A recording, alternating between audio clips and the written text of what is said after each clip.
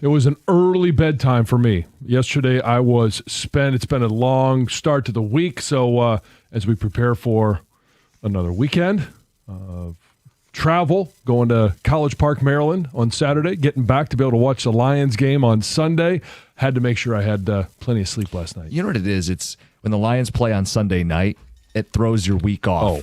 Yeah, and when they lose, it really throws your week off. And I think there's a lot of people that it just throws their week off because you kind of start the week off in a sour mood, and it affects everything that we do. But for us, when the game doesn't get over until 11:30, finish making some notes. You're not in bed till 12:30, and then you're back up at 4 in the morning, and it's a quick turnaround. And last night was a slow sports night locally. I mean, you had Michigan win. You heard it in the update. It was a good night to get a couple extra Z's. Yeah, I watched up until just after halftime, I think is when I said, okay, I don't need to see any more of Middle Tennessee State. Yeah. Heather, anything eventful? Nothing too eventful, really. Okay. I mean, I guess a little strange event at the grocery store, but other than that, a typical whatever day it is. Okay. What day is it? Thursday. Thursday. It's your day. That's why I've forgotten. I'm very tired today. Okay. But here we go. So this is kind of that weird time where we're waiting for baseball news to break, and it's just not breaking. Wait, free agency. Yeah, that's right. It doesn't. Nothing happens with free agency in Major League Baseball. I do have a couple notes to present as we start the show, just for people to chew on and think about. Two people that I really go to for baseball news. Locally, Evan Petzold has been one of the best beat writers, if not the best beat writer, at giving people insight and what's going on behind the scenes. And Jeff Passan locally, I think, is a guy that people respect what he says. So I have a manifesto from Passan where he goes deep dive into a bunch of free agent storylines. I found the times he mentioned Detroit. We'll get to that. Evan Petzold has a headline today where he says Kevin McGonigal will not make the opening day roster for the Tigers. They are focused on development. Expect to see him at some point this season. He says targeting around mid-August, which preserves his rookie eligibility for 2027, but that the Tigers are not planning on having McGonigal in late March on the opening day roster. Okay, so it helps with the conversation we were having yesterday. Is McGonigal going to be the ad that they have in the offseason that says, we don't need Bregman or Bichette or anybody else over on that left side of the infield? And so I think there's probably some people with a sigh of relief thinking that that's still the plan. There's probably also some people that are disappointed because they want to see him up. Like the excitement, and let's go back to Spencer Torkelson. We kept asking, management at that time and coaches and managers, hey, when are you going to bring Torque up? What's going to be the plan with Torque? We want to see this great home run hitter from Arizona State, and I'm glad that they're going to be patient with him. He has been tearing up the minor leagues, been tearing up the fall leagues. Doesn't mean that he is going to be the guy that is the savior for the start of the season. He can be a great ad late in the season. There's no need to rush him up. 21 years old. Don't put the weight of the world on him. I think when Torres accepted the qualifying offer, people, you're going to block McGonigal. Well, Torres is an all-star. McGonigal's an unproven 21-year-old. Not the worst thing in the world to take the pressure off of McGonigal and let him come up once he's ready. Yeah.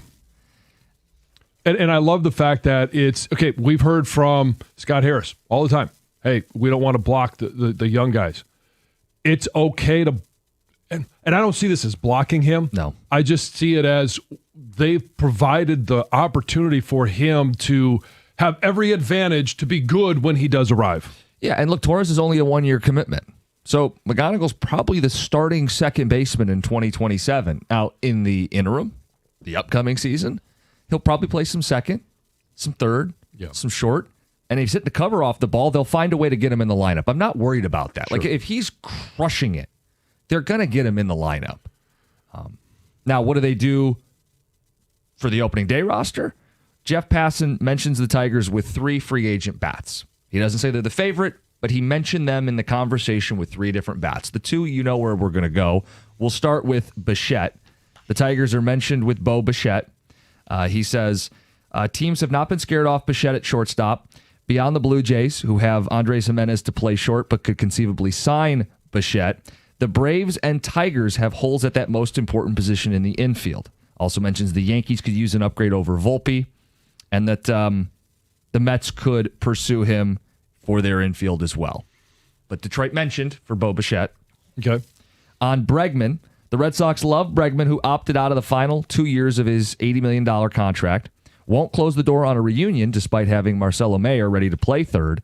Detroit and Chicago, which pursued him last winter but came up short, will rejoin the fray with Philadelphia lurking as they juggle multiple potential paths. Dave Dombrowski and the Phillies will be in that mix. The third name, I'm sure you're waiting anxiously. Who's this third name? Could there be a third bat? Kyle Schwarber. Kyle Schwarber is brought up because, quote, the Detroit Tigers need some thump in their lineup. Schwarber would fit just about anywhere. The Red Sox are still kicking themselves for letting him go in 21. The Mets, stealing him from Philly would be a coup. The Blue Jays want a left-handed complement to Vlad Guerrero. Cincy is 40 minutes south of where Schwarber grew up, and the Tigers need thump in their lineup. What do you make of Schwarber? I mean, you add a home run hitter like that. The only thing is that's about it. Like he's not going to hit for average. He's not going to be a guy that just simply gets on base. It's either goes yard or he goes back to the dugout. Yeah, that would be my thought is, does he profile as a Harris guy or a Hinch guy? Like they like using this DH spot to rotate guys in, keep guys fresh, and keep the flexibility. Schwarber would come in and he would only DH. And look, I mean, the guy had 56 home runs last year, so I'm not trying to minimize the ball player he is. My question is, do they see a $30 million bat who only hits and doesn't field? And what type of boost would that be? I'm not gonna say no to a guy that hits 56, could hit 60 home runs next year. Yeah, I just don't know if Harris and company want a 200 strikeout guy who doesn't play the field. I think he makes your team better. I'm not going to be upset at all if they add Schwarber. We got a 200 strikeout guy that plays the field. Yeah, can you have two of those? Yeah, I looked at it and I thought this doesn't really feel like a Tigers move. No, I mean, it's hard to imagine them doing something like this, especially with, like Carpenter too, who would DH some. It just doesn't, I don't know, it doesn't fit unless he... A 32-year-old DH that you're going to give presumably a 3, 4, 5-year deal to? Well, I would say this, in the world of having Skubal one more year and that's it, would Schwarber take a chance on a 1-year mega contract? I don't know why he would. I get why the Tigers would. Right? That's the whole baffling thing with this CBA thing looming. He may be the guy, as we were talking about this pre-show, that you grossly overpay for 1 year. Yeah. Because if there's no baseball or if there's very limited baseball in 27, can he maximize his earning potential now? And it might actually be, I don't know if it's the end of his career. But this is the time to get his last big deal at 32 years old, coming off a career-high 56 bombs. For him to settle for a 1-year deal would be shocking. Okay, but a 1-year deal for a potential run at a World Series? Why would he sign here then? With Skubal? With Skubal, and if they go... No, my point, though, is like you get what I'm saying. There are teams that would pay the freight that are further ahead than the Tigers, right? Right, but I don't think he's a great ad for the Dodgers. For the teams that are, the World Series favorites per se, I don't know that because of his hitting profile. Yeah, I'm not sure he's an ad for them where he could be an ad for the Tigers. But I mean, like the Blue Jays were mentioned. Wouldn't the Blue Jays, if he's doing a 1-year thing, the team that was just in the World Series?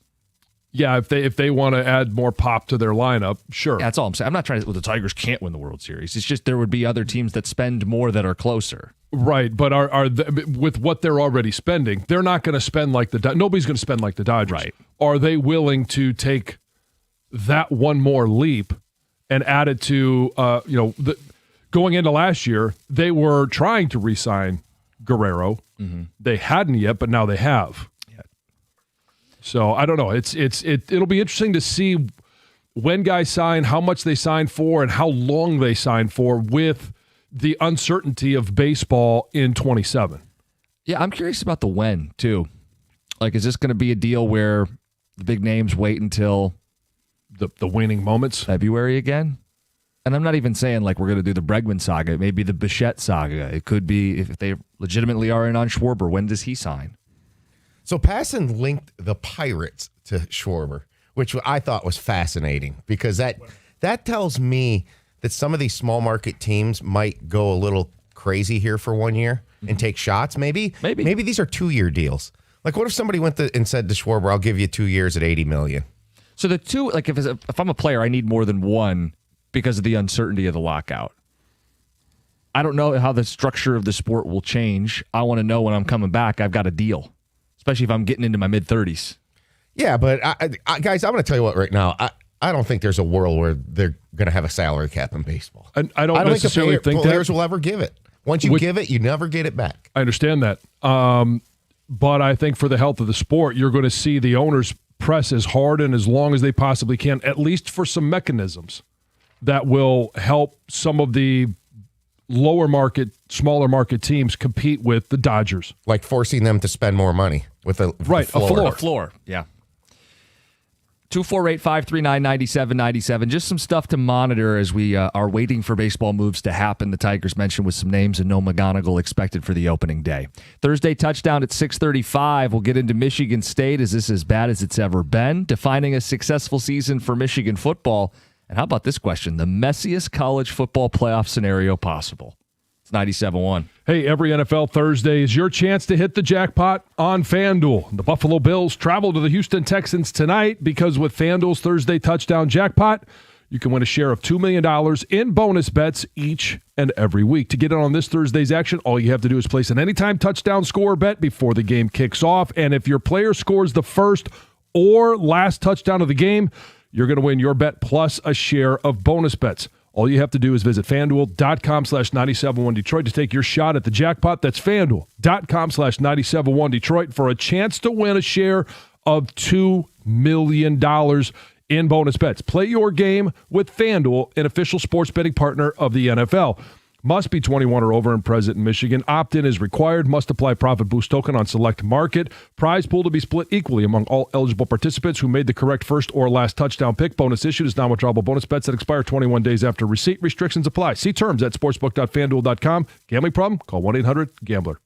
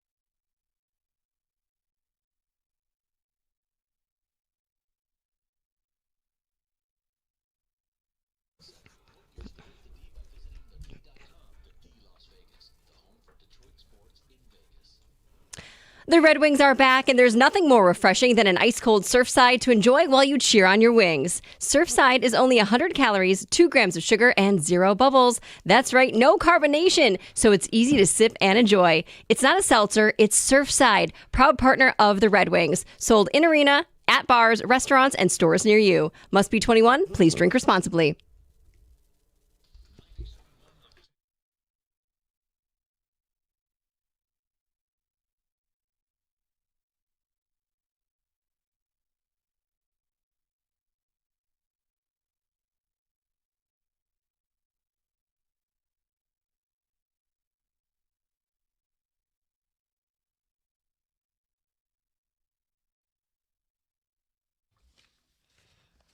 Couple texts coming in on some Tiger offseason talk.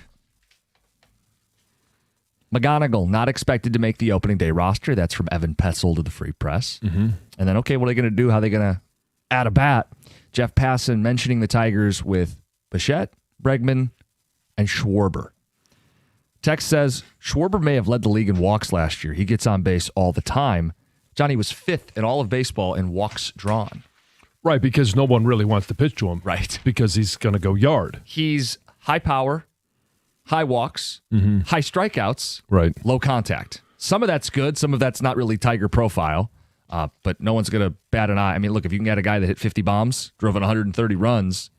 As your everyday DH? Sure, makes you better. I think the other two infielders make more sense for the Tigers. But I was surprised to see them mentioned.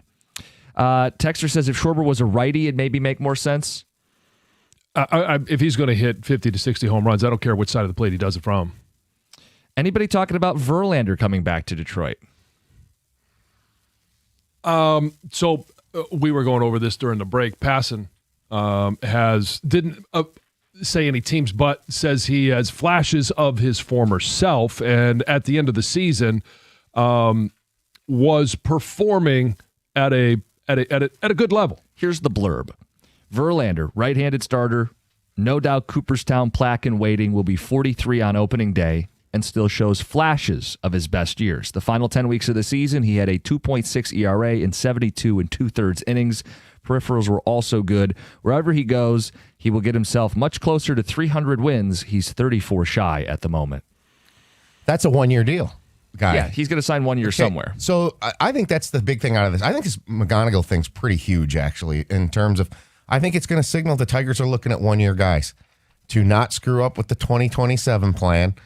They plan to retain Skubal and use them and try to compete, and that they'll target one-year contract guys. Like I think Eugenio Suarez is definitely on the table right now to jump at a 1 year, maybe overpay. Be kind of odd after he publicly didn't call him out by name, but called him out in a postseason press conference. Think about it, though. Right-handed, third base, power. We've thought about it.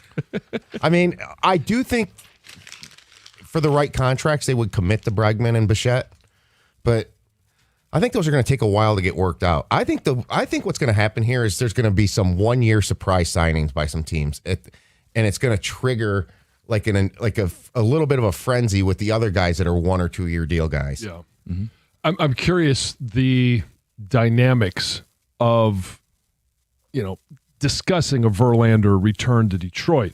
So on the emotional side, I mean, how many 1 year deals does he want to sign? Ideally, you would have him sign the last 1 year deal, and that he would retire as a Tiger. I mean, the whole lockout may come at a time that it's terrible time for Verlander, and it may actually be the end of his career. So I also don't think he's hitting 300 wins. No, I don't think he's hitting 300. If that's what he's trying to hang on for. Like, I mean, I guess maybe if he wants to do like a Vegas A's residency and just pitch until he's 50 and he's Jamie Moyer and I'm 3 away. Hey, I got one more name out there that's going to be hitting free agency. Jorge Polanco. He could play shortstop. He could fill that void, and then Skubal wouldn't have to pitch to him. Thank you for having that ready. Yes. He'll be here all week. Yeah. Nothing to be afraid of in Game 5. Okay. Only. Yeah, I mean, you got to be fearful of all those foul ball home runs.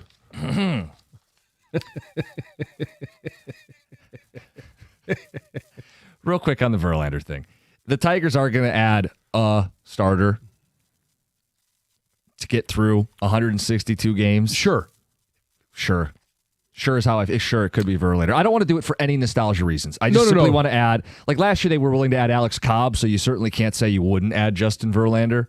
But I don't want to do it for any nostalgia reasons. Yeah, and I go back to what would the dynamics be like, because he's going to be a fan favorite. Yeah. And, what type of, where is he at in his mindset of being anywhere else, third, fourth, or fifth starter, but in Detroit, would he be able to handle that role? Well, let's talk about what the role is. As they stand now, Skubal's on the team. He's the ace. He's the frontline guy. Yeah. The number 2 starter is probably Jack Flaherty. You have Casey Mize. You have Reese Olson. They want to get Trey Melton as a starter. They've publicly said that. So Verlander's the 5.5. I mean, if you get the end of the year performance from him. Yeah. But I think they're looking to add a 5.5. Like a borderline fit starter. Is he willing to be that guy? Yeah. Well, and I don't know. You may get 15 starts based on injuries and off days and stuff like that. But if his 15 starts on off days and rotation and all those different things, if that is able to get him pitching at a higher level with a better odds of winning the ones that he's out there, I mean, that's kind of where he's trying to do that formula as well. Yeah, look, there's a dare to dream. This team's in the playoffs, and JV's recaptured some sort of moment, and here he is on the mound in a playoff game. He was left off the playoff roster 2 years ago for the Houston Astros. Sure. I just wouldn't want to sell people on a pipe dream. Let's get to Heather with the news. Well, this news is brought to you by Gardner White. So a Wayne County man was arrested this week after leaving police on a chase in a stolen car before stopping at a casino. So the 29-year-old Van Buren Township man allegedly stole a car in Southfield, like I said, led police on a chase, and then decided to go to the MGM Grand. Oh. So it started when the stolen car was spotted by police at a gas station. They started following the car when this guy got in it and started driving away. Then while tracking this car, police saw that he had intentionally rammed into another vehicle. Thankfully, nobody was hurt. When troopers finally caught up to him, they tried to pull him over, but he just sped off. Led on this chase where they eventually kind of let him go. They then found his car at the casino, and security there helped police find this guy, and he was ultimately arrested. Over the past several days, bullets and shell casings were found at 2 different Roseville schools, sparking a police investigation. So Roseville Community Schools say that the incidents took place at Green Elementary School and Roseville High School. So it all started on Tuesday. 2 bullets were found on the floor of the media room in the elementary school by a student. So, of course, police came in. They conducted a search. No weapons were found. Then later that same day, during a practice for a community team at Roseville High School, 2 bullets were found on the bleachers by an adult. Again, police came. No firearms, no ammunition were found. Then again on Wednesday morning, 2 shell casings were found in a shop class at the high school. So this is all still under investigation, but the school principal says it could be all tied to this disturbing online trend that these kids have seen, whether it's on TikTok or whatever they're watching, right? Where it basically just encourages students that have access to bullets to drop them in the school to prompt this exact type of response. So hopefully that's all it is, right? That it's nothing more serious than that. Yeah. But like I said, everything remains under investigation. Some scary times in Roseville. A manhunt was underway Wednesday afternoon for a murder suspect. I said Roseville because I had that story. I meant Redford. Oh. In Redford. So this suspect who's, I think, still on the run. I looked for an update if this guy was caught or not. Obviously left schools in lockdown, neighborhoods on edge. This man that police were searching for is wanted in connection to that murder at that fake barbershop. Do you remember when I told you that? The That was janitor. set up, that the janitor set up. A 20-year-old was fatally shot. It was set up in the back of this Detroit high school. Well, this is the guy they're after. Yesterday, officers thought that they had caught everyone involved, attempted to pull over a vehicle with 3 men inside. Yeah. Well, when they pulled him over, they all got out and ran on foot. Only one guy got away, this guy that they're looking for. As far as I know, still out there, which is pretty scary. The Detroit Zoo's annual Wild Lights event is returning for its 13th year, starting November 22nd. If you haven't been, it's a fun event. It transforms the zoo into this dazzling winter wonderland It's each very night. cool. It is. It's fun. The kids love it. We've been before. There's like millions of LED lights, more than 500 animal and nature inspired displays. There's interactive experiences, festive treats, warming fires, and all sorts of fun things. Yeah. Tickets are available now. There is some options that you can add on, like photos with Santa, a 4D theater experience, the carousel rides. You can add all that on. Plus, they're also using this event to give back. So they're teaming up with Mittens for Detroit. They want you to bring in mittens, gloves to drop off. And they're also teaming up with Marine Toys for Tots. So you can bring in toys as well and drop those off when you head to the event. Cool. Yeah, Awesome. very cool. Yeah. Something fun to do. Heather with the news. Coming up next, the Thursday Touchdown, 97.1.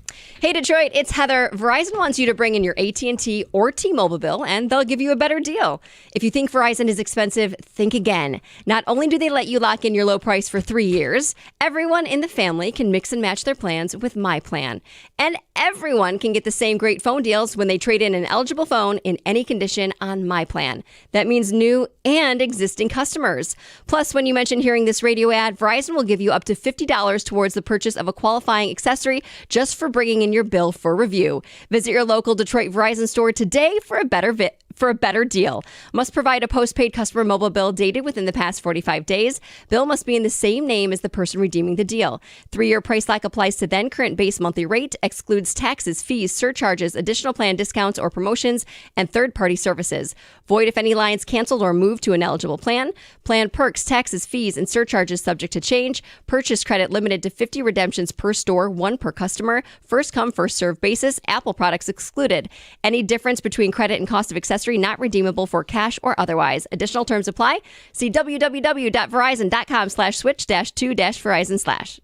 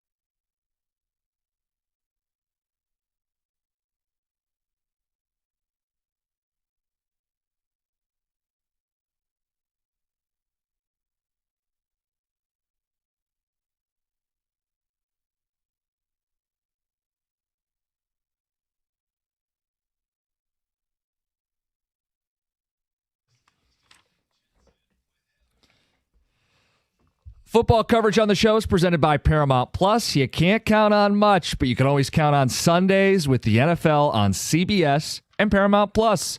Watch your local NFL game every Sunday. CBS Paramount Plus. Visit ParamountPlus.com/NFL to get started today. It's a Thursday. It's the Thursday Touchdown.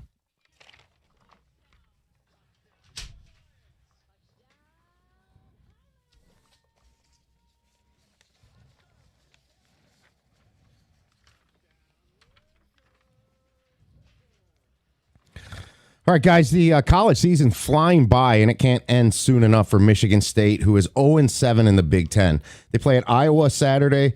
Then they close the season against Maryland at Ford Field.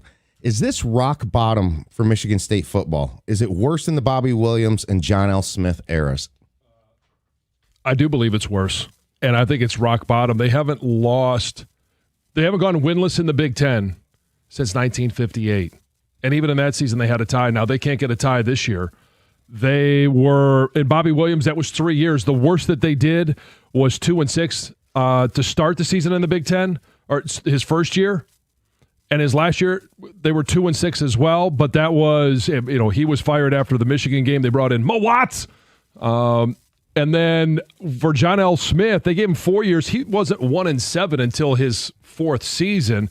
5-3, 4-4, 2-6 were his records prior to that in the Big Ten. This is, I think, the low water mark for Michigan State football. And I don't know that they get a win. Is this rock bottom? I mean, yeah. 0-9 in the Big Ten, right? They're not beating Iowa this week or Maryland to close the season. All we're missing is for Jonathan Smith to slap himself at a podium. I mean, this is bad. I've seen no development on the offensive line, no development at quarterback. Those are the selling points for Jonathan Smith. There's nothing redeeming. Yeah, I agree with you guys, actually. Like, Bobby Williams had a moment in the Citrus Bowl that year when they went toe-to-toe with a good Florida team and beat them. That was a great football game. And John L. Smith had some moments in her career. What's the moment for Jonathan Smith? None. There is nothing. What, No. the Boston College win this year? There you go. Right. In overtime? I mean, it's just, I feel... It was better than their game against Boston College last year. So, yeah, is that improvement? Real quick, isn't Boston College like a one-win football team? Yes. Okay. Michigan is projected by CBS Sports to play Texas on New Year's Eve in the Citrus Bowl. That would be a 3 o'clock game, John, just so you know, so you can start planning. This is assuming the Wolverines lose to the Buckeyes. Would Michigan need to beat Texas to deem the season a successful season if it plays out this way? No. Missing the playoffs cannot be deemed a successful season for Michigan. If they miss the playoffs, the season is not a success. And it adds some pressure for Sharon Moore in year 3. Can he take a young roster into year 3 and make that a successful season? Use this year to build off of. Yeah, if you're looking at next year, a young roster. So this year's a young roster. Next year, you can have a whole lot of second-year starters. And even though if they're sophomores, hey, they've got that seasoning underneath them. I'm with Jim. I always said, hey, the standard at Michigan is to at least make the college football playoffs. Doesn't mean you have to win the Big Ten, and we all love that, but you got to make the college football playoffs. And I know that there's a young roster, and people are going to look at 9-3 and say, it's not a failure, but I don't think it's a success. The bowl game, I don't think there's anybody that's going to look at a bowl game and say, oh, that's great. I know it was last year because they beat Ohio State and then they beat Alabama, but that was Alabama playing most of their guys that were going to be playing on Sundays. This year, Texas, I think everybody bails. Same thing at Michigan. Everybody bails. It's a glorified spring game. All right, we're 2.5 weeks from having the college football playoff bracket.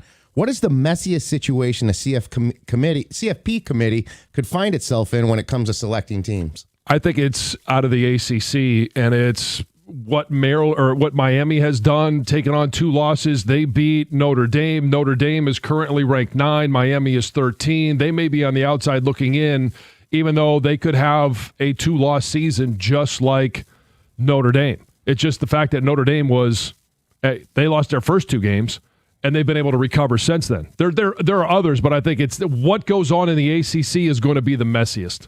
Stay with me here. I don't want to get too in the weeds. I think Indiana, Ohio State, Georgia, and Texas A&M are locks. We will get a group of 5 team. There are 5 locks for the playoff. How can we get the messiest scenario possible? Notre Dame wins out. Oklahoma wins out. Alabama wins out. Miami wins out. Georgia Tech wins out. And you get BYU over Texas Tech in the Big 12 title game. Let the chaos commence. Yeah, the BYU and Texas Tech is going to be very interesting because if they face and BYU does win that one, if you flip, they both get in. you would And if I put 2 ACC teams in with Miami winning out and you're Georgia not going Tech to get winning 2 out, Big 12 teams in, and then who do you leave out? or the SEC and Big 10 gets squeezed, and God forbid, that's the chaos scenario. I would be surprised if Texas Tech would get left out because of their defense. Right. I mean, but now I just painted a picture where you're getting 2 ACC and 2 Big 12. So where's it coming from? SEC and Big 10. That's chaos. And not Notre Dame, right? Well, I had them winning out. Right. Green Bay is slightly favored to win the NFC North over the Lions. The Lions have better odds to win the NFC. This suggests the Lions would be a wild card team. Is there a path to the Lions winning 3 straight road playoff games to reach the Super Bowl? I mean, yes, it would be a slim path. Of course, I'm not going to cancel the season today. Of course, Eagles and Packers don't have great offenses. If the Lions lean on their defense and grab points when they're available, there's a path. Plus, you're not afraid to go into Tampa either. You could carve out a path for them to do it. Right, and you look at the teams that you would play, and hopefully you would get some assistance from some other teams like they did a couple of years ago. But if you got to play Tampa, it doesn't really strike fear. You got to go to Seattle. You got to go to the Rams. You got to go to Philly. That's where you start to go. I mean, the pucker factor goes way up. Yes, they can win, but it will take a different philosophy from Dan Campbell and better performance by the offensive line. Now, the reason I ask you guys this quick is because we haven't had a wild card team win the Super Bowl since Tom Brady did it with the Buccaneers in 2020. This NFL season seems very similar to me as that one. There was a bunch of teams jumbled up, and we've got all these surprise teams that might win divisions, but then you got the Bills and Chiefs who could be wild cards. So this could be a wild card season. Mm-hmm. All right, the Lions are 6-4. The stretch run is here. There have been many players who have been inconsistent game to game. What one player needs to be more consistent for the Lions in the last 7 games? I'm going to go straight O-line, and it's Graham Glasgow. Jared Goff will be better, more consistent, if Graham Glasgow plays a more consistent level at the center position. Your guards will play better if Graham Glasgow plays better. The run game will be there. The pass game will be there. You'll have better field position. It helps everything out, and it all starts with that center position. And he's a vet, so you're right to point to him. I looked at it a little differently, and I think you're right. The offensive line's critically important. But if they're going to lean on their defense, if they're going to be a team that wins with defense, I want to see Aleem McNeil get his feet under him, because then that transforms this defensive line into something ferocious, and that's how you can steal a couple road games in the playoffs. I agree with you on both of these guys. Those are great candidates. And with McNeil, he splashed in that first game. Tampa. And he's been kind of unnoticeable since. All right, according to FanDuel, 6 teams in the AFC have plus 700 or better odds to win the AFC. Who is your AFC favorite right now? This is such a tough question. I'm going to go with the Bills because I think they would host the Chiefs in the playoffs, and I think that could be the difference. It's funny you say that because I went Buffalo as well. And I'm glad you said 2 questions ago, this could be a wild card season. They might be that wild card team. And it's simply Josh Allen. Anytime you have him as your quarterback, he hasn't done it, but he can go out there and just take over a game. And he could be a guy that takes over the playoffs. Yeah, I agree. Their defense is suspect, though. I agree, but who, you going to hitch your wagon to Daniel Jones? What's the right? There's no right answer. Right. You're going to go with Mahomes? The Chiefs are in 9th place in the AFC today. I know. You know what I'm saying? But if they get in? I know. All right, finally, Arizona is 3-7. There's speculation the Cardinals might move on from Kyler Murray after the season. If they move on, where are some good fits for Murray for next year? This is such a tough question for me to answer because I don't think much of Kyler Murray. And He's I'm not better sure. than a lot of guys out there, though. Sure. And so you're looking at quarterback needy teams, and there's a list of them. And it depends what he would be traded for. I'm not giving up a first for him. No. So if you can get him for a third, I'm not sure what he'd even go for. The Jets have 5 first-round picks in the next 2 years. They could be the team that if you get a competent quarterback, and that's all I'm willing to go for on Kyler Murray is that he may be competent, you could put enough talent around him to maybe win some games. It's a tough I question. don't like Kyler Murray. John, it's a tough question. I think about teams like the Jets who will have a high first, and I think they're better off rolling the dice on a quarterback. If you believe that there is a franchise quarterback in this draft, which that's debatable. Yeah, well, I don't know that Kyler's a franchise quarterback, so you might as well roll the dice with the mystery box. So then I started thinking about teams who aren't going to have a pick in the top 3 or even top 5 maybe, and those teams that are stuck. What if this is Aaron Rodgers last year in Pittsburgh? I'd be so Pittsburgh. They do this again. Oh, who's the Steelers fan in the afternoon? Is that David? Yes. Oh, I think his head would explode. I could see him playing for the Raiders. That's another one, right? Pete Carroll's had a pipsqueak quarterback before. They just don't have the Legion of Boom. Right. Or it could be, I mean, the Browns love to add players to the list. They have a defense. Hold on. They're going to have on the books Deshaun Watson and Kyler Murray. I don't can know trade them for each other. When can One they for one. take him off the books? I don't know. I don't know how long that, yeah. How about the Vikings? What does it do to Shadur's legacy? That's the Thursday touchdown. It's 97.1. Hey, we've had our first blast of winter cold. Mastercraft Heating, Cooling, Plumbing, and Electrical will do a complete furnace checkup. If you haven't done it yet, you got to do it now and make sure it's running properly, but most important, safely. Right now, it's only $79. That's $30 off the regular price, so give them a call today because these spots are filling up quickly. I'm having mine done tomorrow morning. And don't forget, Mastercraft does plumbing, electrical, and installs generators as well, all at discounted prices. So give them a call now. You can find more information on the web at mastercraftheating.com. It's mastercraftheating.com.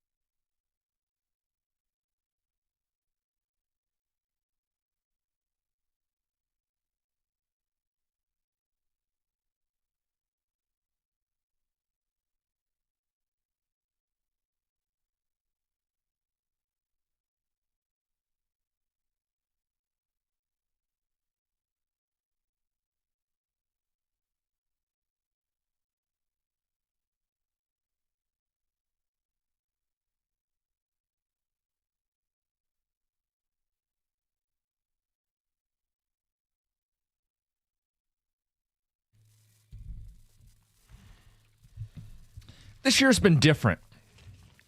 I How so? want to get to the bottom of it. Well, think about it. Like, John, we're a couple weeks away from Michigan, Ohio State. Yeah. Most years, there's a buzz around college football. How are you setting up for that game, right? With Michigan State, we know there's little to no interest, and I kind of don't feel like there's much buzz with Michigan either. It feels like college football collectively, we hardly talk about these teams. There's not a lot of phone traction or text messages about these teams. It feels like interest in college football locally, maybe nationally too, is at a low. Is that the product? Is that our local teams? Is it that the Lions have taken up so much of the oxygen that there's just not enough left to waste your breath on the local college teams? So yes, and yes. I think that for locally here, when we're talking about Michigan State and Michigan, there's not a lot of positive coming out of East Lansing in terms of their football program. For Michigan, it's a measured take because, yeah, there was excitement. Hey, you beat Ohio State, you beat Alabama, you land Bryce Underwood, and then you're hoping for, razzle dazzle, all this flash. Chip Lindsey coming from North Carolina, he coached Drake May, and so I don't know that for Michigan, it's not that there's less buzz, but there's interest because you're looking at it from a different lens in regards to how is Bryce Underwood developing, especially locally, because we get a lot of people calling that saw him play in high school, right, and they want to give their 2 cents. And so, yeah, there's interest in watching on Saturdays, interest in going to the games on Saturdays, but as soon as the game is done, I think everybody makes their mental note, okay, this is what we saw from Bryce, this is what we saw from Andrew Marsh, this is what we saw from Jordan Marshall, this is what we saw, and then, hey, you put that in the back seat and you're ready for the Lions on Sunday or Sunday night or Monday night or Thursday, Thanksgiving. And from Sunday through Friday, I don't know that there's anybody that really cares that much about college football because on your team, you have transfers, you got guys getting paid. Everyone is getting used to the new business of college football. It's exhausting. It changes by the second. Your roster changes by the second. And then the product on the field locally hasn't been great. So it's a little of all the above, but for you guys out there in listener land, are you checked out more on college football now than you've ever been? And what's the biggest reason for that? Like, John, before I was doing shows here, I was just a listener in the car, and I remember Mondays would be heavy Lions, but you'd get to college on Tuesday because there was such a buzz. Yeah. There's such a buzz around those teams, and I don't feel it anymore. I think for MSU, it's obvious they're losing. They don't have a Big Ten win. They probably aren't going to have a Big Ten win, and the fans are waiting. Hey, fire the coach. Give me my pound of flesh. I can reinvest in whoever the new regime is and respin and re-roll the dice. For Michigan, you're right. There's an intrigue in a young football team, but there really isn't much to sink your teeth into. They don't have a big win that you can say, hey, I see where this is going. It's more of just questions and curiosity. Individual performances and projection of what should this be next year, and maybe there'll be a little bit more buzz next year. But let me ask you this, because when you were doing sports radio on the west side of the state, and you were just listening to Detroit sports, and it was Lions on Monday, it was college football Tuesday, maybe Wednesday. That was at a time where at this point of the season, we're talking about, should the Lions tank? Should they play for the draft pick? What are the mock drafts? And all of these different things. And it's exhausting. So come Tuesday, you don't want to talk about it. But at that time, good point. You also had Michigan State winning Big Ten championships. You go back a little bit further, and Michigan was, a powerhouse, and it's been kind of an up and down. There's always been one of the teams that has been relevant in college football. Well, think about it. Harbaugh, a lightning rod. The early years, he takes them by storm. The middle years, he's an underachiever. He'll never get it done. Then you throw in, they do get it done, and then the cloud over it. There was always layers and talking points. And with Michigan right now, they're not a bad team. There's just not a lot of sizzle or even steak that you can sink your teeth into. So, guys, we're not trying to ignore them. I think it's kind of a both sides of the microphone us and you, I think we all kind of feel like the Lions are so good, so dominant. The other pro teams, by the way, right? We've had playoff runs the last 2 years from our baseball team. Sure. We have a hot start from both of our local pro hockey and pro basketball teams. And you put it with the backdrop of, all right, well, what is there? Like, yeah, we could do the Bryce Underwood conversation. How is he going to play against Ohio State? But most people would say, well, he's a freshman. He's struggling. I don't really have a high degree of expectation for that. So there's not a lot to talk about. Right, and it's always been an NFL Lions dominated time of year. Yeah. Even when it was draft picks and mock drafts and what are they going to take? What are they going to do? Who's the next coach going to be? But now that they are a relevant team and a really good franchise, there's a lot to talk about. Obviously, Monday's game reaction. Tuesday, when you're looking at it back from last weekend, well we get a chance to talk to Dan Campbell, and are they going to change how they're calling games? Like, there's just more to talk about for a good team because it's not exhausting. So help us solve this riddle, this puzzle that is your interest level in college football and the way it's discussed in this city. Is it as simple as the Lions are so good that the Lions are going to take up all the room, or is it, hey, college football has turned you off, or your local team specifically has just not been interesting enough? And that goes for Michigan and Michigan State fans. 248-539-9797. Few texts coming in. College football is meant to be college football, not professional athletes with a system still being perfected. It was already perfect how it was. This guy doesn't like the product anymore. It's to be expected. With Michigan, the offense looks like it's being run by a high school offensive coordinator. It's boring. It's bland. They're never going to be a good team unless they change up the scheme. I'll push back on that a little bit. I know what it has looked like on the surface, and I can also tell you that it's very close to being a much more dynamic offense. It may never be dynamic like everyone wants it to be. They want it to be an SEC offense where you're throwing it down the field and the pass sets up the run. Explosive plays in the pass game. But in regards to having young receivers, Jamar Browder and Andrew Marsh, I know Donovan McCulley's, but he's not really taken off. No. You're starting to see Andrew Marsh take off. Marsh is a bright spot, yeah. 12 catches, 180 plus yards. There are things that are happening in the offense that prevent it from being as dynamic as it's designed to be. And some of the stuff is buried below the surface. Like Marsh is there if you're really paying attention, right? Marshall was running well, running hard. But you got to dig a little deeper below the surface because surface level, it just hasn't been very exciting. Like with Bryce Underwood, some of this is understandable. We set the tone before the season started. Hey, freshman quarterbacks are going to struggle. Mm-hmm.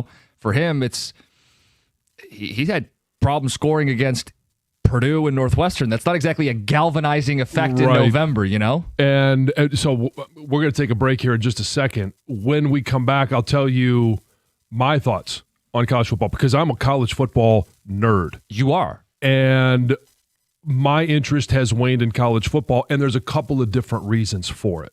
We got phones. We got texts. We'll roll the conversation over. You got the $2 Grand Slam, a chance to win $2,000 at 7:25. Continue the conversation next.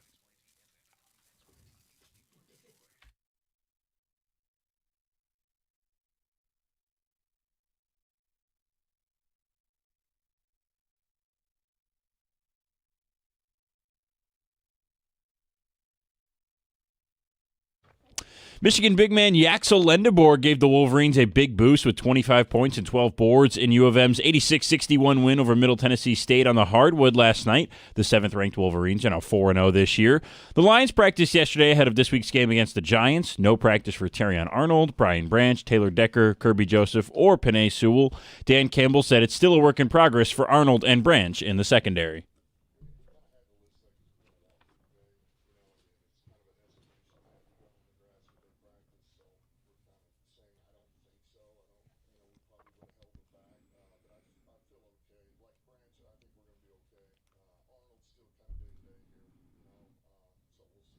With yesterday being just a walkthrough, all players on the injury report are estimates. That includes limited participants like DJ Reed, Marcus Davenport, Josh Paschal, and Graham Glasgow. The estimated full participants included Malcolm Rodriguez, who has yet to make his season debut, Khalif Raymond, and Miles Frazier. Lions kick off at Ford Field this Sunday against the Giants at 1 o'clock. New York likely to start rookie quarterback Jackson Dart, who returned to practice yesterday after missing their last game in concussion protocol. At the Cornwall Health Sports Desk, I'm Brendan Shabath. For more, go to 97.1 The Ticket or Odyssey.com. All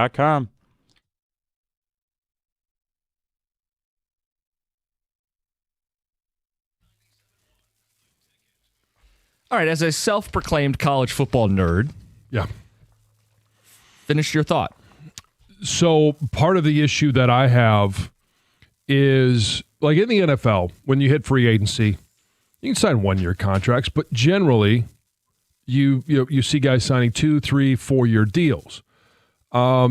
In college football, there isn't even a framework for signing contracts. There's no commitment, and I get lost as soon as the season ends and you see the transfer portal just absolutely loaded with players. And I'm not even talking about our local teams. Like, I don't want to see any of the guys at Michigan or even Michigan State hit the portal because they just want a bigger payday somewhere else. Right. And that has really turned me off to the sport. I understand it. I have accepted the fact that that is part of college football right now. But when I'm looking at it as player development, and this is where you have to develop as a player. If you are under 4 different systems, 4 different coaches, going to 4 different schools, you might not actually have the opportunity to be the player you were meant to be when you committed to whatever that school was, because you just don't get comfortable with the system. You don't get developed by a coach. And I understand the fact that, hey, maybe the first one's not working out. You're not getting the opportunity. It's just not a good fit. You go to the next one. Then when does it become more the player's issue than it is the coach's? Because, it's not a fit here either, and I'm not getting developed, so I'm going to try this other school. Well, yeah, you could have valid reasons, and it still creates this lack of continuity. Right. It's exhausting Yeah. is what it is. And when you have high school players that are going to get paid millions of dollars to play college football and they're not fully developed, I just don't see the value in that. Yeah, so I'm not fighting with you because I see it very similarly, where I understand it. You have a finite, call it 4 to 5 years, where you can make more money now than you will likely make the rest of your life on an annual basis. You should pursue that. Sure. You should chase the most money you're ever going to make working in your life in a lot of instances, right, John? The stat is most of these guys aren't going to go pro. So if you have a chance to make $1 million next season, you probably won't make $1 million in any 1 year of your life. I'm going to tell you, go get the money. But what it does to the sport is it fractures it. You don't have the storylines of, hey, this junior class that then comes back for their senior year Right. as a collective, as a group with a fan base that feels like they're bought into these guys. Instead, it's like a ragtag band of mercenaries that get slapped together every single year. So interest immediately zapped at that point. And I really believe it. I don't know if this fixes it. And I mentioned the contracts that you have in the NFL. I do believe that there needs to be some form of contractual obligation between athletic departments and athletes. And one, it binds you as an athlete to the athletic department, and maybe it's 2 years, 3 years, 4 years, depending on the money involved. Yeah. But it also binds that athletic department to the athlete. Like, it needs to go both ways. And until that happens, you're just simply going to have, like you'd mentioned, a group of mercenaries that are just, hey, this year I'm going to go play at Texas Tech. Next year, I'm going to go play at Ohio State. Year after that, I'm going to go down to Alabama, and then I'm going to go to Michigan, and then I'm going to go to, whichever school is going to pay me the most money. And there's a world where it works out. Like Texas Tech is fun. They're winning. They're blowing everybody out. I'm sure Lubbock is loving the current setup. But that's not everybody. That's not every year. And if you find yourself in a shade of gray, and I think Michigan's in a shade of gray. Right. They used the portal. They spent money on a quarterback, albeit a freshman, and they're going through growing pains. Michigan football just isn't all that interesting right now. Like, we're in the interesting business with what we do. Michigan State, the only interest was what's going to happen with Jonathan Smith. Well, they can't win any games, and they refuse to fire him, at least at the moment. So there's no interest in Michigan State. For Michigan, are they going to get one of the marquee wins? Well, none to date. Is Bryce going to have some big breakout? Well, not to date. So from an interest level, it's just not there. What's far more interesting is an NFL team chasing a championship, right? A deadline, will they, won't they? An Eagles game followed up with a Packer game a couple weeks later, 10 days later, right? A Rams showdown coming up in December. There's always a big-time moment coming for the Detroit Lions, and it doesn't always work out, but it creates interest. Yeah. There's far more interest in our baseball team coming off back-to-back playoff appearances and another pivotal offseason, right? There's far more interest in a Pistons team that flipped their franchise on its head in 18 months' time. There's just not that interest with the local teams right now. And what is the biggest reason? 248-539-9797. You guys give all great reasons, but I got to tell you, in the end, I think the product sucks. I don't think the product is as good as it used to be. I think quarterback play is awful.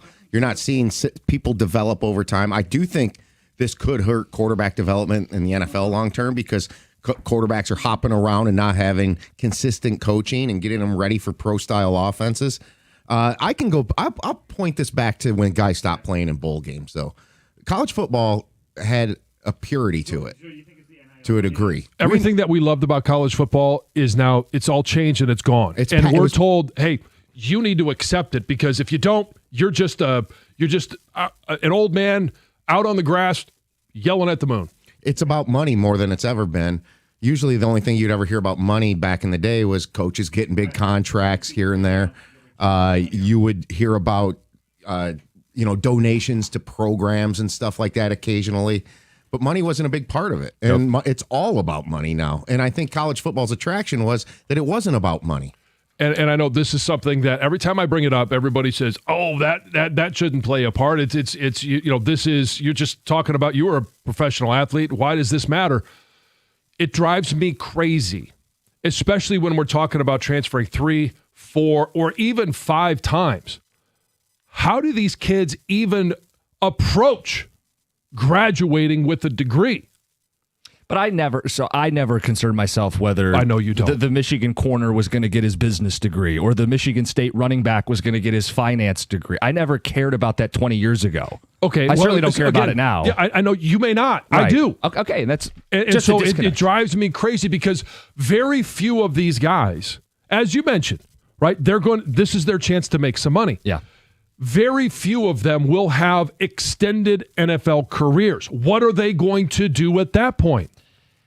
Look, on an individual person's level, they need to be concerned about it.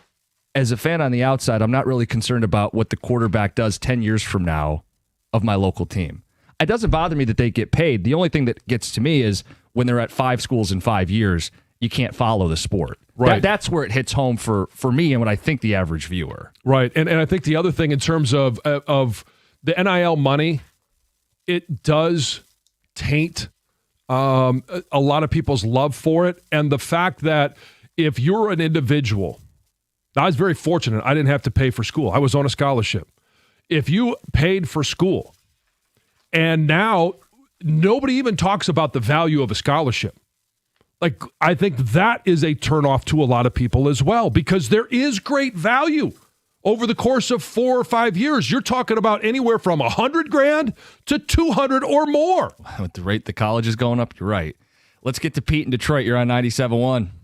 Hey, guys. And John, it's a different game from when you were there. And you know what? It's too bad it is different because there's loyalty lost now. We grew up with the team that started. They were developed. They drafted or they brought in from high school Michigan players, and there's a Michigan persona. That's why we identify, I think, guys, with the Lions and professional. Like that's a Detroit team. It's grit. It's all those things. We look forward to it. Now college is such a watered down. Hey, let's get a bunch of this guy is going to come on our team this year. This one's going to be next year. So how do you get that team camaraderie, that team atmosphere as a fan? Watching that, it's like, guess who's on the team now? Oh wow, I guess this is what's going on. Whereas, not university, pros, we look forward to the next week that's coming up, the build up to it. How it's going to be. College is just I don't know. I think they lost the zeal. It's just watered down and overhyped. Well, and we will commandeer players, right? When they get drafted, especially with the way that the Lions are operating, is we make them part of our own, right? And we believe that Amon-Ra St. Brown, even though he's an SC guy, Right. like he was raised in the NFL in Detroit. And we have accepted Jared Goff. He's been here now longer than he was with the Rams. And we talk about, J-Mo. Like, he may be the problem child, but he's ours. Right. And he's here. And we've locked him up. He's going to be here for another couple of years.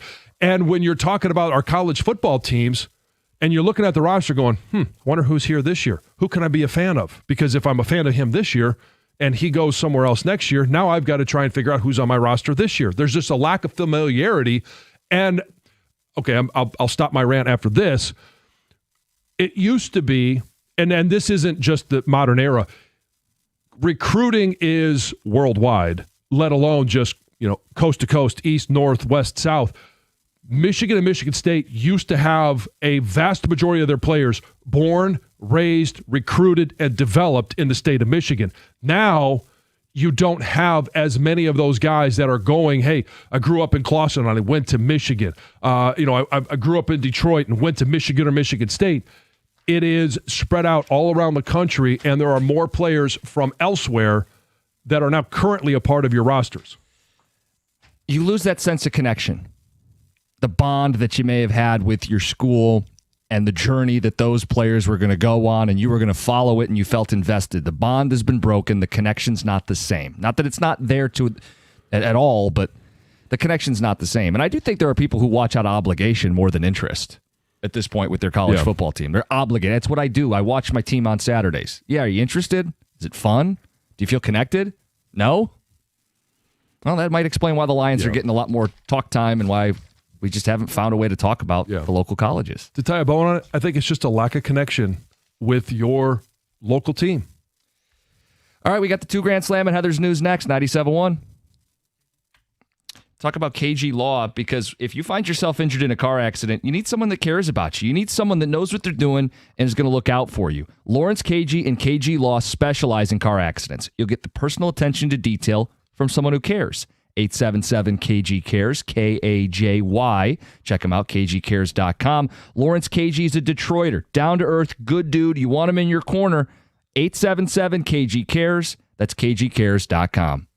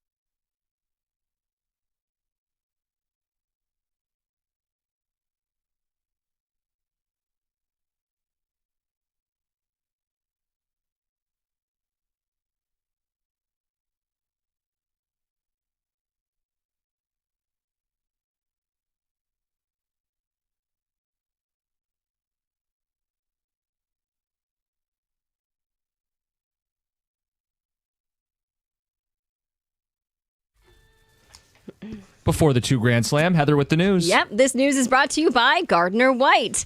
Well, a Plymouth couple has been arrested and charged with allegedly hiring hundreds of undocumented workers while bringing in tens of millions of dollars to their own plumbing business.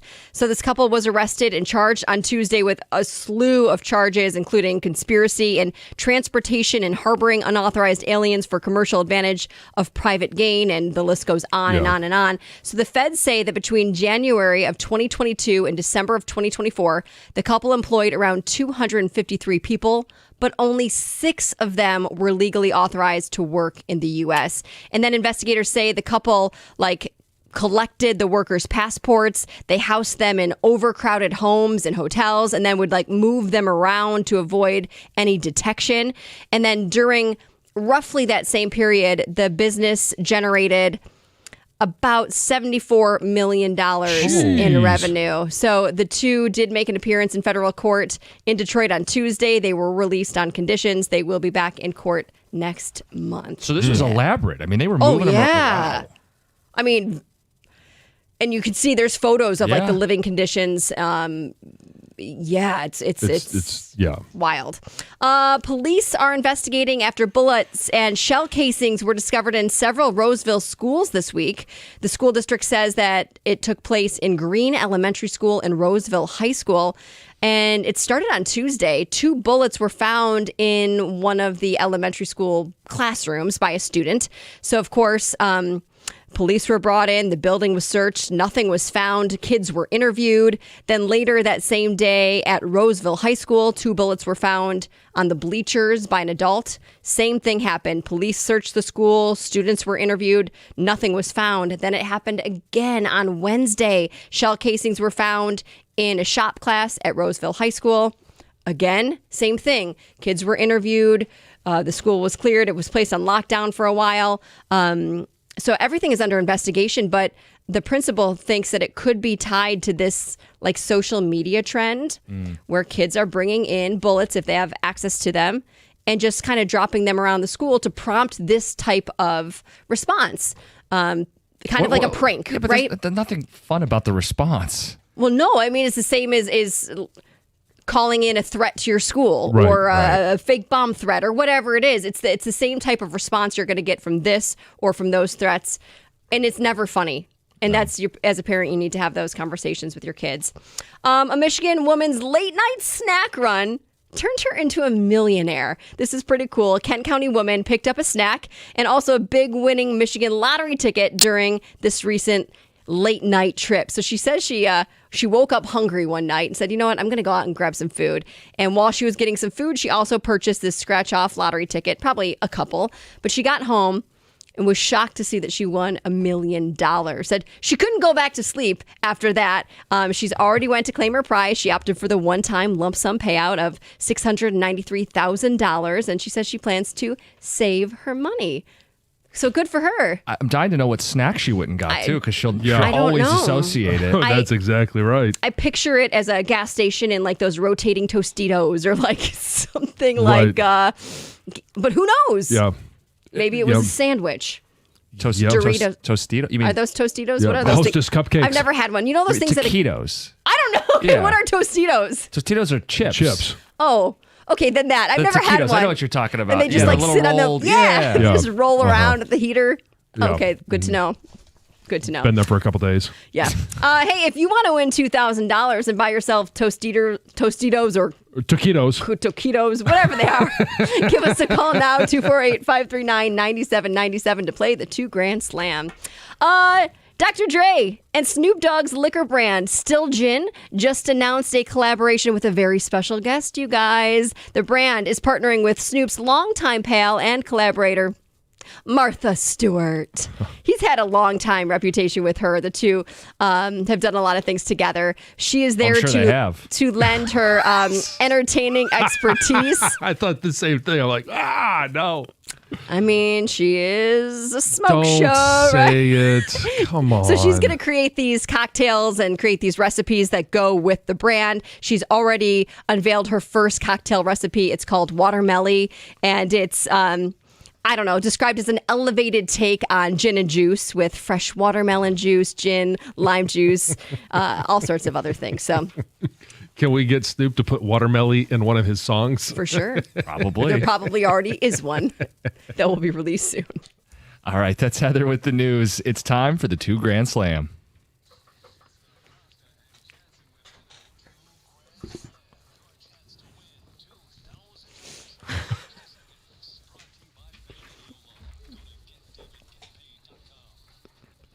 All right, let's give away some money. We're going to give $25 to our contestant for each question they answer correctly, $2,000 if they can answer 10 questions in 60 seconds and get them all right. Richard in Detroit, today's your lucky day. Good morning. Good morning. How you doing? Good. How you doing, Rich? Oh, good. How you doing, John? Man, I'm doing great. Great to hear your voice. Good. Have you played Oh, before? great to hear you guys. Oh, no. I listen to you guys every day, though. All right. Well, good luck. You know the rules. If there is one you don't know, you can say pass. And if there's enough time, we're going to get back to it. All right, Richard, here we go. Are you ready? Yes. Okay, your timer starts now. Where did Penei Sewell play in college? Pass. Where did Jackson Dart play in his final college season? Ole Miss. Who wears jersey number 24 for the Detroit Pistons? Ron Holland. What is the capital of Oklahoma? Norman. What is the capital of Kansas? Pass. Jamar Chase spit on this player last Sunday. Jalen Ramsey. This rapper had the 2022 hit First Class. Pass. John Mara is the principal owner of this NFL team. New York Giants. This band will perform the Lions-Packers Thanksgiving halftime show. Jack. K is the chemical symbol for this element. Potassium.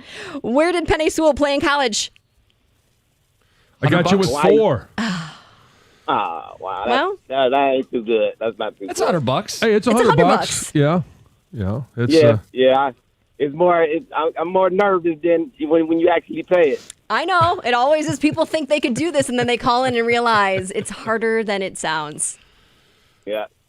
Good thanks job, for though, playing. Richard. Yeah, stay on the line. We'll make sure you get paid. And the Tuesday Grand Slam is brought to you by Femininio, or Thursday Grand Slam, brought to you by Femininio Law. Get David, get paid. All right, I'll go through this one. Yeah, what did he say on his last go around? There was behind the buzzer. I couldn't hear. I think he said Hawaii. Yeah. He's Polynesian, so it's a Good decent guess. Yes, no, but he played at Oregon. Yeah, Penei Sewell, Oregon Duck. Jackson Dart got this one right. Ole Miss. Who wears jersey 24 for the Pistons? He said Ron Holland. We said this on Tuesday. We said it yesterday. We said it would be a part of the 2 Grand Slam. It's Dennis Jenkins. John, the capital of Oklahoma. He said Norman. Yeah, it's right down the road from Oklahoma City. Capital of Kansas. This is the one that Heather said before the show. This is the only one that she knows. The only capital I know. Topeka. And I don't know why. It was in a book I read when I was a kid, but I never had to learn my capitals. But I You remember never had this. to learn your capitals? I mean, I'm sure What kind of school did you go to? apparently not a very good one. I mean, I'm sure we learned them, but I never had to really learn them. You didn't have to apply it. I mean, I need a song. John, Teach it to me in sing song, and I'll remember it. This is a new song that's just terrible. There is? Oh, yeah. About There's state a- capitals? the capitals? Yeah, there's a new one. You can find it on YouTube. Well, maybe I'll the listen. kids. Yeah, the kids were when they had to do theirs, were singing the song. See, that's what I missed out on. I feel like you wrote this 2 Grand Slam back-to-back capital questions. Yeah, I did not. You but, didn't. The next one, Jamar Chase, spit on this player Sunday. Yeah, he got Jalen Ramsey, Rapper that had the 2022 hit First Class. Jack Harlow. He passed on. John Mara, principal owner of this NFL team. The New York Football Giants. The band that will perform Lions-Packers Thanksgiving halftime. It's Jack. Jack? Jack. No, it's Jack. Jack. Jack. When I saw this question today, the first thing I asked was, are we going to accept Jack White? And I was told, no, because we it says- needed the white stripes because it says this band. But every headline said Jack White. I didn't read a single headline that said the white stripes are going to be doing the halftime show at the... Right. What if they answered like that? What if the caller did that? Oh, yeah. Guest appearance by Chip Costa. That would be. How awesome would it be? Are you going to be at the game on Thanksgiving? No, not planning on it. Would you, if they invited you to go on stage, would you do that? Just in the background with like Yeah. sure. You with your Lions, Beverly Hills. Oh yeah, there you go. And the disco chain and glasses. Oh, It's God. all- come on, Lions, invite him. Lions PR, invite him. Oh my goodness. Our last If not, they can question. just borrow our track. Yeah. The last one, K is the chemical symbol for this element. Potassium, you got nailed that right, one, which is yeah. a big difference. Getting $100 versus 75, you feel Yeah. good about triple digits. Congrats to Richard in Detroit. Coming up next, it's Dear John, 97.1. Hey, what's up, Detroit? It's your girl, Heather, and I'm always looking for ways to stay on top of my game, right? So listen, you know how much I rely on my phone for everything. That's why I've got to tell you about this insane deal from Verizon that'll help you be your best self, too. We're talking a low price on the best 5G in Detroit. Seriously, whether I'm blasting my favorite tracks in the morning commute or snagging those last-minute tickets to the hottest new flick, check this out. You can switch today and pay just $50 a month for a single line. You heard me right, $50 a month for the best 5G in Detroit when you bring your own phone on the unlimited welcome plan with autopay plus taxes and fees. That's a no-brainer, people. Visit your nearest Detroit Verizon store today to lock in this incredible deal. $20 monthly promo credits applied over 36 months with a new line on unlimited welcome. In times of congestion, unlimited 5G and 4G LTE may be temporarily slower than other traffic. Domestic data roaming at 2G speeds. Rankings based on RootMetrics Root Score report dated 2H 2024. Your results may vary. Additional terms apply.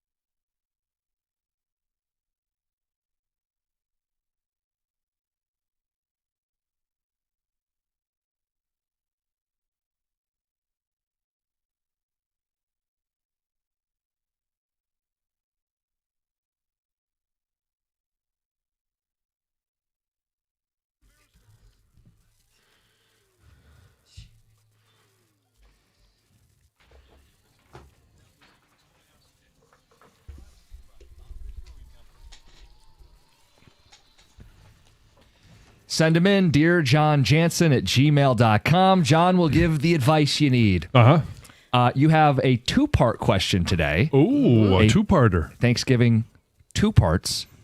A question about whether it's time to move, and a question about a partner that may be hiding something. Oh. All right, I'm going to get things started with the first part of our Thanksgiving question. Dear John, I have 2 questions about what could be my mother-in-law. If you could spend some time answering these separately, I would appreciate it. So here's number 1. Last Thanksgiving, I went to my girlfriend's family home, and it was the first time meeting her parents. We'd been dating for 6 months, and I really like her, so I wanted to make a really good impression on her parents. The dinner was okay, not as good as my mom's, but when dessert was served, her mom cut me a big slice of her homemade apple pie. She made a big deal about her secret family recipe. I was excited because I love apple pie. However, it was horrible. It was so bad, it almost made me gag. I didn't know what it was, but the spices were overwhelming and it was dry. I did eventually choke it down and smiled because I really like my girlfriend. This year, obviously, they're still together and we're going to her house again. What do I do when her mom serves me her apple pie? So there's 2 ways to go about this. You stuff yourself obscenely full with turkey, stuffing, mashed potatoes, green bean casserole, everything that you possibly can. And then when it comes time for the apple pie, you say, oh, not yet. I'm so full, I can't possibly eat another bite. And then you rave about how good the dinner is, even if it's not as good as your mom's. The other path is that when she serves the apple pie, you've set the precedent. You can't say, this is awful, or you can't even turn it down. Maybe if there's an option to add some ice cream to it, you can cover up the taste a little bit, and the ice cream will add a little bit of moisture to it. But chances are you're just going to have to choke it down and just live with it. You're going to have to live with it from now until the end of time, as long as you are together with this girlfriend, because you can't go to Thanksgiving dinner and tell what might be your future mother-in-law, or at least your girlfriend's mom, this is bad. I don't want another piece. I mean, how bad can apple pie be? I don't know. I think you got I've to had just some take bad it apple and pies. eat it. You Yeah. have? Like to the point where you couldn't eat a slice? Yes. Wow. Oh, yeah. If it's dry and it's just, and the apples, like, it depends on the apples you use. And yeah, it can be bad. I think you just take a small slice and you eat it and move on. But hold on. If this Yeah, is, but she's serving. She's not going to, she wants to. Well, then I'll get you a big slice. Yeah, I'll get you. Yeah. Oh, hey, my daughter likes this one. I want to make sure that I serve him all the food that he wants. if you're going to eventually marry this woman, you're signing up for another 10, 12, 20, 30 years of this apple pie. On Thanksgiving. maybe you Whoop-de-doo, eat the slice. Maybe you're just honest and go, hey, it's not my favorite. No! Oh, yeah, no! yeah. Good luck. See how that one goes over there, buddy. You're going to get walked all over, or you're going to stand up for yourself? Oh, yeah, no, you get walked all over. Get walked. If you want to have a happy rest of the day, yeah. Part 2. It's now been 18 months. No. Yeah, a year later. Yeah, things are That's progressing. how math Yeah. works. I do think my girlfriend is hot. She's probably an 8. I would rate her an 8 and myself a 5 or a 6. So Okay. she's certainly a league above. I love that people feel like they have to qualify this Yeah, with you. yeah. He's just getting the particulars out. I'm considering proposing to her. Oh, congratulations. Yeah, the only catch is her mom has not aged well. Oh, boy. She has taken care of her body, but I wouldn't say she's an attractive lady by any means. Should I be concerned that my 8 will turn into a 2? Oh, okay. This is a tough one. A tough one! Yeah, this is a tough one. You love her. Okay, yeah, you love her, and so I think where the issue lies is if your future wife and your future mother-in-law have a great relationship. All right, they will act, they will do things the same way. They'll outfit the house. They'll just a lot of their mannerisms will be the mannerisms that and characteristics that your wife will have.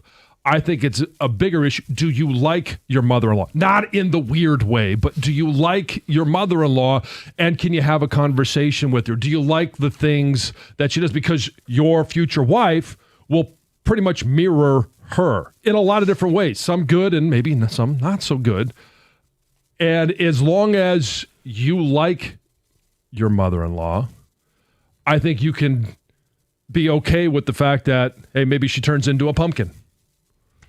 Heather?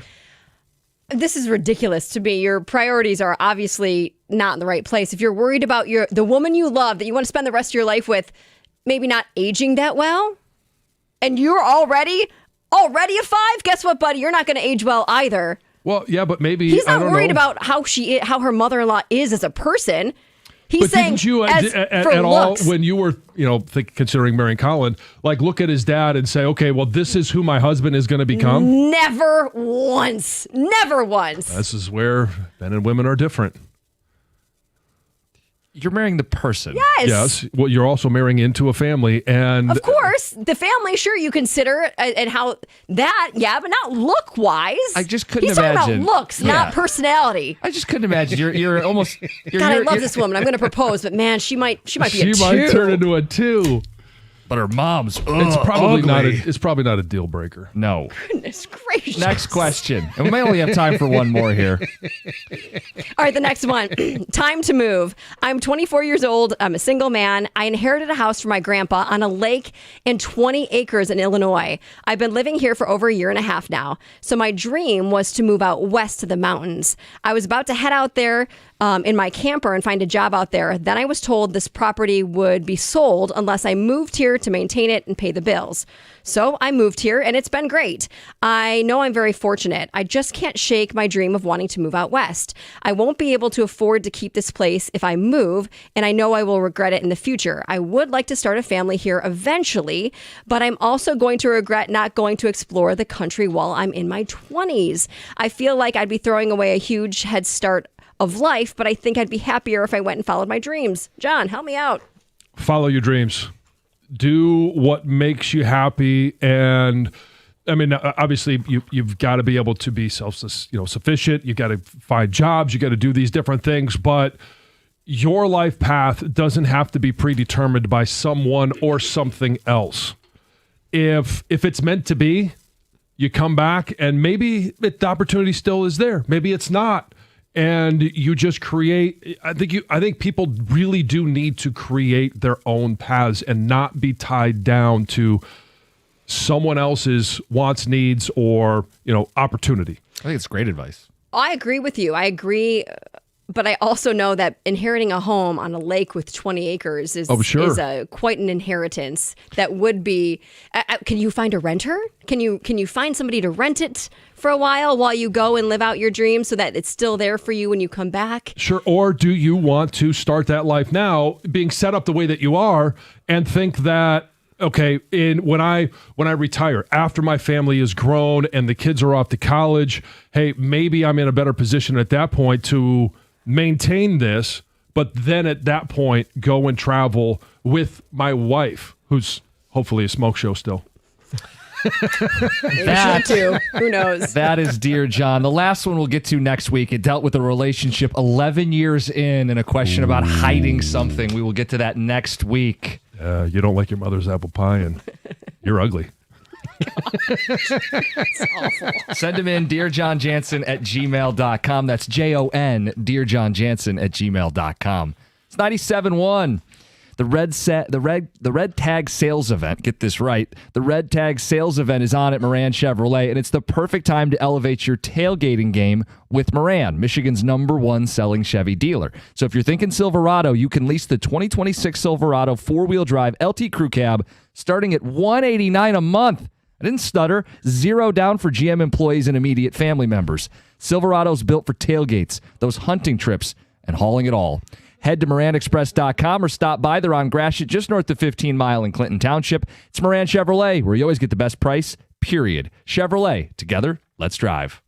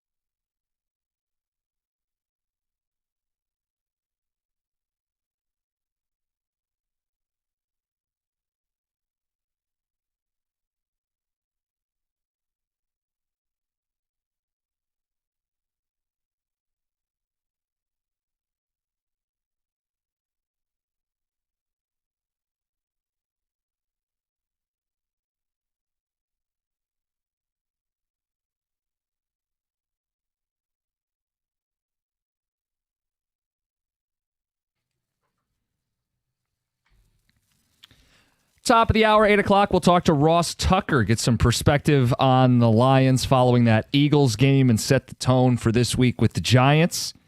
Got some good NFL topics to get into with him as well. Red Wing tickets will be given away in the 8 o'clock hour. Tell you more about that in a second. We have some response to Dear John. I imagine we do. Quite a bit. Trying to sift through all of these pages that were just brought in from you guys. Let's start with... We'll start with the apple pie. Okay. Part 1 of the Thanksgiving questions. Eat the apple pie and smile every single year. Yep. Just say you're stuffed and ask for the apple pie to go. Crossed my mind. Yeah, I mean, you might be able to do that. Depends on, like how quickly are you going to be leaving after dinner? She could still get offended by that. Right. Yeah. I mean, she made it. Now it becomes I'm making this special for my future son-in-law or my son-in-law, and since the moment we met, he loves my apple pie. I gotta keep doing it. And how many years are you gonna have to take this apple pie home to where she realizes, he never actually eats the apple pie at the house? Eventually, you have to tell your wife, your future wife, and hopefully she doesn't get offended by it. You should be able to tell her. You should be able to tell her, yes, but it's delicate. It's a sticky situation, and then she could possibly run a little interference. This text says Jim's right. Say apple pie's not my fave. Why not? Says otherwise you're set up for a lifetime of this. He needs to tell his girlfriend so she can run the interference. Okay, so that's where we got. Cookies talks a mean game, but there's no way in hell he's telling his mother-in-law that it sucks. Derek and Brighton. Yeah. It is easier to say than to actually do. Text says for the apple pie, if you end up marrying her, you're able to tell her you don't like the pie. I'm pretty honest with my mother-in-law with what I like and don't like. So is it different when you're the boyfriend versus the husband? I don't know. I don't think it matters. I don't know. It's especially if it's a special family recipe. It kind of also depends on the family and the mother-in-law. Sure. Do you know what I mean? Yeah, you'll know. I think you'll be able to know, 4 or 5 years down the road after, hey, maybe you've given them a great grandkid and now all of a sudden maybe you can, somehow slip that in there. I would prefer not. I'd rather have pumpkin pie, maybe. I've never really liked your apple pie. Yikes. Hey, we were workshopping, like, do you bring a second pie? And then now you're like twofold, you do a smaller slice, but you're lying and running games. Just tell them you don't like the pie. Is this an out? You say you ended up getting sick and it was the apple pie. Not that it tasted, you got sick, but you have this thing now you can't get over. Oh, sure. Yeah. So the mother-in-law thinks I poisoned my son-in-law. I mean, No. Okay. Yeah. That's how you and I might think about it. It's not how she might take it. It's the visual. And just say, it's like people have those things that they've ate and they can't eat again because they got sick. It wasn't related to how the food tasted or how good it was. Right. Yeah. Then she thinks her turkey poisoned him. I'm just telling you. There's just no wins with the Mills, are there? Just eat it and, hey, put it behind you. Eat the pie or there won't be any American pie later that night. Ouch. Okay. Well, we're going to go in that direction. There's a bunch on part 2 of the Thanksgiving question, as you might imagine, John. Get ready, John. Don't marry the future two. Always check the foundation before buying a house. Okay. Men are visual creatures. It is what it is. Hashtag go green. Yeah. Women marry for power and personality. Men marry for looks and personality. Heather, don't be so naive. Okay. All right. Holy caveman, Batman. Can John be any more shallow? He's been hanging out with Mel Owens too much, I think. I mean, you could always just live in a dimly lit house. Oh, God. Make sure the lights are off. John is right. The daughter is always the spitting image of the mother. Yes. That's why I firmly believe if you have issues with your mother-in-law and how she looks. No. How she acts. This was not about how she acts, though, John. This is about how she looks. I'm telling you, though. Okay. If the mannerisms annoy you, your future wife will eventually, because my kids do this to me all the time, and I get it from people that are listeners who had my dad as a teacher. They hear me and they hear obviously some of the jokes. I get my sense of humor a little bit from my dad, some from my mom. That's normal. And they're like, yeah, hey, it's like listening to your dad. All right. And so when I do things at home, the kids will be like, yeah, you're turning into grandpa. Like that's what grandpa would say or grandpa would do. So your future wife will somewhat mirror your future mother-in-law. Yeah, but you're softening this up. You This was are. about looks. This is not, you are totally changing The it. guy effectively wrote it and goes, yeah, she's a wrinkly mess. I'm worried. Right. She But kept her body but nice. She's But got she a took care flat of her ass. body. Like, well, No, She went to doesn't the have a 10. gym. She might have a 10. Okay. Goodness gracious. He was not talking about her mannerisms or. Her Why do you always go personality. to the ass? I think he answered your question, John. Anyway, we did also get a ticket text that says.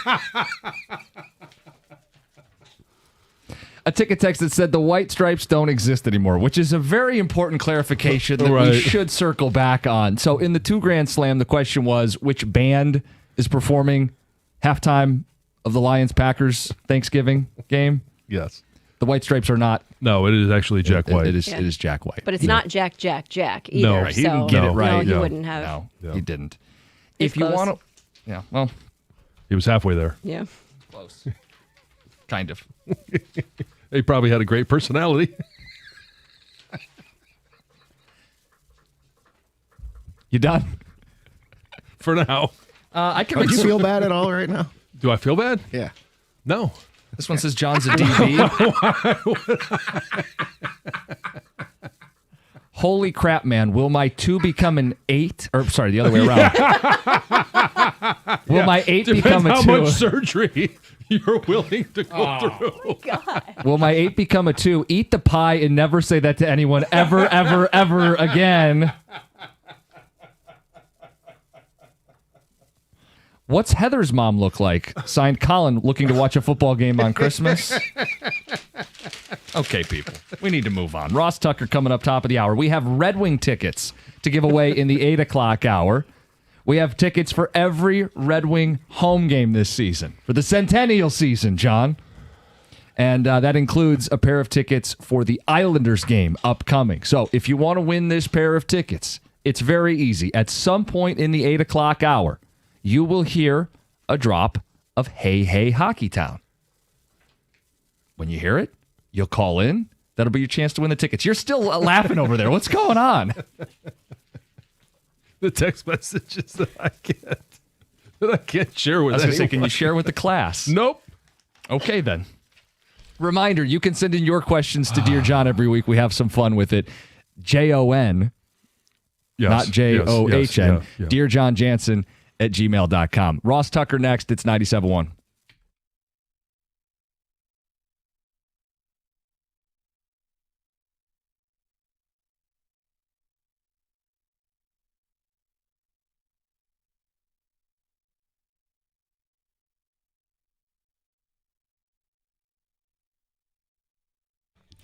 Brought to you by Moran Buick GMC. Number 7 Michigan basketball improved to 4-0 with a dominant 86-61 win over Middle Tennessee State in Ann Arbor last night. Yaxel Lendeborg and Adai Mara each had a double-double. Lendeborg with 25 points and 12 boards. Mara with 10 each. The Wolverines now get ready for the Player Era Festival and games against San Diego State and number 22 Auburn. That multi-team event begins Monday. Lions quarterback Jared Goff is coming off the worst game of his career in which he completed less than 40% of passes in the loss to the Eagles. When asked if he was worried about the team's recent lack of offensive production yesterday, here's what Goff had to say.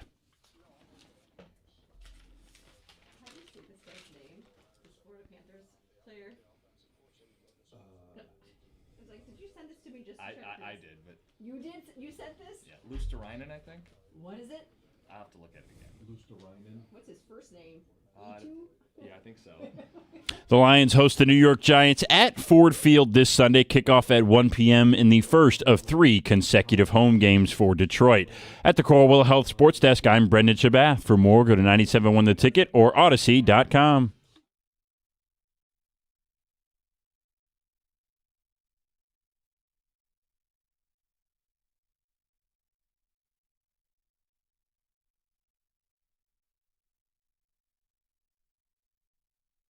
Didn't go the way we wanted on Sunday night.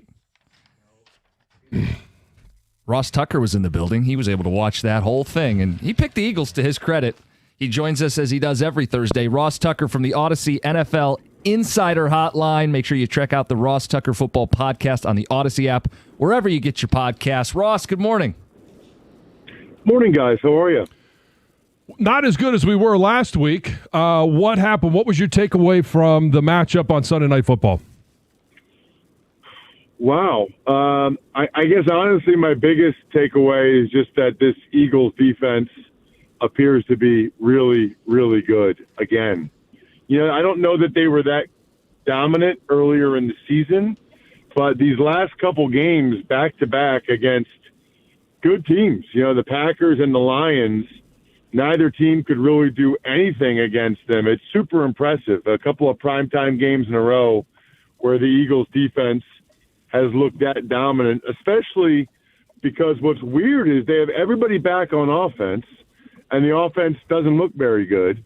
They lost a lot of guys on defense, but they've kind of backfilled, and they had some young guys that they wanted to step up. And right now they are a defense, even though all their money and a lot of their Pro Bowlers are on the offensive side of the ball, they are a defensive-led team, and they look utterly dominant on that side of the ball. That's the Eagles part of it. I mean, the Lions part of it, I think it's the worst I've ever seen Jared Goff play, but it's hard to know how much of that was just Goff playing bad, how much of that is the Eagles defense, and how much of that was the weather. Because, when I see Devontae Smith drop a couple passes and Goddard, I know that the wind is an issue because those guys never drop passes.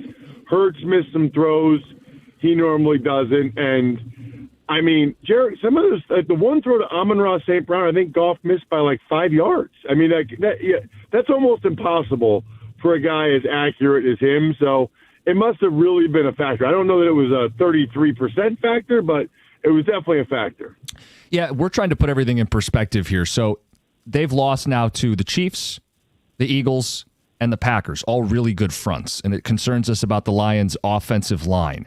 Could you put in perspective from outside Michigan and the city of Detroit, where do you view the Lions in terms of the Super Bowl and their status as a contender? So I still think that they are a contender. I think the concern is it's looking less likely that they'd have a number of home games in the playoffs, and so they're increasing their degree of difficulty, whether they still go ahead and win the division or have to go in as a wild card. And, I mean, all anybody was saying on social media, on Sunday night was golf is terrible outside, golf is terrible outside. And I don't know. I mean, I'm sure you guys know a lot more about it than me, but it feels like I've seen him have some pretty good games at Lambeau and at Soldier Field. So I don't know if I'm totally, buying that that's that big of a deal. But, it looks like right now, even if they win the division, that they'd have to play, a couple of road playoff games at places like, the Eagles and the Rams, which, they're capable of doing that. But I think, they would be the underdog in both those games. That's probably the national perspective, is that last year was kind of the year when all they had to do was win 2 home playoff games. Now they're going to have to win 3 games and probably 2 of them on the road. They're capable of doing it, but I think there's probably a healthy skepticism as to whether or not they would actually be able to get that done. I mean, I'll just tell you guys, I think the Rams are the best team in the NFL by a decent amount. Everybody in Philly gets mad when I say that. The Rams are awesome. I mean, if you watch the Rams, Stafford's like the MVP of the league, which is crazy. Their offense is very, very good. Their defense is excellent as well. They look to me like the most complete team. But then yesterday, they just put their tight end Higbee, their right tackle Havenstein, and maybe their best DB, Quentin Lake. They put all 3 of those guys on an IR yesterday. So while I think the Rams are clearly the best team, they now have some real challenges. The Eagles lost Lane Johnson for the rest of the regular season. So some of these other teams are starting to kind of get a little bit beat up like the Lions already have been. Who are the other contenders in the NFC? Because you just mentioned the Rams, and I'm with you. I think that the Rams are right there with the Eagles. And we all believe that, I mean, even though they're not the favorite, that the Lions are contenders. Who are some contenders? And I'll ask you this as well. Are the Bears just out kicking their coverage so far? Are they pretenders? Well, I think they're contenders as far as making the playoffs. I think they're pretenders in terms of actually being a team that's a Super Bowl threat. You know, as it stands right now, it's hard to imagine somebody other than the Eagles or the Rams going to the Super Bowl from the NFC for a bunch of reasons. Number one, those are the two best teams. Number two, you know, they're going to have the easiest path. One of them's the number 1 seed probably. The other one's the number 2 seed probably. So they're only going to have to win, you know, 0 or 1 road playoff game. I think, you know, the Seahawks could go on a run. I think the Packers and Lions are capable as well. I think the Niners have probably lost too many guys. Maybe the Bucks if Baker gets hot. I mean, I can make an argument for some of these other teams, but it seems unlikely that these other teams, you know, the way I look at it, guys, is these other teams are probably going to have to, in some combination, go to the Rams and to the Eagles back-to-back weeks and win in the divisional round and the conference championship game. And I'm not sure any of these teams are good enough to do that. They could. I mean, if they get really hot and they're healthy and they play well at the right time, they could. But let's put it this way. Any of these other teams, Bears, Bucks, Seahawks, Packers, Niners, Lions, they're going to be underdogs in both those games, and maybe, you know, decent underdogs. You know, probably more than a field goal. You know, I don't know, somewhere between 3 and 7 points, probably. Yeah, it'd be a tall task. He's Ross Tucker. He's joining us. Insider Calls brought to you by Nationwide for your insurance and financial needs. Nationwide is on your side. Who's the AFC frontrunner? Feels like there's a bunch of teams all kind of bottlenecked, and if I'm remembering right, you haven't been a big Bills guy, right? Well, it's my favorite team I played for, and I like when they do well. They looked a lot better, I would say, on Sunday. You didn't enjoy your time in Washington? Come on, man. Only because of you, John. Only because of you. Sorry, I derailed you there. Jim, I'll never forget, okay? Daniel Snyder only ever talked to, like, the 5 best players on the team. And John can verify that. Mm-hmm. You know, like Darryl Green, Bruce Smith, whatever. Yeah. My second year, I'm starting in the preseason games next to John. It's going really well. I'm walking down the hallway. John and, like, Chris Samuels are behind me. Daniel Snyder sees me, makes eye contact, which he never did, opens his mouth, and then thought better of it and kept walking. And John goes, "Oh, my God, Tuck, you almost made it. You almost made it. You almost made it." Yeah, well, he didn't say hi to either of the three of us, so we were in the same group. Guess what? Yeah. Guess what? I think I got benched 2 weeks later, so it was a good decision by him. Really good decision, actually, to not talk to me. You know what's crazy about the AFC, Jim, is that, like, so the Broncos number 1 seed right now. They're 9-2, okay? The Chiefs are 5-5, fighting for their lives. The Chiefs were 3.5-point favorites on the road at Denver on Sunday.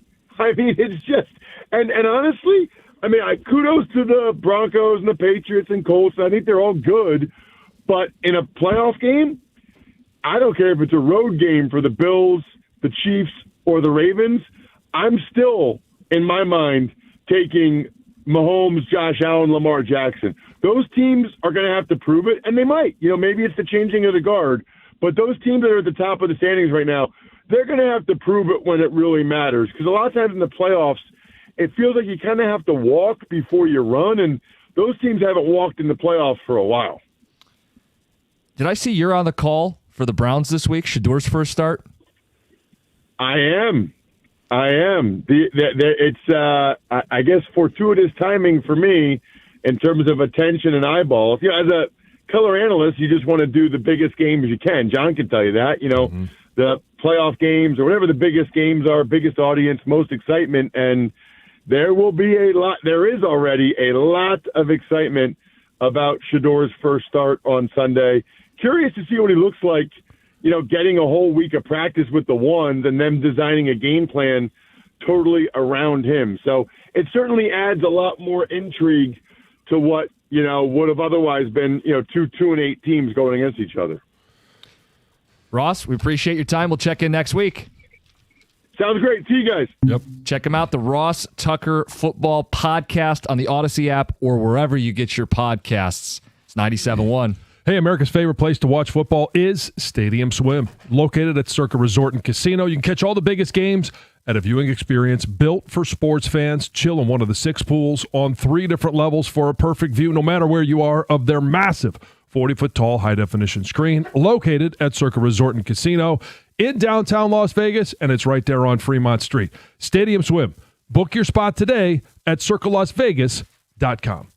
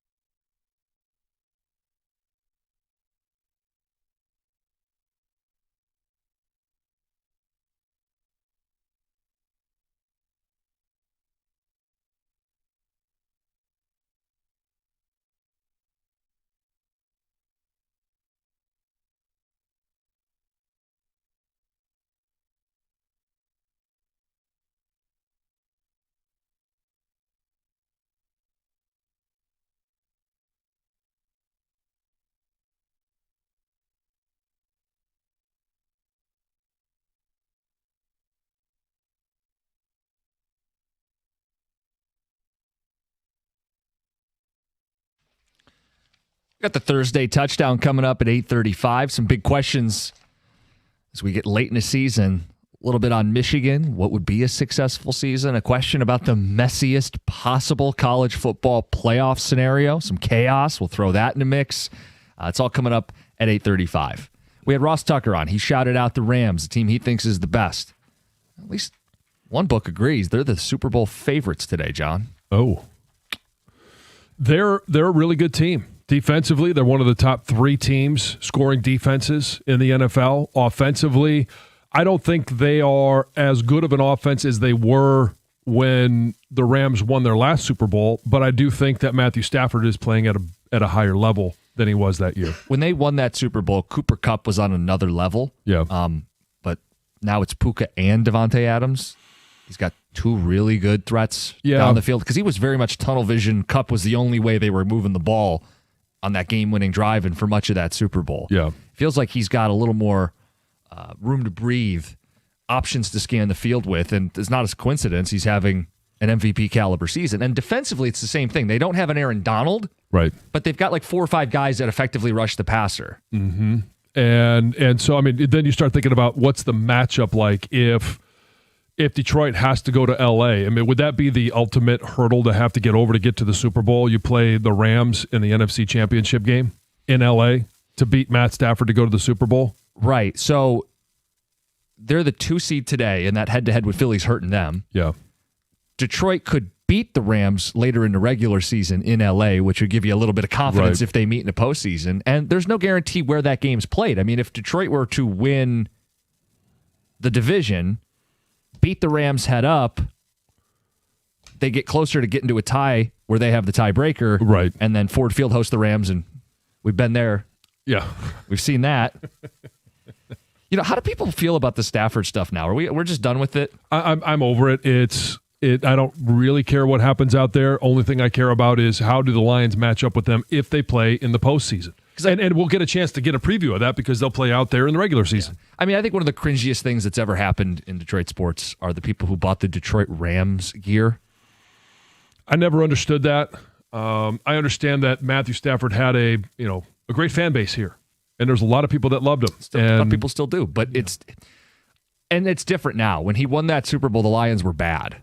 Correct. That's a great point. Yeah, they're not bad. Yeah, now they're very much in the way. Yeah, because Detroit's in the mix, and I thought Ross did a good job of summing it up. Like, they'll be underdogs. The work got harder. The work is cut out for them. Yeah, but they're in it. Yeah, they're in it, and they very well may have to go on the road for all their postseason games if they don't win the division. Yeah, if they don't, then you start plotting that path. Mm-hmm. And I think right now it would be you would start on the road in Chicago, let's say, or Green Bay, whoever wins the division. Mm-hmm. And then you'd probably go to Los Angeles, and then you would play Philadelphia in the NFC title. If all the seeding held. Right. You'd have to face 1, 2, and 3 all on the road, all at their place to go to a Super Bowl. Looks like a long road. Yeah. That's why that Eagles game was a big deal. Yeah. For anybody that wanted to downplay it, Goff had a rough day and we're not that bad. It mattered. Like, losing hurts. I also think, Ross brought up a couple of nice points as well. Like, the Eagles took a couple of L's in the injury department, as have the Rams. Yep. And so you get to this part of the year, and we know it better than anybody else. You could be the dominant team throughout the course of the regular season, and then it's just the injuries are too much for you to overcome in a playoff game. So I think the Rams, the one caution to the wind right now is that they are 5-0 against the AFC. They played the AFC South, not a good division. And other than the Colts, you got to give that respect. But the Ravens, they didn't have Lamar. Right. So if you were doing, what are the marquee wins for the Rams? I mean, they just had one against Seattle. Right. Tight game. Yeah. And I watched a lot of it. The hater perspective is, well, Seattle's not actually that good either. No. See, that was a good football game. That looked like 2 playoff teams to me, and the quarterback decided the game. Yeah. They lost to the Niners, and people are wondering about how good are the Niners. So I would just caution to the wind a little bit. Those NFC West teams are feasting on the AFC South, and that's what the NFC North did last year, and all the teams had inflated records because of it. Yeah, there's 2 ways to look at it. One, it's going to give them better seating Two, it might not mean anything when the playoffs start. Yeah, I mean, bottom line with them is they got a good quarterback, okay? And they got one of the better quarterbacks in the league, MVP favorite right now in Matthew Stafford. Think about it. Super Bowl favorites, MVP favorite. Yeah, but I'm just saying there could be a few flaws hidden behind this with them. They remind me of the Lions last year, the way it's going for them. And what John said, maybe their bad luck comes later in the year. Is it like Lions spin to play are they peaking too early and we're going to peak at the right time? Because you only play that card when your team's not playing well in November. if you're talking about them peaking now and you got to peak at the right, there's a lot of hope and smoke and mirrors there. But the one wild card that no one knows, and we didn't think we would have to face it last year. You kind of think, okay, once Hutch goes down, that's the big injury, and it can't possibly continue to happen. Well, it happened over and over and over and over. And not that that's going to happen to the Rams or the Eagles or anyone else, but it's always part of that it could happen. I've been getting this vibe all season that the Lions, and I felt this way going into the season. I thought they would win the division, the Lions, but I was open to potentially a wild card because of the schedule. Mm-hmm. But this just has the vibe to me of a wild card season with a Super Bowl winner. And I'll continue to use the last wild card winner that did it. It was the Bucs. Mm. And when they did that year, they were 7-5 after Thanksgiving. They lost to the Chiefs. They lost to New Orleans twice. New Orleans won that division that year. And they also lost to Jared Goff and the Rams. They couldn't beat the better teams on their schedule. And they did that with a great defense. Right. And everybody says, it was Tom Brady's Super Bowl. No, it wasn't a win by Tom Brady. It was a win by that defense. It was a balanced team. They also, remember Leonard Fournette was running the football? Yeah. So it's just, I don't know. If it's sometimes this thing's timing and getting all glued together at the right time. One of two things has to happen, and ideally both. One, the offensive line solidifies, gels, and they're playing like a top 10 unit. I'm skeptical of that. Yeah. So the other part of this is you become a more defensive football team. You lean on this D-line, the linebacker core, you get both safeties healthy, you get your corners back, and you go, hey, we got a top 5 defense, and that's going to be our strength. One of two things. You solidify that you are a defensive-first football team, or your offensive line figures out how you can play the way you played the last 2 years. Mm-hmm. Let's get to Heather with the news. All right, so there's this electric truck maker in Metro Detroit that's now in some big trouble. Bollinger Motors in Oak Park is allegedly not paying their employees, and now the state is looking into it. So employees claim that they've missed out on the last 2 pay periods. And apparently in late October, employees received a message from the CEO of the company explaining that they were unable to make payroll. Then about a week later, another message came through and said, problem's still ongoing. We won't be able to make the next payroll either. So they've been about 6 weeks without any pay. And it sounds like, according to tipsters, they're just completely out of cash. One person says that they've been lying to customers, to dealers, and they have no cash left. It does sound like there are 59 pending claims of unpaid wages against the company with the Michigan Department of Labor. The original founder, who's no longer with the company, sued them for $10 million. And it sounds like they're in a lot of legal big battles debt, as well. Yeah. I hope these people aren't going into work 6 weeks without pay. I would hope not. Yeah. That's a mess. It's a huge mess. A Plymouth couple, they've been arrested and charged with a slew of charges, including conspiracy, among others, after allegedly hiring hundreds of undocumented workers while bringing in a ton of money, millions of dollars for their own business. The federal agents say that between January of 2022 and December of 2024, this couple employed 253 people, but only 6 of them were legally authorized to work in the U.S. And investigators say that they were really trying to cover all of this up. They had collected the passports of the workers. They housed them in overcrowded housing and hotel rooms, and then they try to move them around to cover everything up so they'd go without detection. And during all of that time, the business generated, get this, $74 million in revenue. So like I said, they're facing a ton of different charges. No they were in court. They were released on conditions. They'll be back in court next month. Well, if you're dreaming of a white Christmas, you could be in luck depending on where you'll be celebrating. So the Old Farmer's The Old Farmer's Almanac issued its 2025 Christmas forecast, and it says some areas of the state are in for a snowy holiday. Okay. Obviously, more northern. North. The Upper Peninsula should be good if you're going to the UP. Most of us probably aren't. If you're going to northern Michigan, higher chance of a white Christmas. But it does predict that the rest of the state will have snowfall on Christmas, which cool. is I'll take over no snow. Sure, that way Santa gets here safe. It's true. And You can see, but yeah. Rudolph can guide him. He'll be okay if it. Yeah, but on Christmas Day, if you wake Yeah. up and it's starting to the snow's falling, then it's kind of the perfect Yeah, timing. It really is. So it sounds like we should see some snow. And they say outside of the Northeast, Great Lakes, and areas in the Western U.S., the rest of the country probably won't get any snow. Very low chances of snow. Who cares about them? Hey, 2 Michigan golf courses are ranked among a list of the top 100 courses in the world. So on Wednesday morning, golf.com released its list, and Crystal Downs in Frankfurt came in at 31st.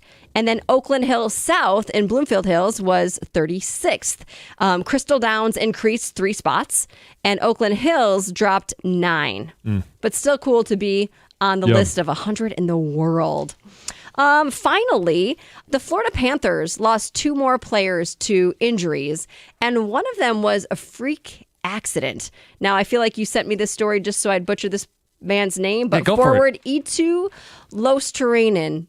Losterainen, close. Ryan, okay. Yeah, good job. Well That's done. good. He'll be out after suffering burns that he sustained from a barbecuing mishap. Not good. Oh boy. No, not good at all. So the coach basically says, hey, he's going to go on like week to week because we don't know. We've never dealt with burns. We don't know when he's going to feel comfortable to be back in the equipment. So they didn't go into detail where he was burned or how severely, or they did say he didn't have to be overnight in the hospital.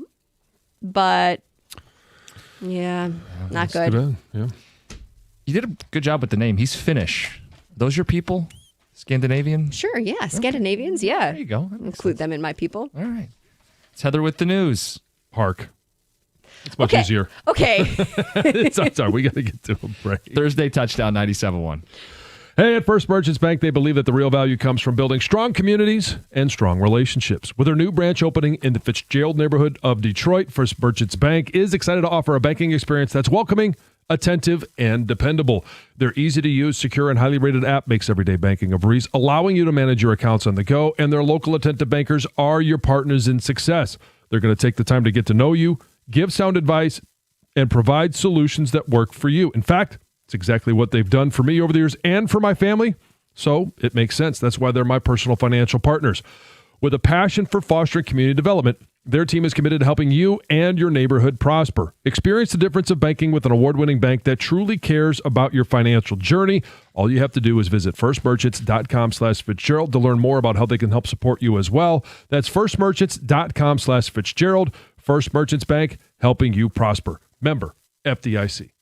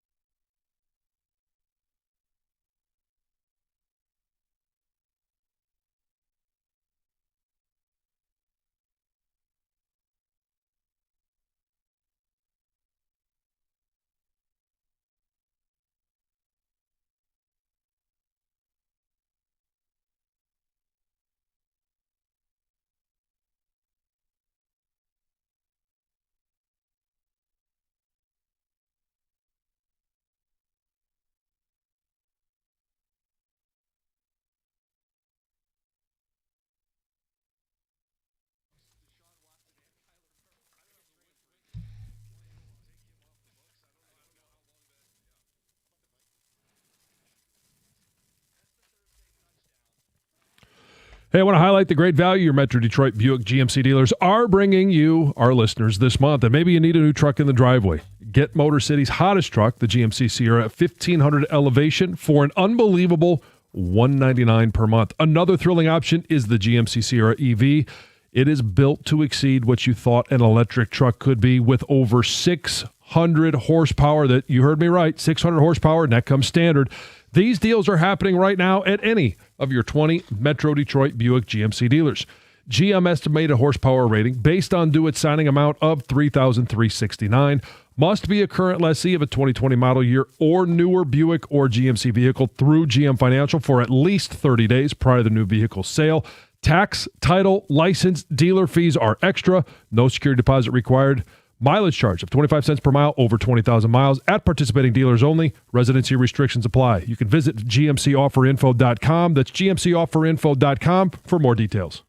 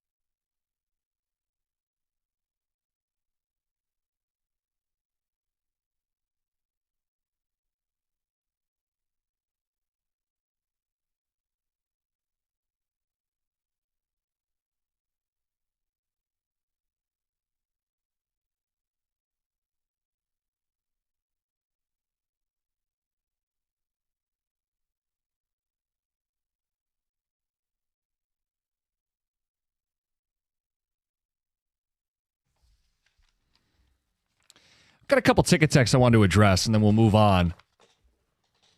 What you got? There's this like undercurrent of people who are really overreacting to the Lions' loss.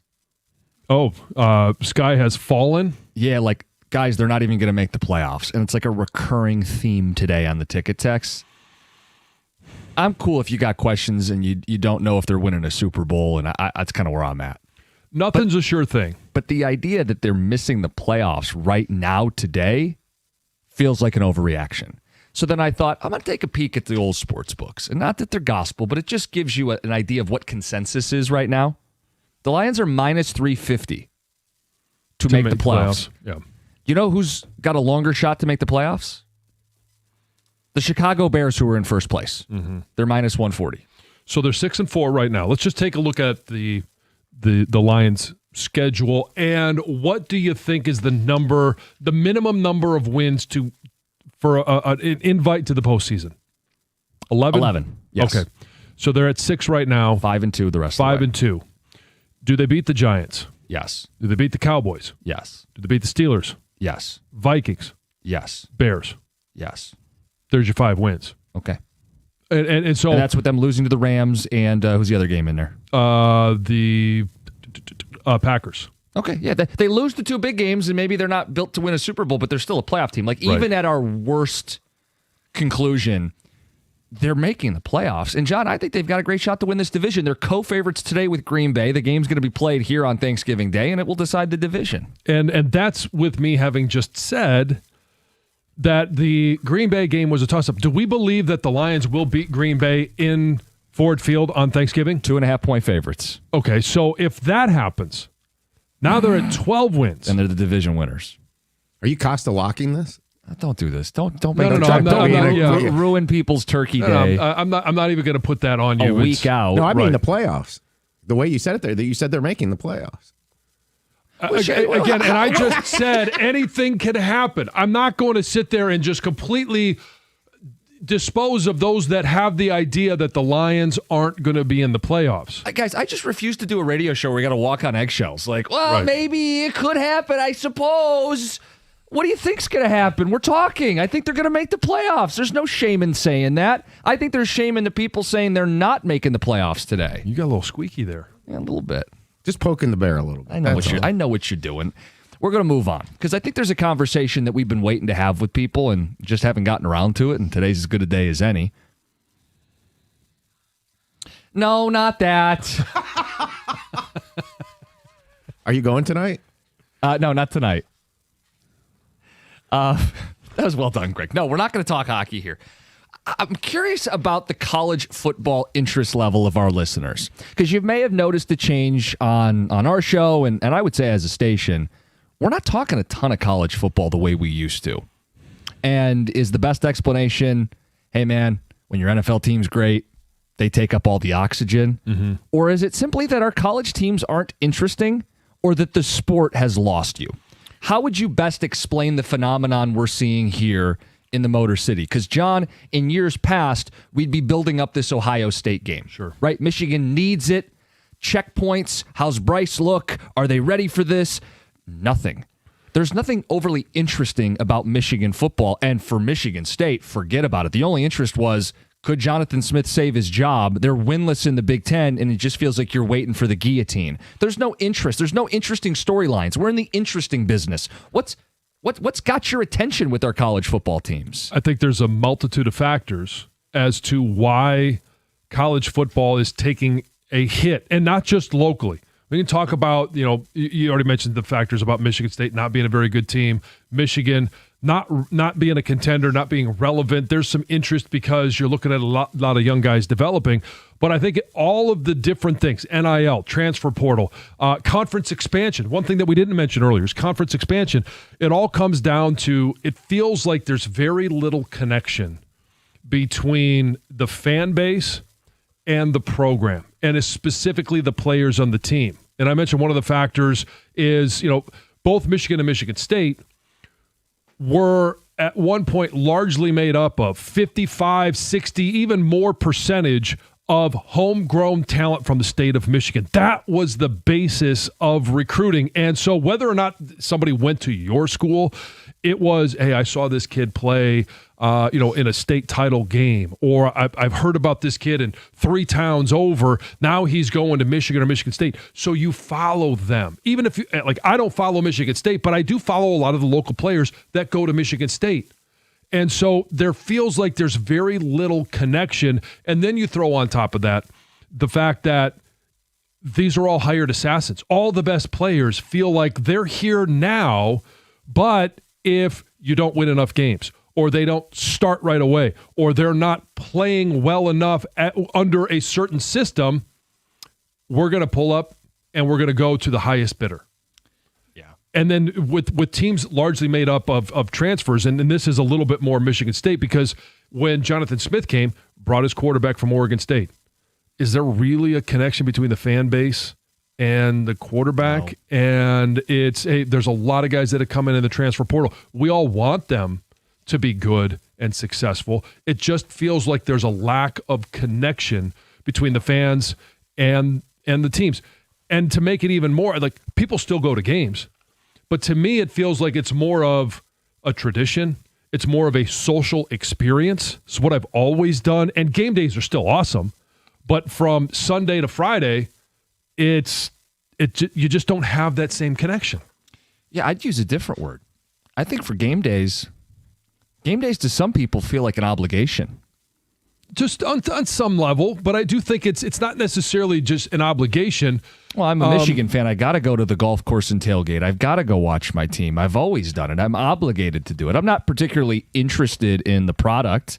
Yeah, but for a lot of people that have been doing it as a tradition, those are, if you got 6 home games, 7 home games, 8 home games, those are the ones where you see all of those different people. And I get a chance at 6 a.m. to have the breakfast sandwich, or we're going to cook the wings, or we're going to do all these different things that we've always done with the people that we've done it. And I don't have to invite them to my house.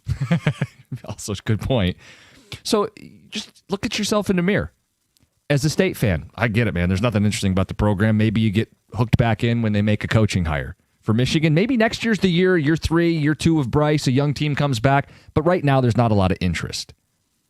Is it sport-wide, though? Or is it just, hey, man, the Lions have taken up all my oxygen? What is it for you that's made college football less relevant? Because it is. I don't think there's really a debate there. It feels less relevant in our city, and maybe in a lot of cities out there. Interesting comment on Twitch I'll share when we get on back. The other side? Yeah. All right, we do have our Red Wing tickets winner. It's Robert in Clinton Township won a pair of tickets to the Red Wings game against the Islanders. We have tickets for all the games on the Centennial season. For tickets and game info, visit NHL.com/Red Wings. Continue the conversation on the other side. It's 97.1.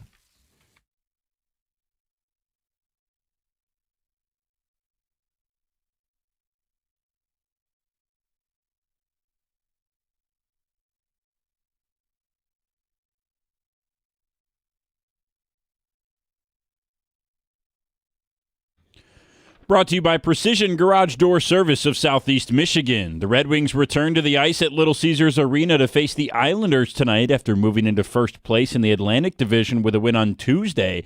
However, the Wings rest in third in the Eastern Conference as 6 teams sit within 4 points of first place in a very crowded early season. Todd McClellan spoke about the traffic jam yesterday.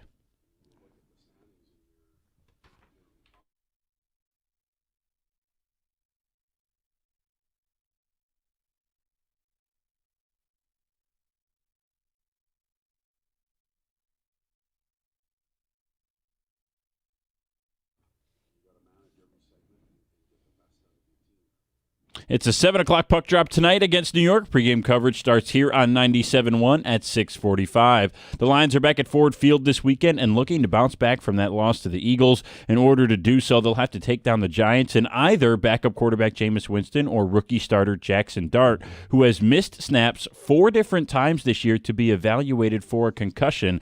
That includes New York's most recent loss to Green Bay last Sunday. Dart returned to practice this week. At the Coldwell Health Sports Desk, I'm Brendan Shabath. For more, go to 97.1 The Ticket or Odyssey.com.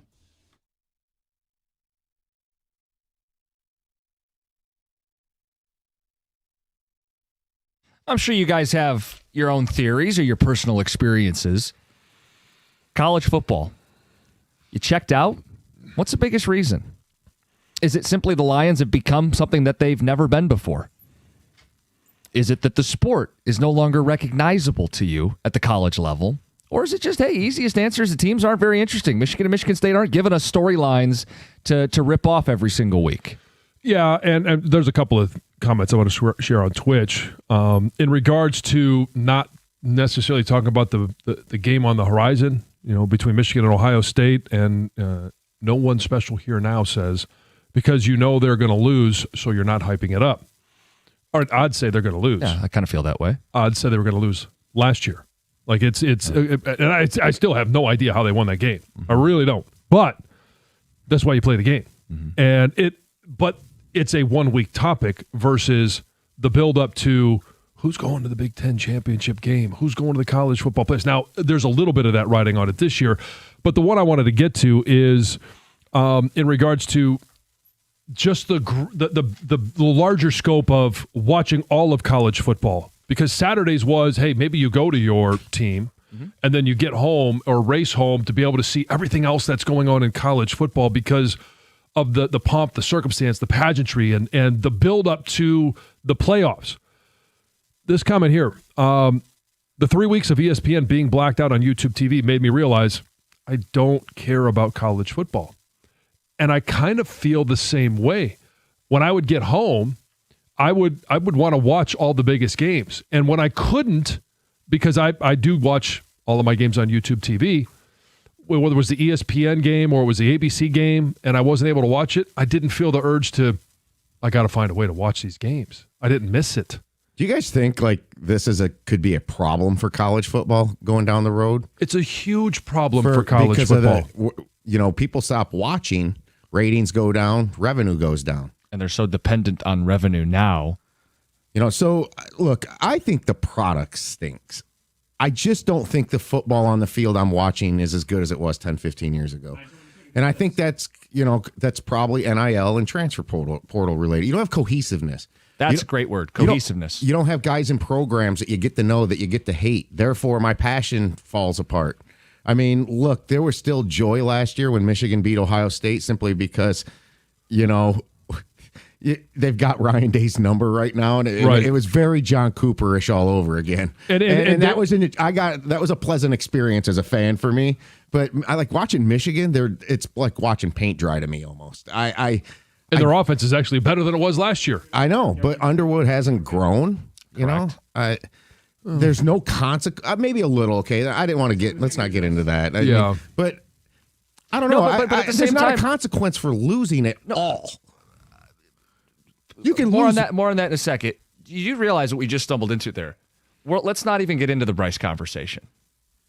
Like, that is a symptom of what we're talking about, right? Like, the Bryce conversation. I said that. Let me clear. I said that because I didn't want to take us off topic. Okay. Right, yeah, because there's a completely separate topic there. My point, though, is it really hasn't bubbled to the surface this year. And maybe that's because... Well, a lot of it's because we've just been inundated with a very roller coaster season for the Detroit Lions, where we believe that this, coming into the season, yes, there were some question marks, the offensive line, coordinators, blah, blah, blah, blah, blah. And it's been a roller coaster for a team that we believe is still a contender. Maybe we had more belief at the beginning of the season. It's waned a little bit, but it's interesting, though. 7 games remaining, we still believe that there is. It's a very compelling story. The Lions are compelling. There's a lot to sink your teeth into with the Lions. Can they win the Super Bowl? What do they need to do to right the ship and win this division? And we've even got people talking doubts about the playoffs, and the deadline was a thing, and Goff and the coordinators and Campbell and windows from last year. And there's so many things to talk about with the Lions. With the local teams, not that there's not a Bryce Underwood conversation to have. I do think there's a conversation to be had about Bryce and is he developing enough, but it's going to default to he's a freshman and you'll see the fruits of the labor next year. So it just very quickly gets shot down, right? Yeah. Because if I come out and go, you know what, John, honestly, the guy hasn't thrown a touchdown in 3 weeks. He's overrated, he stinks, he's overpaid. You're going to go, well, he's 18 years old, and he probably shouldn't have hyped himself up so much by saying no one's ever seen a freshman like me. But this isn't all that rare for a young quarterback to struggle, and it will be decided next year whether he can pay it off or not. So the conversation just isn't as interesting as what's going on with the NFL team. Right, and I love the arguments about, we're playing another freshman this year at Maryland whose numbers individually are much better than Bryce's. Yes. But would you rather have those numbers as a quarterback for a team that's 1-6 in the Big Ten, or on the other side of things, being where Michigan is at 6-1 in the Big Ten? Let me say this: my boys don't seek out college football at all. They don't. Isn't that something telling right there? They certainly do at the NFL. Yeah, and the Lions. And I think other than Anna watching a movie that she wanted to, that the boys probably could care less about college football. That's when they would want to turn it on. Yeah. Let's start knocking out these phone calls. You guys, what's your personal experience? Aubrey, Farmington Hills, you're on 97.1. Guys, here's my take. One, I'm an older guy, probably older than most of your listeners, but, I was used to a time where you could watch a kid develop from a freshman to sophomore, junior, and senior, right? Right now, you don't know if a guy is going to be here from 1 year to the next, right? Right. You look at Marshall, right? Yeah, you just don't know. How do you build a relationship emotionally with a team when you don't know who's going to be playing? The second, I think one of your texters indicated that there's a glut of football on television, right? Mm-hmm. I really believe that is the case. And then third, I think on a tertiary basis that, when you have Michigan that is really just kind of okay and not great, certainly that takes some eyeballs off of Michigan. But there was a time on a Saturday afternoon, come heck or high water, I was in front of my TV watching Michigan football. This past weekend when Michigan played Northwestern, I was out with my son and my wife having a great time, but again, not in front of the television. So, a glut, you don't have the relationships built over 3 or 4 years, and a team that is really just kind of, from my perspective, okay. Yep. Right, and I think we know how we got here. The portal leads to a lack of connective tissue, a lack of continuity. I don't blame any of these guys individually for transferring. With the money that you have available, life-changing money that you won't earn in a 9-to-5 job, you should pursue that $1 million payout at a different school. It is the right decision for you. But the result is, I don't know who's on any of these teams, right? Right. You might be a State fan or a Wolverine fan. You go, I used to know our two deep.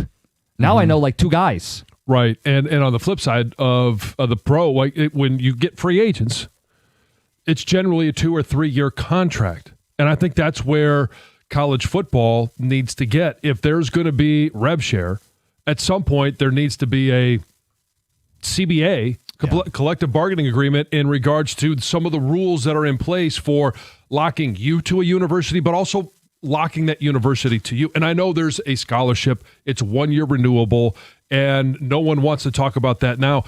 That's a great value as well. I know you still... Yeah, I know I paint you as a dinosaur when we bring this up. Like, you value the education, and I think I do. And I never have. I've never concerned myself with whether the corner was going to get his 4-year degree or whether the tailback was going to get his kinesiology degree. It was never a factor for me 10 years ago, 20 years ago. That's not personally affecting me today. Right. But it's also my experience of having seen teammates that didn't get their degree who now are way further down the road wishing they had done it at that time. And now it's even harder if you're jumping from school to school to school to school. I have absolutely no idea how any of these kids graduate. Let's get to Mark. You're on 97.1. Hey, good morning, guys. I was just telling the screener that, I'm a longtime Michigan guy, and I'm interested in Bryce Underwood. He's a local kid. I've been following him since his freshman year, really, in high school. So I'm still interested in Michigan. They're 8-2. I don't know when we got to the point to where the only time a college team is great is if they're undefeated. They're 8-2, and he's a true freshman. That's a lot to say, right? So, if you look at the kid from Maryland, he's a freshman, right? He's not 8-2. So looking at how they're going about it, looking at the kid Marsh from Texas, I am interested. They have 6 redshirt freshmen, pretty much on the O-line, if I'm not mistaken. So it's just like, I don't get where everyone is so up. Maybe they're used to the Jim Harbaugh years, that 15-0 natty. But at the same time, there were some ups and downs under Jim Harbaugh. This is only year 2 of Sharon Moore.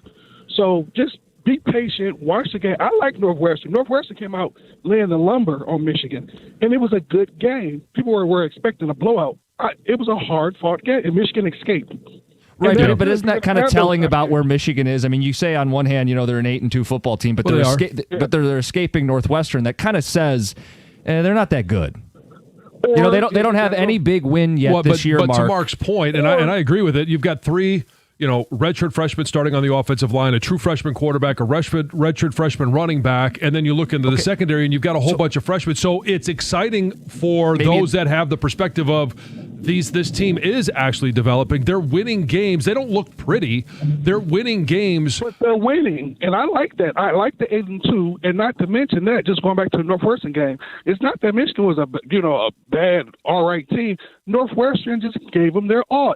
Mark, they had 5 turnovers in the game. Bryce was responsible for 3 in the fourth quarter, and both picks were dumb, and the mesh point fumble was ugly. You can't go, well, it's just a great, tough, gritty Northwestern team. You played like poop.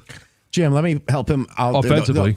You let them in the game repeatedly. Defensively, they made some great stands. You were joyful for a Lions game that had 5 turnovers last year and they won. There was, so a little bit different perspective. But how about this? Every team usually has an escape game. I mean, the national champion team was fortunate to be Illinois at home. That would have been far worse than them almost losing. I got to draw. You are what your record is. I mean, I know the clock. I got to draw a line here. NFL games are much more equal playing fields than Michigan facing Northwestern. I get it. Michigan hasn't beaten anybody, and you can say the freshmen are exciting. That feels like Wake Me Up in 26, which I think is part of the issue with interest. But you do agree with me that it would have been more criminal for that 2023 Michigan team to lose at home to Illinois than this Michigan team to lose at Northwestern. Yes. Yeah. So don't forget that happens in this sport. And that part of it is healthy for the sport. But I'm saying, what have you been able to sink your teeth into as a Michigan fan to really buy in and rah-rah, other than they're young and they could be better next year? Yeah, I mean, they look a lot it's like a lot more than you can sink your teeth into as a Spartan fan. Oh, trust me, I know. I'm not sticking up for those guys. They look a lot like last year's team with just a little bit better consistent quarterback play. They play terribly. I'm glad they won. Mm-hmm. I'm not telling you to feel bad for winning, but I don't think you feel like you are this accomplished team. You're taking it for what it is, a very young team that is finding ways to win, and there is a measure of building towards next year. It's 97-1. Hey, injury attorney David Feminino is the guy you want to call if you're ever hurt in an accident, but what he really wants, what we all want, is for all of us to be safe on the roads. He knows how tragic accidents can be. That's why he started David's Driving Edge, to spread awareness about distracted driving and help us with tips to better be prepared on the road. If we can prevent accidents before they happen, that's the real win. You can learn more at getdavidgetpaid.com/driving edge. That's getdavidgetpaid.com/driving edge.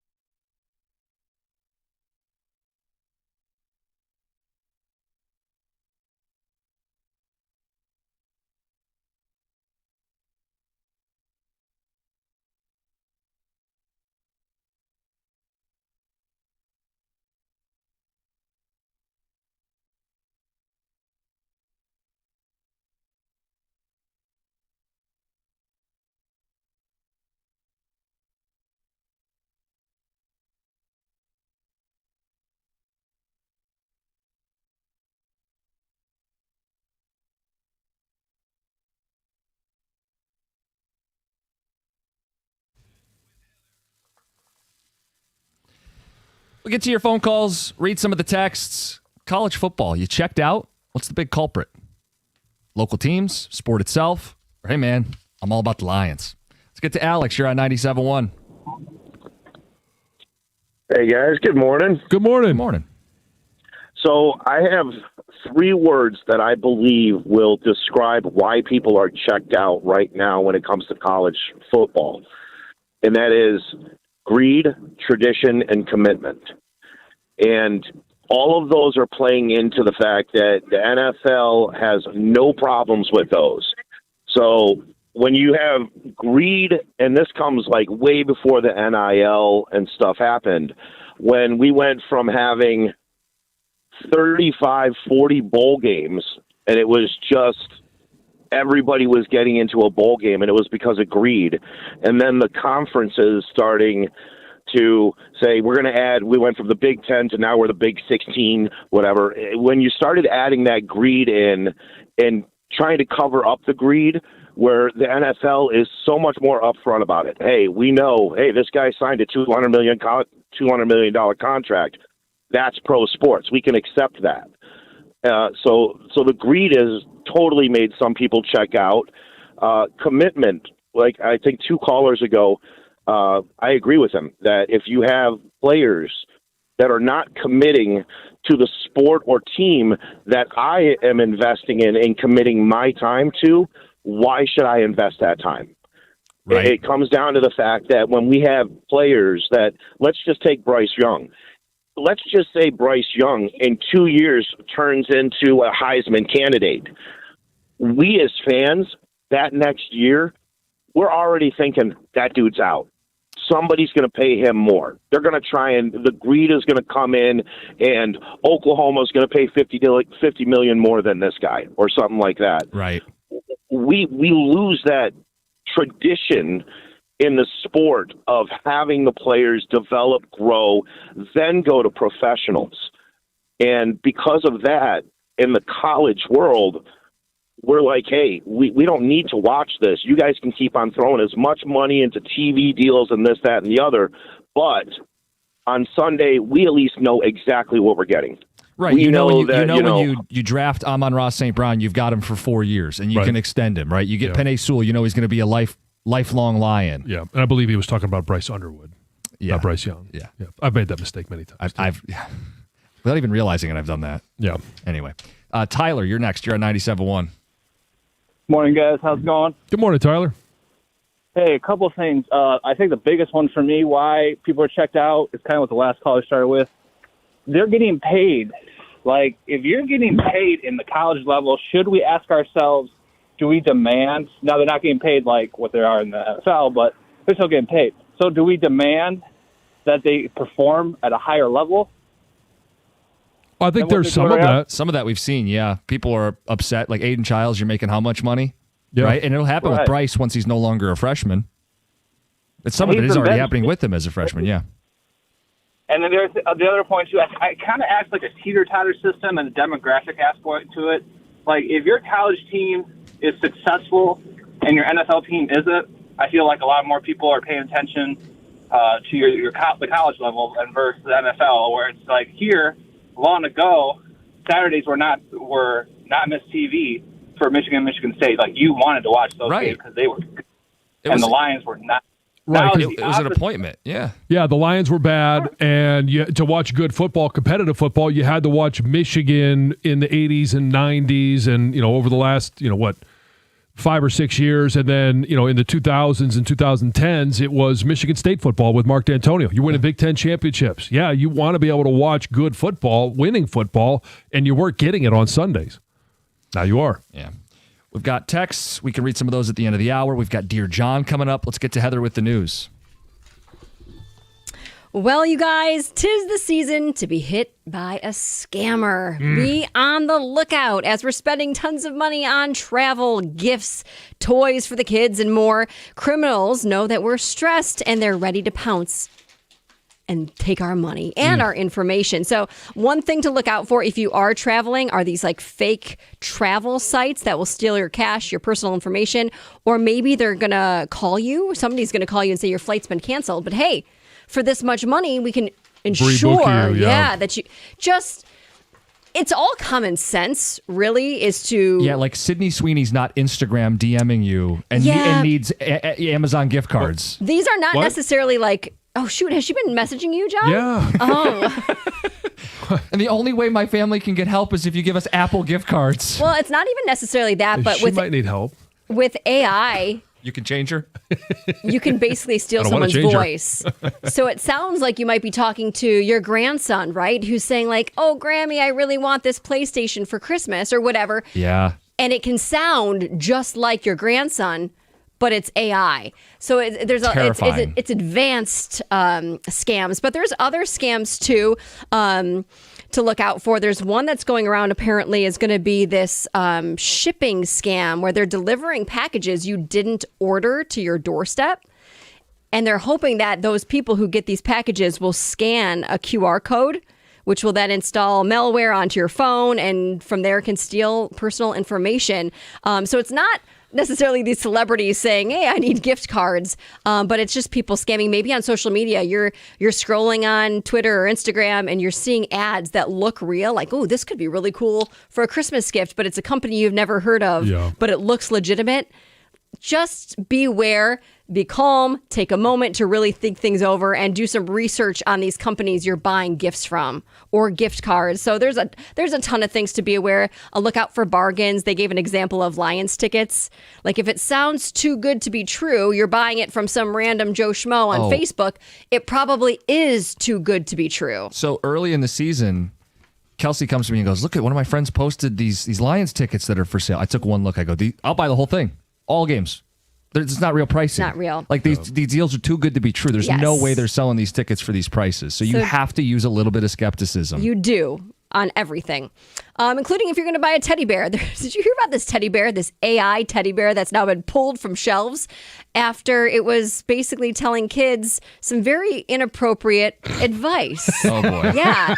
So you could basically talk to this teddy bear because it was... integrated with AI.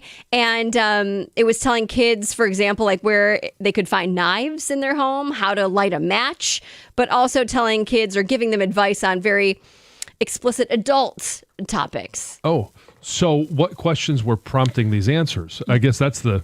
I don't know. They didn't go into what questions were being asked, but it just said what they were saying. Yeah. Where do babies come from? You could have been a question like that. Well, let's get into the details. It was giving advice on like role playing and all sorts of things. So, well, if you want a boy.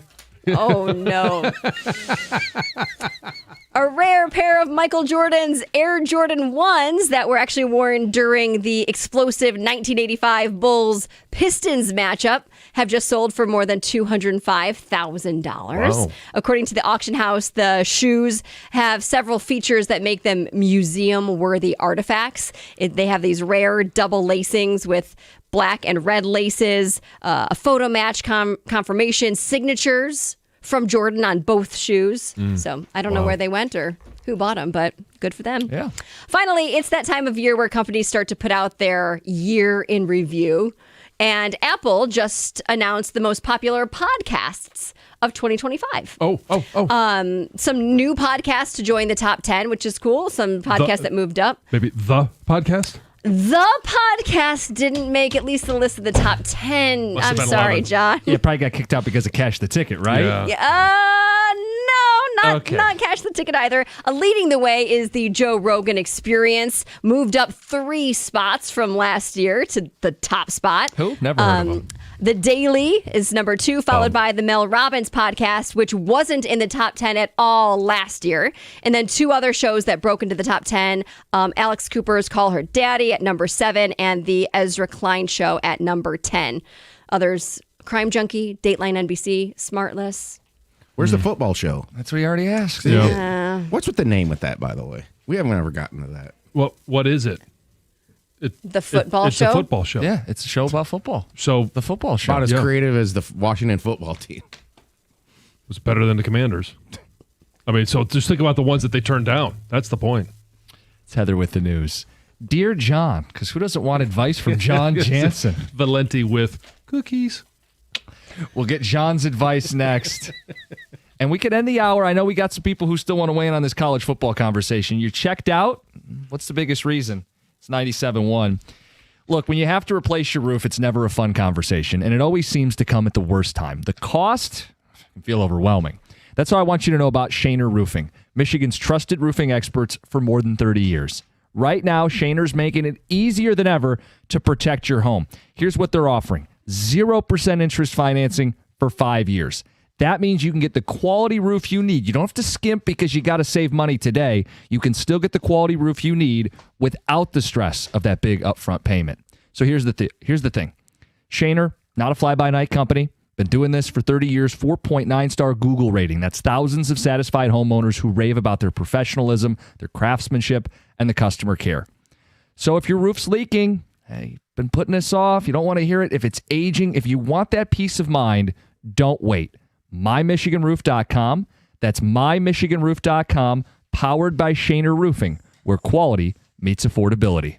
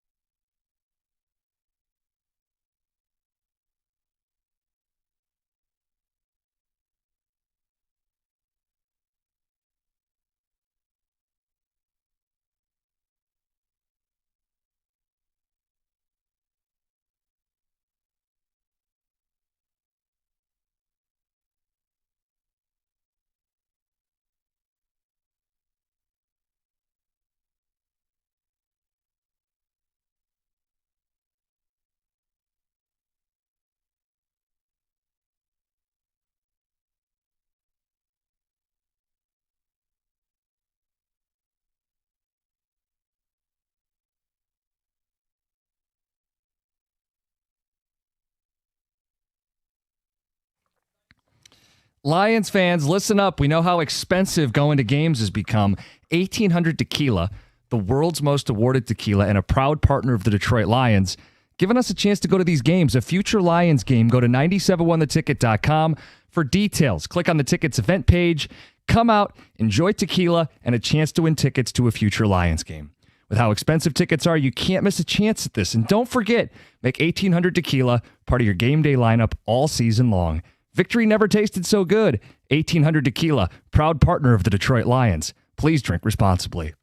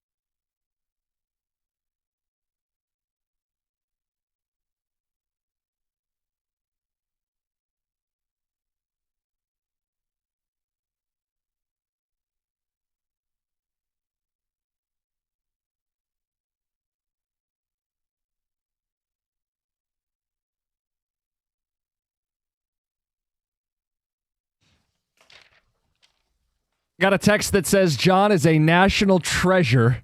Great radio there. Hey, you're welcome. People used other words too. That's all right. I've been called many things. This one says, bro, eat the pie in STFU. Yes, I mean that's pretty much what you should do. For the apple pie, say I'm so full, could I have a small slice? Signed, Spencer. You could try that route. And then eat the whole thing. Yeah. Forever. Yeah, but Always. especially if so look at it from the future mother-in-law's perspective. Like she wants to give all the best things to this young man that her daughter is falling in love with. She wants to give you a big slice of pie. Dear John was hilarious. Bad apple pie and mother-in-law is a dog. Dude's going to worry about how his wife's going to turn out the rest of his life. I'm moving on. I know. I mean, that might be the biggest thing there. If she cooks like her mom, might be time to move on now. My dad always taught me to look at the girl's mother and her ankles. Cankles. Cankles. You don't want to marry cankles. She's going to resemble her mom eventually, and if those ankles are thick, she's going to be too. Oh. That's not wrong. It doesn't. Yes, it is. Just as awful. Doesn't mean that their daughter is going to look exactly like the mother. And my God, your priorities are all messed up, guys. It's the DNA. I got to tell you, I think Goodness cankles gracious. is about as demeaning as it gets. Cankles? Right, Heather? Yeah, just where using there's that- no ankle, it's just a calf runs right to your foot. That's a cankle. Yes. Yeah. Yes. It's a cankle. Heather's reaction when John says this is going to be a tough question was priceless. And this one says LMFAO. Heather screamed like the question was about her. Yes. You're a little too introspective there. Yeah. I mean, so you always got to, make the decision that's best for you, and you always make the decision for things that are important or not. I mean, it's. Have you ever heard the term? I mean, maybe the mother-in-law is got the butterface. I've heard of a butterface. Yes. Oh, okay. All right. Yeah. Body's a 10. But a yes. face is a 9. Yes. I mean, a 2. I understand that. So Heather, what's the girl like? What do girls look for that would be like a bad thing in a mother-in-law? Yeah. Potential mother-in-law candidate. Oh, like What would turn you away? Or well, I don't know what the term for Short? the mother-in-law. Short. Colin. No. So yeah. Are you talking So about? obviously, See, and I don't go to looks. I go to like the mom who's Personality. overbearing. Like you don't want this a is- mama's boy. This is the difference between men and women. I mean, I never once thought, I'm going to look at what Colin's dad looks like, and then, should I stay or go? I don't know. What? Look at those man boobs. here we go. Yeah. Hot or not? Look at that ear hair. Kind of a hunchback. Yikes. Yeah. Okay. So, are there any qualities that you see in Colin that you saw in his dad? Oh, well, sure. Of course. Okay, that's the same thing. Yeah, but they were never like on my list of should I marry him or not, because this is like his dad. It's do I love the person he is, that he is, not Right. who his dad was. But that's who he's going to become. Not necessarily, no. Oh, I think it's a lot closer. It's much more of a thin line than you want to believe. I know we all technically become our parents, right? But we're not our parents. Like, This is true. This is true. Yeah, But you don't have to be your parents. no. but Look at Sheila. Brings it back to the Lions. How can we make this a sports topic? Sorry, I'm just wired that way. Someone else thought the same thing too. They said ankles determine future children's athleticism. Always tying it back to sports. Oh, so hey, here's a great question, and maybe you would know the answer to this. Oh, okay. Does Martha Stewart have nice ankles? I think she does. Oh, I mean, see, even you look. You can't get on us I for don't looking really if know what you're her going to ankles look. look like, but in the whatever cover she was on, People Magazine, and she I was think in it the was Sports bathing Illustrated, suit. Okay, wasn't it? Sports Yeah. Illustrated. She's 80 plus. She Right. looked amazing, and I don't specifically remember if she had kinkles or not, but I would imagine she didn't because she looked great. So- and not that you can't look great if you have kinkles. Airbrushed. When I type in Martha So, Stewart yeah, ankles, it was definitely heavily airbrushed. I do agree with you. But most celebrities are when they're on the cover of a magazine. So when I type in Martha Stewart ankles, Oh, no. It autocorrects to ankle monitor. What? Yeah. Why she needed the extra large.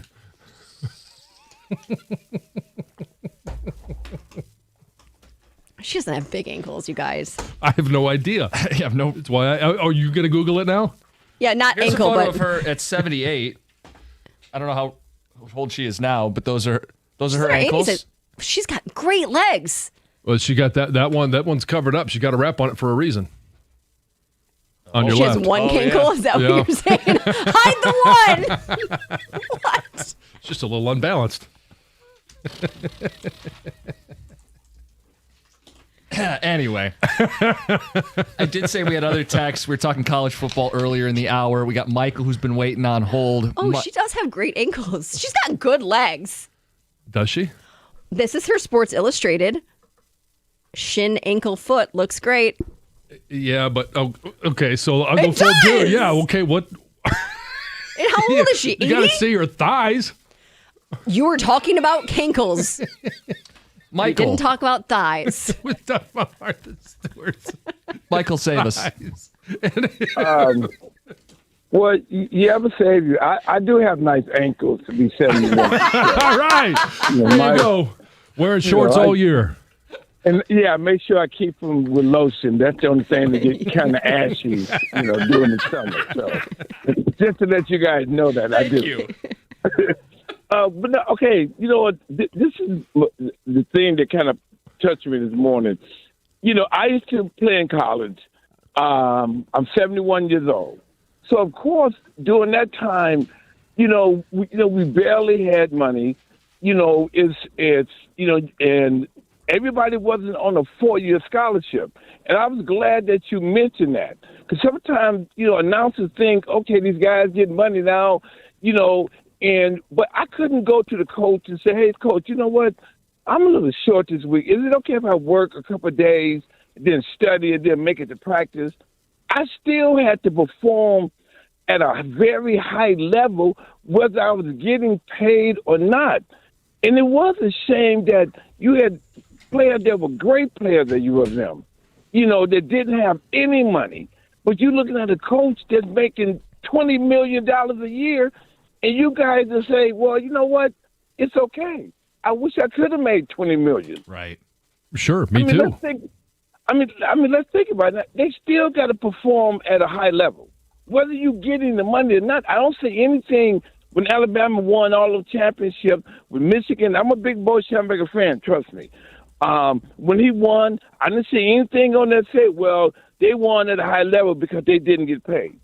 Let these young men get paid. Of course. Yeah, I think we're in favor of that. Yeah, we're not saying take the money away. And I get why they transfer to get more money. It's just that if you're constantly transferring, it hurts the continuity of the sport. It's one of the things that we were discussing earlier in the hour. Gator, what's up? How is everybody today? Good. You're such a shallow man. I mean, really? I'm not sure you're the one that can judge. Why? Because I'm not married? Well, I mean, you just haven't haven't been forced to make that decision yet, and you haven't taken everything into account. I'm not forced into any decision. Forced might have been the wrong word. So hard. It was I'm like, as soon as you start talking about it, I'm like, I can't wait to hear Heather's reaction. I know. I cannot wait to hear what she's going to say. And Heather did not disappoint. He tries to flip it around and talk about personality and traits. Come on now. Well, there's a lot of people that really need to have a great personality. He just keeps digging and digging, doesn't he? Just keep going. That or carry a joke book in your back pocket. Oh, man, it's got an excavator with him.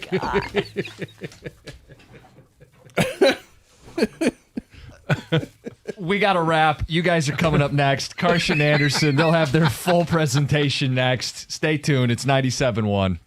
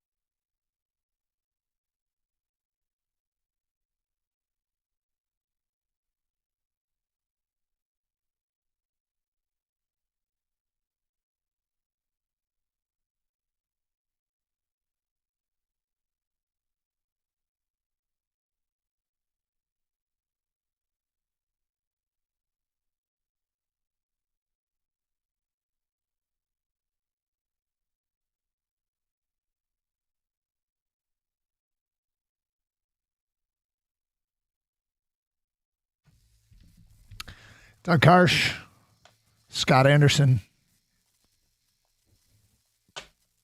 and Gary. It's a joke. Hey, buddy. How are you? I mean, look at it outside.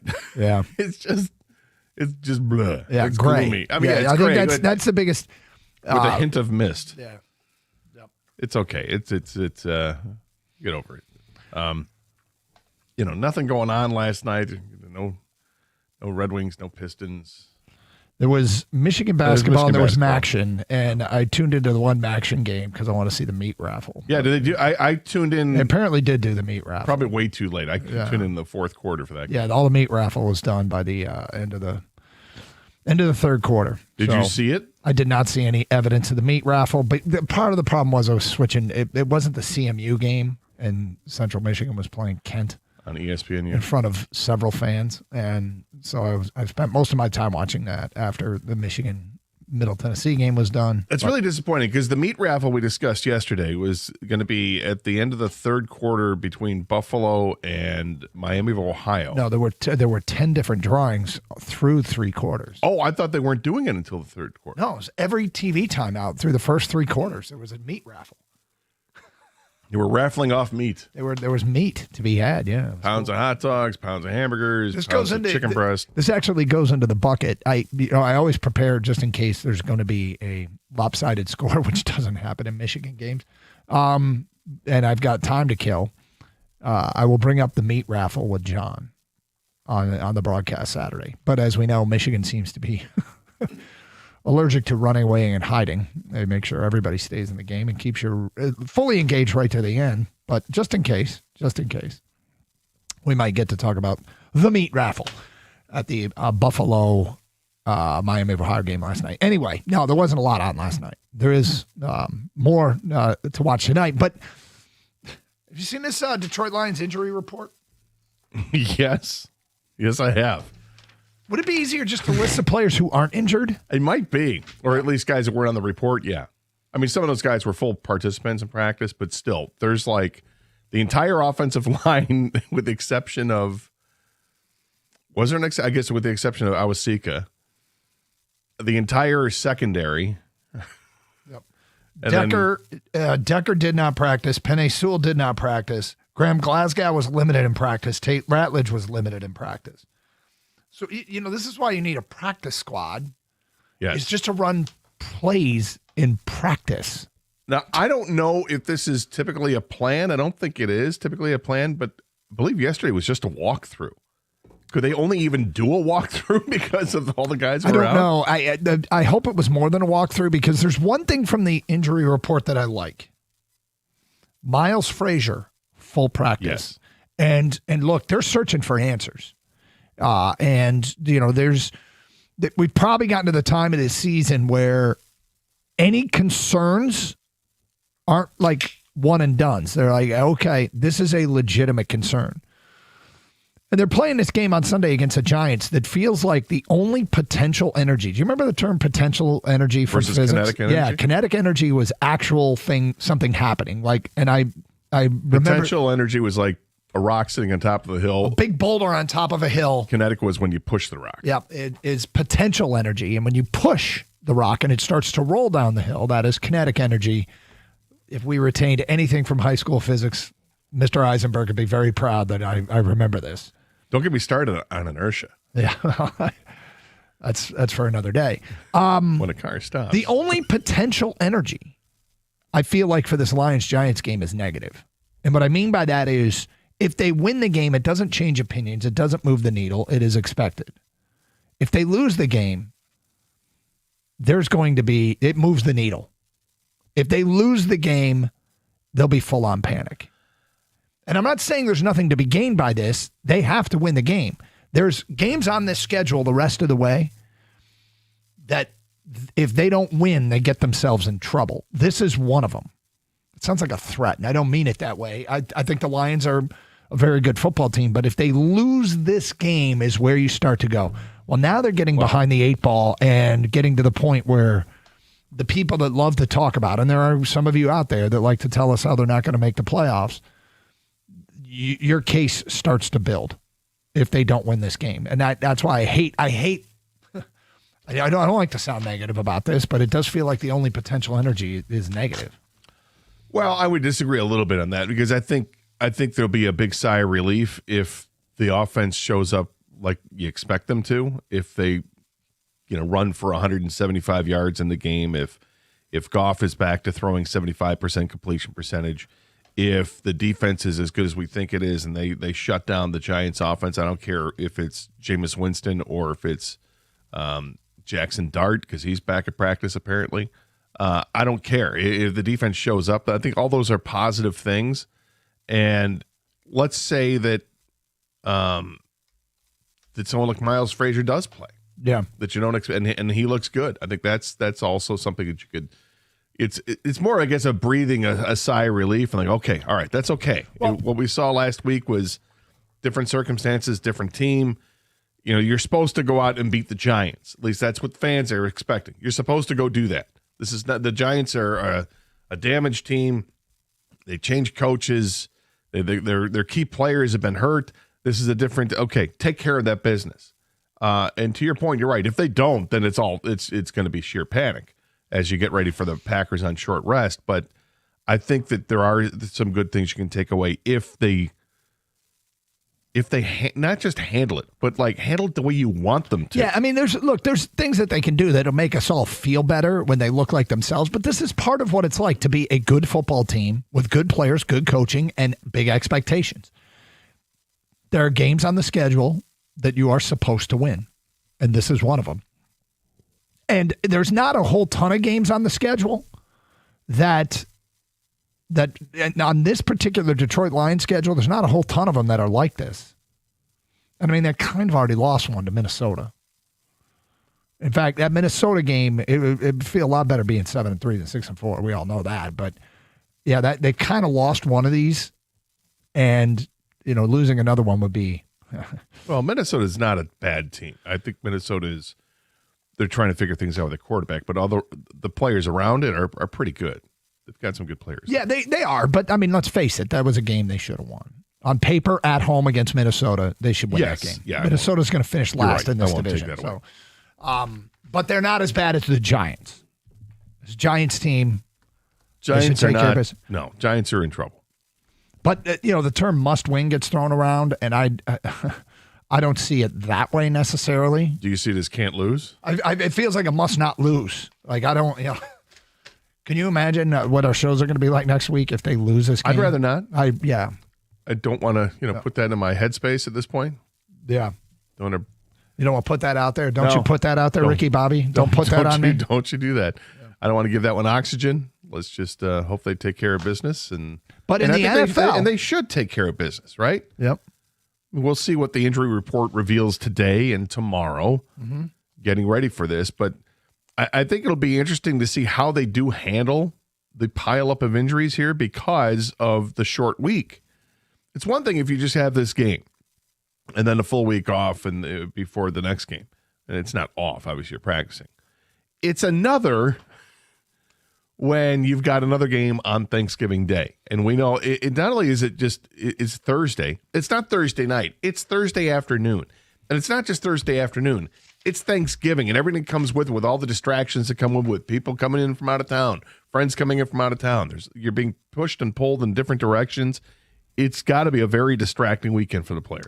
It's Carson Anderson, 248-539-9797, the phone number. We will get to phone calls and feedback. We got the NFL Blitz thingy at 10:30 here on 97.1. Hey, every NFL Thursday is your chance to hit the jackpot on FanDuel because with FanDuel's Thursday touchdown jackpot, you can win a share of $2 million in bonus bets each week.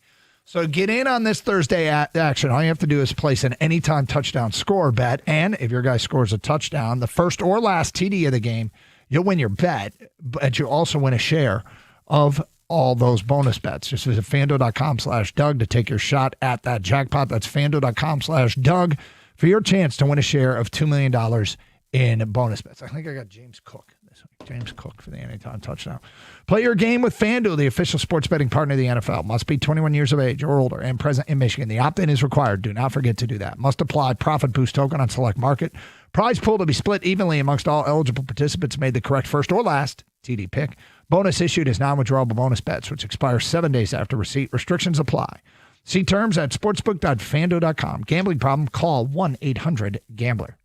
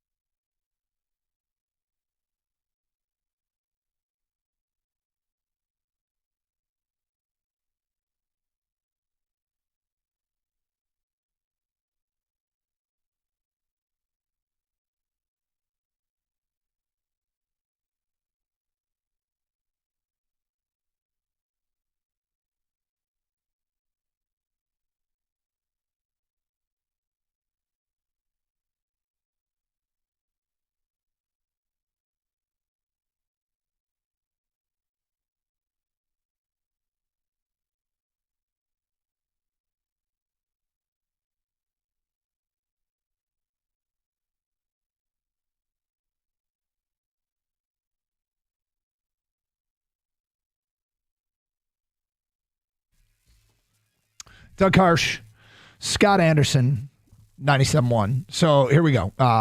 We got a Lions game coming up on Sunday, and some people aren't buying the whole potential and kinetic energy thing. Andrew in Tecumseh says, Doug, the phrase you're looking for is must win, and you aren't wrong. The Lions need to go 6-1 to win the division and 5-2 just to make the playoffs. Yeah, I mean, there's so much time to make up for a loss here. I don't see a game on the schedule they can't win the rest of the way. Some are going to be tougher than others. But when you play at LA against the Rams, you're not playing outdoors at Philly against Philly. You're playing in Los Angeles with a pro-Detroit crowd indoors. This is true. Yeah. And when you play the Chicago Bears at the end, that I expect there to be a lot riding on this game. I made the prediction yesterday that I think they're going to go 3-0 over these next 3 games, and I think the division championship, the NFC North, will be decided on the last Sunday of the regular season in a flex to NBC Sunday night game for the Lions for the second consecutive year, this time in Chicago. And I'm fired up for it. I guess part of it is, even though last year Minnesota hung around, last year felt easy. It wasn't, but last year felt easy. This is more typical of what a season's like, isn't it? There's struggles, there's ups and downs, even for really good teams. Well, I mean, I guess the 15-2 record would indicate that it might be, but if we remember what it was like week to week with all the injuries mounting up, of course, maybe it wasn't as easy. It wasn't as easy, we thought, but it felt easy. Yes, I do think that this is typically how a season is supposed to go. But if you're a really good team, you don't expect your really good team to be 6-4 through 10 games. You expect them to be 8-2. Yeah. Kang, what do you make of this game Sunday? You look at the schedule, and I hate using the term must win as well, unless it's a truly elimination game. This is not an elimination game. You only want literal usage of the term. I do. I'm very literal with that. But this is, we all know this is the most gettable game that they have on the schedule left. And at 6-4, you have less room for error, less margin for error. The injury report comes out. It doesn't matter. You have to win, because they got 3 home games coming up. This is the first of 3. You kind of got to go streaking a little bit. Yep. Because if they lose this game, it is, I think, officially panic time in Detroit for fans. Sure. And I don't want to do that radio. I know you guys don't want to do that radio, but that's what we're going to get. And the season wouldn't be over. This team could absolutely go on a run and win the rest of their games. But like I said, it's the most gettable game. I don't put anything in chalk in the NFL. But you got to win at home. The scary part is Jackson Dart did practice in a limited fashion yesterday, and if he plays, that mobile quarterback is always an issue. It's an X factor, and I think he plays like he doesn't care that his health is on the line. And so that's kind of a scary thought. You won't have Dr. Scatabo there, but he'll have the rest of the players. Here's my other question, though. You mean the Intercontinental Champion, Dr. Scatabo? Yeah, it's amazing that he was able to. No, it's okay. What did he do? He was part of WWE Raw the other night. Was he? Yeah, he and his couple teammates were at ringside and got involved. You have his foot in a boot? Didn't see. He stood it was up. in a boot. I would imagine it was in a boot. It would have to have been. But to get into a physical scuffle with professional wrestlers, I know it's all part of it, but it just seems like maybe not the wisest thing to do. Did he get into a scuffle? Well, you could get seriously hurt. Yes, you could. Yes. Even if it's a fake scuffle, you're still moving. You know? Of course. Yes, I Wait, think it was wide. It's fake? Oh. Why do you got to do that? Jared in Waterford writes in, depending on the roster and who plays, if they don't cover 10.5, I might be worried. Interesting. I mean, it'd be great how about to see. Don't bet then. Yeah. Yeah. Maybe just enjoy the game and hope they win. Or Just go money line maybe, bro. Yeah. It's not a must win, but it's absolutely a can't lose game. Yeah. I hate talking about games they're supposed to win that they might lose, because at the end of the day, even the bad teams in the NFL, even the bad teams are NFL teams. Anything can happen. That's true. That's 100% true. If you don't show up in the National Football League on Sunday, you can get beat. And you will get beat if you don't show up. Cleveland has 2 wins. Their 2 wins, one of them's over Green Bay, because Green Bay didn't show up on that Sunday. And, you'd hate to I don't hate to think, but if you're a Green Bay fan, that could cost them the division. A loss at Cleveland could cost them the division against one of the worst teams in football. So that's an example of why you better show up. And I mean, look, our team has had no problem showing up, especially after losses, right? Correct. This team typically responds. Mm-hmm. Whatever that streak is of 100 and something games, or whatever they, it's not 100, but yeah, is it 1,000? It's close to 1,000. Yeah, it's a bunch. Other injuries. 2 years worth. The secondary. Terran Arnold still didn't practice. Concussion. Brian Branch, toe injury, didn't practice. There was one more from the second. Kirby Joseph, knee, didn't practice. Edge rusher Marcus Davenport, limited practice. Edge rusher Josh Paschal, limited practice. Those guys could be tracking to be back. DJ Reed, limited practice. He's obviously from the secondary. those guys, getting those guys back defensively certainly would not hurt. That would be a measurable boost to a defense that's playing pretty well, right? No, the defense has played great. The Legion of Whom was fantastic for them, and when they get guys healthier and you pick some of those guys off, they end up being on the sidelines a little bit. They can come in and substitute, and you feel confident that you're not really dropping off that much talent-wise because these guys know what they're doing. Mm-hmm. And it's clear that they know what they're doing. So I feel pretty chesty about how good the defense has played. And getting these guys back is going to be key. If Terrion Arnold isn't back from concussion protocol today, then I imagine it's going to be hard for him to see the field on Sunday. Yeah. But I'm okay with that because if they got the game the following Thursday, if he's close, maybe hold him out for another game so he's ready for Green Bay. Green Bay's got really good receivers. I don't want to overstate how well the defense is playing because one thing that's becoming clear and is going to be a real challenge for a team is Philly's offense is starting to come under some heavy scrutiny.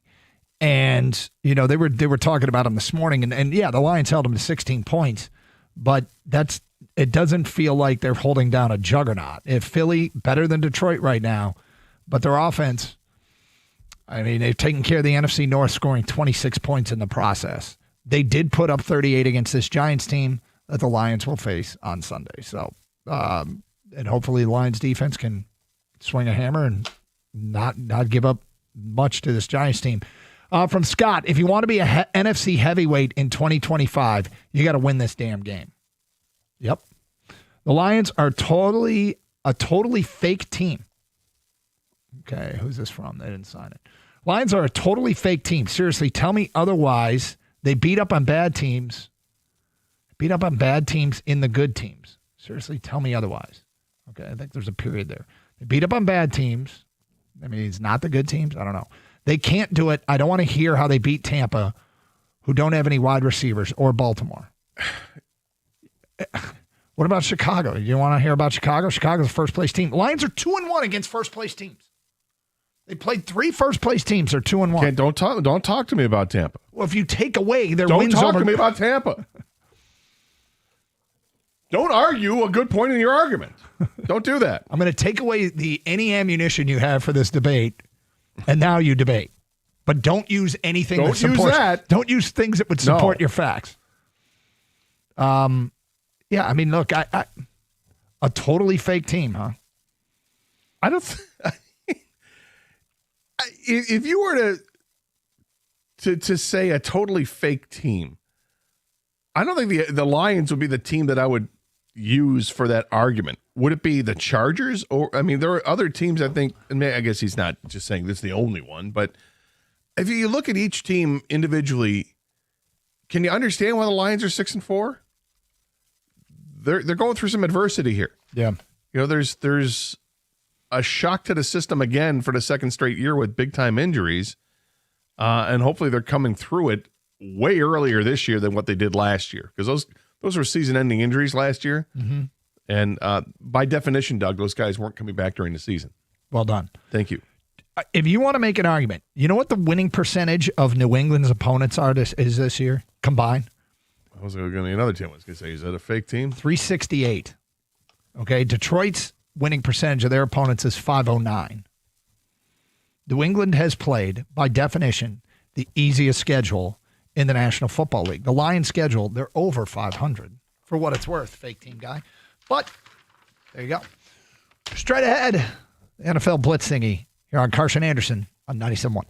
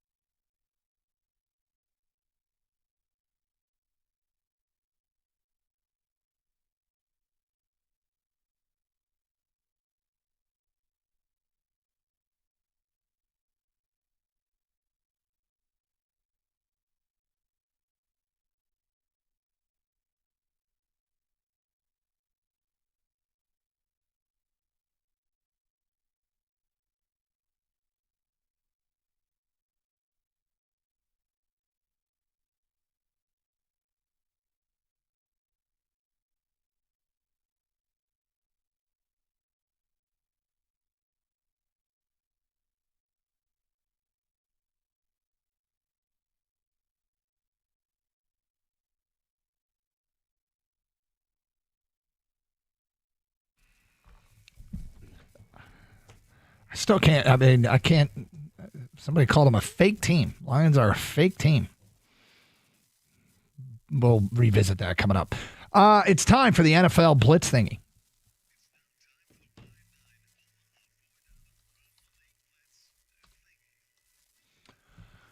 Six-pack of NFL questions. Yesterday we did the college one. Gator, you went first yesterday. I'm on the clock. All right, question number 1, Doug. The Chiefs, they're third in their division right now. Not looking the best, not like the usual their usual selves, right? Mm-hmm. Are they more likely to miss the playoffs or make the Super Bowl? So, look, I'm going to bet on Patrick Mahomes making the Super Bowl as the more likely case scenario here. And the reason why is if you go back exactly 1 year on the calendar to late November of 2024, Patrick Mahomes, they were coming off a loss to Buffalo. From that point on, he threw 13 touchdowns and 0 picks over the rest of the regular season and the 2 playoff games to get his team to the Super Bowl. Patrick Mahomes knows when it's go time. It's go time for them. So I'm going to bet on Mahomes, their experience, and what he's been known to do in crunch time. And I think they have a better chance of making the Super Bowl than missing the playoffs. Look, you bet against Patrick Mahomes at your own peril, right? I mean, this guy is maybe the best quarterback we've ever seen in our lifetime, and we've seen some really great quarterbacks in our lifetime, but he might be the best. That being said, if I were to bet, I would bet against him. I would say they missed the playoffs. They're on the outside looking in right now. The roster is not chock full of Pro Bowl players like they've had in the past. The offense isn't this well-oiled machine like we've seen in the past. And 5 of their last 7 games are against pretty good teams. They're going to have a real struggle to get in there with a 5-5 record right now. I mean, we'll see if they can get above 500 on the season. If they are, that's the only way they're going to have a shot. But it's tight right now. I'd bet against them. Yeah, you guys are right. It is tough to bet against Patrick Mahomes. But I'm with you, Gator. I'm going to bet against him. And I'm going to stick with my preseason bold prediction where the Chiefs missed the playoffs. They're 5-5, like you said, in the mix with the Texans. They have a worse record than the Jags. And they usually know when to turn it on. You're right, Doug. I thought that was going to happen last week because they needed to turn it on, and it didn't. And the Broncos are a very good team, don't get me wrong. But I think if I had to pick one, miss the playoffs or make the Super Bowl, I'm going to miss the playoffs. All right, barring injury, should the Browns just let Shedeur Sanders start at quarterback for the rest of the season? No. And I'm a big Shedeur Sanders fan. I'd love to see him get the rest of the season, but no, I don't think that they should just let him announce that he's the starter. He's got to earn it. And Dylan Gabriel is in concussion protocol. It's not like he tore his ACL, and it's also not like Dylan Gabriel was god-awful there. He's got 7 touchdowns to 2 interceptions on the year, completing just under 60% of his passes. Albeit that he doesn't have a ton of yards throwing. He's been kind of dinking and dunking his way through. But, I mean, when you're a rookie in the league, that's kind of what you do. And that's what Shedeur should do in the game on Sunday as well. But I want to see him play, and he's going to play Sunday. But to keep that job, he's got to earn it, and he's going to have to keep Dylan Gabriel on the bench by doing so. But you don't just hand him the job for the rest of the year. When you're 2-8, everything, the last 7 regular season games are preseason games for next year. So when you have 2 rookie quarterbacks, your job is to develop them. Kevin Stefanski, the head coach there, said something interesting, and I'm reading from a story that said he made it clear that once Dylan Gabriel is clear from concussion protocol, he will be the starter, which I thought was fine. But then he added, regardless of how Shedeur Sanders plays. And I'm like, well, hold on. Stupid line ad. So I agree with the first part, disagree with the second part. Let these guys battle it out. Yeah. You're in a preseason battle for who's going to be the starter next year between 2 rookie quarterbacks. I don't think you hand anybody anything right now. It's weird. The Browns, they got themselves in this situation. They did this to themselves where I don't understand where the coaching staff, GM, and owner, it doesn't seem like any of them are on the same page as far as drafting Sanders. And I feel like Sanders is the one who's hurt by this the most, even though they're hurting themselves too. But Sanders, for himself, not getting a chance to maybe develop on a right team that believes in him. Now, admittedly, I'm going to say this because I'm not a fan of the Browns. I don't really care, but I would let the kid play for the rest of the year. Let him make mistakes. Let him play. Let him learn from those mistakes. You got to give him his confidence back because I don't feel like he has any confidence in himself because you guys aren't confident in him. You've already said Gabriel's going to be the starter once he's healthy. But what if Sanders plays great? You're going to pull that job out from him? I don't like him playing for his job and looking over his shoulder. Give him confidence. Let him play. Like I said, he will make mistakes, but let him learn from making mistakes. This league is so quick to pull the trigger and pull the hook on quarterbacks, especially rookie young quarterbacks. I don't like that. All right, call it now. Speaking of quarterbacks, Justin Fields has been benched. Is his career as a legit NFL starting quarterback over? Yeah, so they're going with Tyrod Taylor, right? And that's got to be disturbing if you're a Justin Fields, because that's a guy that's 10 years older than you. By all definitions, Tyrod Taylor is a journeyman. And when you're 26 years old, you're supposed to be blossoming. You're supposed to be coming into your own. You're supposed to be hitting your prime. And if you can't beat out a 36-year-old journeyman, that's a problem. If I had to bet, I would bet that his career as a starter is over. Yeah, I like Justin Fields a lot. I like his talent. I really like his talent. But after watching him all these years with all these years, it's not that long of a career, but a couple years with the Bears and now here with the Jets, it just hasn't seemed to click. It might at some point, but I'd bet against it at this point. I think he can be a very capable backup in this league, and someone that gives you a definite changeup, or he in the right situation, sliding in like in Baltimore, for instance, to back up a Lamar Jackson, a quarterback that has a similar skill set, then I think that can work. He really, if you look at his numbers this year, he's thrown 7 touchdowns and only 1 interception. But it's the indecisiveness that he gets where he's kind of flustered in the pocket. The game doesn't slow down enough for him. And until that happens, I just don't see it. So all the evidence points to, his career as a starting quarterback says no. But I just can't do it, guys, because I've seen too many recent quarterbacks rise up from the dead and actually be a good quarterback in this league. I truly believe half of your, whether you're successful or not in this league, especially as a quarterback, is the situation you fall into. And I felt like the Bears was a bad situation. Then he goes to the Jets, another bad situation. Some QBs are good enough to overcome that, guys. Clearly Fields isn't, but he might be a quarterback if he gets the correct coaching surrounding players, the city, whatever it is. He might actually turn into the next Daniel Jones, Sam Darnold, pick your guy who's just come back. And so I want to say no, but I just can't fully say it's over. All right, Sam Darnold just had a 4-interception game against the Rams in which they lost. Should the Seahawks and their fans be concerned about this? Yeah. Sorry, am I getting excited to talk about how Sam Darnold's fraudulent? Yes, I am a little bit. It's funny. We just talked about Justin Fields. Justin Fields in Seattle would be one of those reclamation projects for a minute because Seattle's got all these weapons on offense to work with. It's actually a pretty good offensive team. That's why Geno Smith was able to look like he was really good. And then Sam Darnold could look like he's really good for a period of time. But in reality, Sam Darnold isn't. Teams winning games because they've got way more talent than the other teams, but I just don't I'm not a big Sam Darnold guy, as you might be able to tell here. That 4-interception performance against the Rams is horrific, and it was still a close game that they only lost 21-19. But I don't trust in him at all. I think this is a nice comeback year that looks like he had the nice run in Minnesota last year and now this year with Seattle, but I don't think it's a permanent thing with him. I wouldn't go near him. If we're doing this show in Seattle, I'm at about a DEFCON 3 right now. Last year, Sam Darnold's fade at the end of the year for the Vikings was concerning. I mean, the last game in Detroit, now the fade came later. He went 18 of 40-something, and then he didn't play exactly well in the playoffs. So I would be concerned a little bit. I think he's a guy that needs a bounce-back game in a big way. Is DEFCON 3 worse than 1 or 1 worse than 3? I don't know. To be honest with you, I'm right in the middle. I can't remember if DEFCON 5 is full-scale nuclear war or DEFCON 1. I think 1's the best. Is it? Is the worst one? Yeah. 3's in the middle. Doesn't need any interpretation. I would be concerned because I think it's a big game problem with Sam Darnold. I don't hate him as much as Cater hates him overall. I think he is a good quarterback, but the big games is where it matters the most. And it happened with the Lions last year and then in the playoffs against the Rams.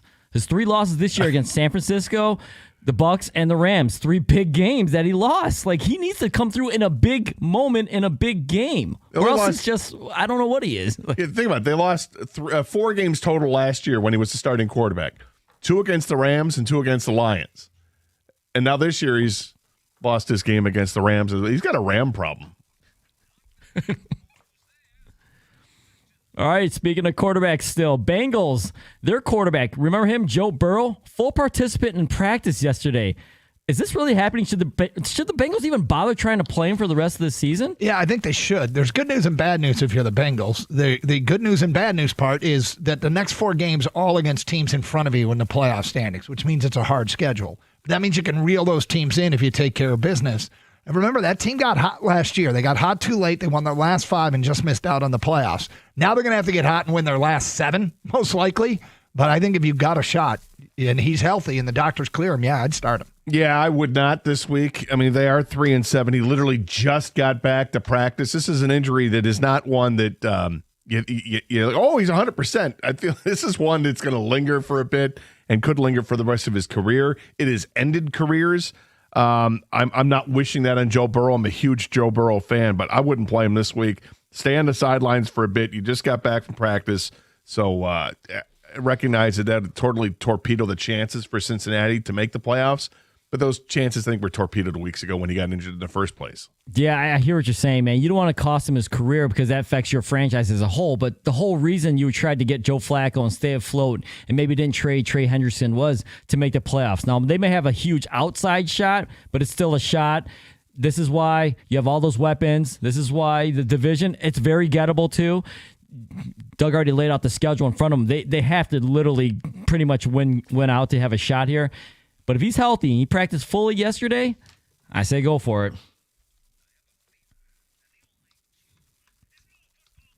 Our last one, guys. Andrew Siciliano and Charles Robinson, both NFL reporters, they spoke this week on a podcast, Inside Coverage, talking about the possibility of having international expansion teams in the NFL. That's right, European teams, like a European division. Obviously, the biggest hurdle would be travel, okay? But there's a chance that we have supersonic flights in the very near future here, which would cut travel time in half. I got a 2-part question. 1, if they develop this supersonic flight, should the NFL expand to Europe? And 2, would you take a supersonic flight yourself when this is available? All right, so this is crazy. It's like question. faster than the sound of speed of sound. Speed of sound, yes. Yeah, so this is what the old Concorde that we used to hear about. Which supersonic flight has been around for a long time here, right? Yet it's not really every day. It's been shelved. It's not like commercial. Yeah, it's not like commercials, right? So a commercial flight. First, I'll answer the first part. You know me and the thoughts on playing in Europe. I'm not a huge fan of it, but it would make sense only if you do have a division worth of teams to do it. And I don't see that happening anytime soon. You're talking about big time expansion. And just watering down the league is just a bad idea to me. I don't like that to begin with. Now, as far as the supersonic flights, I'll be happy to partake in a supersonic flight. Like thinking about going to Vegas or going to LA and it only takes like 2 hours. Well, that's appealing to me. But I ain't no guinea pig. Yeah, you're Gator, not guinea pig. I ain't no guinea pig, so I'm going to have to wait a while before I get on board, and let's make sure that it works out and it's all safe when we're talking about commercial flights on the supersonic flight. Yeah, I'll start with the second part first. I'm waiting at least a year before I get on any supersonic time machine. I'm not doing any of that stuff the way the Concorde thing didn't end on a positive note, so I'll go ahead and take some time off and let everybody else try it. I agree with you about no guinea pig. And all these European games, they've all been test balloons, man. They've all been trial runs. Of course they're going for world domination. And if there's a market for it, I have no problem with it. I don't like it. I hate the international games already. I don't even feel like they should actually count against your record. I feel like they're exhibition games that the NFL's just forcing the teams and players to go market their game, and they don't really care, if you're at your best because they don't care about player safety or health, which why they wouldn't care putting them on supersonic flights. I'm with you guys. I'll take the flight. After 3 solid years of watching everybody else do it first, you know what I mean? So, it sounds awesome. Cut travel in half, but I'll wait before I do that. There it is, and that concludes the Wide 9 Omaha 4 Down Around the League Blitz thingy. Get back to your Lions calls straight ahead here on Carson Anderson on 97.1.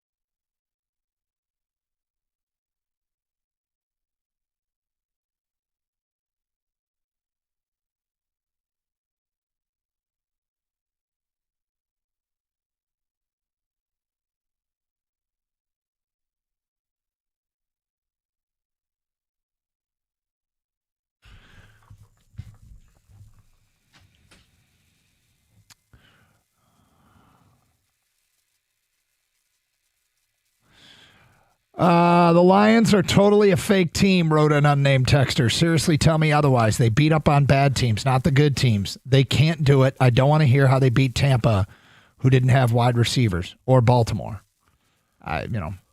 Well, they didn't have one of the wide receivers because they knocked them out of the game. Yeah. It's part of the game. Yeah. Do you want to talk about who the Lions didn't have in that game? I mean, we could. Are we allowed to do that, or are we only allowed to do it with the other team they play against? I don't, the resume isn't as strong as it was last year at this time, right? They've lost twice as many games already. Going into this season, people were very chesty about this team, and even the most confident thought they'd lose 4 or 5 games given the schedule. Well, they're on track to do, to lose a bunch more than a year ago. They've got some games coming up that they really need to take care of business, but I don't know, man. We've done this before, and this happens in sports. Everybody you beat, nobody's any good. Okay. If that's the prism with which you see it, I guess then, if we can't take the Tampa win, the Baltimore win, the Chicago win to support their resume, then you're right. There's not much to stand on. Let's go to Paul in Clinton Township. Hello, Paul. Hey, guys. Thanks for taking the call. Sure. Hey, man, listen, this is standard operating procedure with a portion of the Detroit, not just Lions, Detroit fan base. Okay? You deal with it during Tiger season, wing season. It doesn't matter. Michigan football, Michigan basketball, Michigan State.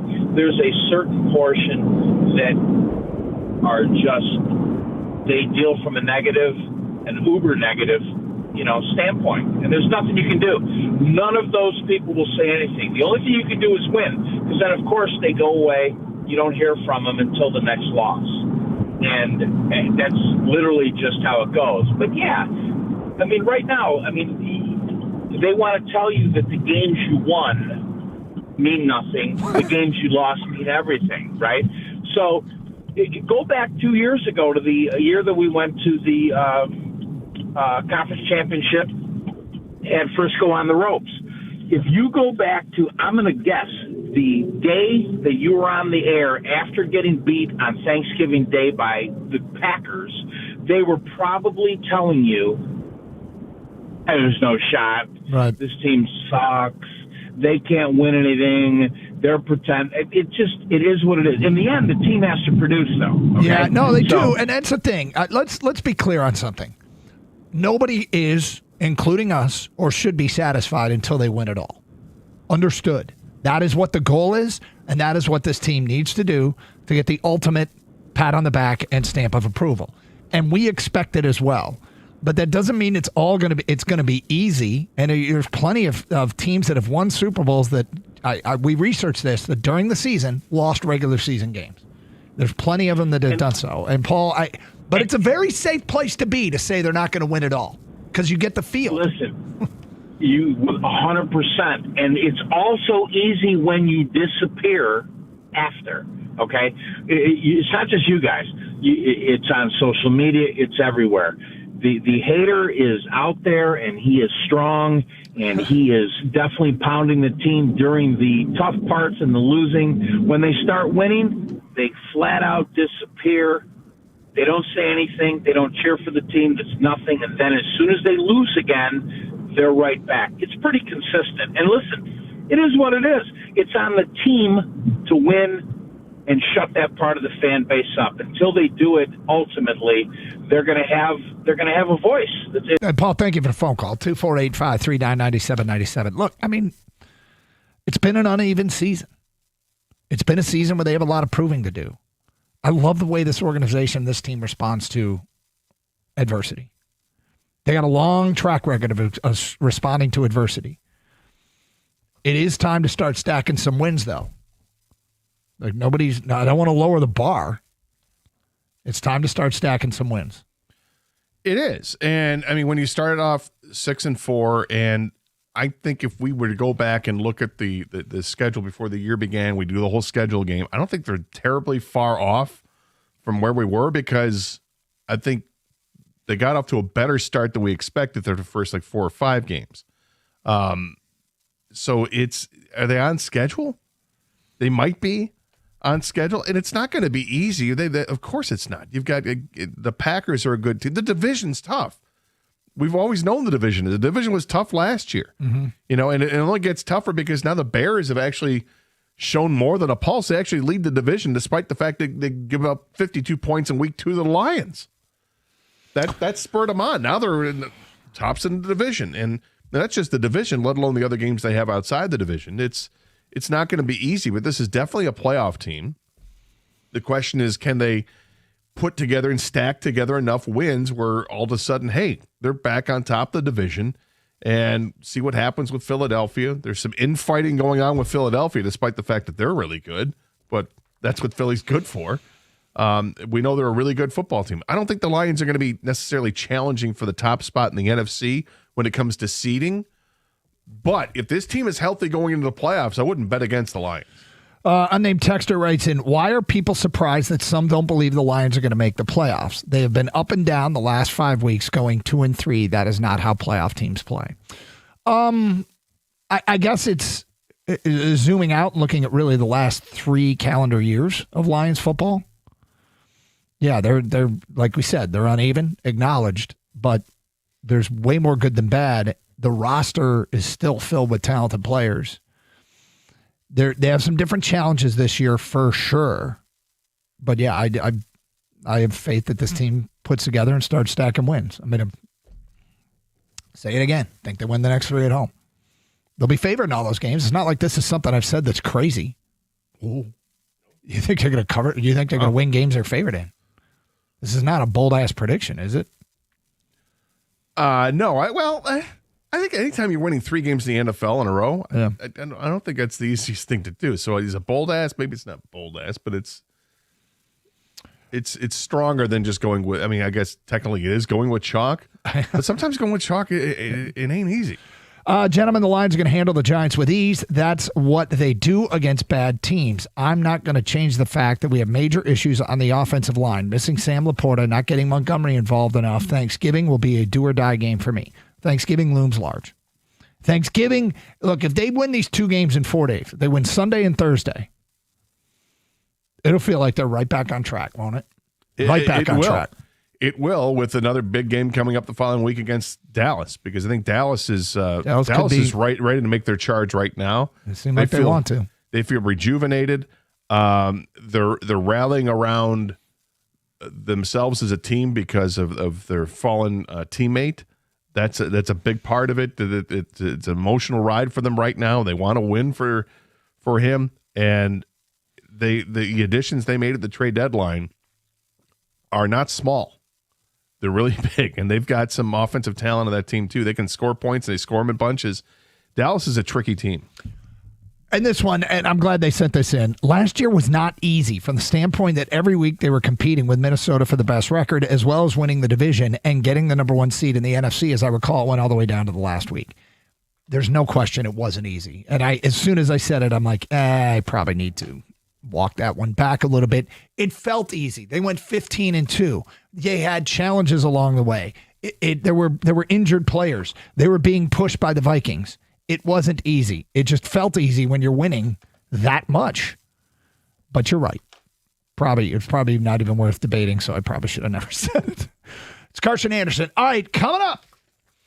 A Detroit legend needed this a lot, and he's getting it. We will get to that at 11:02. It's Carson Anderson here on 97.1.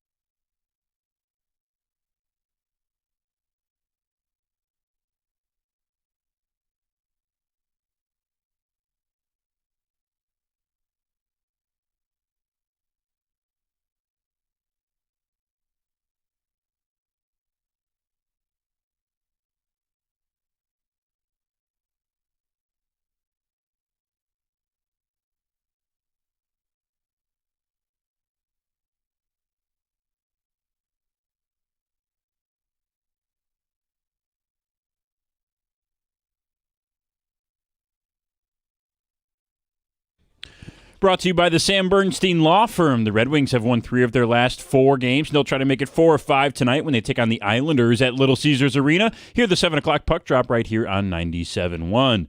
Michigan football quarterback Bryce Underwood will feature in a new Paramount Plus docuseries called 5 Star, Paramount announced today. The 8-episode series will premiere on December 2nd and feature Underwood along with other highly touted Big Ten recruits from the 2025 class. That includes Ohio State cornerback Devin Sanchez, Oregon wide receiver DeCorian Moore, and Penn State offensive tackle Malachi Goodman. The series will focus on each recruit's first season in the Big Ten. Former Michigan QB Tom Brady had a hand in producing the show, of which the first 4 episodes will be available on Paramount Plus December 2nd, followed by the final 4 on December 16th. Elsewhere in college football today, the new title sponsor of the Boca Raton Bowl is none other than Bush's Beans. Will the time-honored tradition of dumping food from the sponsor corporation continue with the Bush's Boca Raton Bowl of Beans, which is also the best new bowl game name in college football? You can find out at the conclusion of the game, December 23rd. At the Corewell Health Sports Desk, I'm Brendan Shabath. For more, go to 97.1 The Ticket or Odyssey.com.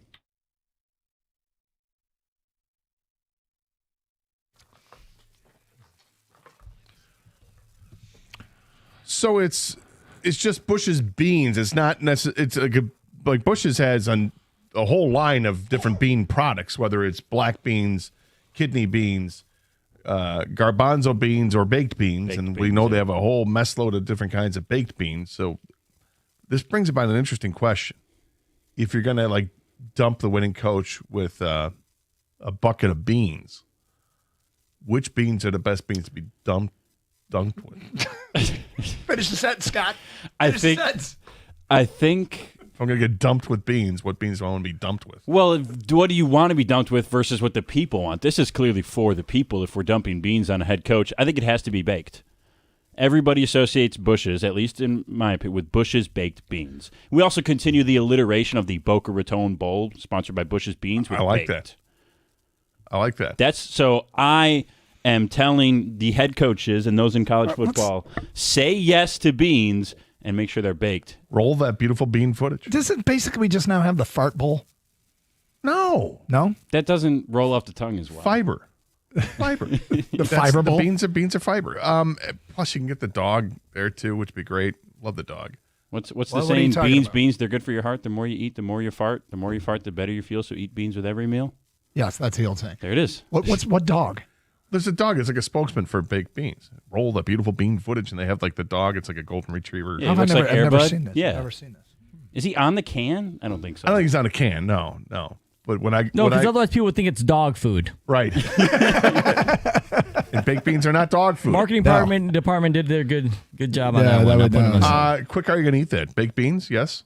No, are you going to dump that on the coach? Well, yes. that's too. We're all going to dump on the If coach. they don't, that's the only reason they do it. Absolutely. There's no point of this sponsorship. It's like the Duke's Mayo Bowl. Yes. Unless he's going to get smoked with some mayonnaise, and then what's the point? Doug, you down with baked beans? I would rather have a bunch of baked beans dumped on me than mayonnaise. Fair enough. But would you eat baked beans? Do you eat? Yeah, baked I've beans? had baked beans before. Yeah, You're not a big fan, though. not really, but I have had them. Yes. Ken, you like the baked bean? yeah, I love all kinds of beans, man. Yeah. I'm a beans kind of guy. 2 cuts. You down with baked beans? In with beans. Yeah. All right. Thank you for the update. Yeah, of course. Fart bowl. All right.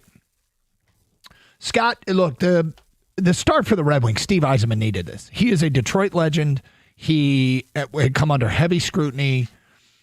I hope it's not like just a temporary reprieve, but to have the best record in the Atlantic and to be getting production out of the young players these are young players that he refused to part with.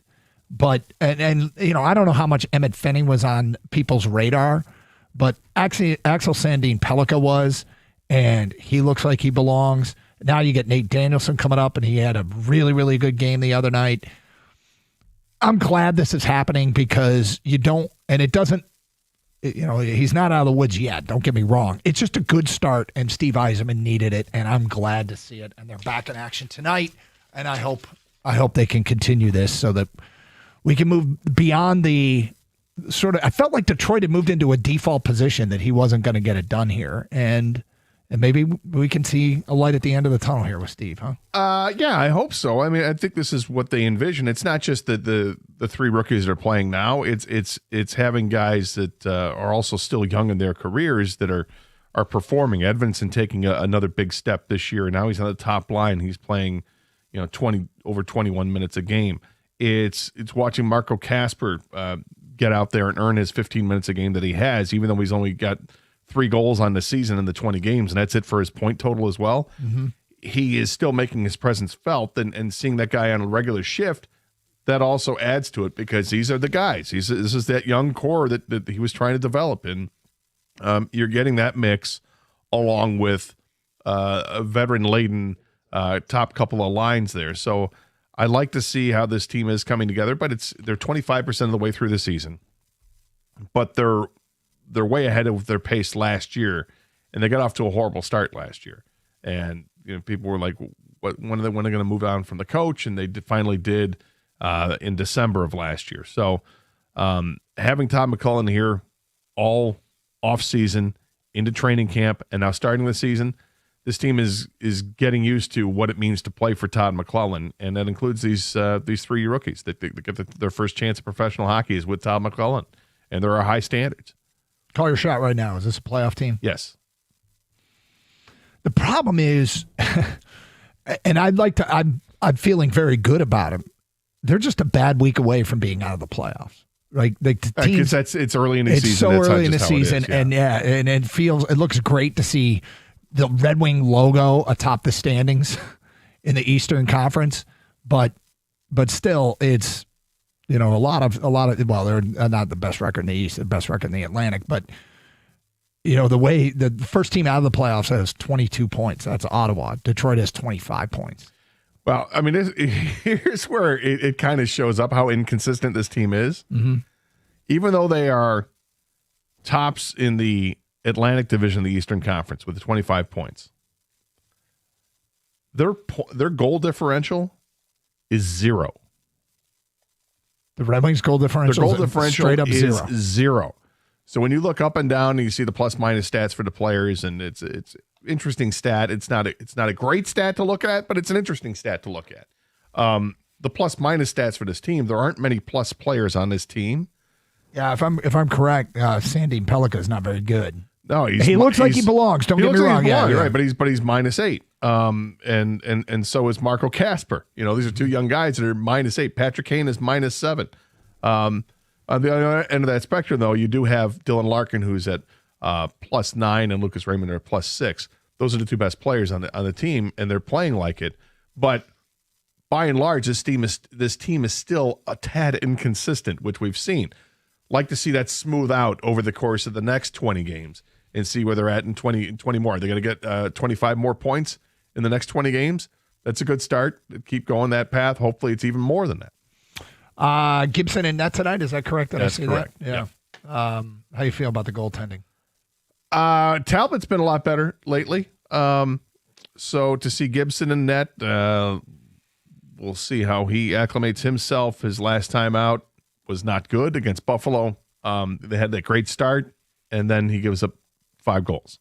Yeah. They were up 4-1, and they lost 5-4 in overtime. So I'm sure he's anxious to get that taste out of his mouth. It wasn't very good, and he's been hot and cold, and that's not what they signed him for. They're expecting him to be a very good and steady, consistent performer between the pipes. Red Wings back at it tonight against the Islanders down at LCA.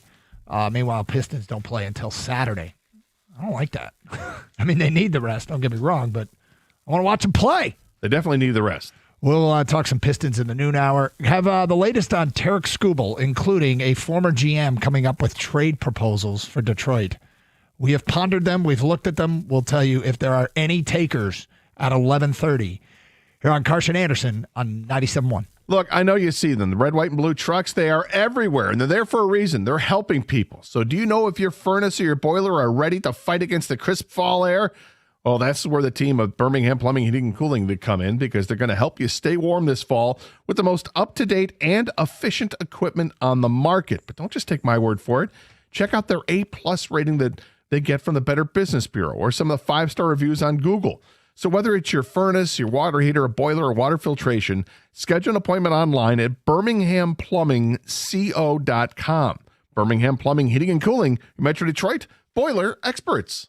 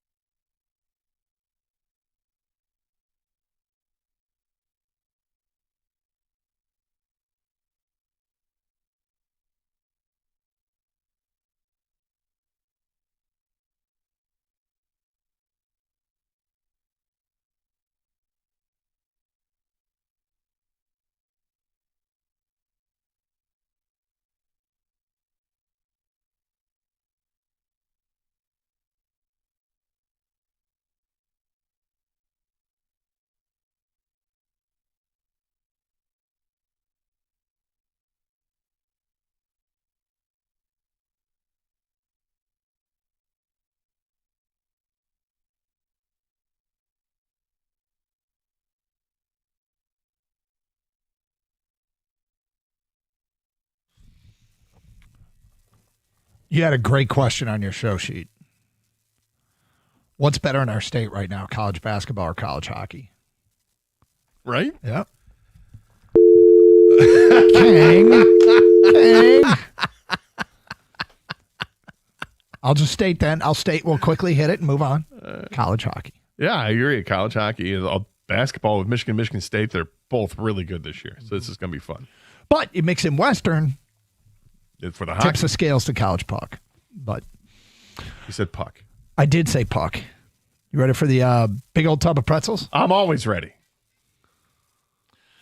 So random questions that listeners send in. We do our best to answer them. We help you solve debates, things you and your friends have pondered. Text them over right now at 248-539-9797, and they will get added to the tub for future use. Yeah, we're always looking for good or bad questions. Yeah, that's true. Whatever. No, some of the bad ones. Yeah, some of the bad great. ones are the Yeah, best ones, right? awful. All right, question number 1. Good and terrible.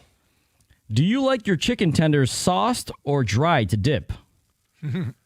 I like them dry. I've always been a dipper. And when it comes to even like chicken wings or even... I was going to say part 2 is traditional wings as well. Yeah, I mean, whether it's chicken tenders or boneless or bone in, I've always been, I'd rather dip it. I control how much sauce. And frankly, I like a lot of sauce. Uh-huh. So I like to You're dip going to it. drench them, huh? Yeah, but I don't want to get messy while I do it. That's why I want to be able to have something to hang on to. Doug, this is something you can actually get involved with. Yeah, and you brought up something I had never given any thought. Why do I like my chicken tenders dry, but my chicken wings sauced? I'm with you, Doug. 100%. Why? I'm with you. The tenders got to be dry. First of all, this is the Venn diagram never crosses, and you and I are never in the same space. No. So welcome, my brother. Yes. But honestly, why? I've never given this any thought. I do not like wings like with the dry rub or anything like that, and you dip them in blue cheese or ranch or anything. Why? Is it because knife and fork? Because you eat tenders with... I do not eat. I don't eat tenders. For tenders? Okay.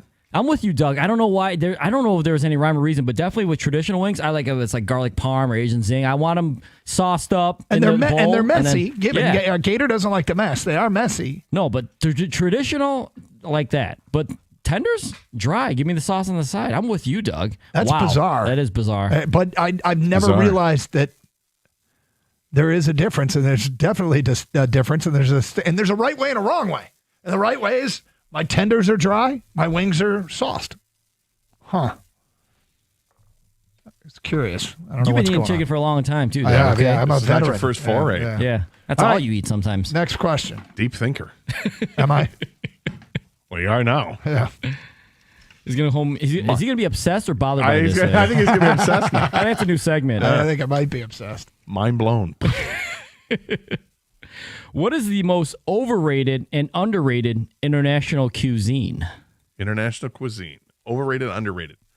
Wow. I'm going to say something people aren't going to like. Go ahead. Oh, we like that. Overrated Italian. Wow. Hey, I like it. Saucy. He went Saucy. So overrated. Yeah, they don't even. Mastroianni's not even real. I'm told. So Yeah. I will say overrated, and then we can do underrated after this. Overrated, I think, is French. Is it rated? I think it is, yeah. Well, I mean, you went to French culinary school. French this, So French what is a that. French, like an actual French dish? Chateaubriand. Pâté Croissants? du foie gras. Yeah, Cordon croissant. bleu. Gasoline. Kerosene. Sorry, I started doing deja vu. Have we not met before? I think, yeah, I'm going to say French is overrated. Overrated. Yeah, Kang, what do you got? Overrated. So something that's actually rated. Then you can't just pick something that no one likes, right? Yeah, You know. yeah. All right, not all Latin food is good food, if that makes any sense. So, like, Colombian food is not the same as Mexican food. Correct. Or Brazilian food. Right. So I'm going to go Colombian food because I thought Colombian food was like Mexican food. And I went there, and it's not, like, drastically different, but not the exact same flavor profiles. I just thought it's something I could have said would have been really controversial. All right, well, what's most underrated? Underrated, I think. Well, my controversial one was going to be if I went with overrated, but I don't need the grief. But underrated, is Indian food underrated? I think it is. I like Indian food. Every time I've had it, I I've do. really enjoyed it, and I just don't have it that often. Like chicken tikka marsala is delicious. Oh, butter chicken, Yeah. the naan. Yeah, just don't get too spicy. I have no idea what to say here, to be honest with you. Is it Mexican food for you? Canadian? You think it's underrated? Canadian's got a cuisine. You like I poutine? mean, maple syrup? I don't know. I don't know what's doesn't love maple underrated. Everything I like is pretty highly rated. Like I think Thai food is properly You can say rated. Thai food. You can say Thai food. I think because I'm going Asian, this hits close to home for me. All right, I I'll think Vietnamese food is underrated, and I'll say it because I think anyone who ever actually has it for the first time enjoys it a lot, and they never venture outside like Chinese, Japanese, or Korean. Gotta I try think some pho. There's a lot of Asia out there. I need some pho in my life. Pho, you got the pork chops. I think the egg rolls are superior to the Banh other mi. egg rolls. So, yes. I think it's Hold underrated. on. What makes a egg roll superior? I think that you're not gonna like this, Doug, but the pork it's much more pork, more flavorful, crispiness. The sauce, the Nuc Mum sauce. So I don't know much about Vietnamese food, but is the egg roll difference? Is the wrapper? Is it a different A wrapper? Is little more like a thinner, spring yeah, roll? it's a little more spring roll type Okay. wrapper than it is the traditional like American Chinese where it's thick, right? You know, I what love mean? the It's- Amer- I love I know the- you do. yeah. I'm not saying you shouldn't. I'm just saying. Nothing wrong with just getting like 4 egg rolls. And hot mustard. Yes. All right, I'm hoping this next one's not another food Food-related? one. Or it's gonna get real hungry. All right. Oh, this is a new one. Every time you're in the mood, this song comes on. What song is it for you? You mean when I hear the song? No. Like, let's say you're just about to get ready to ramp up. All of a sudden, this song starts playing. What song would it be? Like, just to let everyone know, Doug's excited. Am I talking about in the mood for a little Yes. this The and that? rodeo? Yeah. You're just talking for the rodeo. Yeah, it's not "Owner of a Lonely Heart" by Yes, which was my fire up. Doug's I didn't favorite. know if that because I love the guitar in that song. It gets me fired up every time. I don't know. It's like I don't know, some smooth jazz or something. Kenny G?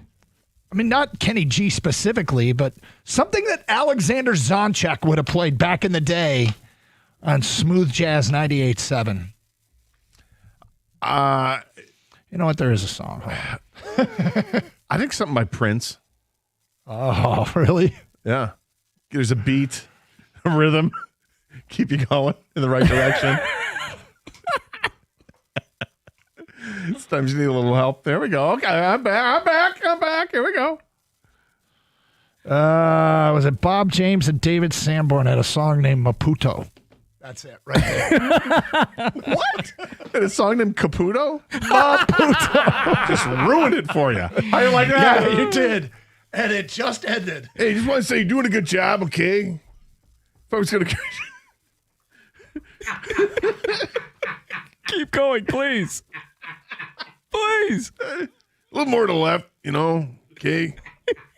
Been doing some stuff, been kind of impressive. Didn't expect that out of you, okay? You're not spry and young anymore, but you're still getting it done. I mean, look on her face, it's like you're getting it done.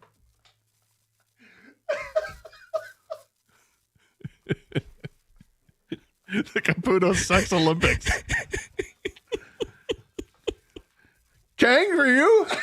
I can't top that. What do you want me to say? It doesn't matter.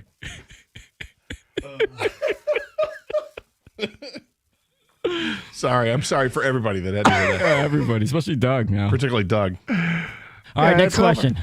Last one. All right, last one. You have to replace a weekend day with a day during the week. What day are you switching? A weekend day with a day during the week. So instead of getting Saturday and Sunday off, Yeah. You get you gotta one of those like 2 work days one of off. those. Yeah, and then you get the other day during the week Wednesday. off. Wednesday? With what Actually, day? you know what? Hold on. I change Saturdays already. I'm used to working on Saturdays. So you work on Saturdays and I get Tuesday off. I want Tuesday off. Mondays are easy shows because it's recapping a weekend. I'd love to take Tuesdays off. The next weekend's too far away and you just spent Monday recapping the weekend. So for me, work-wise, Tuesdays are my least favorite show of the week. There, I said it. Well, now you know. Good thing I it's hate Thursday. working on Tuesdays. I'm going to go with Wednesdays. Hump day it's tough to get over the hump sometimes, and I think that's a difficult day for us as well. So, and day you replace it with? Yeah. Sunday, because it's like, okay, football, middle of the week. If we switched Lions games to Wednesday, I'd make Wednesdays a lot more pleasure. Sound Caputo, because I'm with you, Gator. Sunday and Wednesday for me, too. Oh, yeah. I'm just looking down at some of the things that people said for what song they would choose. The Imperial March. Dun, dun, dun, dun, dun, dun, dun, dun, dun. NFL Films music. Oh. You're not going with the mock draft, Doug? Yeah, that's right. We should. There it is. Hey, send your questions over for the big old tub of pretzels for the question of the day. 248-539-9797. Get them over right now. Kang will sift through them. We'll put them in the bucket, and you never know when your question might get asked. A former MLB GM proposed 5 Tarek Skubal trades. Would you take any of them? We will get to that today at 11:31 here on 97.1. Hey, Metro Detroit, looking for a great deal on a brand new Chevy? Well, you've got to check out what's happening right now at Sarah Chevrolet of Southfield. Now, for a limited time, you can drive home in a brand new Chevy Blazer or Chevy Equinox for just $269 a month. That's right, 2 of Chevy's most popular SUVs loaded with style, comfort, and performance, all for just $269 a month. And if you've been dreaming about a truck that can handle anything Michigan throws your way, Sarah Chevrolet of Southfield has you covered with the Chevy Silverado 4x4, only $189 a month. Tough, dependable, and ready to roll wherever the road takes you. Plus, the team at Sarah Chevrolet Southfield makes it easy. Friendly people, fast financing, and deals that really move. So don't wait. Head to Sarah Chevrolet Southfield right now. It's right off of Telegraph Road, or you can visit sarahchevrolet.com today. Sarah Chevrolet of Southfield, they will make a deal. And together, let's drive.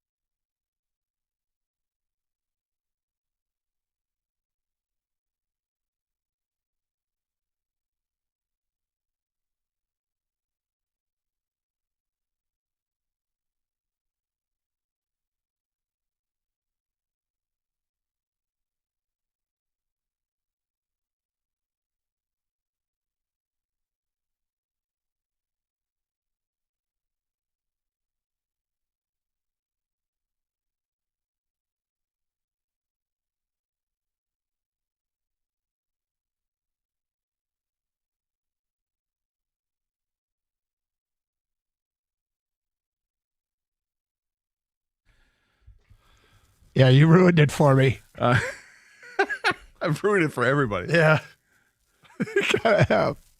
Been doing this for a long time, okay? Kind of know what I'm doing.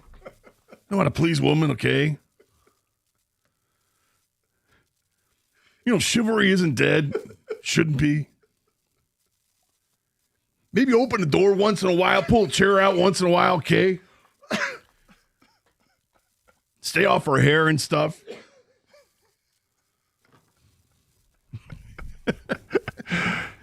this your song? Is this the jam? No, it's here. You want to hear it on my phone? I brought it up during the commercial break. I was walking around the building.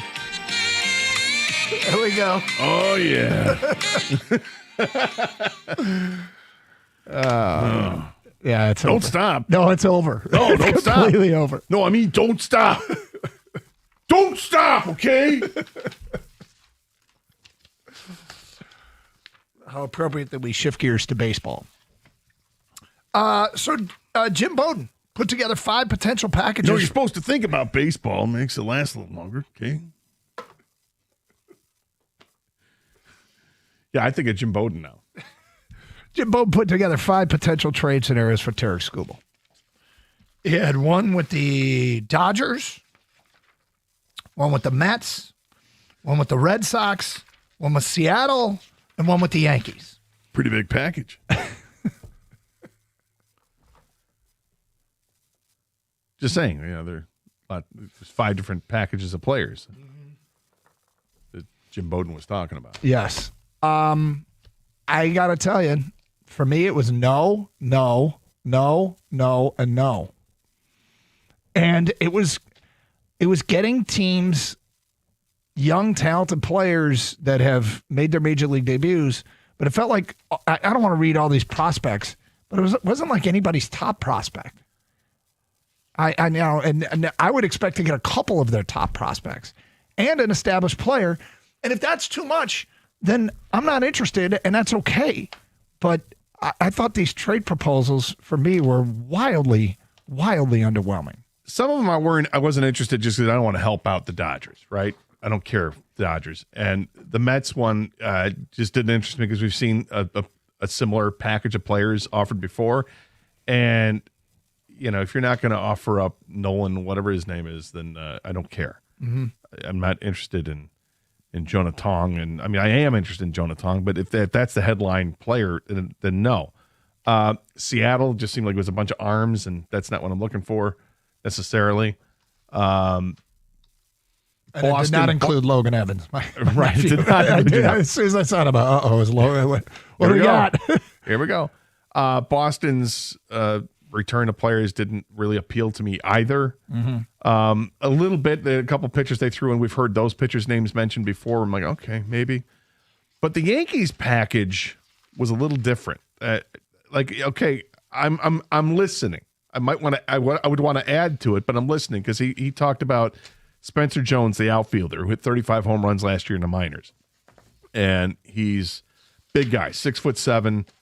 It seems like this is what the Yankees are doing. They're throwing monsters out there on their team, and this guy has a high strikeout rate, but he also had a 362 on base percentage. Like I said, a ton of home runs, and apparently is above average defensively. He can play any of the 3 outfield positions. That's the versatility Tigers like. I'm interested there. Carlos LaGrange, a right-handed pitcher there who pitched at Double-A last year, apparently can throw over 100 miles an hour. The thing that has me a little nervy about it is that he's also had some back issues in his past. All right, well, do the Tigers know how to handle back issues? I mean, they've had to deal with Jack Flaherty for a couple years with back issues. But he's a high strikeout rate guy. I think it was Bryce Cunningham. Was that another name? Was in that yeah, I think list? so. And he's another guy, kind of a high strikeout guy. Will Warren is the other pitcher who's involved. So these are the 4 players. Will Warren actually made the roster and started 33 games for the Yankees this year with mid some mixed results. Yeah, mid results. But I mean, that's a package of players I could be interested in because I think the pitchers are ready to help out really soon, if not right now. Spencer Jones might be that same thing. It might be able to crack your lineup. But there still has to be some shuffling for the Tigers. Like if you're going to add an outfielder, someone's got to go. Yeah. So, and they got Spencer Jones. You want to see him play maybe a little bit more in AAA. The packages they're decent, but I don't know if it's enough for me to pull the trigger and say, yep, that's what I'm going to do. So there was that. I said no to all of them, Mm-hmm. and it was just, if it's because my expectations are unrealistic, so be it.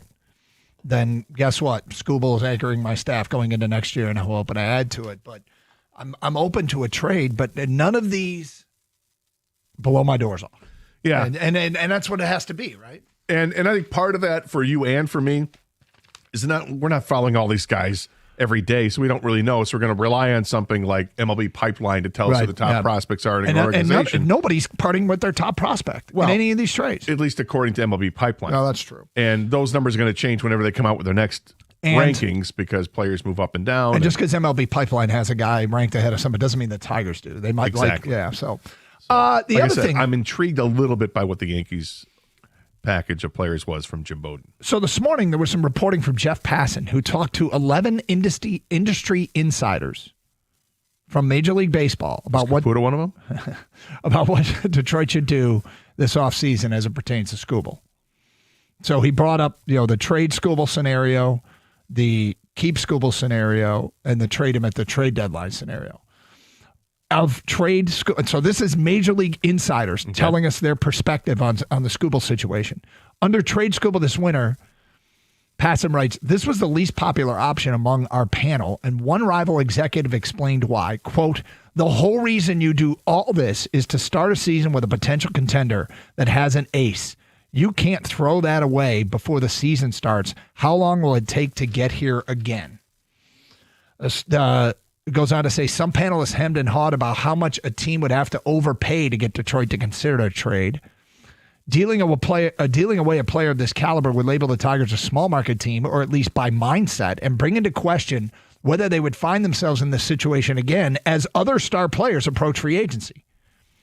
How are the guys in-house going to feel if you weren't willing to pay Skubal? I mean, that you can explain to them, look, the demands were unrealistic, and we think we're better off with this package of players that we get back. But then he goes on to say of this, when I asked these sources what the Tigers should do, they seemed unsure about how Detroit was viewing the situation, but leaned towards believing the Tigers would keep Skubal going into the season.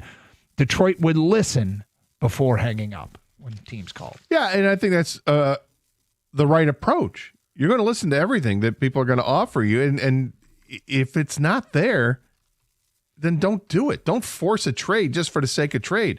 You can try to compete in 2026 to win a World Series.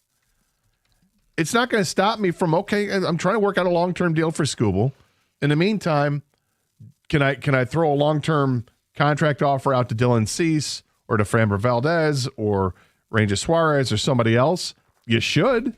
Mm-hmm. It's not going to stop me from being involved with Alex Bregman talks, or if you want to, talk to Bo Bichette, I guess you can do that too. And there are plenty of players in free agency that would help this team out, without question, that would help this team out.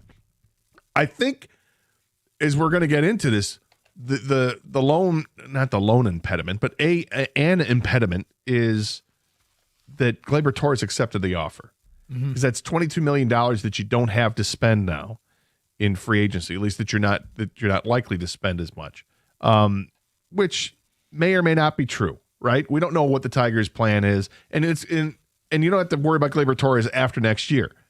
You're not going to continue to pay him $20 million, so it would actually tell you that you're going for it this year. Okay, with that, regarding keeping Skubal but trading him at the trade deadline, industry executive says you cannot, under any circumstances, hold Skubal through the trade deadline and miss the playoffs. That would be catastrophic. Duh. Passan goes on to say the haul would still be formidable for a rental deal.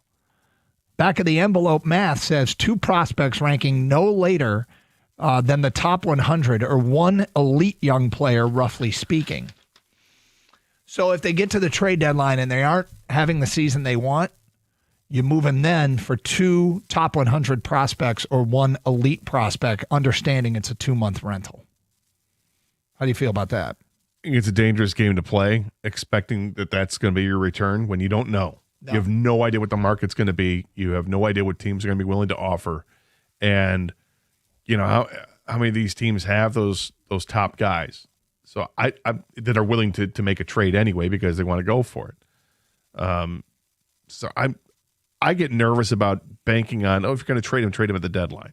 I think if you're going to trade him, I would trade him in the offseason here. Yeah. If you're going to trade him. And again, everything hinges on what does he really want? And they may know right now. I would assume that they know right now exactly what he wants or what his camp wants, despite the, Dr. Seuss going out there as his agent and telling you, what isn't. If you isn't missed it, he had appropriate. like a limerick last week telling why the Tigers needed to sign School. It was really bizarre. But another rival executive talking about the Tigers regarding Skubal has an informed theory on Harris's focus. Quote, he has his eyes set on 27 and 28 as his prime contending years.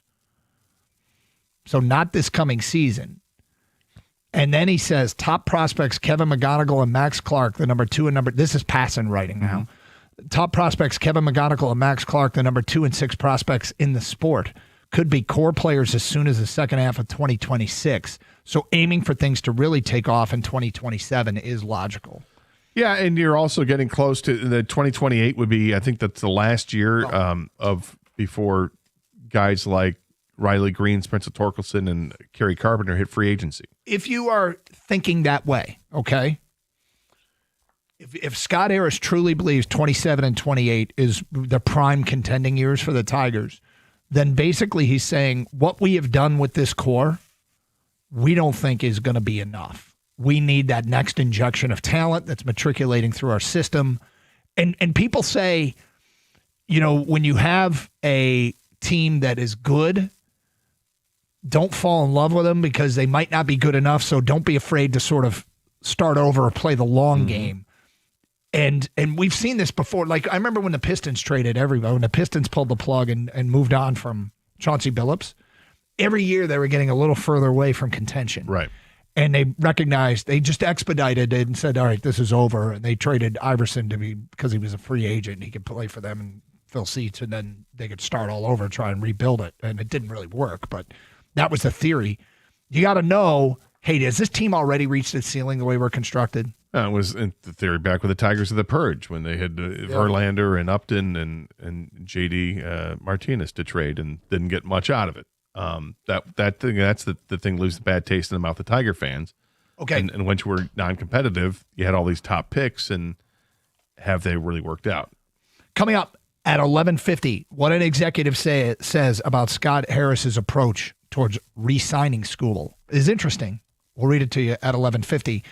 Michigan Auto Law, they specialize only in auto and truck accidents. Many law firms don't specialize, but focus on many different areas of the law. You wouldn't go to a doctor who specializes in all sorts of medicine. Why would you do that with your lawyer? Specialization, it matters. That's why Michigan Auto Law has the largest auto accident settlement and largest truck accident settlement of any lawyer law firm in Michigan. Check them out online. They are the law firm that puts people over everything. Visit autolaw.com. That's autolaw.com.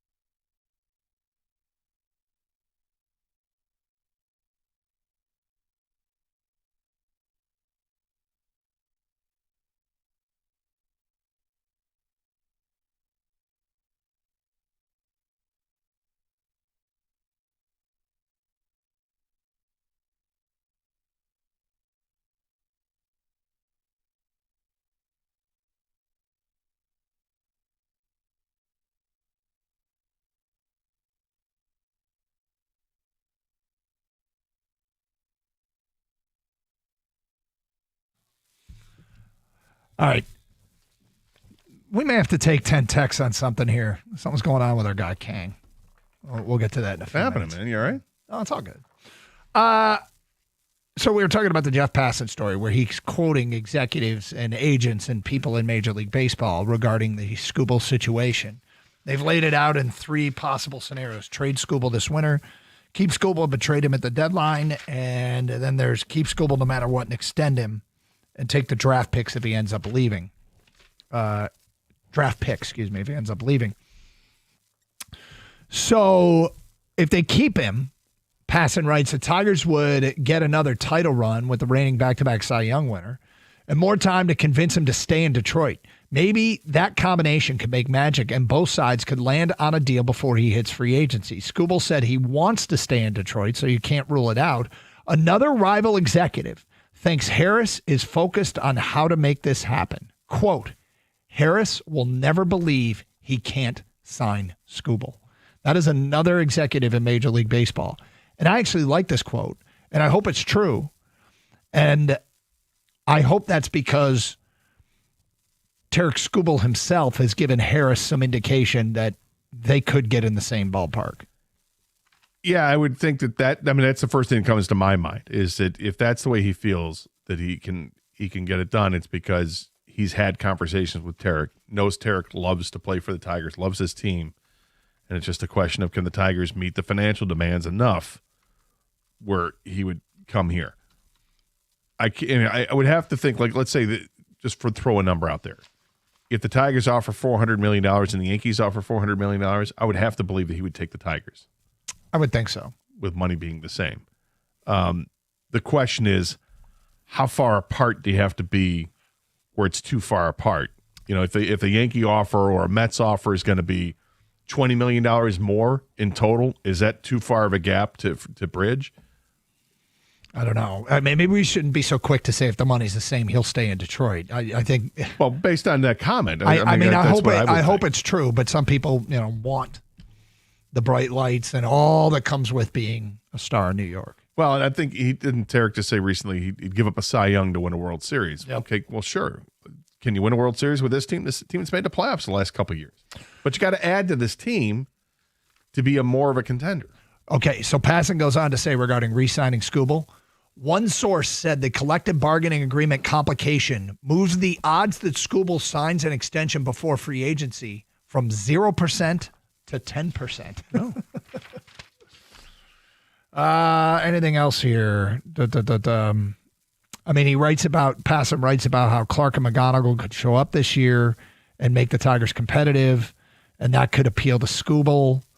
And he writes, this logic, if things go well in 2026, the Tigers contend and hold on to Skubal through the season, is why another executive mused on Detroit's options if it traded Skubal at the deadline. Quote, you could still trade Skubal and then sign him back long term, but I can't imagine a series of events where that would actually happen. Fans always talk about it. It happens so rarely. It did just happen with Jack Flaherty. Bottom line, some sources mentioned Detroit is targeting pitching depth early in free agency. Is that to backfill for a potential Skubal trade, a deal now or at the deadline, or just create depth for a title run like contending teams need, or to create leverage and depth so they can maximize optionality for 2026? That's the Passan breakdown of where everything stands with Tarik Skubal. My gut tells me they go into the season with Tarik Skubal as their ace. He's their opening day pitcher. My gut tells me that as well. But again, they'd be foolish not to pick up the phone and listen to offers that would come in. We'll see how many teams are really serious about doing it. The idea of McGonigal and Clark, we talk about them a lot because of top 2 prospects and 2 of the top 10 prospects in all of baseball. Their timeline of getting here. Evan Petzold of the Free Press had an article today about Kevin McGonigal specifically. And the headline of the article is Detroit Tigers focused on development with Kevin McGonigal, not the 2026 opening day roster, because he still hasn't played at AAA, and neither has Max Clark, that they would likely have to get some time there before coming up here. And there's a quote from Jeff Greenberg, the Tigers general manager, that says, I think it's premature to have that conversation, that McGonigal still has some developing. He says there's still more development there. It's not necessarily a commentary on Kevin, but it's just commentary on the realities of how hard it is to make that transition and the importance that we foster that environment to put these guys in the best position possible. The Tigers are being very careful with these prospects, not rush them through, and give them the opportunity when the opportunity's there, and they're going to have to earn that. And both McGonigal and Clark had, they played decently when they went to Double-A, but enough to say they're definitely going to be on the roster opening day? Probably not, but let it go through spring training, and we'll see. All right, I want to bring this scenario to the table, Gator. I think you're going to love this. Kang is taking the family on a Disney cruise. Well, not me. I think it's the wife that's taking us. Okay, well, Kang and the family, you are going on a Disney cruise. Yes. Oh, no. Well, because I refuse to go to Disney. You, Gator, you know this because your brother is like a Disney whore. Like his family, they go multiple times a year, love it. They try to talk. We at one of the Gator Paloozas, we've talked to his wife, him and myself and my wife, and they tried convincing her, which they didn't need to convince her because she's always wanted to go to Disney. Yeah. And I don't want to do it because it just looks like a pain in the ass. Just crowded, long lines, all that stuff, screaming kids. So the compromise, Doug, was she brought it up to me. If I could find a deal on a cruise, a Disney cruise, would you do that? And I said, fine. And the kids, of course, they love Disney, so I'll do it. Okay.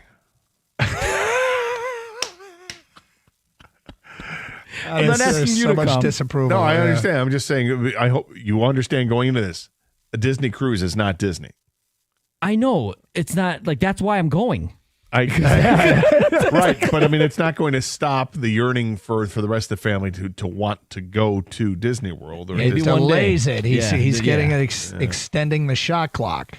All right, so as part of this, his wife came up with a plan, and this is the part you're going to love: family Disney themed T-shirts. Yeah, we're gonna be that family. We're gonna be that family. Is it you just for the four of you, or is there another No, my more mother-in-law, extended family coming? My mother-in-law, and my brother-in-law are coming as well. So it's gonna be 6 of us, and everyone is getting a shirt. Well, I'm all about that. This is so great. That's amazing. Okay, now, but what does the shirts say? What? All right, so the shirt's gonna say Cruise Squad, I guess, right? 2025, whatever. All right. With a mouse. Well, here's the thing. Yeah. They each will pick a Disney character for the shirt. Oh. Okay, so can you tell us what was picked? I will tell you what my two daughters are picked. Don't do that. Actually, don't do that for the purpose of what we're going to do here. You said you don't care. I do not care. What character you are? Yep. Okay. So it Because was my wife asked me, what character do you want to be? And I said, I don't care. You know what? Let the girls decide. And the girls both decided something different. Okay. And I'm like, oh, God, this is One getting... is probably sweet, and the other one is like, why? Yeah. Why? The younger you one really said, don't love me, is what the you're younger one said, you're coming?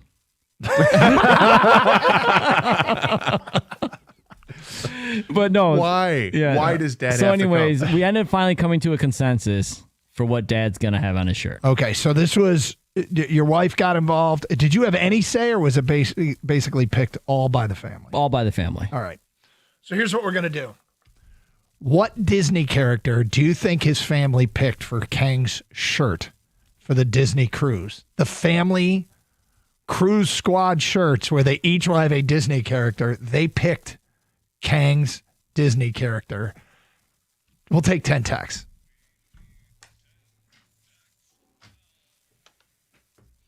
What character, Disney character, do you think they chose for Kang to wear on his shirt for the Disney cruise? Text us at 248-539-9797. Make sure you sign your text. We will read the first 10 that come in, and then Kang will tell us what his shirt will say for the family Disney cruise. Do you have an idea? Do you have Of which character? Yeah. All right. We'll get to that straight ahead. Plus, we'll talk about how real is this guy in the noon hour here on 97.1.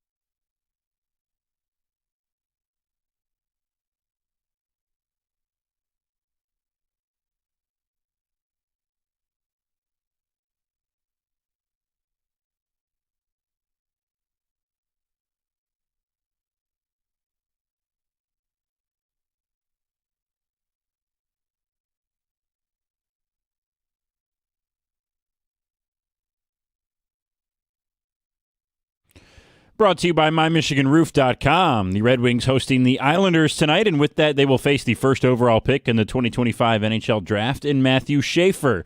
The 18-year-old rookie already has 7 goals and 8 assists in the first 20 games of his young career. Todd McClellan used just 3 letters to describe the teenager.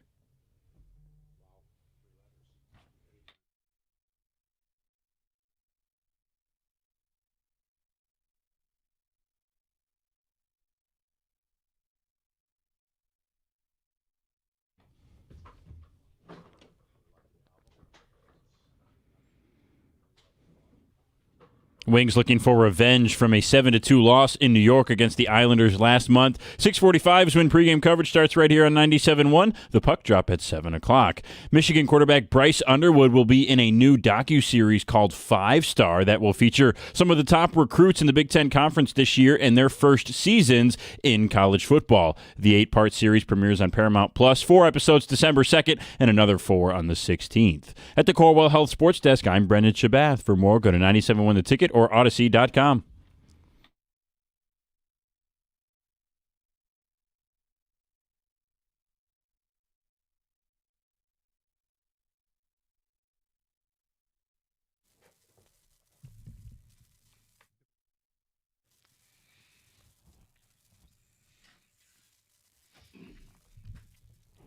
All right, so Doug Karsch, Scott Anderson, 97.1.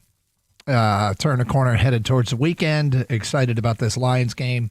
Game to get back on track, right? The Lions, heavy favorite over the Giants.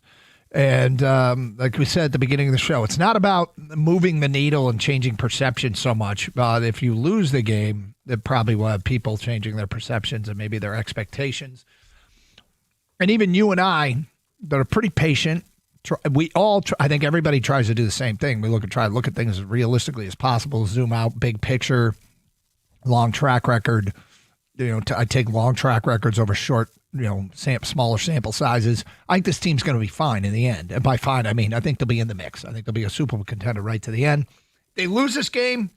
Well, Gator, I will say I'll be a little bit wondering if I'm wrong on that, but don't lose a game, I guess, is the moral of the story. Don't do that. Yeah. Try not to do that.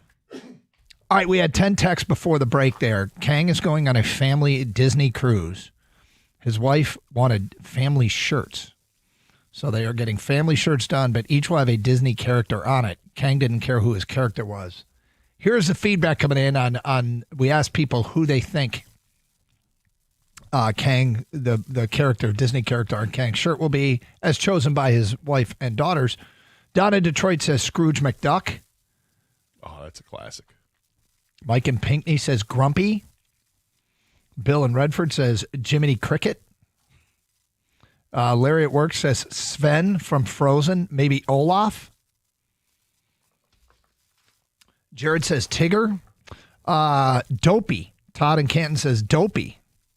Oh, this is great. Ryan in Clawson says Cruella DeVille. Joe in New Boston says Eeyore. Pete from Oxford says Peter Pan. Jay in Evan says Dumbo. Interesting. See, if I'm thinking what Kang's daughters are going to say, I'm thinking they're going more newer school Disney rather than the old school stuff.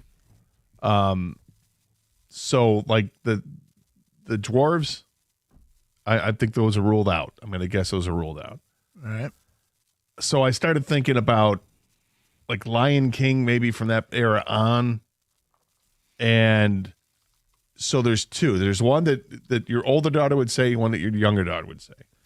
And I think the older daughter is going to come up with something to be like, oh, that's nice. That's wholesome. That makes sense for dad. So I'm going to go with Simba for that. But then the younger daughter who hates Kang.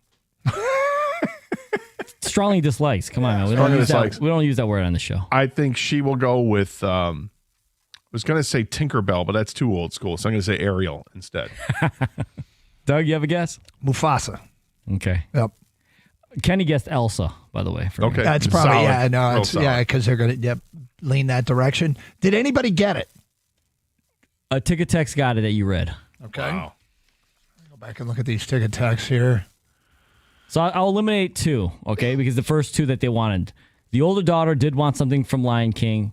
She wanted Mufasa, not Okay. Simba, Mufasa. And I was all about that. I'm like, yeah, Mufasa. Love that. Yep. The younger daughter, it was not that bad. And I can't believe no one Texas, actually. Mickey. She wanted me to be Mickey Mouse. Now, my wife is going to be Minnie, so that would make sense. Sure, Right? total sense. Yeah, do it. But the older daughter wasn't having it. So it had to be something they would agree on because I didn't want to go through this, Why wasn't the older daughter having it? I don't know. She wanted me to be Mufasa, Did I she guess. want Mickey? No, she's, I forget what she is. Oh, that's not good. Oh, I'll see it on the shirt. Once I see it, I'll know. I'm surprised she's like adamantly opposed to you being Mickey when mom's Minnie. Yeah. That makes all the sense in the world. I know, yeah. So it's not Mickey, it's not Mufasa. All right, who is it? Tigger. You're Tigger. Yeah. Tigger's Which is solid. fine. Yeah, it's solid. Tigger's yeah. good people. Yeah. Tigger's good people. He is. Good Right? people. So I was totally fine with that. And yeah, we're gonna be that family with the matching shirts, but like kind of sporadic characters. No theme as far as that goes. Can you do us a favor? Just When Disney. is this Disney cruise? In the first couple weeks here. Just really? Okay, Yeah, cool. Just December. to tell you where we are at our points in life, because I'm watching you go through stuff that I went through.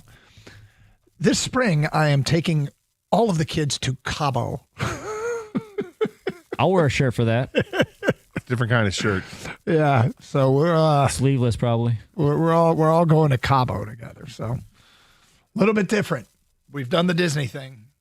Now they've grown up and they've grown up. So, all Is right. he gonna say Cruise Squad or Cabo Squad? I don't know that we're gonna have shirts made. Come on. Although if we do, they do have an amazing race, and we had me and two cousins. We had tank tops for those. We had matching tank tops. Which character do you want to be, King? Like if you got to pick your own. I wanted Mufasa. You wanted Mufasa? Yeah, I thought he was Mufasa was badass. solid, Yeah. yeah. I think the daughter even thought about Scar. I'm like, no one likes Scar. The younger one was telling me why. I get it. You don't like me, but Doug, what would you Scar. have chosen? For me, Yeah. probably to be funny, I would have chosen Dumbo. Dad's Dumbo. Dumbo? Yep, I Okay. think that would have made the kids laugh. So I would have chosen Dumbo. Gator, what would you pick for yourself? He would have picked one of the dogs for sure. I mean, Goofy is solid, but Goofy, I don't want to step on my brother's territory because my brother would totally be Goofy, 100%. I would probably go with Donald Duck. Donald That's Duck? cool. Yeah. If I could be any cartoon character, I'd be Foghorn Leghorn. That's totally different. Yes, it is. That literally is totally different. But that's not. Yeah, doesn't apply in this case. He's pretty great. All right, or Peter Griffin. Yeah. Peter Griffin on a shirt. So Pistons don't play till Saturday. We got into a debate in the office today. Will Dennis Jenkins be there at the end? Will he be there at the end? When this team is playing important basketball games later this season and everybody's healthy, will Dennis Jenkins be part of it? I think he's part of the rotation. Yeah, but I don't think he's going to get like 25 minutes a game when all of a sudden at the end of the season. But I think he'll play a key role in running the second team offense. So is he? Basically, is this guy the Pistons' Kerry Carpenter? Kerry Carpenter was a JUCO guy. Dennis Jenkins was a JUCO guy. Kerry Carpenter got a shot at a D1 school. Dennis Jenkins got his shot at a D1 school. Neither of them were drafted. Or was Kerry Carpenter a late pick? Maybe he was a late like pick. 17th. Yeah, he wasn't. Whatever it was, he wasn't considered a prospect per se, and just kept hitting and could not be denied. Now he's an important part of a team that contends. Is that the direction we're headed with Dennis Jenkins? Flashes in the pan happen in the NBA, but here's one thing: Dennis Jenkins has he has two 20-point games. The last 5 games, he's averaging 19.9 points a game.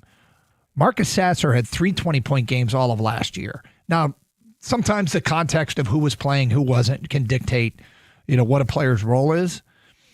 But I feel like I don't want to overstate the case, but has Dennis Jenkins shown more in these 5 games than Marcus Sasser has shown in his role with the Pistons? And people like Sasser. Pistons like Sasser. But is Dennis Jenkins taking playing time away from him? He might be. I mean, it's interesting. What would Marcus Sasser have done in the same situation, which we won't know. No. So it's really hard there. I feel like going into it, Sasser's the bigger name because we saw more of him and you want to see him get that opportunity. But Dennis Jenkins has been so good in this small snapshot that you can't help but think, hey, what if? But I think we also all take it very guardedly. Not going to get too excited about it. He's a nice piece right now. He's doing his job. But now the Cade's back, and other guys are starting to get healthier. His minutes are going to be diminished. Yeah, and when Ivy comes back, does he get, DNP CDs, right? Does he not even get on the floor? Potentially, although I still think he's going to – that's why I still think he's part of this rotation. But, as we get closer and closer to the trade deadline, and the NBA's trade deadline, if I'm not mistaken, is before the NHL. It's like in February. Look at it, yeah. That, do the Pistons – are they going to have a wealth of riches here with lots of players that can certainly contribute, but do they want to move somebody or a couple guys to get another real solid piece? I mean, this is a 13-2 basketball team that doesn't have many holes in it right now. Now, things get exposed as more of the season is revealed. But, I mean, the biggest acquisition they're going to have is when Jaden Ivey comes back. 248-539-9797. Is Dennis Jenkins a part of this team when everybody's healthy? Do you think he's playing a role? Because, I guess right now they have a longer track record with Marcus Sasser. They have a lot invested in Jaden Ivey. Are there going to be minutes for Dennis? And it doesn't mean he's not an important part of the team or not still on the roster. But how do you see this thing shaking out? 248-539-9797. We'll get to your phone calls and feedback coming up. It is Carson Anderson on 97.1.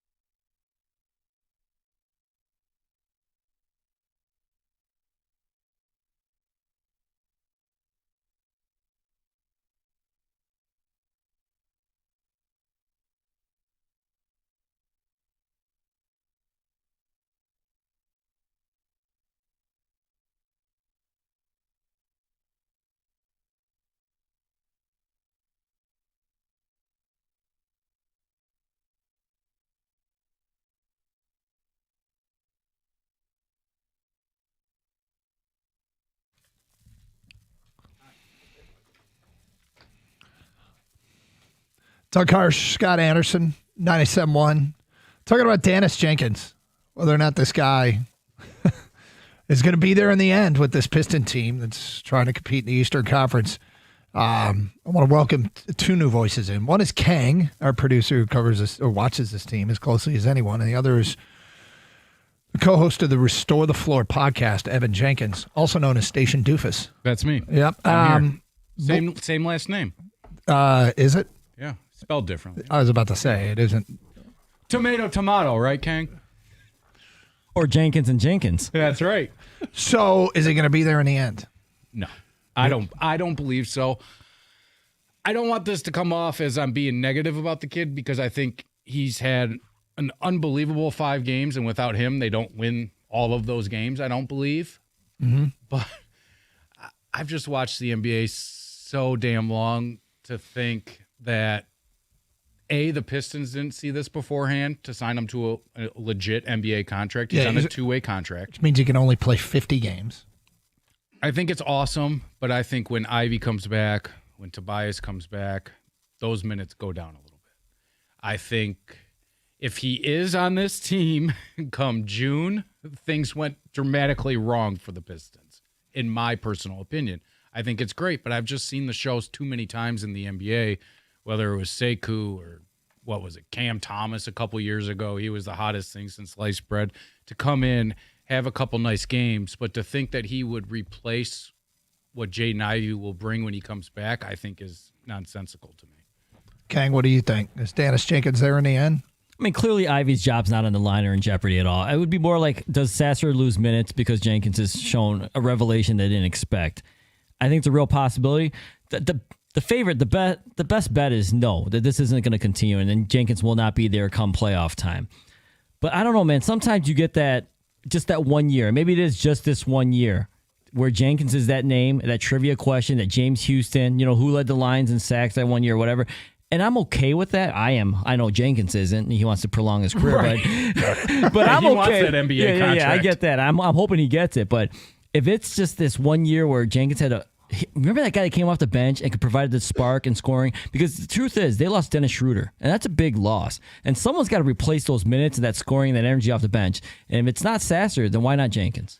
Well, I think, the other factor in all this is the Pistons are playing winning basketball right now, and in large part because they're playing defense. So which player gives them better look defensively? Because that's one of the aspects that Schroeder helped with. Schroeder was cool, calm, and collected down the stretch and had ice in his veins when it came to knocking out free throws at the end of games. But which one's going to be better defensively, Jenkins or Sasser? And what does this mean for Plum Dog Millionaire? About guys are the one-hit wonders with the team. Yeah, that's true. I look at it as I think the Pistons are going to do everything to showcase Jaden Ivey, whether it's for themselves going forward or for another team. I mean, he's a very, very valuable asset. If you look at any trade rumor with the Detroit Pistons, his name is like front and center as the centerpiece, right? Jaden Ivey. Yeah, Jaden Ivey. Yeah, a lot of times. So that's the only reason why I see that happening.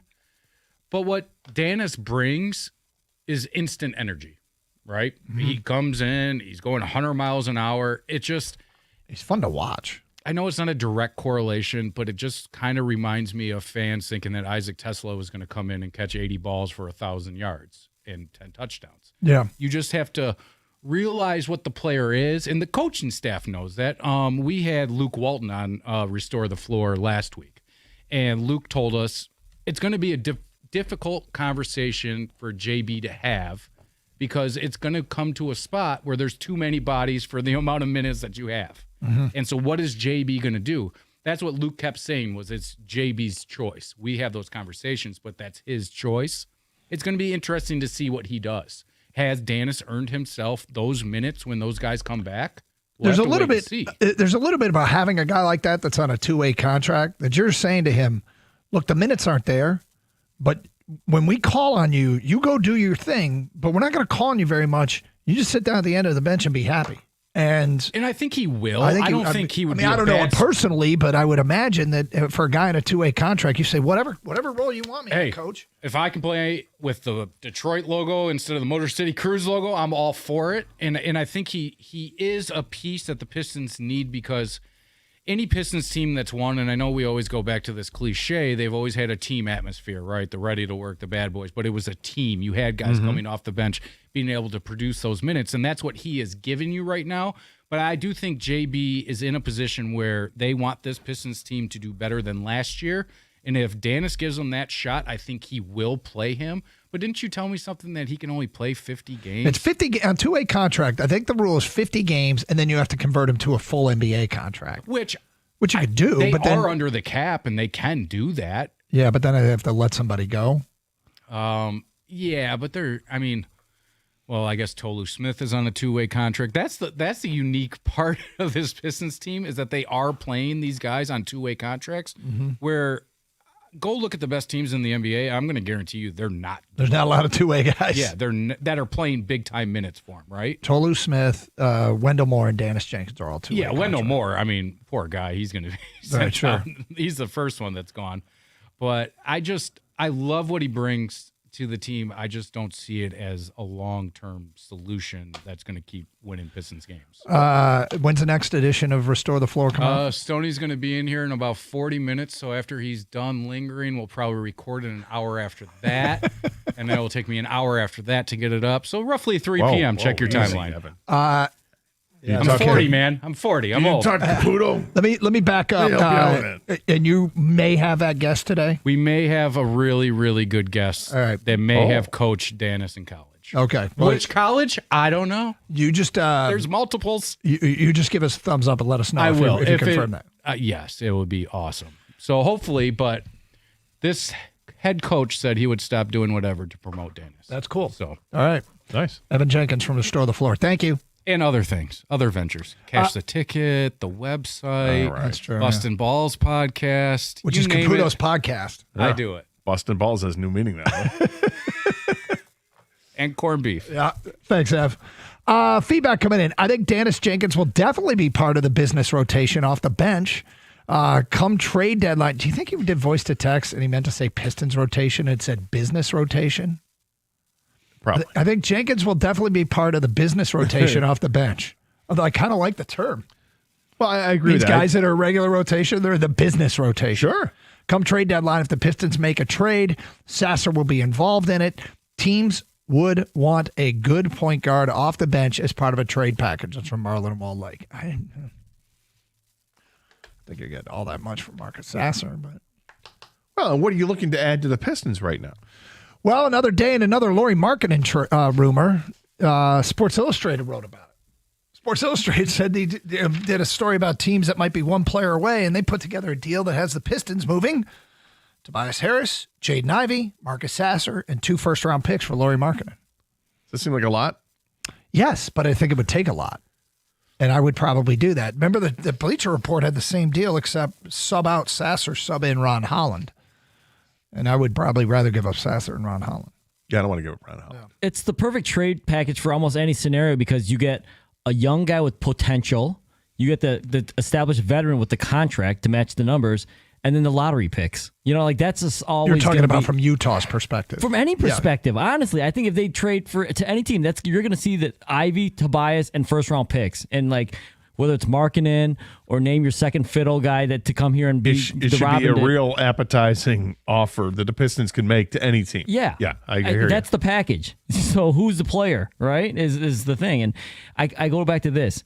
If Ivy can't be the number 2, you use him to get your number 2. I think that's the one thing that's lacking from this team is who's next to Cade that's going to score when Cade's not on. The only issue is that we're talking about a player that was hurt. And hurt again. And Jaden Ivey. And I'm not sure you can come to that conclusion in the however many games he gets, 20 games he gets before the trade deadline, 30 games he gets before the trade deadline. I hope so. I hope you have some definition. But it's quite possible that they won't know and they'll say, well, we're so young and this core is going to be together for so long. But of course, they have to re-sign him. I don't know. They're going to have to make up their minds on Jaden Ivey quickly without nearly as much data as they probably would prefer to have, whether or not to trade him, whether or not to re-sign him, and whether how much he fits into this rotation.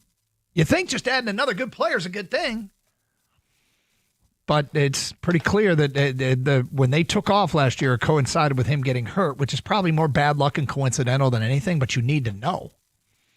They're going to have to make up their minds. 248-539-9797. Doug Karsch, Scott Anderson, 97.1. Every NFL Thursday is your chance to hit the jackpot on FanDuel, because with FanDuel's Thursday Touchdown Jackpot, you can win a share of $2 million in bonus bets each week. To get in on this Thursday's action, all you have to do is place an anytime touchdown score bet before the game kicks off. And if your player scores the first or the last TD of the game, you'll win your bet plus a share of bonus bets. Just visit FanDuel.com/Doug to take your shot at the jackpot. That's FanDuel.com/Doug for your chance to win a share of $2 million in bonus bets. Play your game with FanDuel, an official sports betting partner of the NFL. Must be 21 years of age or older and present in Michigan. Opt-in is required. Do not forget to do that. Must apply. Profit boost token on select market. Prize pool to be split equally amongst eligible participants who made the correct first or last touchdown pick. Bonus issued as non-withdrawable bonus bets, which expire 21 days after receipt. Restrictions apply. See terms at sportsbook.fanduel.com. Gambling problem? Call 1-800-GAMBLER.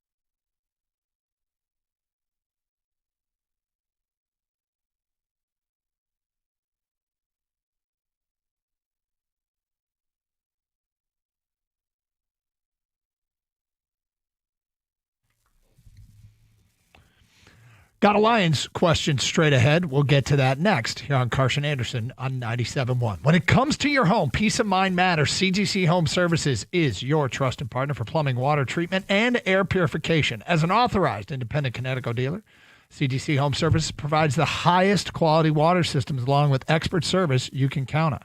From leaky pipes to cleaner air solutions, their team is there for you. CGC Home Services. Today, call them 855-339-4242. That's 855-339-4242. Or visit them online, cgchomeservices.com. That's cgchomeservices.com. They're dependable, reliable, and ready to serve.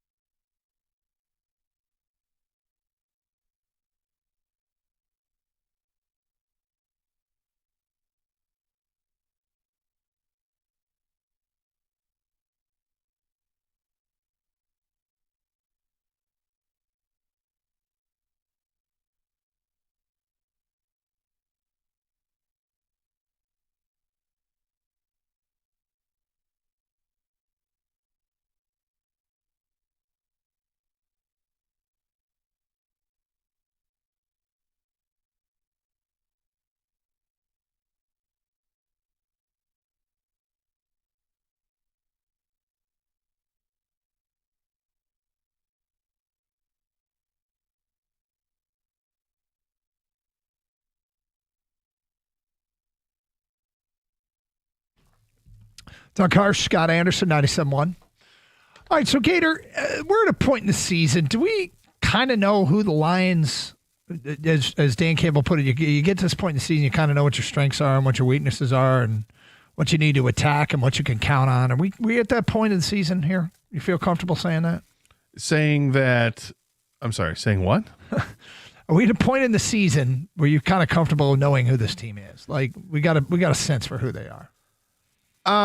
Pretty much. Yeah. I think pretty much. I think we've seen the worst of this team, and I think maybe we've seen the best of this team as well. Maybe the best might be at least from an offensive standpoint, what they did against the Bears and other games where they just were unstoppable. We've seen that. And we've seen the worst. The worst offense output may have been what they did either against Green Bay, Kansas City, or against Philadelphia.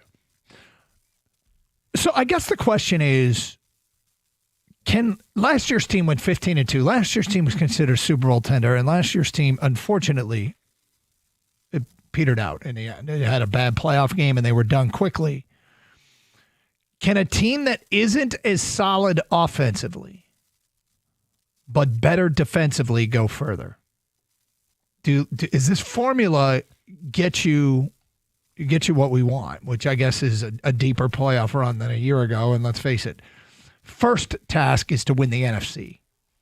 Can the way this team is, because I think it's pretty clear as they stand right now, they're better defensively. And I think it's pretty clear that they don't seem to be quite the well-oiled machine offensively. They're not terrible, but right now we've seen more hiccups. Is one way to put it. Would you agree with that? Yes. Okay. Can this formula work? It can if the defense is even, the defense can even get better. We know this because they're still playing without 3/4 of their starting secondary. Right. This is a team that's gotten pressure on the quarterback, whether they have to dial it up by blitzing or not. I mean, they feel comfortable that their back end can manage things in man-to-man coverage, but 31 sacks in the 10 games this year. It trails, right now I think that's sixth in the NFL. And they trail the second team, which is Atlanta, that has 34 sacks.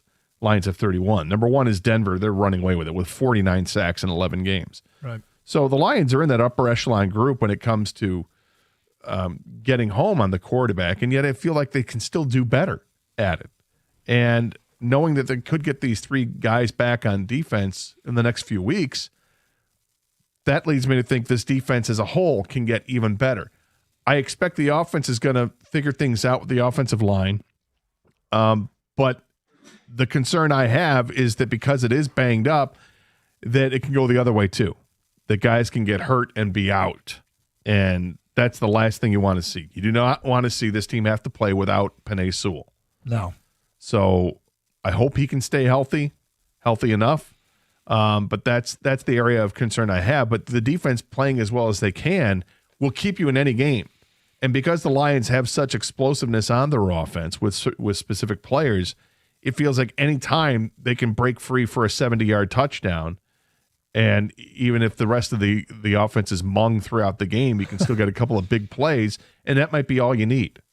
Kang, how you feel about this formula? Better defensively, not as potent offensively. Can they win the NFC?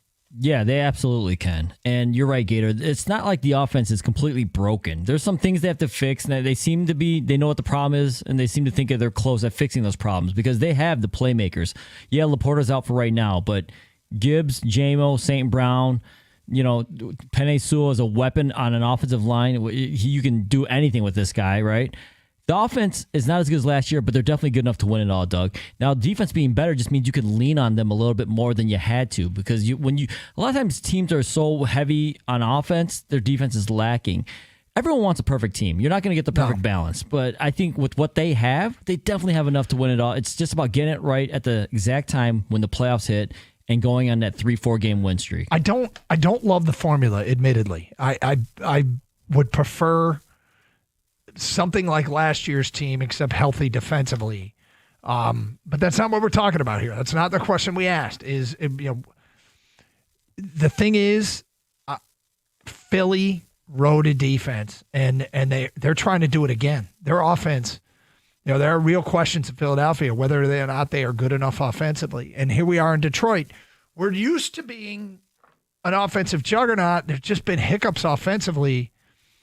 Can they find that gear? There's so much riding on the return of Christian Mahogany and the crossing of our fingers. I mean, I don't want to pray. I'll pray over more important things, but it would be really useful if Miles Frazier, who was a highly regarded guard in the draft, and there was, I don't know if there was a run on guards early and he just didn't get taken. And so, he was still around later in the draft, but I don't think it's a ridiculous premise to think that Miles Frazier can help this team. Yeah, and I'm not sure how much of a step back in talent you have from Mahogany and then now playing with Awasika.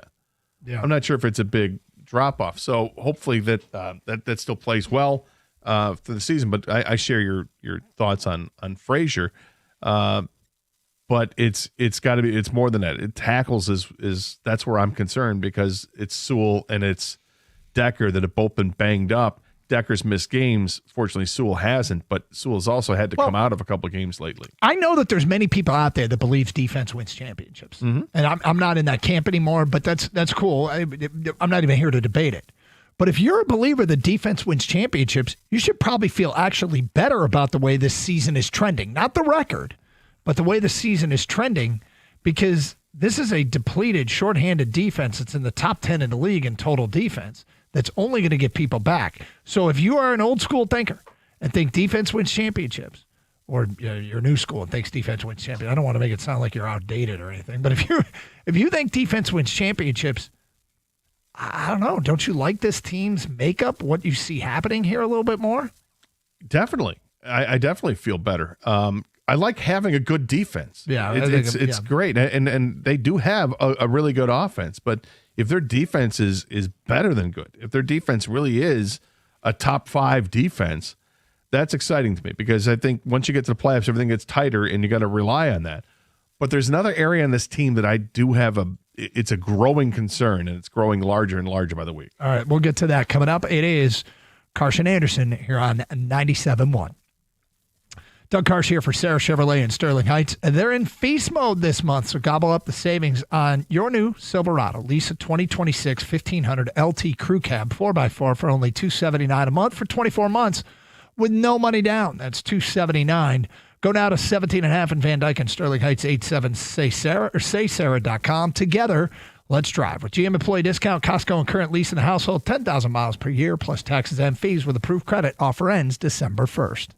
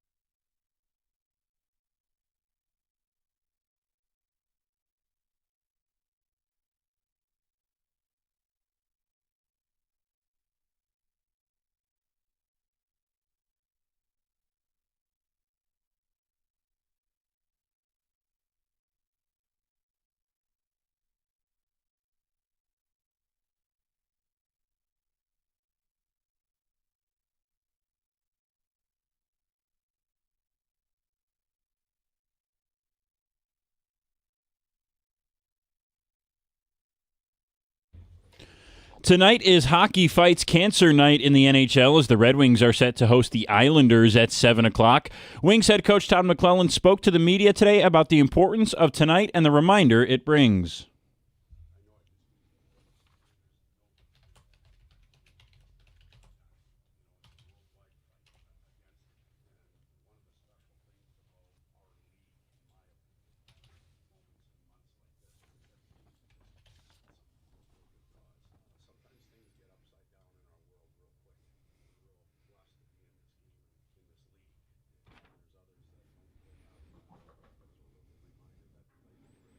Detroit will go for its fourth win in the last 5 games when they dropped the puck in downtown Detroit against the Islanders. Pre-game coverage begins right here on the ticket at 6:45.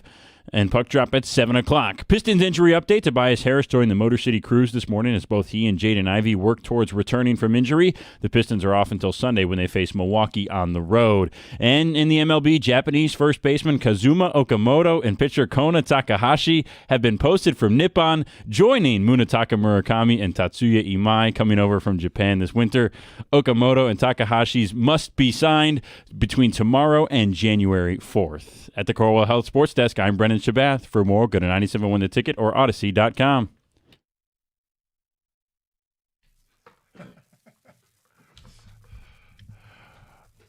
Update, kid. That's a flex. You an anime fan or something? Genuinely not. I mean, update, kid. I saw that tweet from Jeff Paston and just started licking my chops. Love it. All right. All right. Well done. Thank you. Yep. You're a fan of New Japan Pro Wrestling? No, I can't say that I am. Okay. All right. Unfortunately. Those names just fly off your tongue. May they all sign with the Tigers. Yeah. Let's hope. Let's hope. All right. So we're talking about the Lions here a little bit. And if you're a defense wins championship person, if you believe the defense wins championships, you're kind of happy. I mean, the truth is, with their offensive struggles, they still are a top 10 offensive team, and they're a top 10 defensive team this year. Like, hey, you're getting what you want. So the record doesn't reflect it right now, but bottom line is, if that's the way you believe, 5th in total defense. Let me see what they are in scoring defense. They are a little bit lower than that. 2, 4, 6, 8. 10th in scoring defense. So huge and important metrics. Build your case. Defense wins championships, right? 248-539-9797. Yeah, I think it's certainly an advantage to have a really good defense, and it helps that your offense is also really good. But I'll feel better about I guess I feel better that your defense is better. Yeah, I don't love it, but it's okay. Willing to talk about it and discuss it. And there's a lot of people that I know have historically bought into this. Steve writes in, we're fine. We're still a top 10 team. I'd rather have 10 wins and get into the playoffs and reach the Super Bowl than go 15-2 and lose in the first round. Well, so would everybody. It's not like, though, there's a correlation between only winning 10 games and winning and getting to the Super Bowl, right? Correct. I do have a growing concern. And that is... This is what you said before the break. Yes. Yeah. So just delivering on this. Mm-hmm. It's not with the offense and it's not with the defense. It's with the return game. The Lions rank in the bottom third in kickoff returns. Now, it's not much, right? When you're talking about kickoff returns, just how many are you getting a chance to return? It's 25 yards. And, you know, it's if you look at the teams that are in the top third, it's only 27 yards. It's 2 yards. It's not much of a difference. But nonetheless, it's where they rank. Mm-hmm. The real concern comes with the punt returns. The Lions are 28th in the NFL, averaging only 7.3 per punt return. And that's with having a 65-yard return for a touchdown. Right. If they didn't have that, they'd probably be dead last. That's a problem.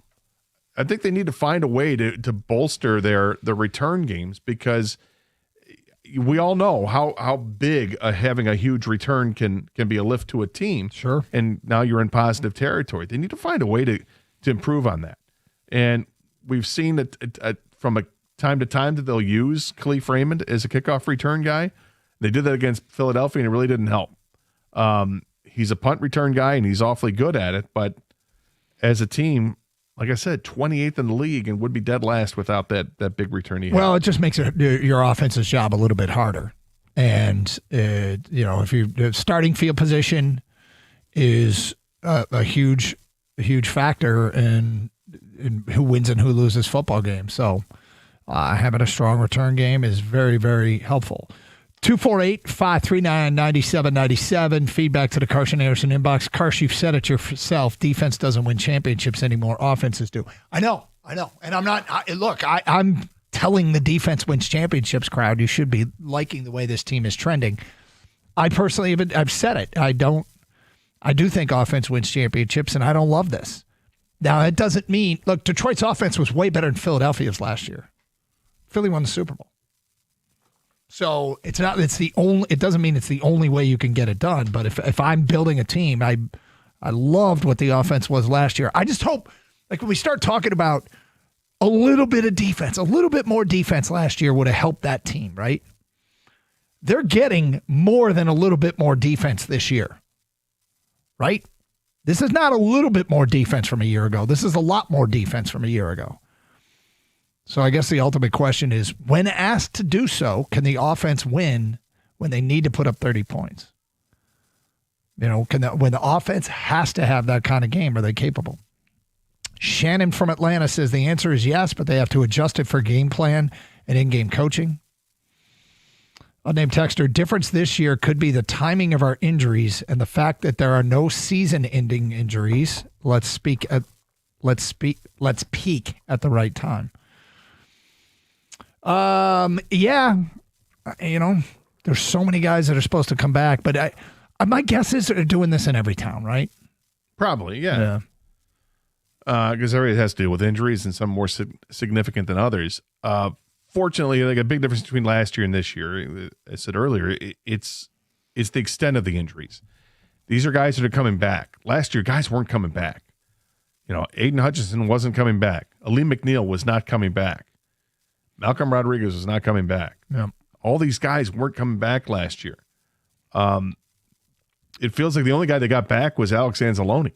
Everybody else, gone. True. So fortunately for this team, knocking on wood, that the injuries have not been so severe. They've been able to get by. Their 6-4 is not a great record, but it's a winning record.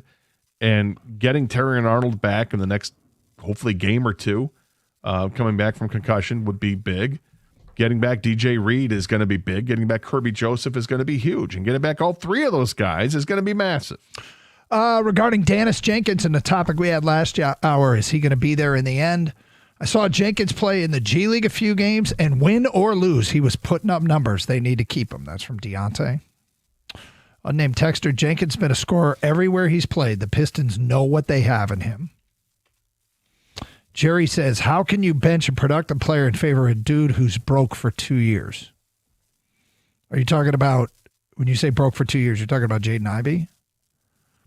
Look, if you think that Dennis Jenkins is going to keep this spot when Jaden Ivey comes back, I don't know what to tell you. Ivey is going to get a crack to get his job. I mean, and he's going to get more than a crack. I mean, they're going to play him to either see how he fits in and what role he'll play with this team as they go for the East, or they're going to play him to trade him. But they're not going to have him sitting behind Dennis Jenkins, I suspect. No. Anthony in Advance says Dennis Jenkins feels like a Jeremy Lin type story. I can understand that. I mean, it hasn't been a big sample size, but no, it's a very small sample size. He's so fun to watch. People can't keep Dennis Jenkins from getting to the basket. I don't get, how did he go undrafted? Right.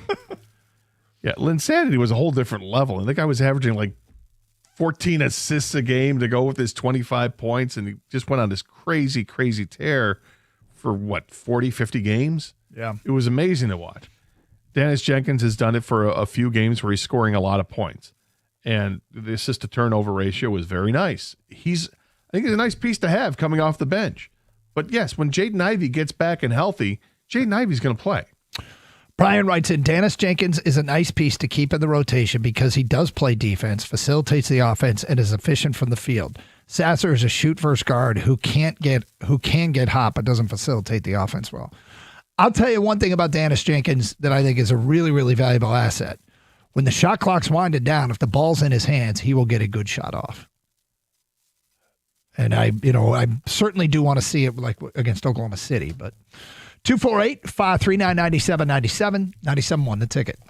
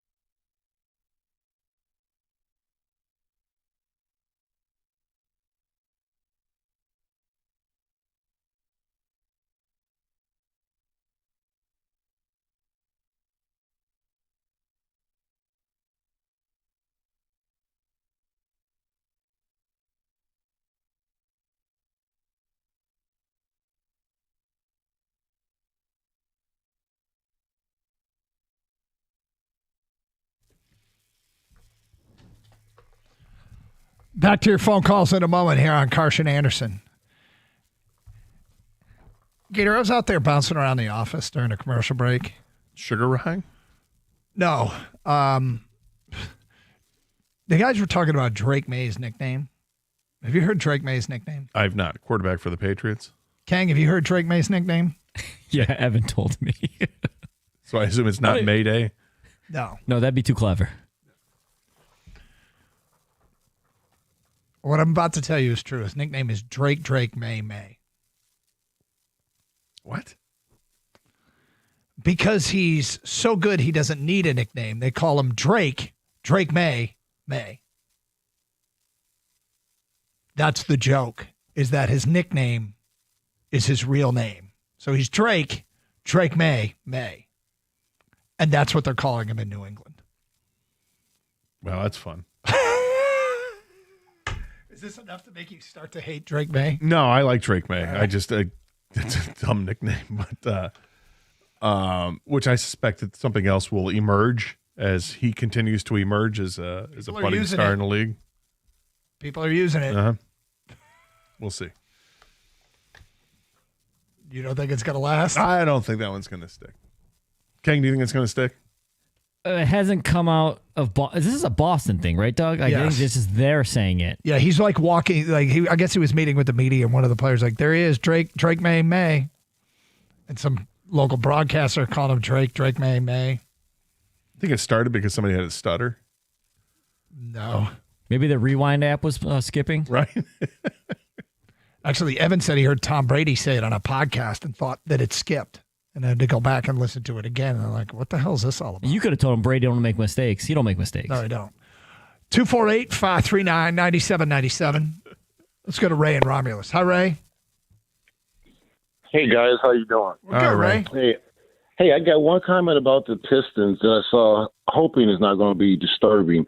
Cade, first game back, you remember he had the issue with him holding the ball with the double team coming and creating those turnovers. He had 3 of them in the game that were basically non-pressured turnovers. I'm hoping he gets back to moving the ball around and not letting the ball stick in his hand, because while he was out, as you noticed, we moved the ball around great, and we were able to score easily.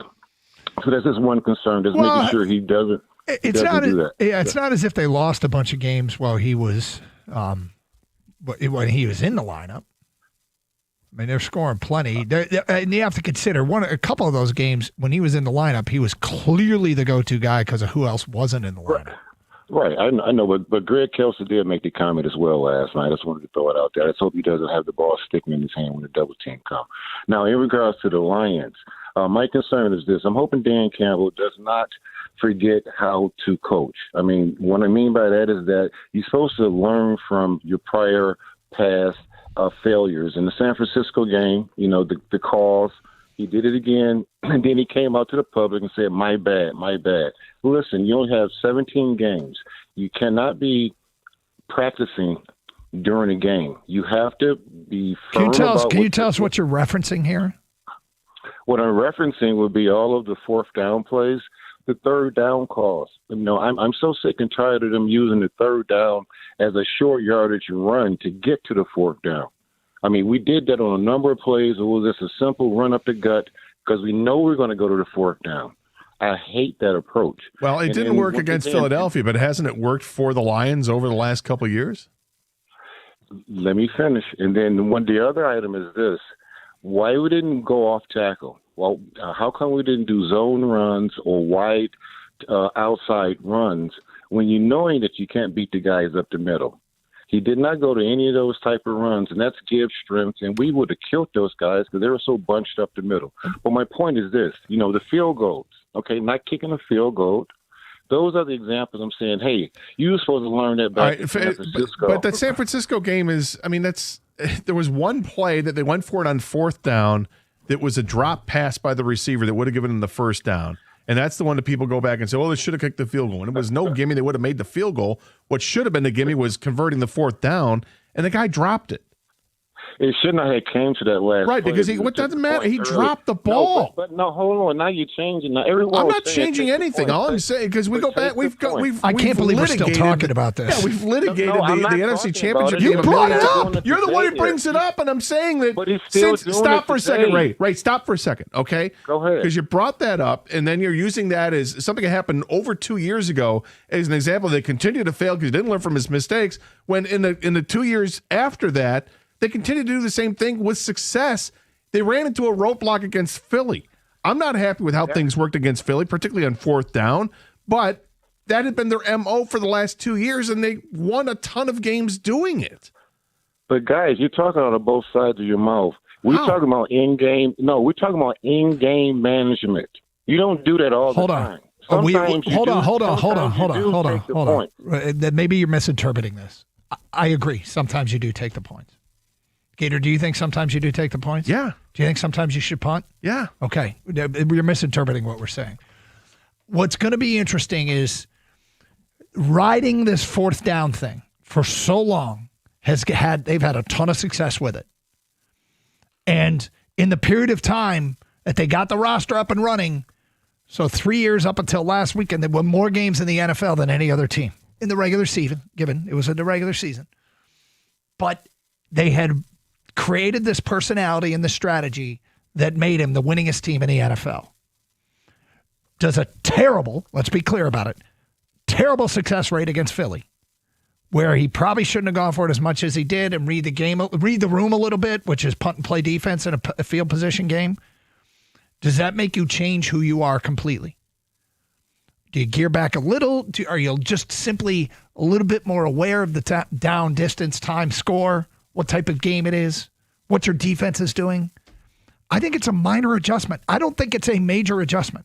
I think it's a very minor adjustment. Yeah, I think it's all situational and circumstantial, and the situations and circumstances of that game would have had me personally doing things a little bit differently. Yep. But I'm not sure how often those circumstances are going to come up again where they're playing outside, where the elements are really going to wreak havoc on things. They've got the game against Chicago? Is that the last outdoor game they have? So that's the only game where elements can come into a factor until the playoffs.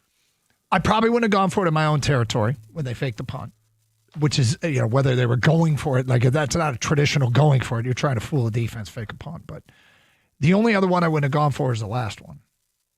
And it is because, I got to go back and see this. They were, by that point, you knew what kind of game this was.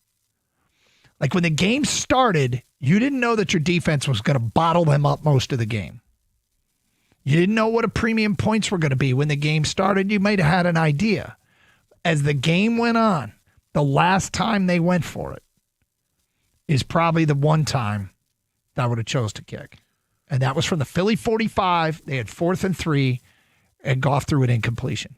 You punt there, you get them off the field in 3 plays, you get the ball back with a fresh set of downs. At that point, I would have known my defense is playing well. Low possession game, it's a 7-point game.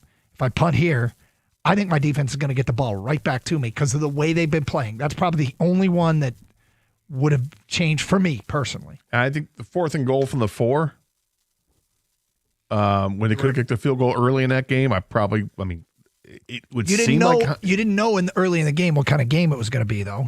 No, you didn't.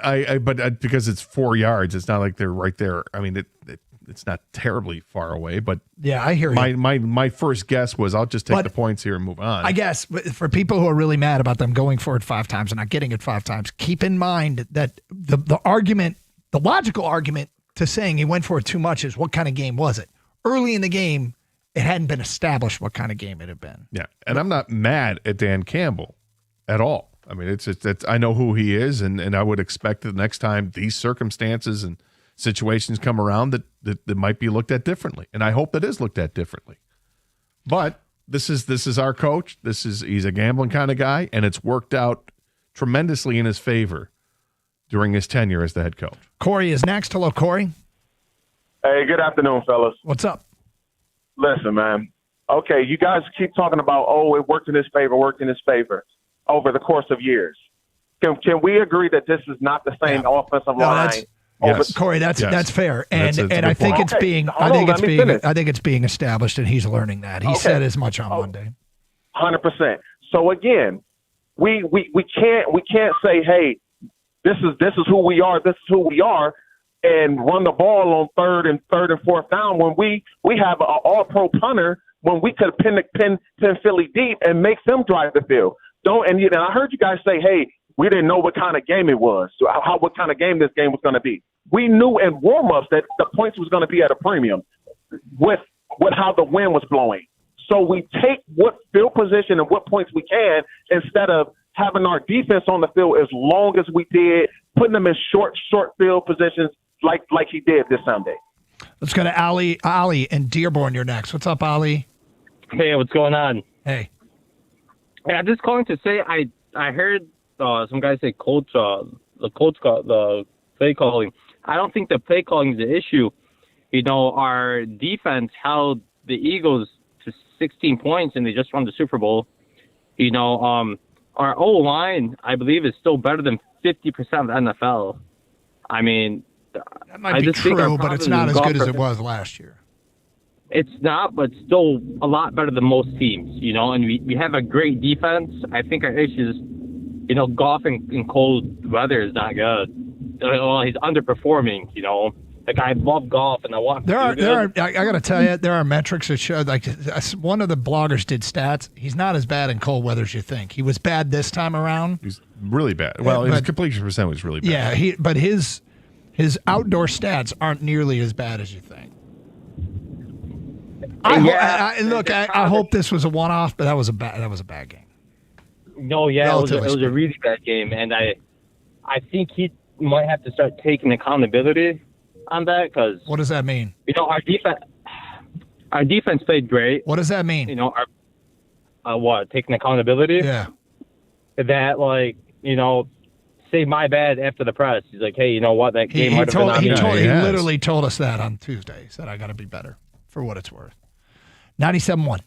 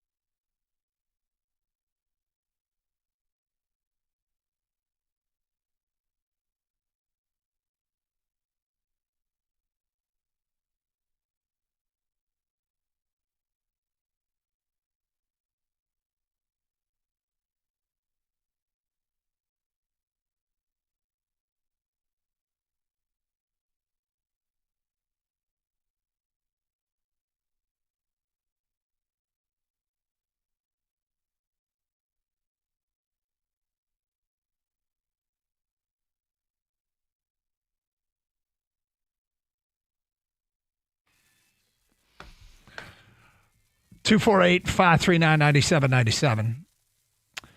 Feedback coming to the Carson Anderson inbox. Look, it's thought in talking about the Lions, we got to the point where we were looking to the next game, but the phone calls started coming in about the last one still. Campbell changed the NFL and teams going for it on fourth down. That's from an unnamed texter. Completely did. Tired of Dan Campbell saying we have to clean things up, and we will. He says that every week, but they keep making the same mistakes. Dan Campbell's full of hot air. So do you want to change the coach? Yeah, I mean, look, I guess that's the question. You're tired of it, so what's the solution? Because Dan Campbell is still, where do you think he ranks in terms of NFL coaches? Top 5. Okay. If you have a problem with a top 5 coach, I don't think you're going to find any coach that satisfies you. That eventually you won't find something that bothers you. Because, of course, he's going to say or do something that you don't agree with. Every coach is. Every single coach. They don't get everything right. And by the way, when he says we have some things to clean up and we will, how many times have they lost back-to-back games? Are they cleaning it up? Then something else comes up and they clean that up. But if they're not cleaning it up, they'd be on losing streaks. They were literally, for 3 calendar years, the winningest team in the NFL. You and Gator keep defending Holmes, Campbell, and Goff. You both sound really silly, by the way. For defending guys that are the architects of a really good football team? I mean, I don't think Jared Goff's the best quarterback in the league. I don't think he is by a long shot. I think Brad Holmes has holes in his game, and I think Dan Campbell has some holes in his game as well. But a team that went 12-5, won the division, won 2 playoff games, and then went and also went to the NFC Championship game, then followed up with a 15-2 season where I don't know how many guys, 15 guys were hurt on that team, and then lose in the second round of the playoffs. And now here they are, and by the way, won the division again. And now here it is, the third year in succession, they're still poised to make a playoff run. What's the problem? I defend them when criticism goes too far, in my opinion. That's it. Everybody deserves criticism. Clearly, you feel the right to criticize our show. I feel the right to criticize a caller. And we will criticize Holmes, Campbell, and Goff. We stop short of what some people are comfortable of saying. Things like Dan Campbell's full of hot air that we just got. Dan Campbell is so upfront and so well respected in that locker room. When Dan Campbell says something, they respond. So I will defend Dan against that criticism. I'll defend against the people that say you can't win with Dan Campbell. You cannot win with Dan Campbell. And I will ask them the question, so you fire him. If you really believe that, you fire Dan Campbell, right? I will defend people that say Goff, you can't win with Goff because he's immobile. I will defend Jared Goff on that. Because the only way you can be successful is be elite in terms of accuracy and where to go with the football. And he is. He wasn't Sunday. No. No, and that's deserving of criticism, and he himself said he had to be better. So the guy who said Goff needs to be accountable, Goff stood up on the show and said exactly that. Which is kind of what he echoed after the game as well. So these are the criticisms that I defend them against. If you want to say Goff played poorly, I agree. You think Campbell made some bad calls? I agree. You think Holmes has missed some picks? I agree. Can't win with Goff. Can't win with Campbell. Holmes isn't a good GM.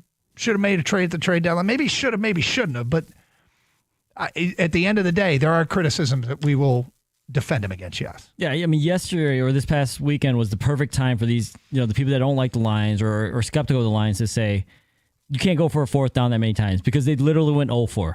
You can't win Goff. He had like his worst game of his career as a Lion, basically. So they're just piling on recency bias. And for those people, honestly, the only thing that's going to stop them is win the Super Bowl because they'll always be able to say, well, what have you won? Yep. And you can't come back from that because only one team wins the Super Bowl. Yeah. What has Josh Allen done? What have the Bills done? Nothing, I guess. They suck, right? because they haven't won the Super Bowl. Can't win with Josh Allen. Justin in Wisconsin, you're on 97.1. Hi, Justin. Hey, guys. First of all, I know we got through the Lions ranting and all these. I'm very appreciative of the Lions. Huge fan of Campbell, huge fan of the organization. I couldn't deal with the trade deadline. And I feel like there's a meeting that happens between Steve Yzerman and Brad Holmes where they both agree to do nothing at the trade deadline. Like just one tiny all-in move for both those temes. And, I mean, the Red Wings are in a way different position than the Lions, obviously. But is there such thing as a tiny all-in move? I mean, come on. It's an all-in move is a massive move. It's not. There's nothing tiny about an all-in move.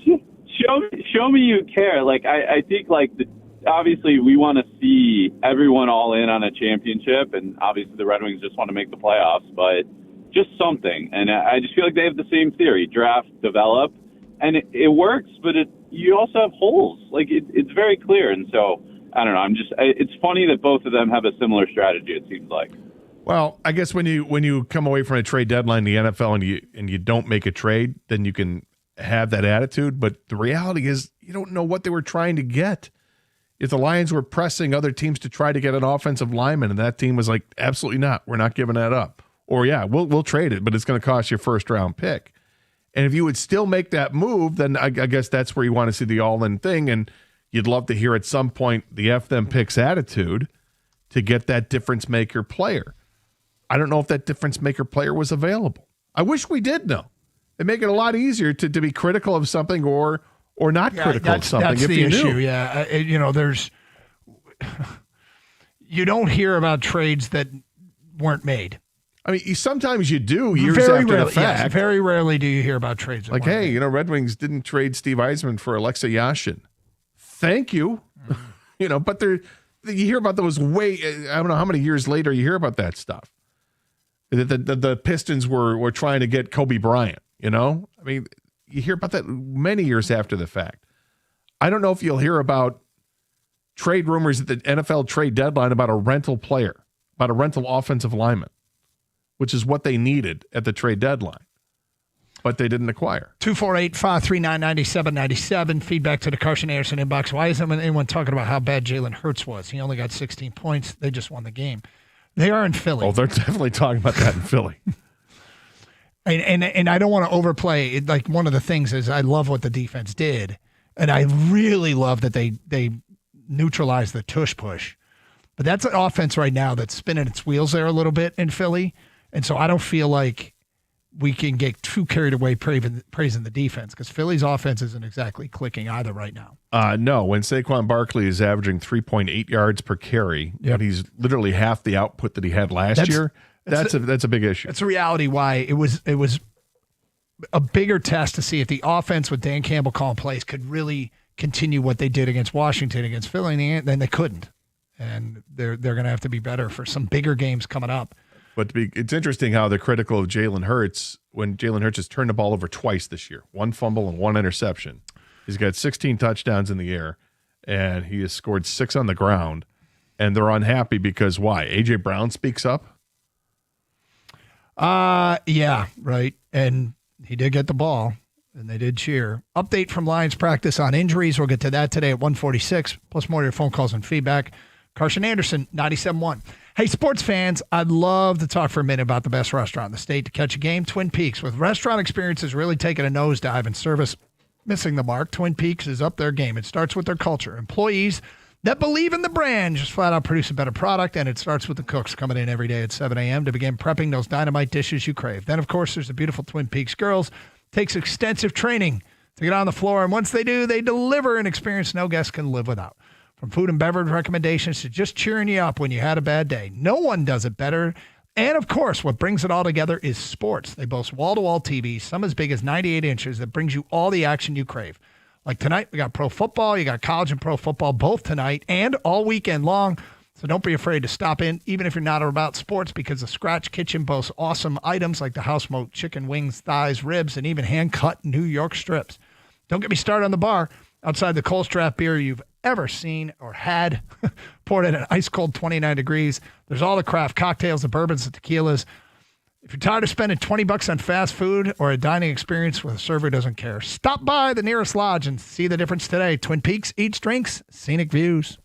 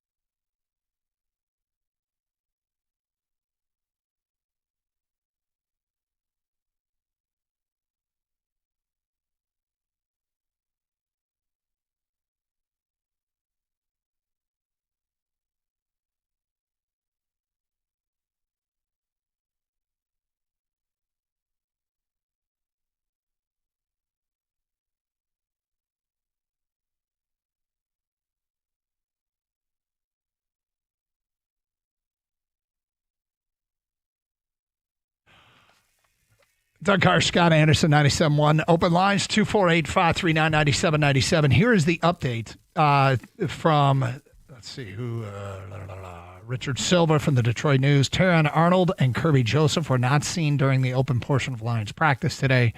Brian Branch, toe, Penei Sewell, ankle, and Taylor Decker, shoulder, were all out there after being estimated as DNP yesterday.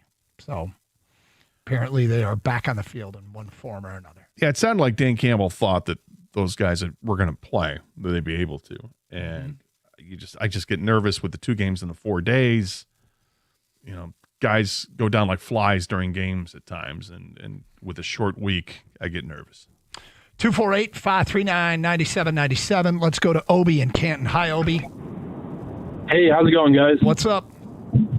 I am probably, gathering from what I'm listening to, I'm probably in the minority, but I think everybody just needs to relax a little bit. I think if you kind of look, you know, when we were looking at the schedule preseason, I think most people had us at about 6-4, maybe 7-3. I don't know if many people had us at 8-2. I'm sure there were some out there. But, I mean, with the exception of losing to Minnesota and then winning at Baltimore, you can kind of switch those around. Most people probably had us at 6 wins through the first 10 games. I think the offense is going to figure it out. I think the defense looks impressive so far. I think it's just about kind of, hey, you know, gelling together a little more, and I think everything will be fine. Well, you're right about what people probably projected the record to be. What's weird is how we've gotten here isn't what people would have expected. Like, I don't think people thought in a million years they'd win at Baltimore, but they did. Yeah, they probably didn't think they'd lose at home to Minnesota, but they did. I mean, you know, losing your offensive coordinator, and I mean, he was great, and obviously the shuffling of the offensive line. I mean, you're not going to get things perfect, and I think Dan Campbell alluded to it at the beginning of the year. He said we know it's going to be rough in the beginning, but we're kind of aiming to be better towards the end of the year, which I think will happen. It just takes a little bit of patience. It does. There's growing frustration with this team and the public. I think they have a great chance to stack wins here. But the truth is, this has been after every loss. And you know, we try not to get too high after the wins and not too low after the losses. Well, there's only one of the 4 losses where it looked like they could have, should have won. That would have been Minnesota. Yeah, I mean, the Packers game to start the season, that was like, you know, a big bucket of cold water thrown at your face. Like, wow, that just happened. Okay, are they a problem? And then they reacted the next week and scored 52 against Chicago. The Kansas City game was frustrating. Like, wow, they could get nothing going in that game.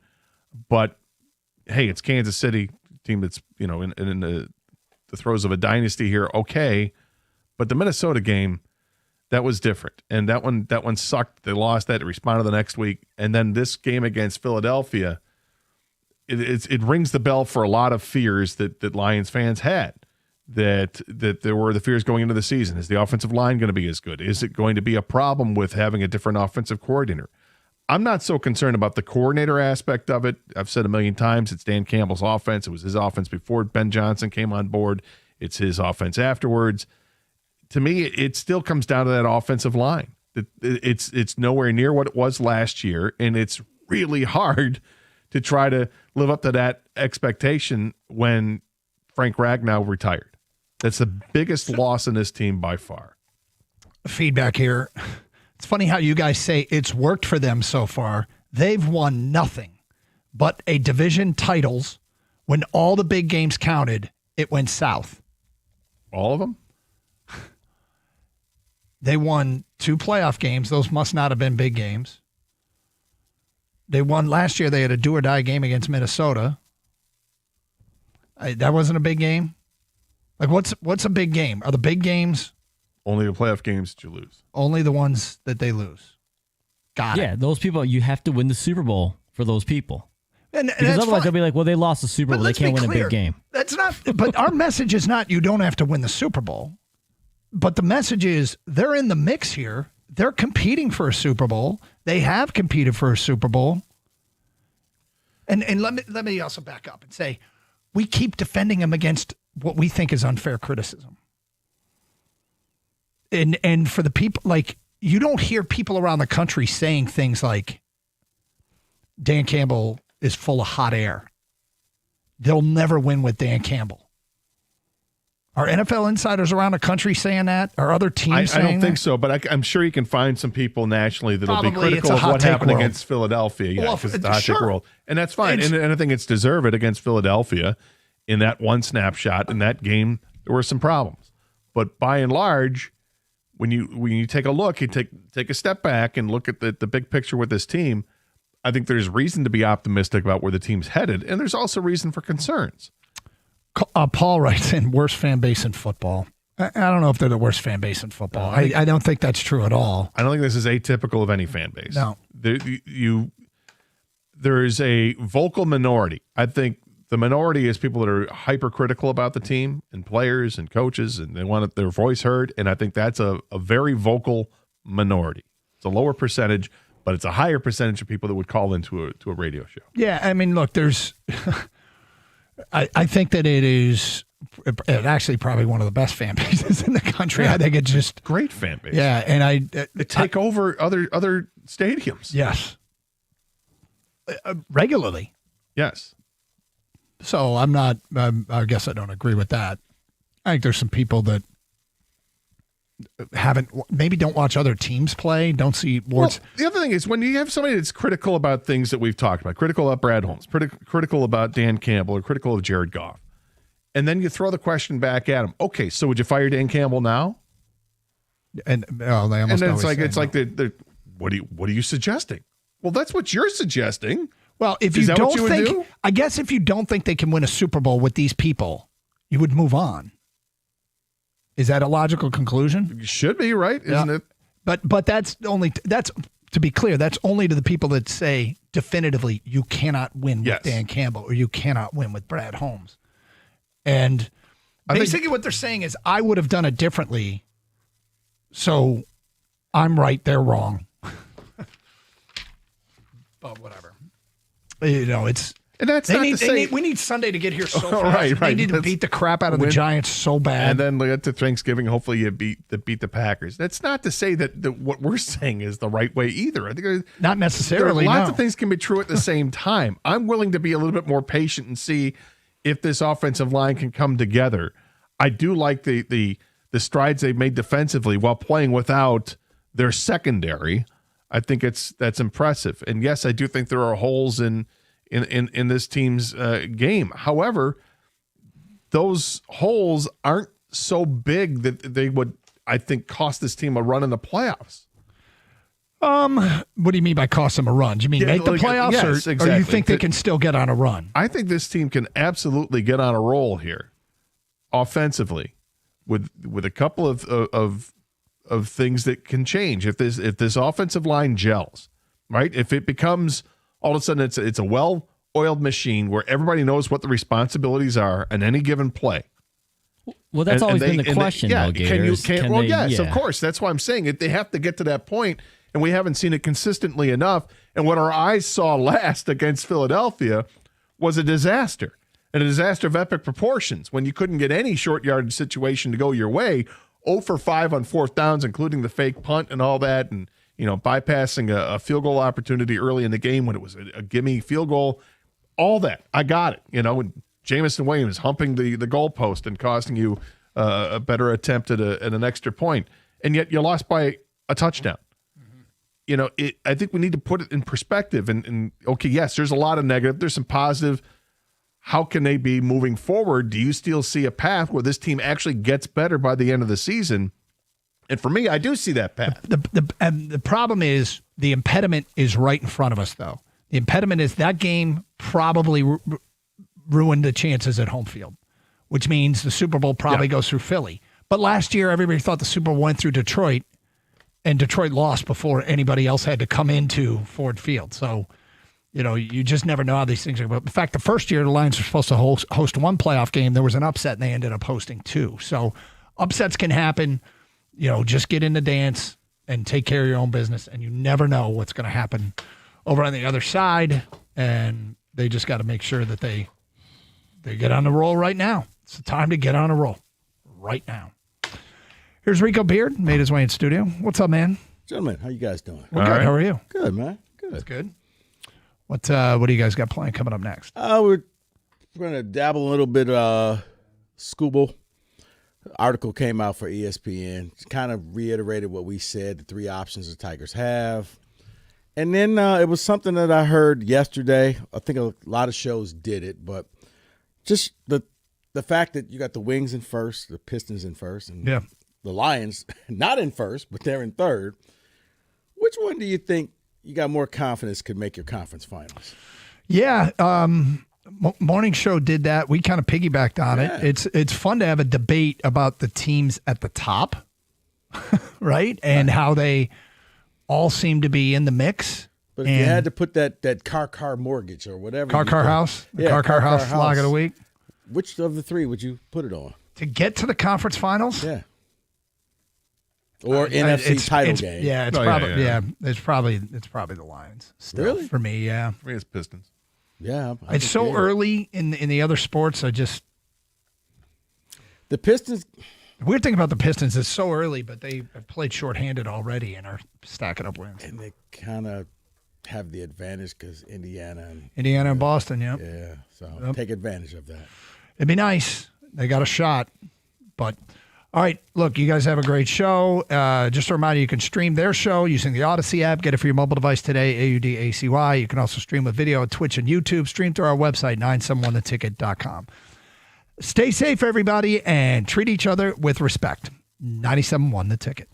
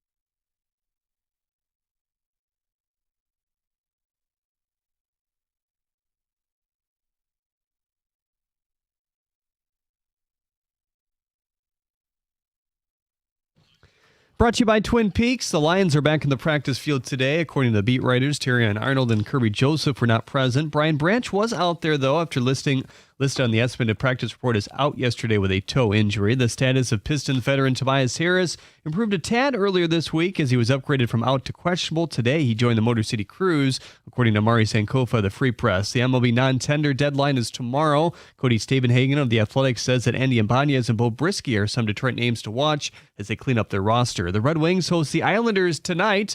The last time around, it was a 7-2 blowout in favor of New York. Tom McClellan on how to prevent that this time around.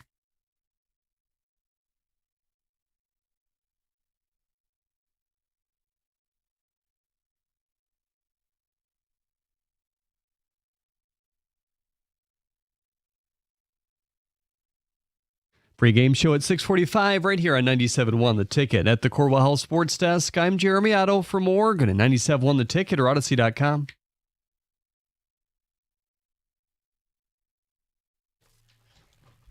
All right, let's get moving here. No fanfare. I just kind of want to get into it. We've got a Scooble expose.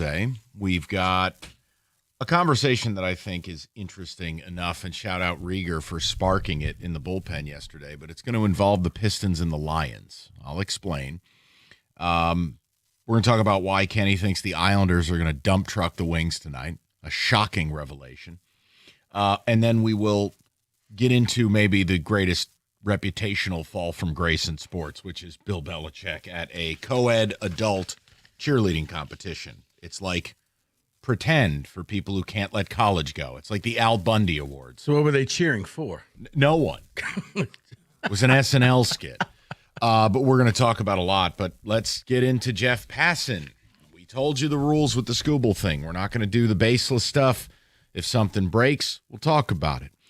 So what Passan has put out there is breaking down the Tigers' options with Scooble. Now, I do take some pride in the fact that no matter how much hate we have caught on this, we've been exactly right. Here are your headline takeaways from this. You do what you want.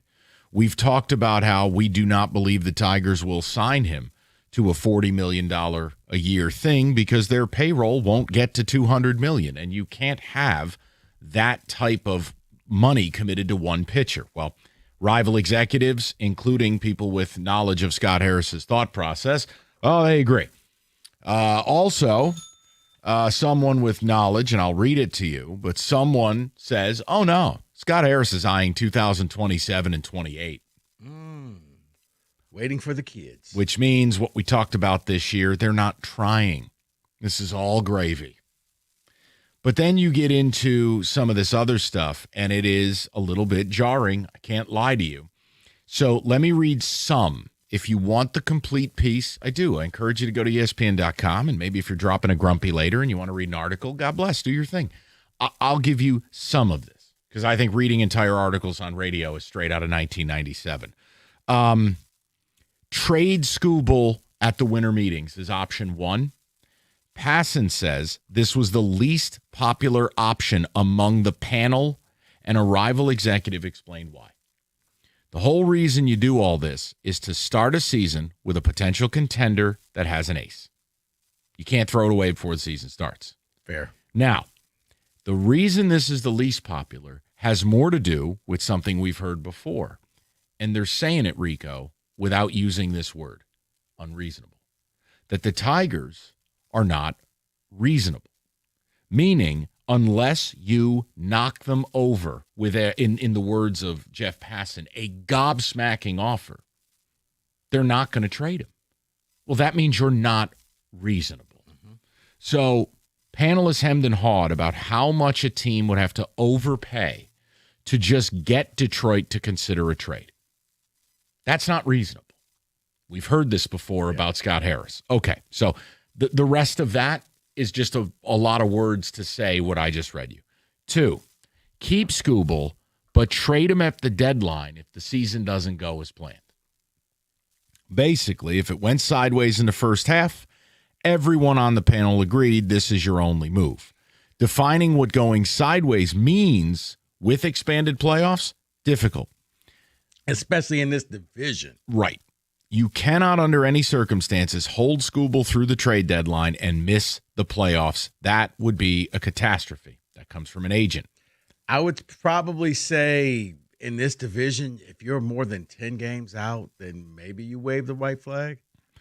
Rico, my problem is you could be 2 games up and miss the playoffs. You could be 2 games out and miss the playoffs. That's fair. I don't think if you are anything other than a commanding position, as you have said, you put yourself where you'd have to gut the fan base.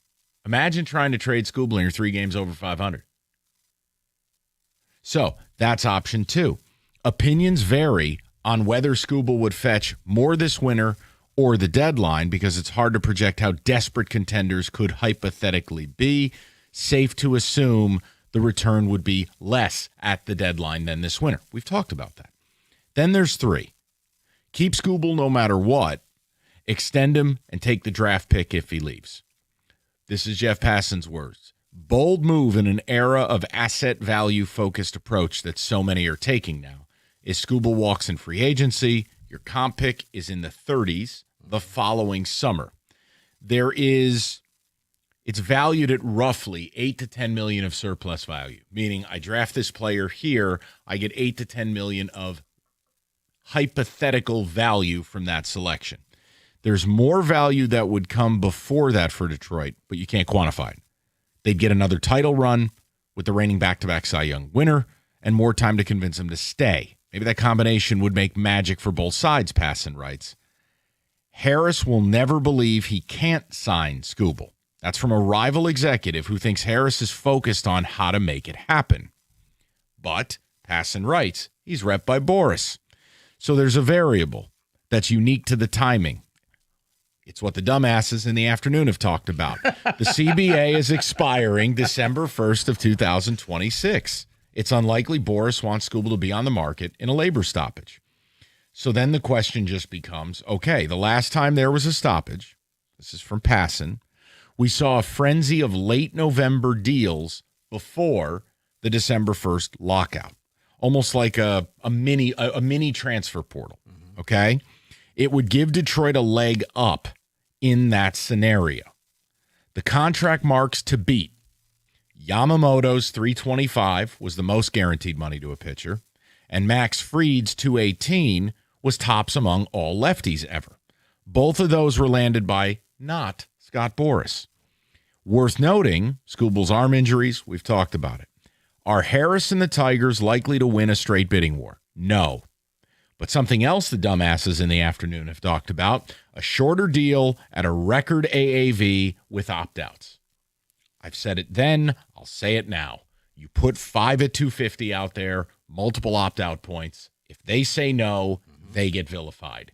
No one would knock the Tigers. The real issue for Detroit is what the idiots in the afternoon have been talking about, the payroll. Who are these idiots? So $155 million competitive balance tax, right? They finished last season at $155. That's $90 million below the tax threshold, which just sits right under $250 million. Right. Blue Jays are just over that, if you wanted context. All right. If Skubal will be getting an AAV in the 30s or low 40s, can the Tigers justify a quarter of their payroll to one player? No, you can't. Who only, plays once every 5 days. Here's the comment that really bothered me. If McGonigal and Clark show up late in 26 and look like stars, that won't bump the payroll, but it could make the Tigers look more competitive moving forward and help a long-term case with Skubal. If things go well in 26, you contend and hold on to him. Another executive said the following: you could still trade Skubal and sign him back long-term, but I can't imagine a series of events where that would happen. Yeah, because it won't happen. Here's one last note. You do what you want with it. For those of you that want to keep Skubal. Kind of like Jack Flaherty. Yeah, well, there's a reading of the tea leaves for this winter. Sources for Jeff Passan are saying Detroit is targeting pitching depth early in free agency. Is that a backfill for a Skubal trade? ? A deal now or at the deadline? ? Or just to create depth for a title run like many contenders do? Or are they creating leverage and depth so they have maximum optionality for the whole year? You can see whatever you want to see with this. He compares it to, like an ink blot test. Look, I wanted to read it to you. There's some interesting quotes from agents, from rival executives. I think the things we take out of it, I'm going to use the term disturbing, that this 2028 or 27 timeframe thing is still a thing. That's a waste of all of our time. While this team made the playoffs last year, you're essentially saying you didn't try. I mean, you made it in spite of. Well, yeah, and you told us you weren't trying by bringing in the corpses of Chris Paddock, Charlie Morton, and Paul Sewald. But the other angle to it is, it doesn't sound like there's anything happening. That a trade, they're unreasonable.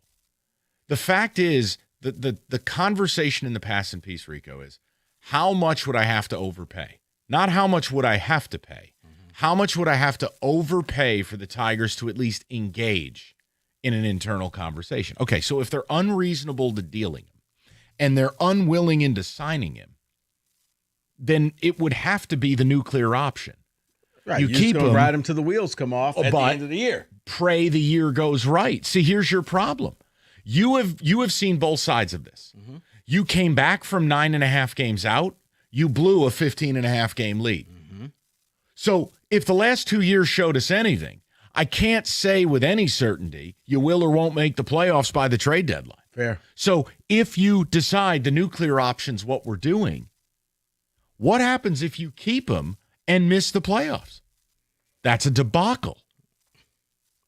But I think that's a debacle they're willing to risk. I think that's something that they're looking at doing because in their world, maybe the labor stoppage works to their advantage. With the mini transfer portal.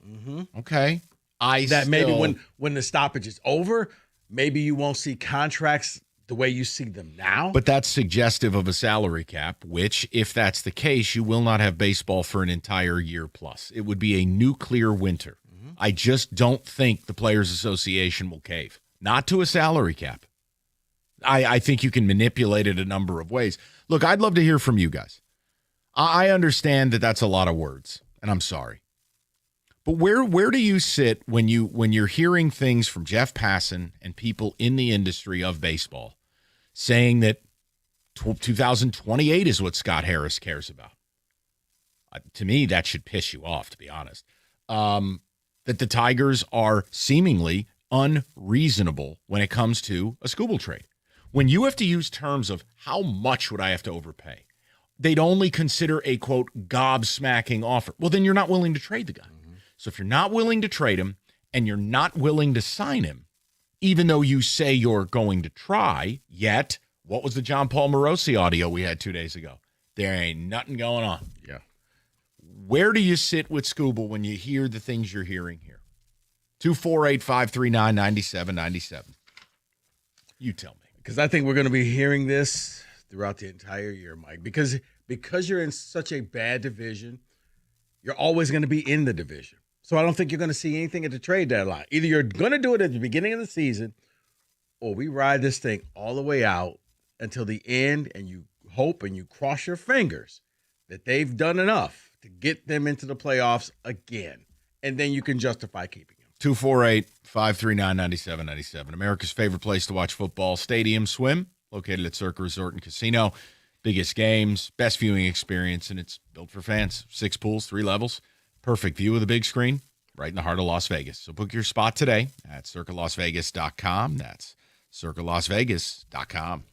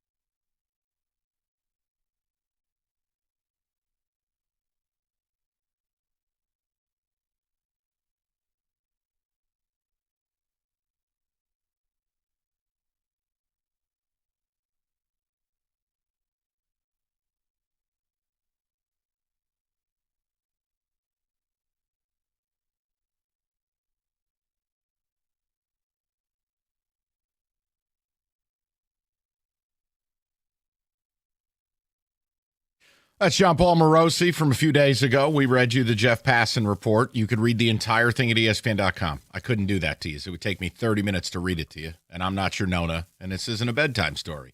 The takeaways are the following. The Tigers seemingly are unreasonable in trade talks. Scott Harris is looking at 27 and 28, which should infuriate you because that means it legitimizes everything we talked about this year. They didn't try. And the other angle is, here are your outlays for what the Skubal situation looks like. What do you make of it? I'm not overreacting any which way. I mean, there's nothing for me to do. I know what I would do. I'm not telling you it's easy or amazing. I would trade him. But I'm also respectful and understanding of those who say, no, let's keep him and give it another run. That's fine too. What I worry about is, okay, if you keep him, do you have the spinal cord to look in the mirror and say this team isn't World Series good and trade him midseason and deal with what comes with that?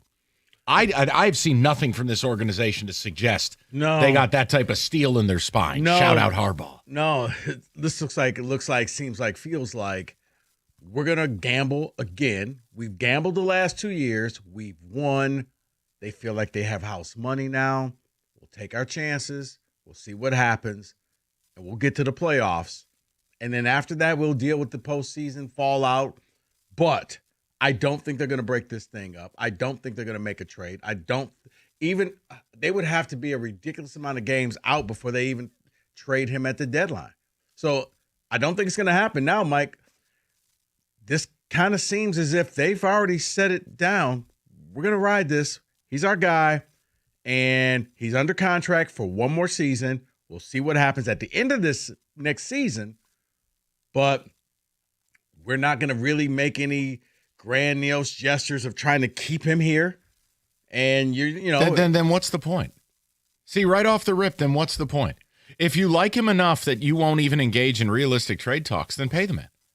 I mean, I'm just making a point. Look, when John Paul Morosi says there's nothing, that means they haven't put a record-breaking AAV, shorter term, multiple opt-outs. Right. Until or unless you do that, I can't take you serious. Could it be? Hear me out. Oh, God. When he says hear me out, it's just it's just going to piss me off. Go ahead. Let me hear it. All right. Hey, David, how are you? No, go ahead. Let me hear you out. Could it just be that they're trying to be fiscally responsible? Yep, there it is. Yep, right there. Right to the back of your head. We're done. I don't want to hear it. I want to win a World Series. No. Don't hear it. I heard you out. Mike, I want to win a World Series too, but we've said it. The article said it. Their World Series window opens in 2027. Okay, We're not great. in the window yet. Cool, then shut the ballpark down. People are still spending their money. Yes. It's not. And by the way, your window could have been now. If you did a damn thing at the deadline. Okay, first of all, we're on the same team. I'm thinking like the Tigers, and for the Tigers, these past 2 seasons, gravy. We didn't expect them. Fans loved them. Yeah. It looked like we actually gave a damn. Oh, lined your pockets. And what? And now we're going to wait because if they go on strike, we don't want to pay him while he's on strike. Fine, then you trade him. You make the franchise better long term, right? If it's about long term, you move the guy. It is, or we just wait and see what happens. Oh, good. I like the John Jansen approach. Yes. Let's go to Mike, 97.1. Mike, what's going on? Not much, guys. How are you? Good, Mikey. What do you make of this Passan report? I'm frustrated, especially on the heels of, if you read, I think it was the Detroit News, they said the Tigers have been saying at earliest you'd see McGonigal would be August of 26 to preserve his rookie status and service time. There you go, right here. Here's my response. Yeah, and we just signed Gleyber Torres, so of course we can't have a $22 million guy sitting on a bench at second base. And oh, by the way, Cole Keith's going to be healthy, so there goes your 2 options of playing McGonigal at either second or third. But the frustrating thing is, and you guys kind of stole it out of the words out of my mouth, is if the goal is 27, 28, then Skubal doesn't help you at that time because there's a low likelihood of him being on the roster. Thank you. That's the whole premise, Mike, is if you have this player and the idea of trading him is too painful, or you're so unreasonable to it and you think enough of this player that you would, direct quote from this, have to be gobsmacked by an offer, then you are put in a box of, okay, let's make a good faith offer on our terms. And if they turn that down, then we arrive at the last place, which is we're going to keep them and figure it out on the fly. Right. But there is no offer. Right, and I believe there was an avenue last year after the magical run where you could have gotten a deal done with Skubal last winter, but you insulted the man by offering him $20 million off of Cy Young when he was your horse. Like, you can't go and lowball him that much and expect that there's going to be good faith negotiations. Yeah, not saying Boris is a saint, but I hope they had pitching depth because we need it. It was Skubal and nothing after that. But pitching depth may be bargain hunting again, which is not going to be fun. No, and I mean, look, Mike, I have a lot of faith in Chris Fetter. You know, you can hand him chicken bleep and he'll make chicken salad most times. But it does get to a certain point. You need some quality. I mean, all those acquisitions, he couldn't fix Kenta Maeda. Alex Cobb, how could I say he fixed him? Alex Cobb never got out of the grave. And then all the guys you dealt for at the deadline, please. Hey, not Jesus couldn't fix Charlie Morton. So, yeah, I mean, you do get to a point you go, what are we doing here exactly? And as Rico put it, guys, don't take offense to it. It's a statement of reality. You're in a garbage division with a bunch of welfare owners. I mean, Minnesota, we're selling, we're not selling, we're selling, we're not selling, but the payroll comes down every year. Chicago's in a complete teardown. Kansas City's poverty. And then there's Cleveland. Cleveland, they make you look like Daddy Warbucks. So, yeah, I understand the idea that we could just win the division again. Okay, but if the goal is 27, 28, and beyond, what world are you better without Skubal if you don't trade him for the maximum return now? I don't think they want to trade him. I think they want to sign him. I think they want to wait to see what happens after the labor stoppage, if it happens, and where the new market is going to be. So rather than paying him... You know, it's going to be great when Boris picks up the phone and tells the Tigers, my client's only throwing 80 pitches a game. Have fun. Look, man, I'm with you. Okay? I hope you're ready for a summer of odd exits. I'm not trying to sit here to anger you. I'm looking at this. Working. I'm looking at this realistically. I think they want to sign him. I just don't think they want to pay for that 26th season because they don't know what it is. And then if all of a sudden there's, I don't know, let's not call it a cap. Let's call it whatever you want to call it. Maybe they don't have to pay as much if they wait. Or you trade him. And you get a good young pitcher who's a frontline possible guy and a couple pieces, and we move forward. In their world, is this good young pitcher going to be a back-to-back Cy Young? No, in their world, is it going to fill the stadium? Why don't we just get to what it is? I mean, seriously, like, can we just say the quiet part out loud? They don't want the kickback. They don't want to have to explain why you traded Cy Young. You didn't want to pay him. Okay. I mean, ultimately, that's what it feels like to me. Rico, I don't know. I don't know the point of any of this because I view it, you're in a free division. I mean, you blew the division lead, but you're in a division that is infinitely winnable with or without Skubal. Correct. I'm with you. It's so frustrating. All right, we'll get to the callers. I'm sorry. Anytime he leads something with "hear me out," you know where it's headed, David. You know it. I'm just trying it's like when your parents say they're not angry at you, they're disappointed. It's so much worse. I just need you to put on your thinking cap and look at this through their eyes. I'd trade them. They're there. I look at it. You would. I would. But I don't think that they're going to do that.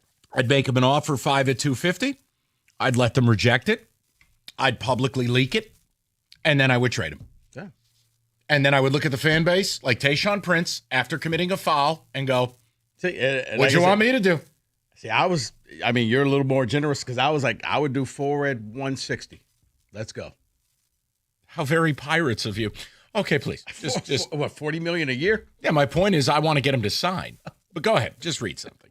Have at it. All right, guys. Hopefully, I'll be able to watch Skubal and the Tigers play down in the basement this summer. Why? Because Matrix Basements hooked me up. They do the exact same thing for you. I absolutely love the basement that Matrix Basements did for me. It was totally unfinished. They came in there, and in a couple of months, it was done. You will love it, too. As a matter of fact, if you've been thinking about it, you've been hearing me talking about it, now is the time. Go to matrixbasements.com, set up your free consultation, and let them build your basement or add a room in your basement or whatever it is you're going to do, because it's the build now, pay later, meaning no interest, no payments for 2 years. You set it up now, you could be watching March Madness in your basement that you're not paying for still a couple of years. 24 months, zero interest, zero payments. Build now, pay later, only with Matrix Basements.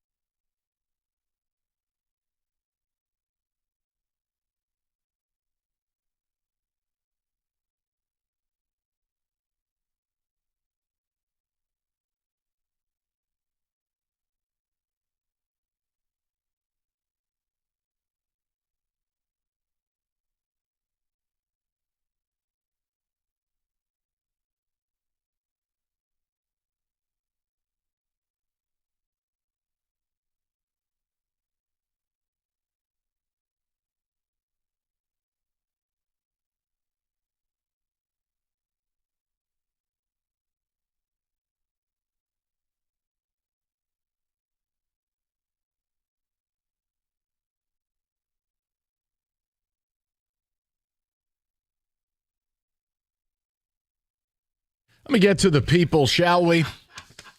Jeff Passan report. I encourage you to read it. I can't read the whole thing to you. It'd be bad radio. But there are some takeaways, and I think we're just having a conversation. I don't have, like, all the answers. I've just been pretty forthright about it. Scooble's a depreciating asset. If you're not going to sign him, stop the bleeding.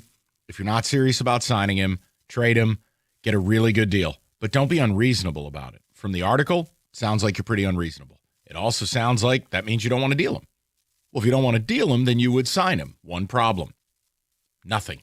There's no movement on that front. So then you get into the murky. We're going to hang on to him. If the season goes well, you keep him. One problem, you almost blew a 15-and-a-half game lead this year. How do you know what's going well anymore? 2 years ago was a Pixar movie. So then you end up in what? You missed the playoffs. You didn't sign him. You didn't trade him. And now it's nuclear winter with no baseball in 2027. And you think what? You're going to save a buck? Is that it? I don't know. I'm asking you guys. Let's go to Dawson, 97.1. Dawson, what's going on, buddy? How you been? Good. How are you guys? Good. What's on your mind? Yeah, so, I mean, obviously this whole situation's a lot to take in, but what's really starting to concern me is how we continuously hear how Scott Harris is, you know, a tough guy to negotiate and talk with, you know, whether it's a trade or, you know, a money negotiation. And how is that supposed to give anyone confidence that he is going to be able to negotiate the largest pitching contract in the sports history? And also, on top of that, Scooble has the hardest agent to deal with in Scott Boras. And, and I don't think anyone. I think candidly, Dawson, like Boras, all he's doing right now is to get his client traded. I don't think Boras has any. 100%. I don't think Boras has any illusions the Tigers are going to pay him. Yeah, and it concerns me because I don't think there's any logical, you know, expectation that Scooble's going to sign any deal with Detroit before he hits free agency. I think 100%. I agree with you, Mike, that Boras is trying to get him out of Detroit, and whether he wants to say it or not, given, you know, the comics that he pulled last week when he was saying all that weird stuff. Yeah. I just think it's tough. And what also infuriates me is how this whole, 2027, 2028 window is what we're looking forward to. I'm sorry. You have the best pitcher in the sport. Conveniently so until, you know, that window begins in their eyes. And what's the point in keeping Scooble if that's your window?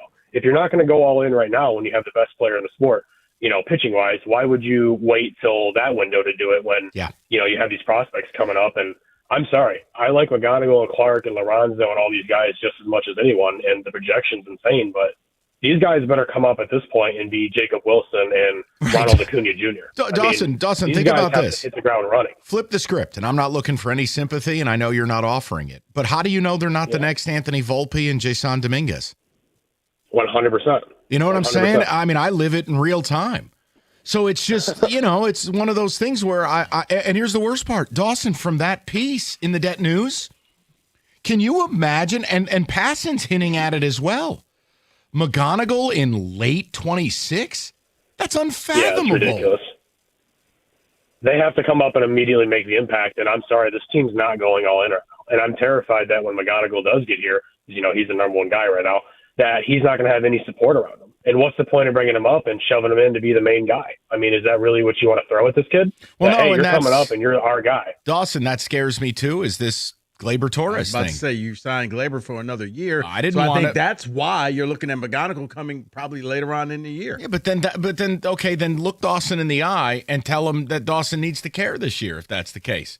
What the hell are we talking about? They waited over a decade to extend a qualifying offer.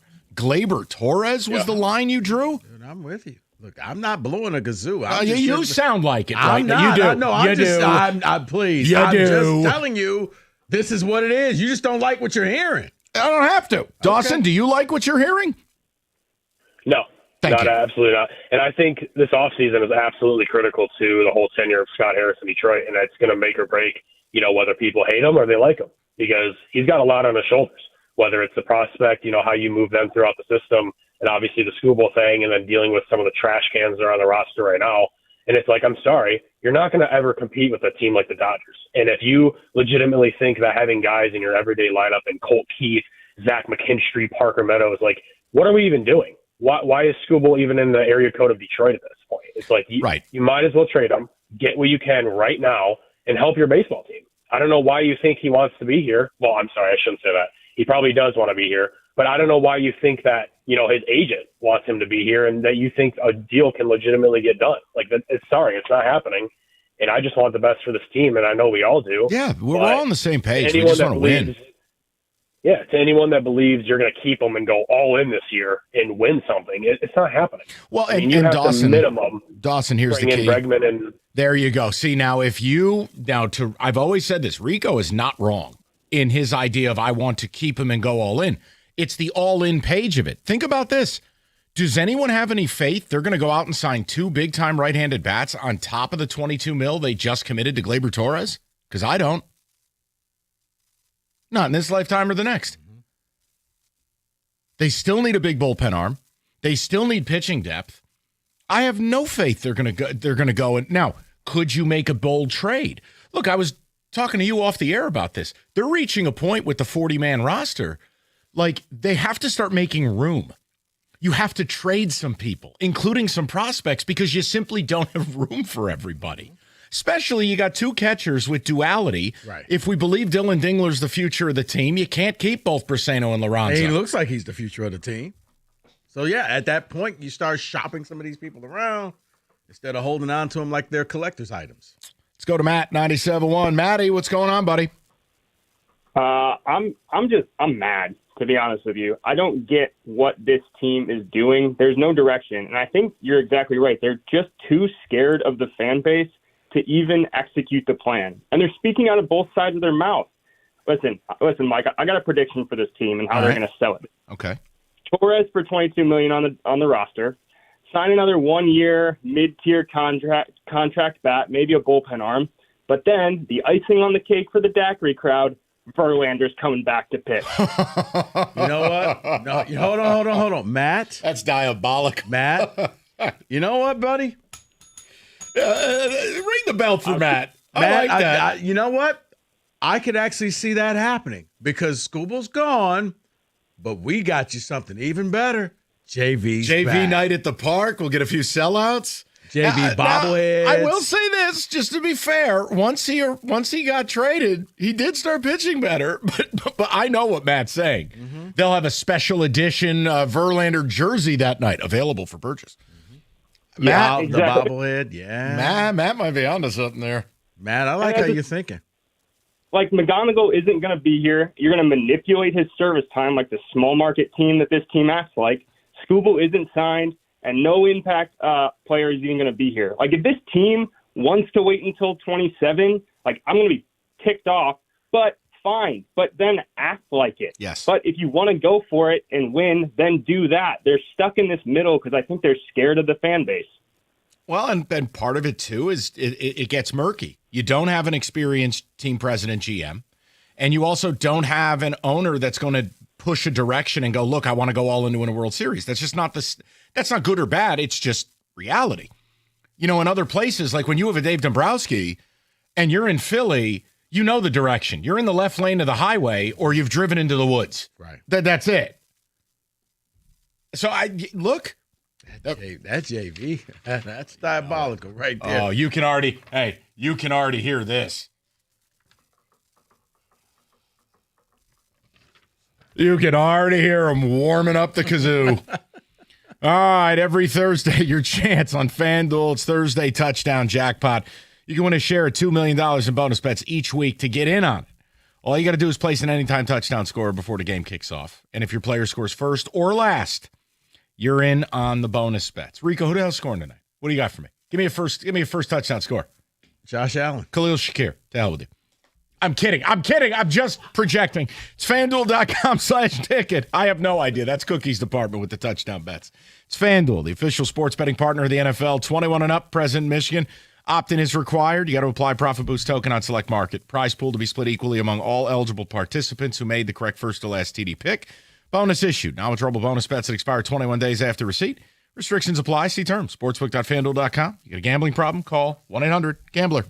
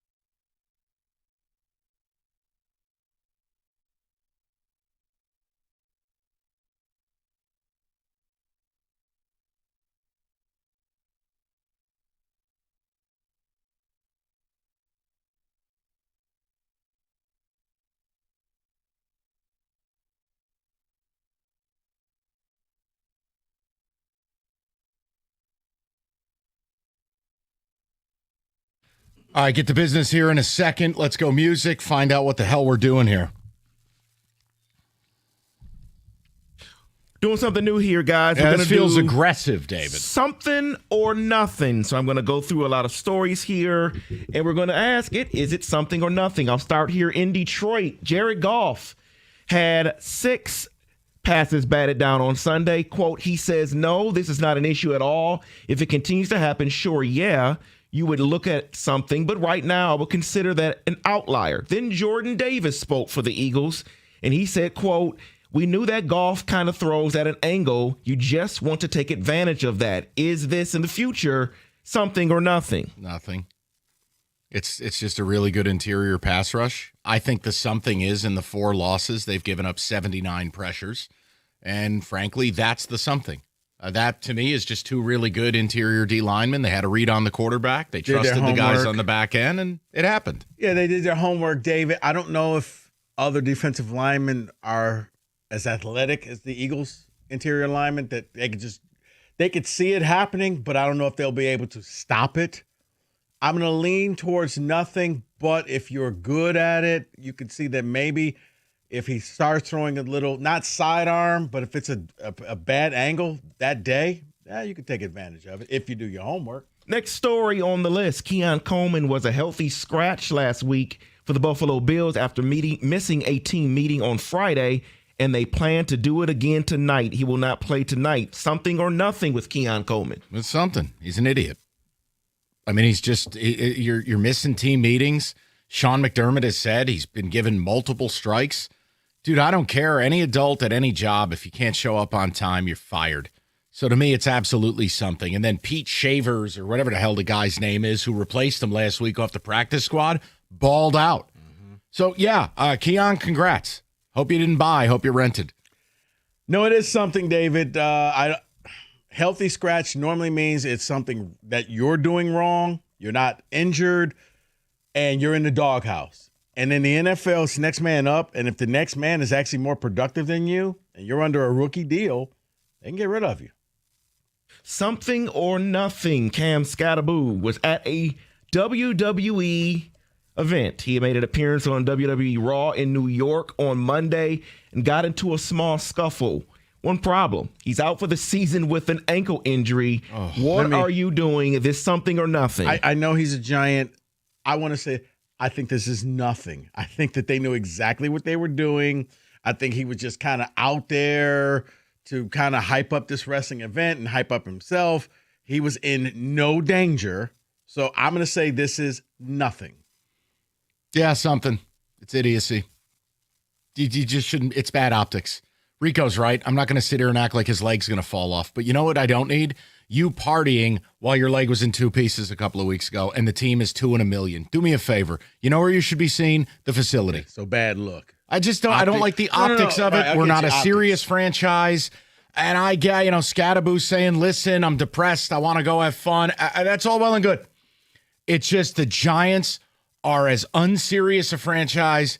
The owner's an idiot. The GM's an idiot. The coach is an idiot, and he's fired. It's just, it's Idiotville. Could the Giants use it as, look, we're bad, but we're going to try to make Scatterboo a household name? I don't care. I just don't care. They broke you. Scatterboo is. No, I'm saying he's a household name. Look, he's also an IQ of like 30. Building around Scatterboo, the guy smashes his head into brick walls. He ain't going to be around long enough to build around him. Okay. I mean, he's fun, but man, please. That's like Kenny's Taco Bell order. It's disposable quickly.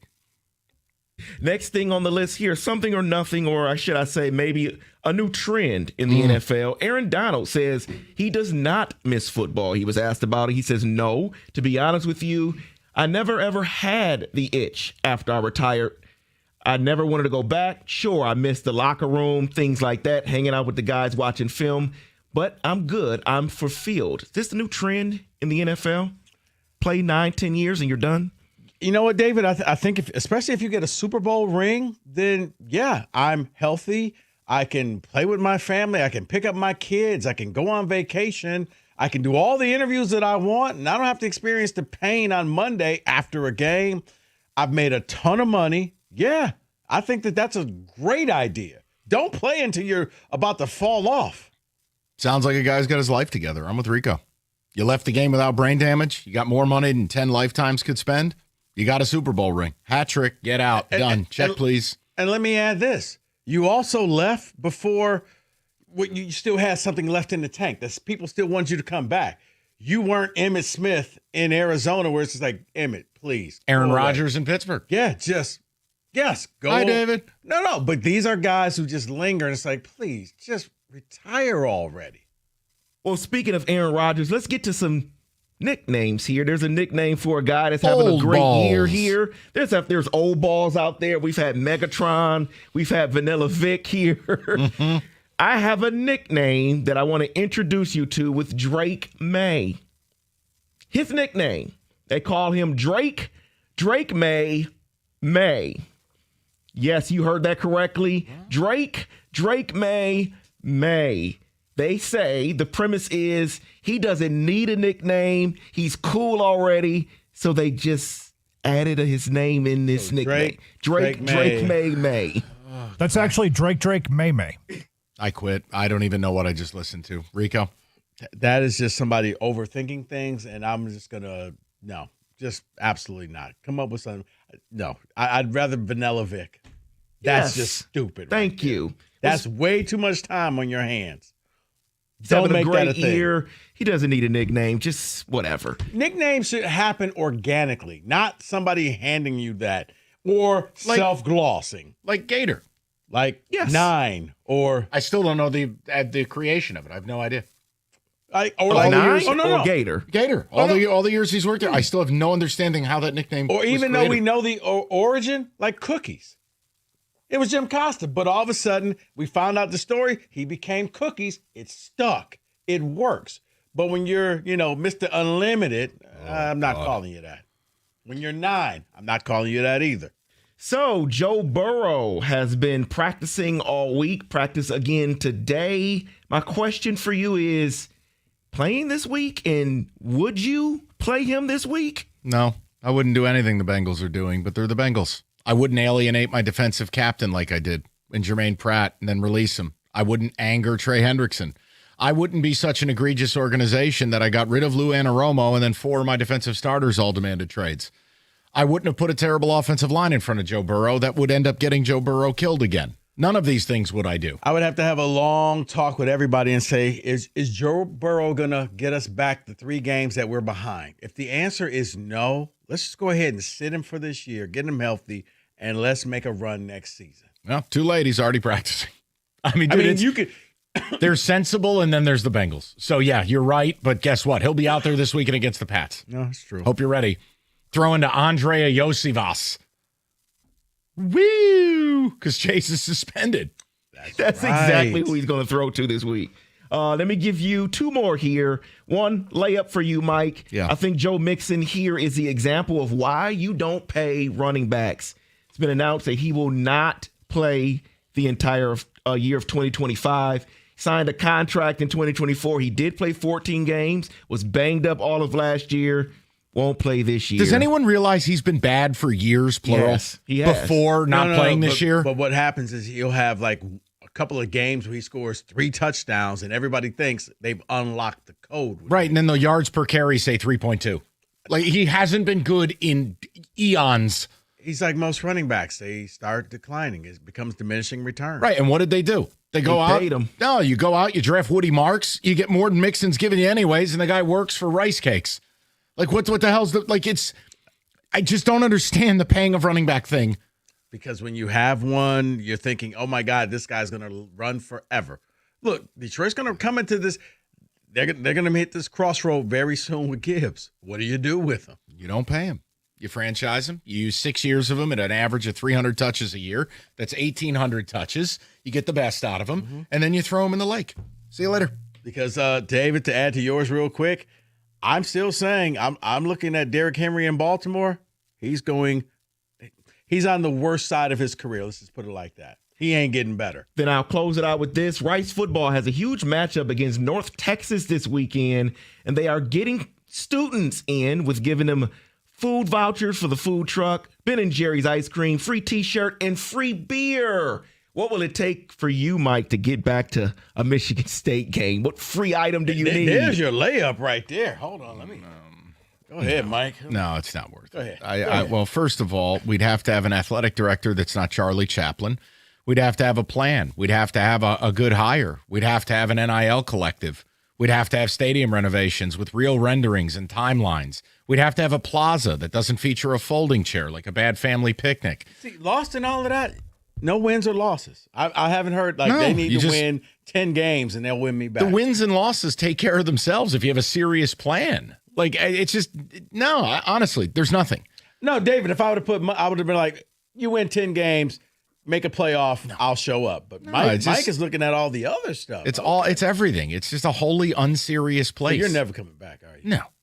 So listen, why don't you wash the mold off your stadium, scumbag? You graduated there more recent. It's not my problem. The statute of limitations, I've been gone for almost 25 years. You can leave me out of it. Not my fault they didn't put a garden hose to that thing in 25 years. Place is a dump. I'm not letting you speak, Kenny. And that is... No, say it. Say it with your chest, smartass. Not free Mastacholi or Gabagool. There you go. And Good. that is That's nice. something or nothing.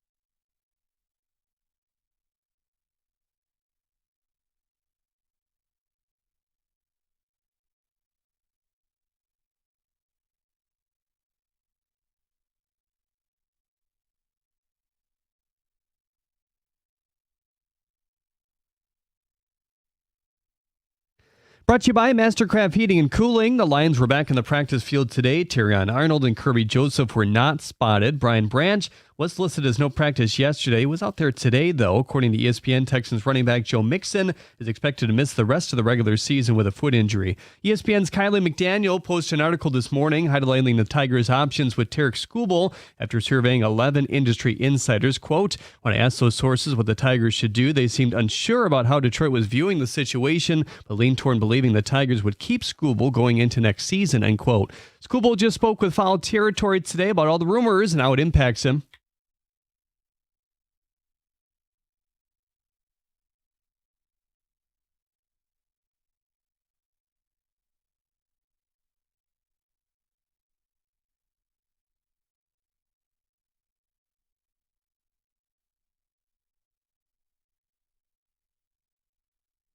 The Red Wings host the Islanders, looking for their third straight victory. John Gibson will be in goal, and you can hear the 7 p.m. face-off right here on the ticket. The Pistons are off until Saturday. Veteran forward Tobias Harris worked out with the Motor City Cruise as he continues to work himself back from an ankle sprain. At the Corwell Health Sports Desk, I'm Jeremy Otto from Oregon at 97.1 The Ticket or Odyssey.com.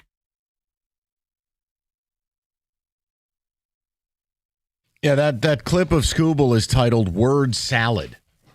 That's not a shot at Jeremy either. It's just this is why you don't put athletes on your show. It's a complete waste of time. Oh, golly gee, why am I a part of this? I don't know, because your agent was doing Scooby-Doo resets last week. Yeah. I don't know if I want to be here, but I want to be here. But if I'm not here, then I won't be here. But trade is a whole different thing. Okay, good talk. It's real simple. Hey, you know what? We're going to do everything we can so I can remain a Tiger.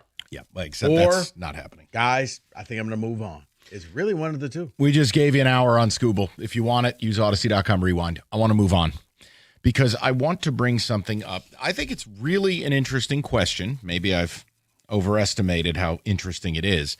But for all the conversation about the Lions and talk about making a deep playoff run and ultimately, you know, our hope is we can make a Super Bowl. There's another team in this town that while it is early, it is worth discussing. A team that's won 11 straight games and a team that sits atop what looks like the opposite of the NFC in football. A team that sits atop of what looks like the wide open and wholly mediocre Eastern Conference in the NBA. I want to ask this question. It's the ultimate version of, do the Lions have a better chance of making the NFC title game than the Pistons do of making the Eastern Conference Finals? Because I'm leaning no. I actually think it is an interesting discussion that the Pistons have a better shot to go to the ECF than the Lions do to get to Championship Sunday. The East, we already knew, Rico. The Celtics were dead. No Jason Tatum, no chance. Philly, no chance. Dead. Joel Embiid is in a wheelchair. Then you get to the Knicks. Then you get to Indiana. Halliburton, dead. Yeah. You go to Cleveland. Darius Garland, dead. You know, who else is left? The Bucks are unserious. The Bulls are unserious. And largely everybody else is just varying forms of dog crap. So when you look at it, the Pistons play defense. The Pistons do it a different way. It's not this 3-ball theater. And they take every night serious, which is more than I can say for 3 out of every 4 teams in that league? If I ask you right now, who are you more sure of to make the championship round? The Lions to make the NFC title game or the Pistons to make the Eastern Conference Finals? I actually lean Pistons. I'm with you. Really? I am. I thought you were going to laugh me out of the damn studio for this take. No, Mike. Damn it. I was ready for you to laugh me out and be like, there you go again. No. They've only played, X amount of games. They play 15 games. I'm looking at them like, yeah, but they're actually out there, as you said, they're trying every night. It's almost like it's become a mission. They're on, an 11-game winning streak, and it's like, okay, that's cute and all, but now they're doing it with Dennis Jenkins, and it's like, who? What? Like, they're bringing up the G League players and still getting it done. We haven't seen this team really all together, and it leads you to wonder, like, man, if they keep playing this way, is Trajan Langdon going to make some type of a big trade at the deadline to really get this thing going? I agree. Because this is the year. Like, take advantage of it. It ain't your fault that all of these other teams aren't there. But the road has been cleared. It's your chance to make it to the Eastern Conference Final. And look, maybe you become the Indiana Pacers last year in the finals going up against OKC. Didn't really have a chance, but it's not you the never question. know. It's just not even the question. Can they make the ECF, and do they have a better chance of doing it than the Lions? Yeah. Because I think it's yes. You're going to get Jaden Ivey back. You're going to get Tobias Harris back. Yeah. And what you said, you know what Rico's message of the day is? Don't be Scott Harris. Go to the deadline and make your team better. And guess what? You too could make a meaningful run. Yeah, I mean, he made a deal last year that actually helped the team out. And I look at the Lions. I don't think you're going to win the division, which means you may have to go. I don't. See, Green Bay being broken, I actually still think that the Lions will get it done. Okay, interesting. That's a conversation. Because I think both teams are broken, Mike, and I guess it really boils down to Thanksgiving Day. If Green Bay somehow comes in here and wins again, that's a 2-game lead they have on you. And now I don't think you'll be able to overcome that.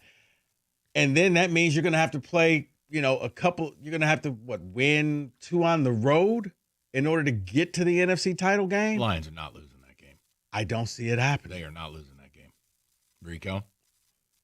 They are not losing that game. Well, see, here's the thing, though, Rico. Whether they win the division or not, I think they do. But either way, you still have to play 2 other games if everything stays the same in Philly or probably in LA. So I think that's a tall task to say they make it all the way to the conference championship game. It's much easier route for the Pistons. It is. Much easier route for the Pistons. Yeah, but the Pistons are also way ahead of schedule. It's true. Very true. And they're young. And it's not filled with superstars. They have superstar, but I think it's okay to have the. Now, I didn't put the Wings in here, and I don't want the hockey nerds to get all angry. That was going to say. There's another team in first place in the Atlantic. Are we selling them short? No, because it was just a week ago that they were about to fall back to 500, and we're sitting here going, wow, they squandered the start. Now they've had another hot spurt. The reality is the Eastern Conference in hockey is way more unforgiving than what the Pistons have. I even think the Eastern Conference in the NHL is tougher than the NFC and the NFL. For the Wings, I think it's more time. Plus, Kenny told me they're going to get smashed tonight by the Isles. So I never once said this. They're actually heavy favorites. Actually, that does make me worry. They're heavy favorites against the Islanders. 248-539-9797. So tell me, right here, right now, who do you have more belief in? Lions to make the NFC title game or Pistons to make the Eastern Conference Finals? Or guess what? Did you even know the Pistons season started? I mean, that's reality as well. It is November 20th. But they've already played 11 games versus the Eastern Conference and have gone 9-2. They have dominated this conference, and I think they'll continue to do it.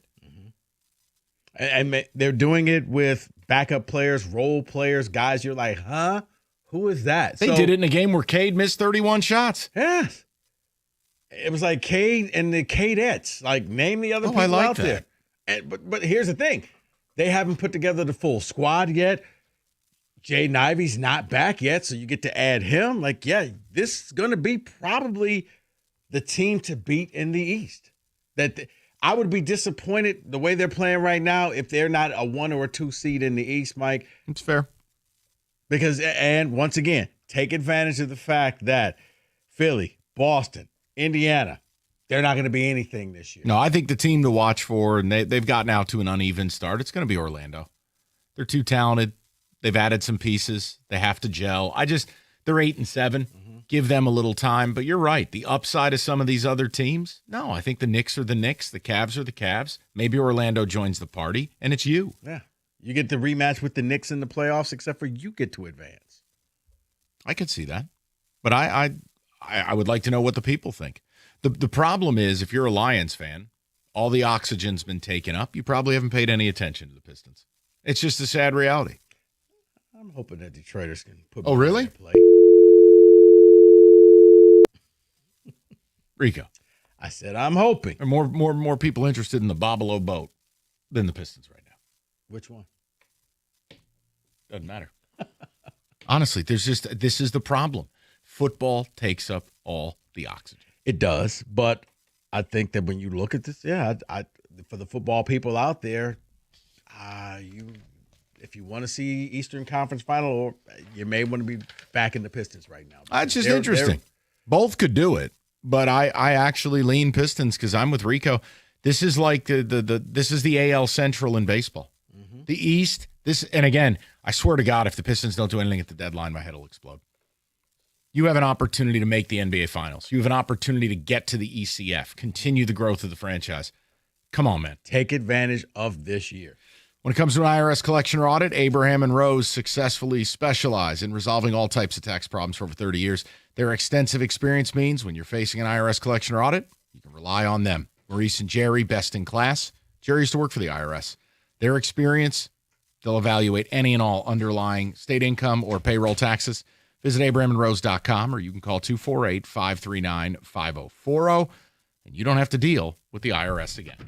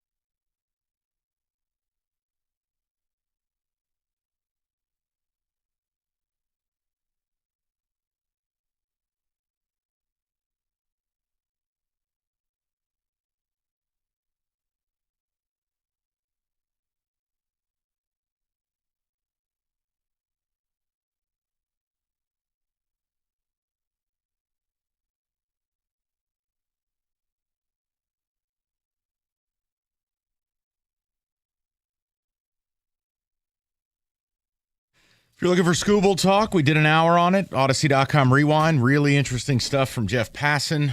Right now, it's just a question about who's got a better shot. Pistons to make the ECF, winners of 11 straight in a dog bleep East, or your Detroit Lions. It's a fun question, and I'm not mad if you still say the Lions. You think the Pistons, it's too early in the year? You think the Lions have more veterans, more upside? It's all cool, but it's part of of it all it. together. Yeah. Something. David, what's the ticket text here? The Pistons, because they look more hungry to win right now. The Lions look mediocre. They won't get past the division round. That is from Gary in Howell. I think the division round is an interesting way to put it. If you win the wild card round, presumably at home as a division winner. You end up in that divisional round on the road in a place like Philly or LA or Seattle. You know what? Maybe that's the way to look at it. I just have doubts they're going to be able to go on the road and do that. The Pistons, no question. After the Eagles game, the Lions will be done after the first round of the playoffs. Let me tell you, if that happened with back-to-back years with no playoff wins, the villain arc of Brad Holmes is going to need to be studied in the future. All the bathwater drinkers are going to say they're not thirsty anymore, and they will flip on this man in a way that not even I will. If that happened. Yeah, they don't want to see any more cutesy little dress up at the draft outfits. Nope. The other one to keep an eye on is that Tesla thing. If Tesla doesn't get this turned around in the second half of the year and show signs of why they gave up 3 third-round picks to get him, while the team is missing Sam Laporta or the offense can't really do a whole lot against good defenses, that's another one. Hey, I'm not telling you it's what Fontenot and Atlanta's dealing with, where they gave up a first-round pick, Penix dies. Now the pick they gave up to get a defensive end is with the Rams, and the Rams can take a QB in the top 10. No, those moves get you fired. This move just makes people not like you anymore. There's a difference. Well, yeah, especially if you go out in the first round and you do that, and it's like, well, you didn't make any trades at the deadline. Like, what exactly are you doing right now to make this team better? Villains. Go ahead, David. Someone says, great topic. This is tough for me. I just think that the NBA season is long and I need to see more. My vote today is Dan Campbell to rally the troops and for the Lions to make it back. I have no issue with that. There's no right or wrong answer. This is a thought-provoking question. Let's go to Albert, 97.1. Al, what's going on, buddy? Hey, how's it going, guys? Good. Hey. So I'd say the Pistons, just because, the one thing that the Lions do so well or did so well last year was be able to run the ball, and that really opened up their play action pass. That's what Goff does best. And this year, that hasn't really shown, and I think being able to run the ball is what really transitions into the playoffs. And I think the Pistons have what transitioned into the playoffs, and that's defense, and that's hunger. And I think they have a guy that can score in clutch situations now, like Cade. He's really picked it up this year in fourth quarter scoring. And I think last year was a good learning experience for him. So I think this team, maybe if they are aggressive at the deadline, like you said, maybe, I don't know, going to Utah and giving them Ivy, Harris, and a couple picks for Markkanen. I think him, Duren, and Cade can make a really good big three, especially in a weak Eastern Conference. And Albert, I just don't know if, as a bonus, I want to make you feel better about something, right? You got concerns about the Lions running game. You know what the Giants give up yards per carry? What is that? 5.6 yards a carry. Wow. Are you serious? The Lions, no offense to you, Mike, but the Lions aren't really contending with the Giants for the NFC. Oh, no, I was just trying to let you know. I mean, Albert, you got a sure thing on Sunday. You're going to be just fine. Hand it off 50 times, you're good to go. We don't really – I understand we need a pick-me-up this week. That's right. But still, I don't think the Lions – have what it takes, at least this year. I think that if they can go in the draft and go get some O-linemen or sign their problems feel like they won't be fixed in season.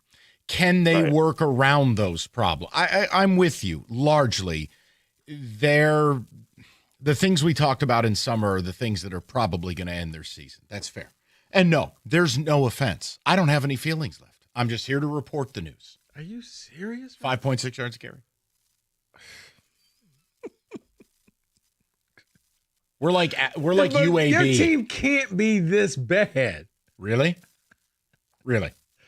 I think you make this stuff up, but you ever really have a friend don't. who dated a crazy chick and you're like, dude, she can't be that bad, and then you meet her. Yeah, yeah, that's my team. That's my team. My team is like a meth head stripper. Sorry. A complete debacle. I'm sorry. Yes. My team has made poor life choices. But hey. My team is not working their way through school.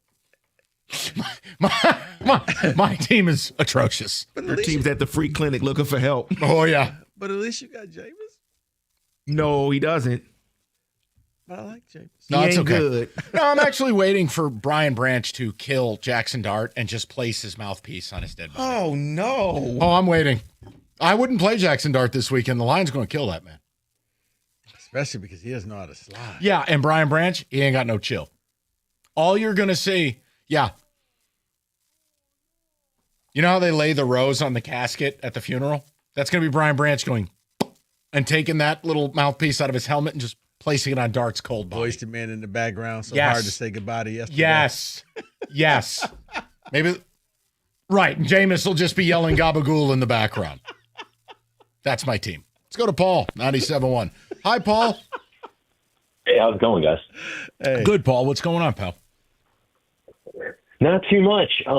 With the question of Lions, Pistons, who's more likely to make it, I'm going to have to lean Pistons here just because football, you only get one game, and it's looking right now like the Lions, they might not have home field advantage. There's some holes there. There's some concerns. The O-line is beaten up. We're missing Rag now.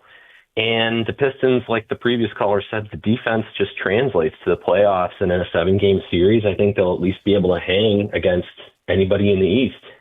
The other interesting thing, Paul, and I know, look, we're comparing two completely different sports, but the leader of your team in football is your quarterback, right? Well, the leader of your basketball team is Cade. Which guy needs more help in order to perform? Clearly, it's Goff. Cade is able on a lot of nights, and I do want to get Cade more help, clearly. Yes. But, if you have a star in basketball who can do more with less, that's a very powerful thing. Yeah, absolutely. A similar thread, too, with, Cade now is an all-around player, right? He's good on offense. If you look at the defensive metrics, he's really stepped it up on that side of the ball, too. And the thing with Goff is, he's really good if you can protect him, but he's kind of a unit tool, right? He needs these perfect conditions, inside. I mean, I guess the jury's still out on that one, right? But, he needs good protection. He's not particularly mobile. And I just think that Cade can match up. He's a lot more versatile. Yeah. No, you're not wrong at all. Paul, I'm with you. And look, it's fun. The fun part is both of them could make it. I'm not writing off either one. I'm just saying it's important we take note of what the Pistons are doing and also how they're doing it, by the way. Highest point differential in the East. There's quality behind that. It's like the opposite of the Chicago Bears, right, who have a negative point differential. Like, you're doing it every night, highest point differential, unbeatable at home. You've already gone through the East one time and killed everybody. Right. You've done it without your full team. And I think just for a lot of people, it's the buy-in factor. Like, are you ready to say 15 games in? You know what? I think this team is good, or season's young. We haven't hit Christmas yet. I'm more that way with the Wings. But for those who have not been watching this Pistons team. Plus, Kenny said it again during the break. He said Islanders -3.5 on the puck line. I'm going, Kenny, what? Stop doing that. I never said that once. That's not what everybody in the office heard. I heard it. Rico, you were in Thank here. you. You heard it. Yeah, I don't know what it is. Why you got to go heel turn on your guys? They're starting to play good hockey. All right, fine. Islanders -5. Good. Wow. Well, they did win 7-2 last time, so maybe you're looking for a repeat. I wonder what PCC has to say. Oh, paying customer Costa? Yeah. He's not going tonight. Oh. I don't think this is a part of his kitty cat package. The Feline Delight partial season ticket package. 248-539-9797. We got to get that guy a sponsorship to something cat related. I'm surprised he does not have one. Imagine Jim doing reads for like Fancy Feast or something. The fun we would have on this show with those drops. Oh, man. Woo! All right. We'll get more of the calls. We'll get more of the ticket text. We got football to get to. We also have the fall from grace. I want to give you a Bill Belichick reputational fall from grace. Several checkpoints, including I think we've dead cat bounced. Bill, I'm trying to help you out. I fought hard for you in pre-show meetings, but you got to do better. Right. Rico's going to tell you it's undefeated. We know. It still doesn't explain this. 97.1.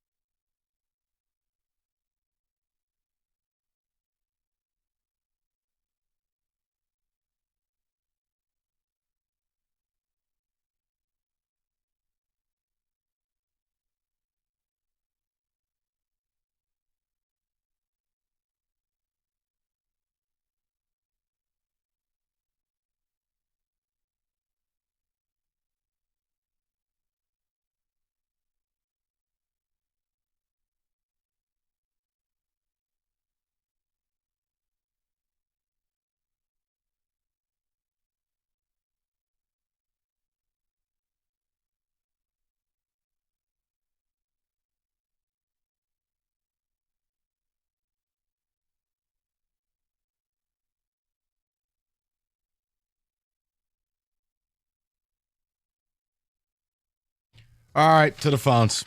There you go. Let's go to Jason, 97.1. Jay, how you been? What's going on? Good, man. How you guys doing? Thanks for having me on, Of Mike. course, and Rico. dude. Appreciate your patience, man. I'm sorry it took that long. What's going on? No problem. No problem, man. I got a stat for you. I got a crazy stat for you. I had to look it up the other night because I kind of had a hunch about it. Okay. Throughout the Detroit Pistons' history, 14 times they've won 50 or more games. Of 12 of those 14 seasons where they won 50 or more games, they've advanced at least as far as the Eastern Conference Finals. Oh, I like it. Somebody tell me what their win projection total is. I guarantee it's over 50. Oh, yeah, right 100%. now. I mean, hell, they're on pace probably to win 68 games or whatever it is. Sure. Right. Right now they're going to be challenging the Bulls and the Warriors. Yeah, I guarantee the Pistons make the Eastern Conference Finals this year. As for the Lions, man, I love them and everything, but injuries are piling up with no Laporta and with the competition in the NFC, the Rams, the Eagles, even the Packers. I know you're down on the Packers, Mike, but I still think they're a threat.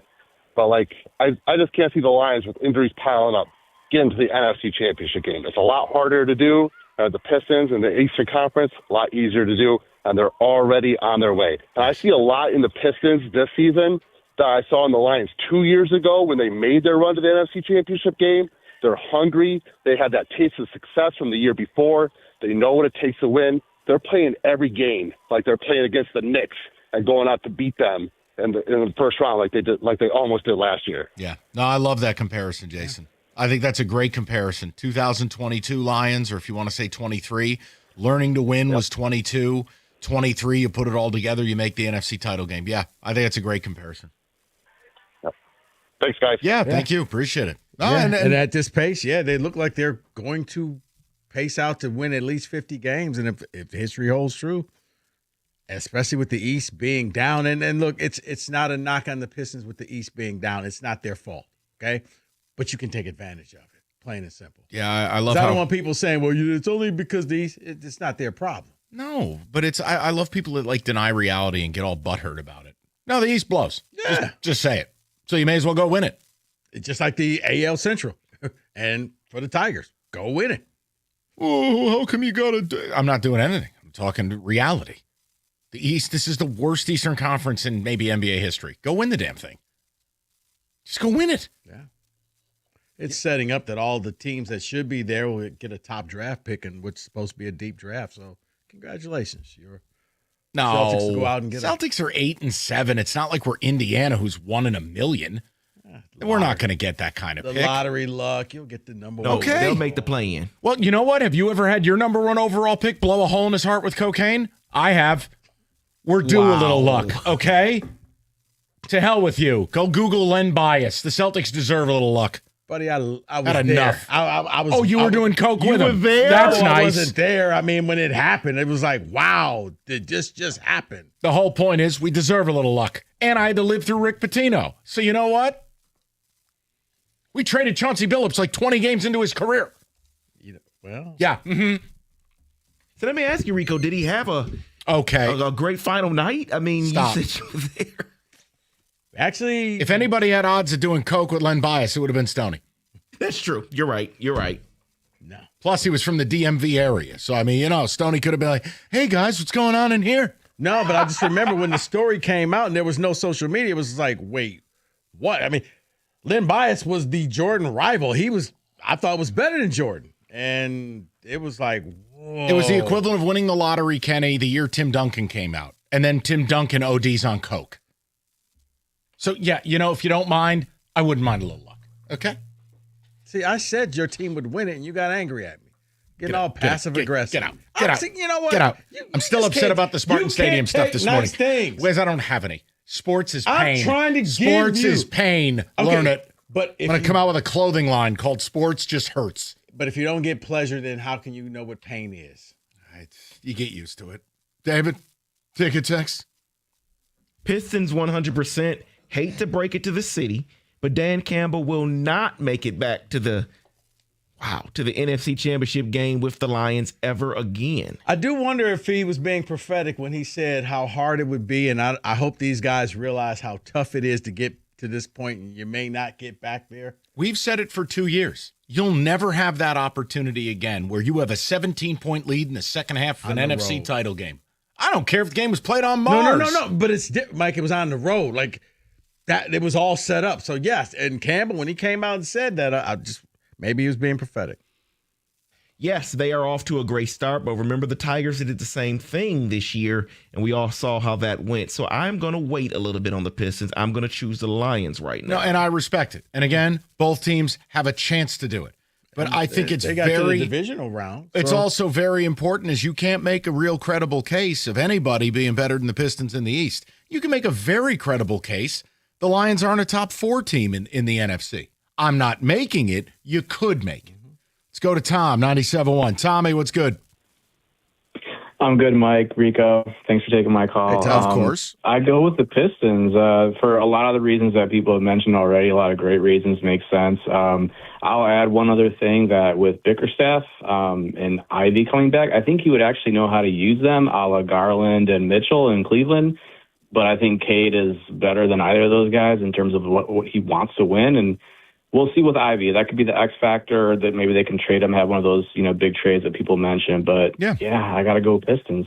No, and I don't think there's anything wrong with it. Like, you just take a look at the landscape. I mean, who am I afraid of in the East, even before the Pistons got out to a great start?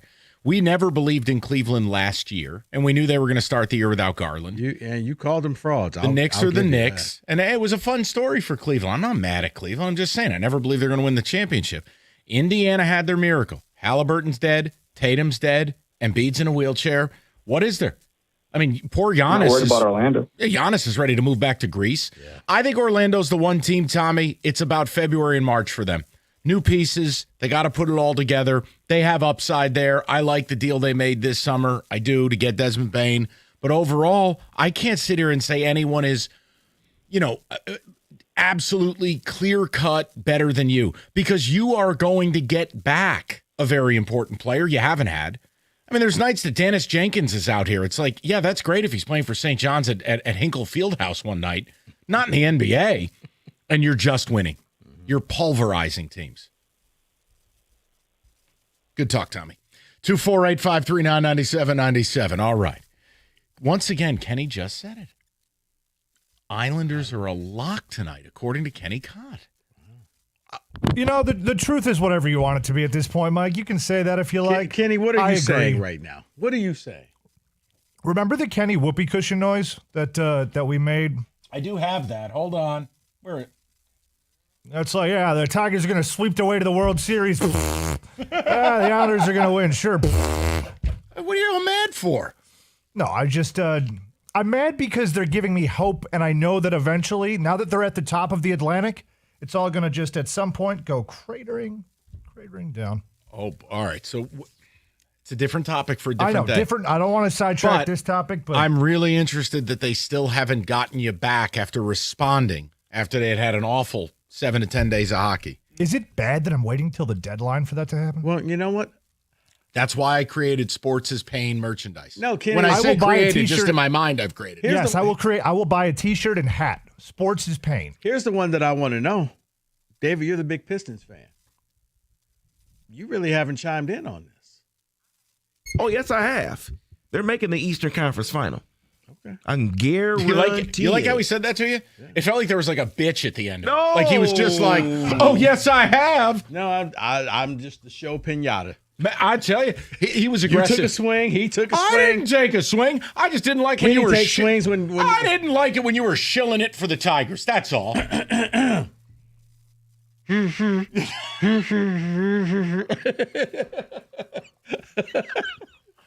Hey, woo!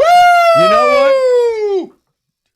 Don't ask me for tickets when it's JV's first start. We're at the Glaber Gazebo. When JV's throwing his first start back at Comerica Park, don't ask me for tickets. It's JV night at the park. Maybe, Special patches on the jerseys, y'all. Maybe we'll get Scherzer too. Oh, my.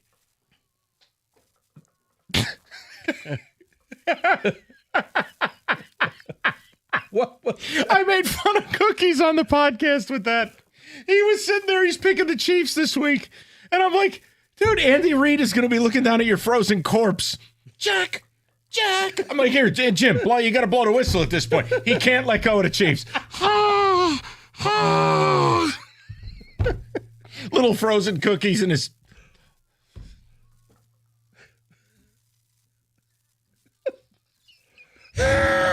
I swear to God, the Chiefs could be eliminated from playoff contention. Cookies will put in a bet for them to win the Super Bowl. Plus 100,000. He can't let go. All right, let's take care of some business. Hungry Howie's has got you covered 51% off any large, original, or thin crust pizza. Your choice of toppings. And again, whether it's plain or whether you load the pizza up, the 51% off applies. All you need to do, go to hungryhowies.com. Online, carry out only. Yes, you got to pick the pizza up, but it's 51% off. Get in the car. You'll be fine. Bottom line, the deal is limited time only. Take advantage of it. And nothing says pizza and celebration like the dead body of the New York Giants coming to town, giving up 5.6 yards a carry. 51% off toppings. Go make it happen at Hungry Howie's.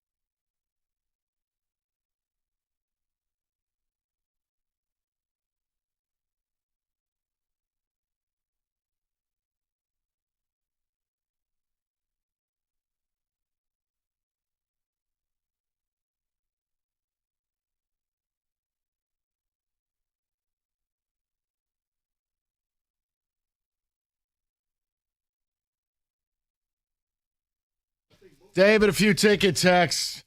Then we're going to get some calls. 4 o'clock, I go one of two different damn ways. I got to be honest. I can do this Belichick thing, or I got a tinfoil Rico Beard Marvel Universe conspiracy theory about MSU. I don't know. We'll flip the coin.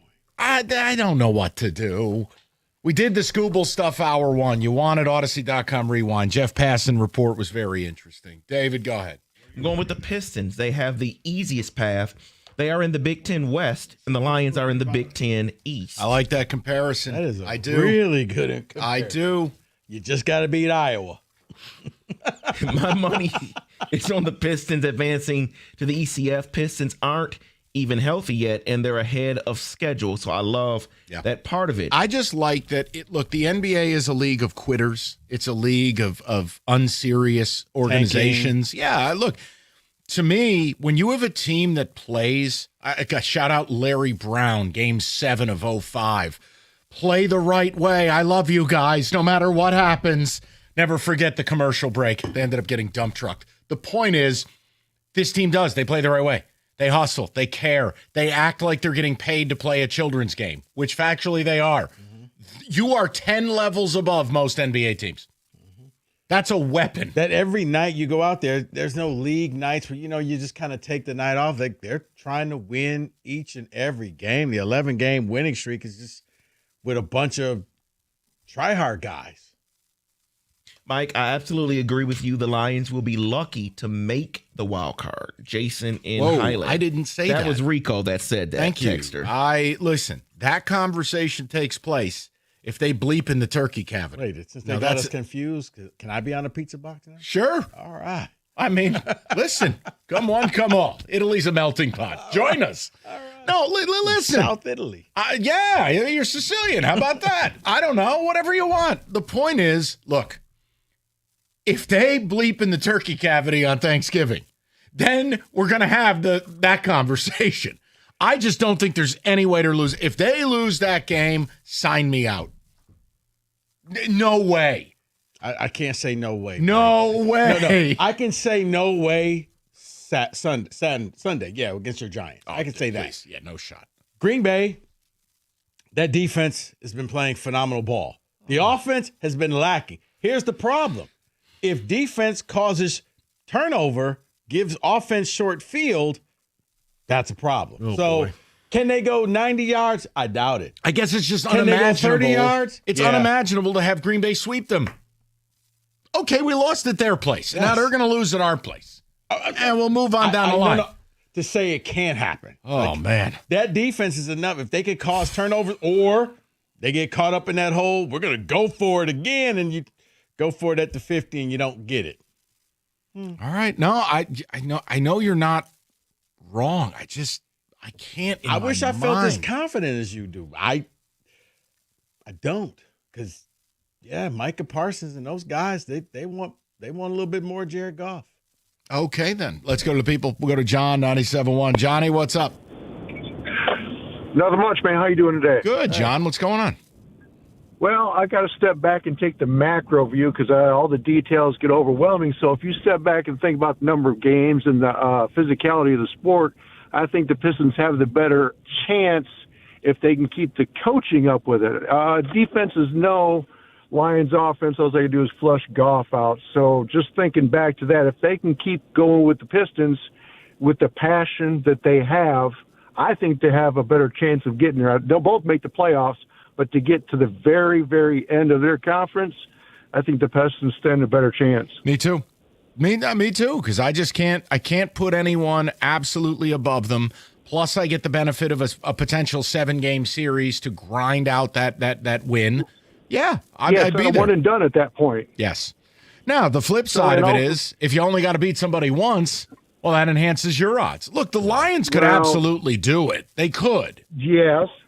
But you got to think about with the Tigers starting off hot as they did, people over the grind of a season figure out their weak spots. If we can keep our weak spots limited with the Pistons, I think we stand a real good chance. But the Tigers were glaringly obvious. Well, John, here's the thing about the Pistons' weak spots. I don't know if you know what they are yet because you've yet to see the full team on the court. They can't shoot threes. I mean, that's what the whole macro view thing is about. It is real damn early in the season to think about it, but going with your gut, they have a real good chance. Yeah, listen, if there's a weakness, it's going to be at some point the three-point shooting would catch up with them. But in the here and now, they're going to put themselves in a great position. I do think they're going to be a top 4 seed. And I'm not going to – if they're going to play this brand of basketball, why would I pick against them? No, I got you. Dude, what are the Washington Wizards doing? I'm just like, Do you need a flow chart of like someone trying to shove their head up their own ass? That's the Wizards. That should actually be the Wizards logo. A cartoon of someone trying to shove their head up their ass. Wizards basketball. 1-13. Every year they're 1-13. They should come out with their 1-13 edition jerseys. Every year's the same thing. Yeah. I'm just laughing like, and there's Wizards at the bottom again. It never, because the NBA, it's like Wizards in Charlotte. Why do you exist? Pelicans. Is Joe Dumars like an operative sent to destroy them? Was Joe hired by the NBA to make the franchise so bad they leave New Orleans again? Like, what is he doing? Yeah, maybe. You've already fired Willie Green. Poor Willie. Detroit's I think own. Willie knew. Leave Willie alone. It's not his fault. No, that's what I'm saying. He knew when he got the job. Yeah, I'm not going to be here long. He's just going to get that Juan Gonzalez apartment. Apartment. Phil Garner, flu-like symptoms. Oh, okay. 248-539-9797. We will get a football today. We got a multitude of things we want to do in the 4 o'clock hour. I'm going to have an executive meeting with these gentlemen momentarily. Could either be Belichick or it could be a conspiracy theory that may require tinfoil, but I can't make sense of anything else happening at MSU. I don't know. We may spin a wheel like Bob Barker. Who knows? 97.1.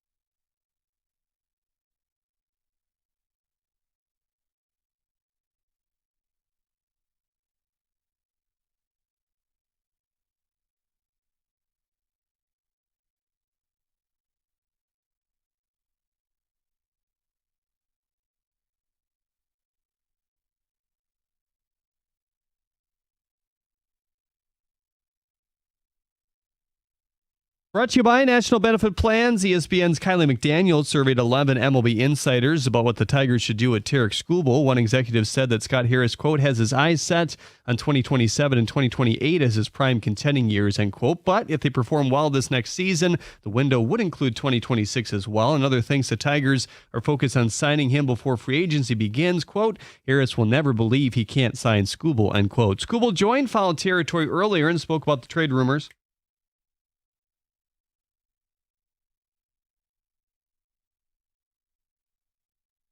The Lions back in like trade rumors and trades. The Lions are back and in things, and I don't know. I play baseball.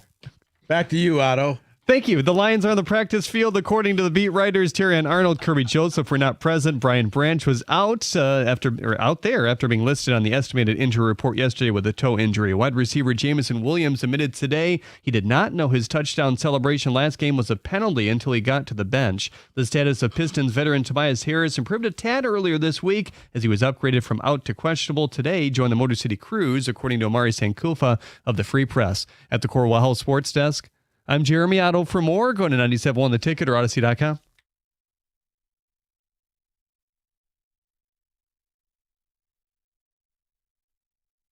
David, play some damn music. What the hell are we doing here? Let's get some football.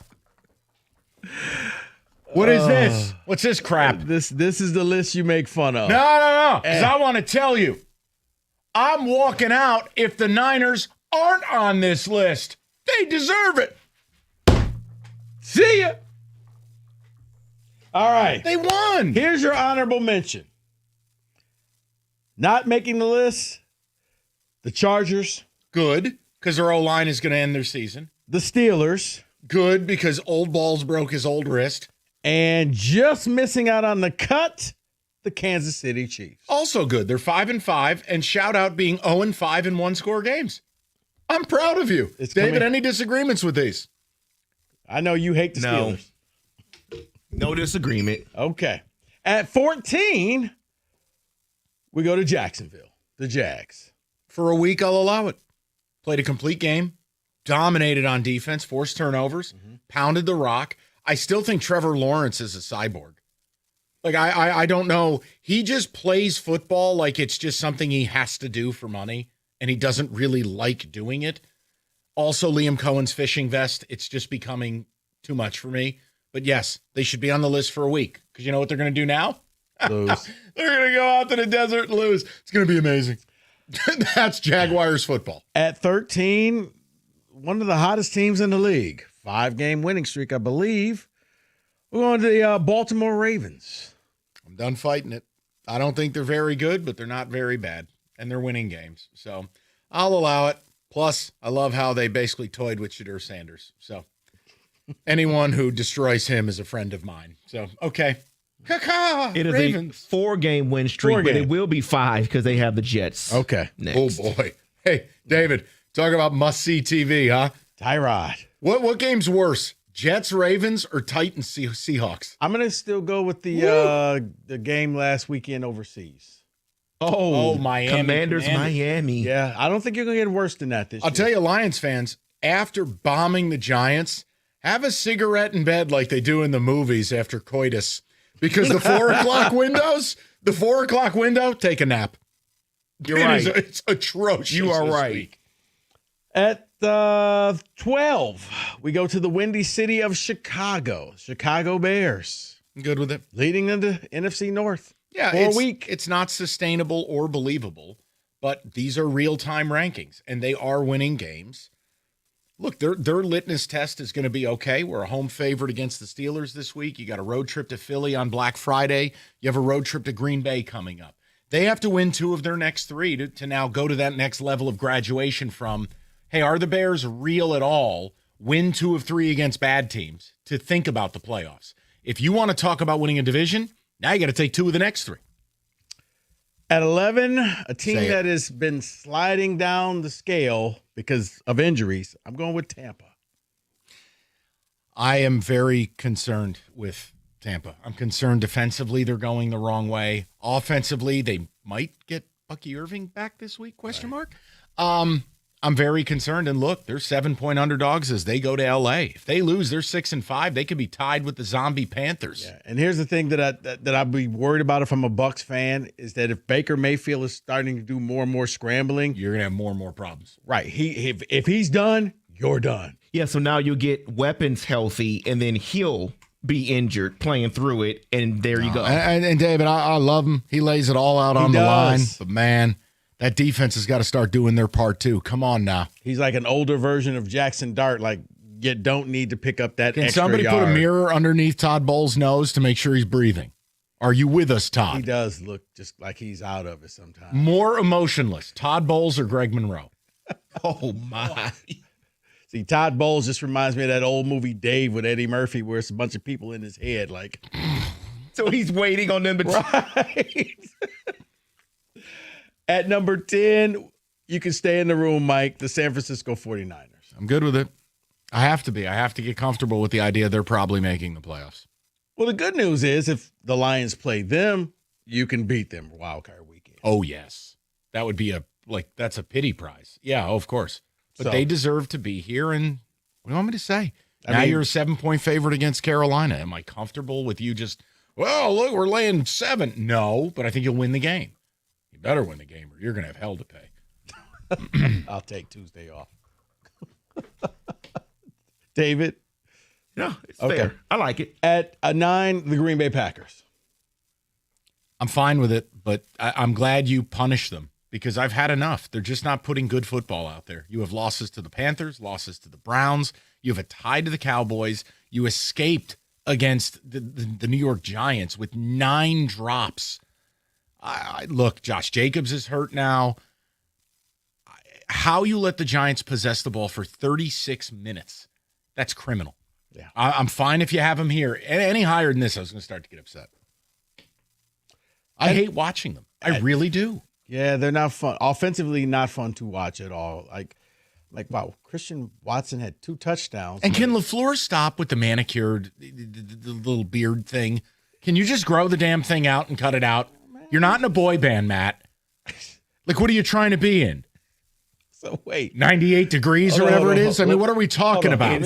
Hold on, let me get this straight. Manicured facial hair, ginger, fishing vest, and muumuu. Well, it's ridiculous. The That's guy's like your spending final $150 a week to have his beard trimmed up. Like what? You're Justin Timberlake's backup singer in 98? It's Green Bay. He's spending $50. No, it's stupid. Okay. At number 8, your Detroit Lions. I was waiting on them. I actually would have them where the Niners are. I would have flip-flopped it. Really? You would have put them at 10? Right now, yes. Well, the only reason being because Lions by 20 if they play the Niners. And you lost to a really good team in a close game. Let's be for real. You've lost to every good team you've played, right, though. But That's I can't why. punish you going on the road and losing to Philly like that. Now, if you gotten blown out, yes. I'm good with the Lions at 8. By the way, Kenny, I know we made a reference you may not be familiar with. Eddie Murphy was a very famous comedian and actor. Are you aware that Eddie Murphy was also an award-winning recording artist? Thank you, Mike. Party all the time. Yes. I appreciate the explanation. Can you name a second song? No, because it was so bad they never released another song. They did. They did. I just don't know the If I name Was a of King. it. Okay. Party All the Time's music video is arguably cinema, where he's holding the headset against his ear for no reason. Girl, you can't understand me.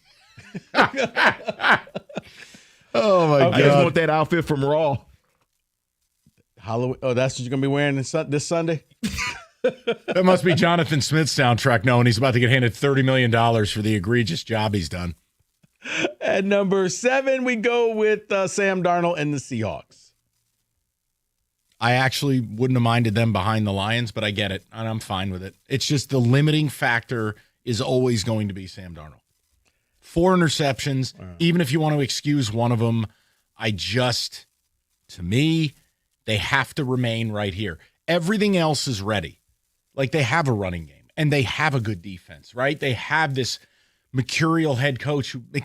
Mike McDonald looks like he's going to be a star. Mm-hmm. It's the quarterback.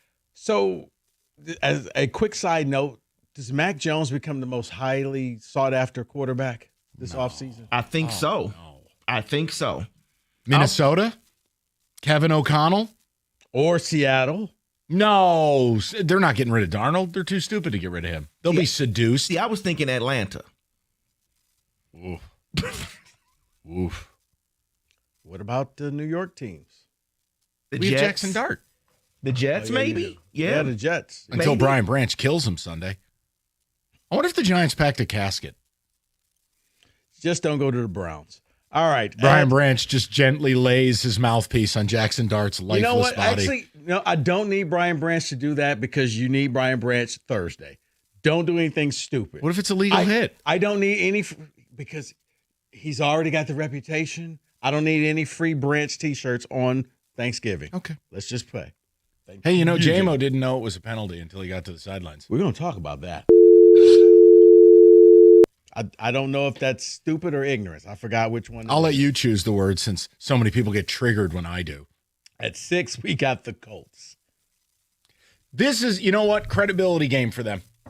For all the good vibes and stuff. The way the lines makers have made this of them being 3.5-point underdogs to a 5-5 Chief team, if you can essentially end the Chiefs season in Arrowhead, I think you become a Super Bowl credible team. And if you don't, it says you're not ready for primetime. Yes and yes. Okay. I agree. Bundle Rooski. Go into Kansas City the way the Lions did a few years ago. Kenny, you downloaded that music video yet? Party all the time? You're really going to love it. At number 5, we got the Buffalo Bills. Yeah, I mean, what am I going to say? I don't believe in the defense, but Josh Allen is as close to Superman as we're going to get in real life. 6 touchdowns. He does it all. And again, the guy who was supposed to be a team's #1 receiver, he's a bird brain who can't show up to practice. Yeah. You know, you got Shakir, who's 3 feet tall. Kincaid was hurt last week. They went out and put up a 50 burger against Tampa Bay. Yeah, and give up 49. Their defense is awful. That's the limiting factor. They built a defense for a team who might not make the playoffs now, which is Kansas City. All right. And then we have at number 4, New England Patriots. I'm fine with it. They still have room to grow. They still have to be professional about this. But yeah, I mean, hey, at 20-1, that's a value pick to win the Super Bowl if you're into those things. They have all the pieces. They don't let you run it. They have Josh Allen light in Drake May, and you got a great head coach. Drake May? I didn't understand the nickname at all. No, I'm good with New England there. At number 3, we got the Denver Broncos. I was really hoping Philly would be here. That's fine, but the Broncos impressed me with what they did with Kansas City. They did. Bo Nix has to play better if they're going to stay here, but I was impressed by that. You know, that was a knockdown, drag-out brawl, and Denver had the scriptwriters against them. 147 yards in penalties. Are you kidding me? And they still won the game, and they still came up with the big stops, and they lead the league by, I think, 13, 14 sacks. I think they have like 49 sacks. Second place is like 34. They get after you. They do. I'm fine with it. I hate the idea you got Philly above these. At number 2, you got a quarterback who threw 4 picks, and you almost lost the game on a last-second field goal, the L.A. Rams. At number 1, the Philadelphia Eagles. I understand why you did it, but I don't think it's going to stay this way. That's why we have next week. Philly is on upset alert. I keep preaching that. You're on upset alert. Oh, you just go to Dallas and it's 3.5? See, this is where I wouldn't like it because Dallas is everybody's get-right game. Okay. Their defense stops no one. Okay. That may have changed. Be careful. Okay. I'm just saying. All right. That's your NFL power ranking, 97-1. David Femininio, listen, every lawyer says the same damn thing. Experience, verdicts, things. Listen, with David, it's a little bit different. There's a personal connection here. Not only you call him, you get David, but you're going to get David actually doing the work, unlike a lot of other law firms. The experience matters. So if you've been in a car accident, you've got one call to make, 855-65-CRASH, or you can visit online anytime to getdavidgetpaid.com. That's getdavidgetpaid.com.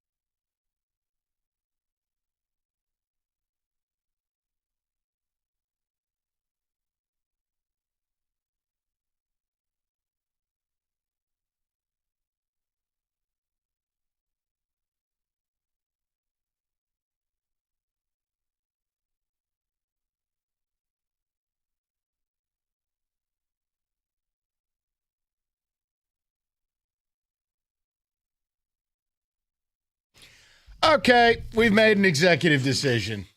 And I always feel like I have to do this, especially in this digital age of like, oh my God, you see what Mike said? I don't make the videos. So here, I'm going to say this as a disclaimer. John, if you're going to edit this video out in L.A., hear me. I am not reporting this. I don't even know if I believe this. But I want to offer something. I have no explanation for how Michigan State Athletic Director Jay Batt is Charlie Chaplin on a multitude of things. A, this private equity grift. B, how the NCAA put him over a chair and he had to have Minnesota's AD defend him versus that mealy-mouthed statement. Golly gee, I'm really disappointed. And then the main stage, the football program. He has not given a Wisconsin-esque vote of confidence he's coming back. And Lord knows he hasn't put a bullet in Team Mayonnaise. We're just sitting here.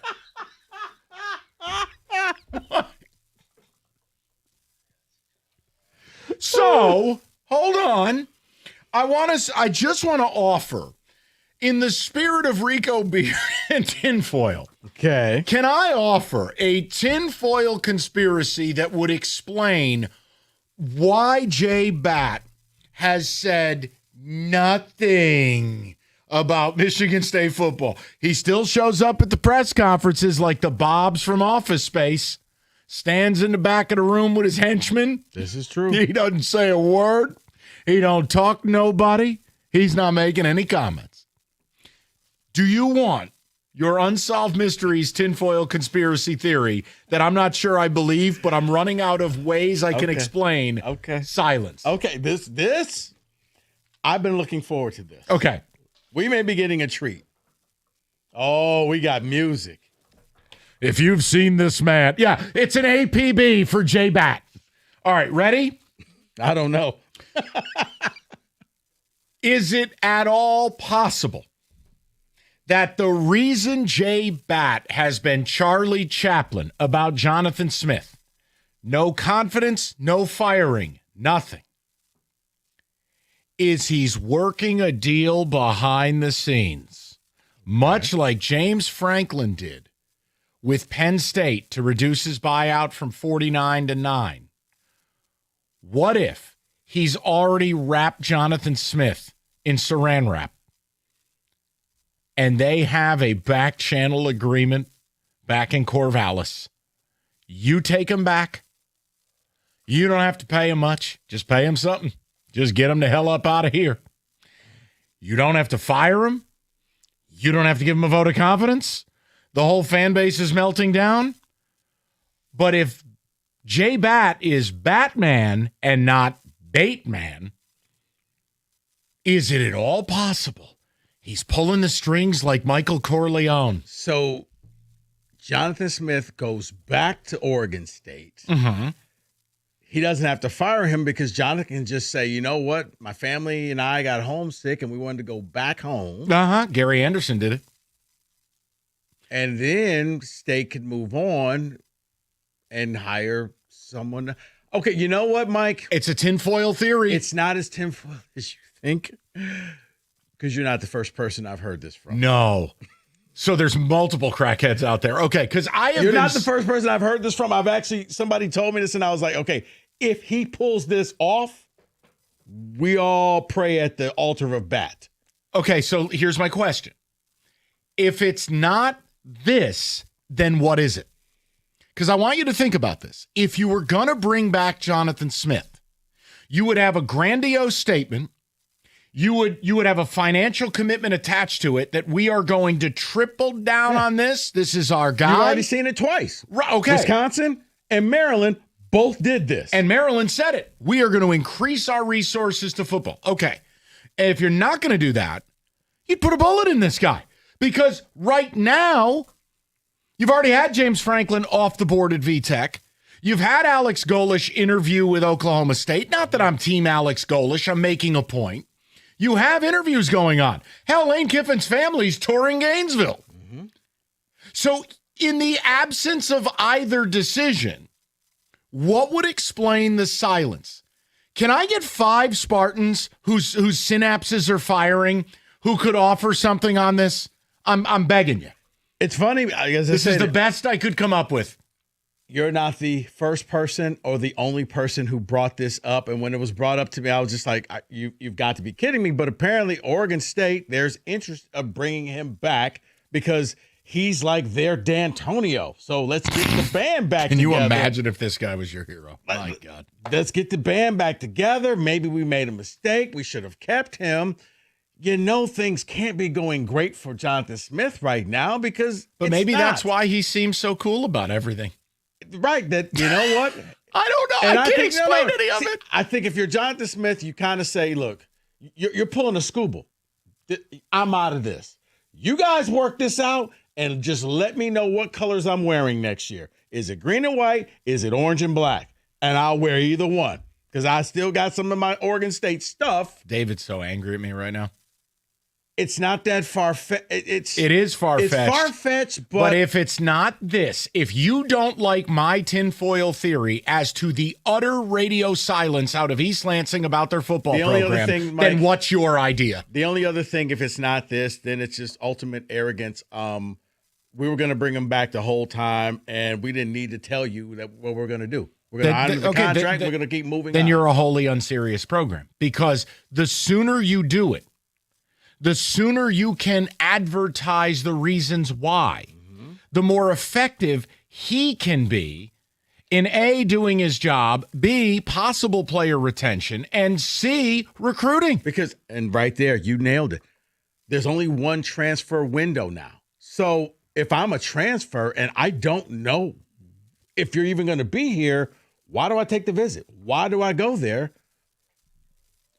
It's one of those like, yeah, you know what? If I knew you were coming, if you were going to be at Michigan State, maybe I would come and become a Spartan, but I don't know that, and I can't wait for the next transfer window. So if my idea sucks, it's a tinfoil theory, and it's terrible. Okay, what's yours? Explain the radio silence from Jay Batt, not only on everything MSU, but on the football program. You had every opportunity to do the vote of confidence and say he's coming back. He hasn't.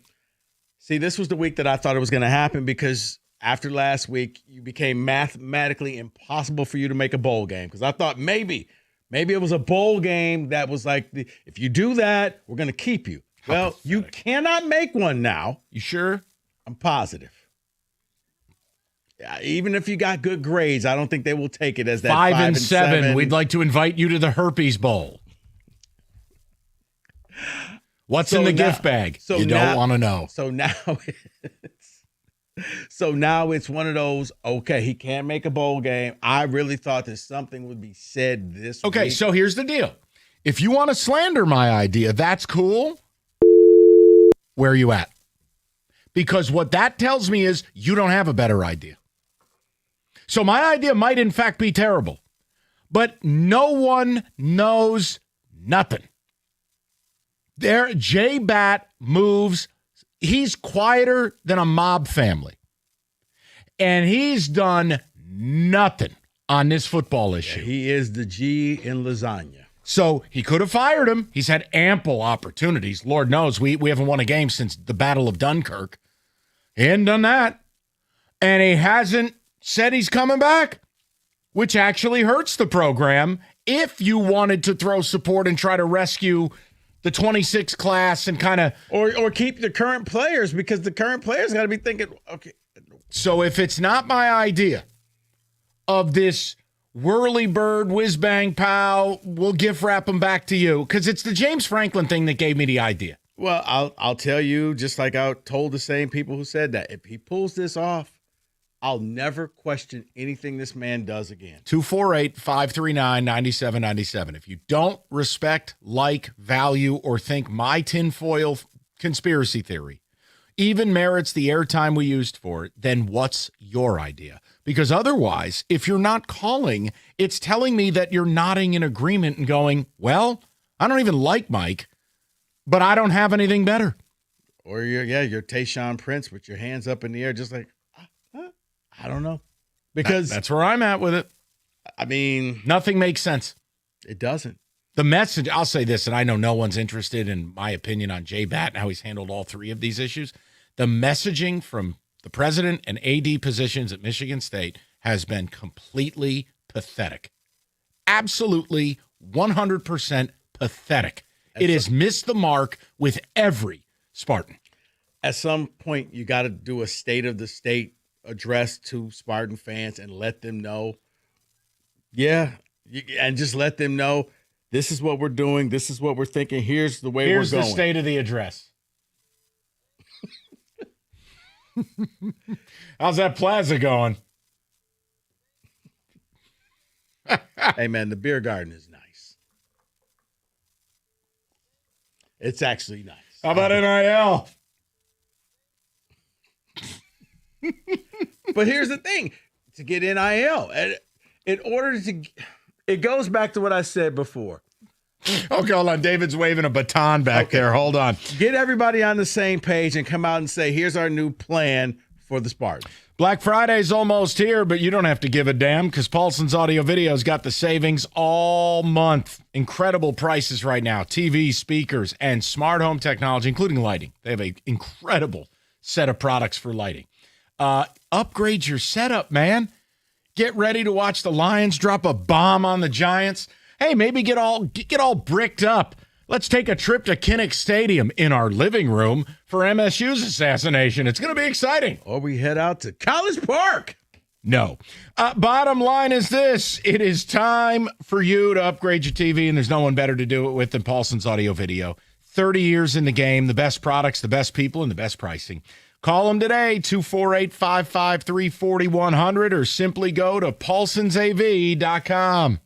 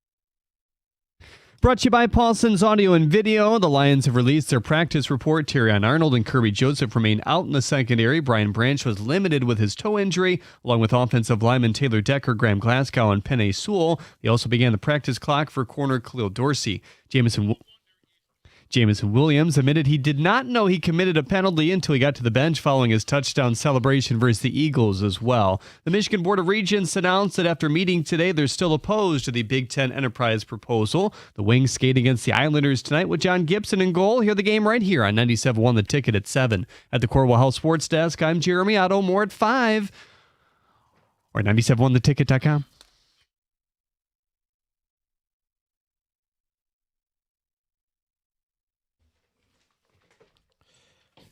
Oh boy. What?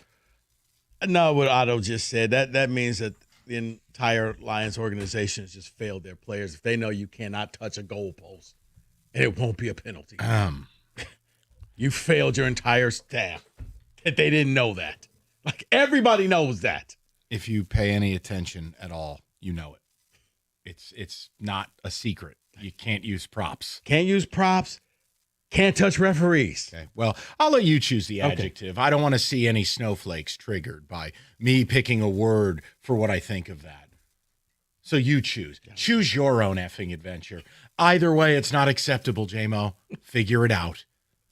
I did. David, I've offered a conspiracy theory. I am yet to hear something better. I can take a call. Do you want to get some ticket texts? Yeah, I'll gather some texts. Okay, let me go to Eric. Eric, if my idea is terrible, what's yours? I don't think your idea is terrible. If he pulls it off with getting out of a buyout entirely, he's a witch. But what I think that is going to do is now that the NCAA came in, the probation, it gets us off the hook for Tucker's countersuits. The largest buyout component will be the Jonathan Smith $30 million. And if he's working anything back channel wise, he's going to have a deal in place for maybe like a Pat Fitzgerald or somebody like that to take over. I think it's all possible now because he's got a collective in place. Okay. I mean, Eric, my question would have been then if that's the case, why not fire the guy? Is it this optics thing of you wanted to give him at least 2 full years that you could factually say you gave him 2 years versus a year and a half? Like, why not fire him? Because number one, right now, I don't think he has the ink dry on who he wants to bring in. There's so many opportunities out there with head coaching openings across the country. Face it, we're not the most attractive girl at the prom. So I guess my thing is this, Eric, there's still only a couple of Big Ten jobs and a couple of SEC jobs. Those jobs tower above everything else. So, like, if you ask me, are we a more attractive job than Virginia Tech? Absolutely, if you're doing things right. We're not in the job market with LSU in Florida. That's a different class, man. I'm with you there. But completely agree. But I think we need somebody with Midwest ties. I think that's how we're going to get back to being relevant again. Yeah, I think there's an element of that. But I think above it, man, you got to be able to recruit. You got to be able to attract talent. You've got to be able to be a paradigm shifter. You have to change the branding, you have to change the messaging. MSU, the thing I always respect about Michigan is this. I don't have to like it to respect it. Man, do they do a good job of getting their message out. Nobody's got better PR. Nobody makes more headlines. Oh, no. And the complete total buy-in factor from their players. It's a death cult. There's no question. Like, I can transfer. No, I'd rather just stay here. Like, wow, really? Okay. Then when they leave, you get the happy horse bleep statement. I just want to thank everybody. Like, okay, sure. David, go ahead. Not a bad theory, Mike, but perhaps sub UCLA for Oregon State? I don't care. You could sub with Subway. Does he have something cooking here? Because there's no other explanation for the radio silence. Think about this. If you wanted information on LSU's job, Florida's job, Oklahoma State's job, VTech up until yesterday, there were smoke, mirrors, hints, chatter. Like we knew, this flight, his family's coming in here. This is going on. Here, nothing. The fact that they have not fired him when Penn State has shown you can negotiate the buyout down is ludicrous. Fire that man now. We also accomplished something, and since our trophy case is empty, we could put this trophy in there. first school in the history of college football to ever lose to two schools who fired their coaches in the same season. Wow. That's our trophy. That's our trophy. UCLA and Penn State. Wow. Never happened before. You know what, Mike? Take him to 6. I can't top that. What should that trophy be? David, I thought you knew. I would have said it earlier. No, I mean, I knew, but it's just Until one of those you put like, it there, yeah. wait, you're right. Wow. And you lost to both interim coaches. I mean, I know the trophy case is empty because you haven't won any of the rivalry games. Right. But that's the one. And again, I'm not telling you I have the answer. Maybe they got a trophy for the Ford Field game, the wannabe bowl game. Let me just go to Rico, 97.1. Rico, how you doing? Yeah, I'm doing fine. I had to turn my radio down. They ain't gonna get rid of him. And you know what the killing part about it is? I'm 68. I have been a long-time U of M fan. However, I had a daughter that got a $250,000 scholarship to go to Michigan State. She graduated with a master's degree in law in 6 years.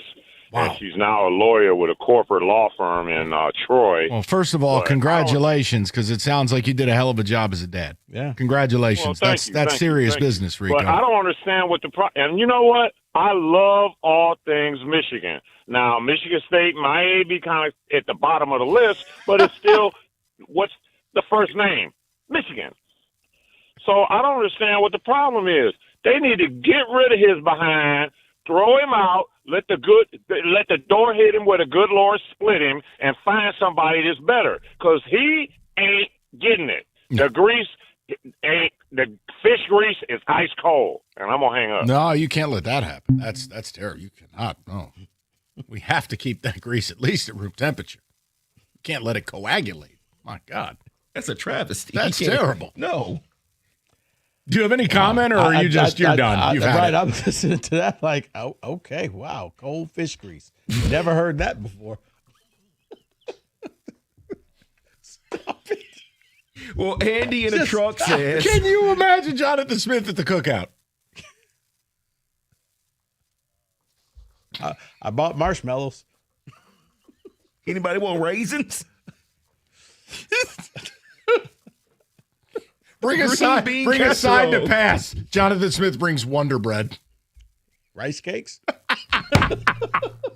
Saltines. Just dry crackers. Unsalted. I find the seasoning to be too off-putting.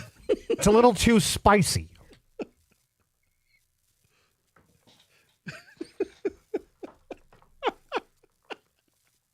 Andy in a truck says, Gretch ain't like the Louisiana governor. She has failed us. Very uncomfortable at this point that Smith will return. I don't think anybody's going to do with the Louisiana governor. I had to go back to make sure before I brought this to the air that it was real. This is actually happening in real time. Can I just say, as much as I can be an agent of chaos and we're in the interesting business, I don't think we want that. Like, I in the moment, you can say, damn, that would be hilarious. It's funny, yeah. Do you understand what a debacle it is to have a state governor commenting on the hiring practices of a college football coach? Having secret meetings at the governor's mansion. No, you don't want that. And saying the AD's not going to make this next hire. And then a day later, fact, Scott Woodward, gone.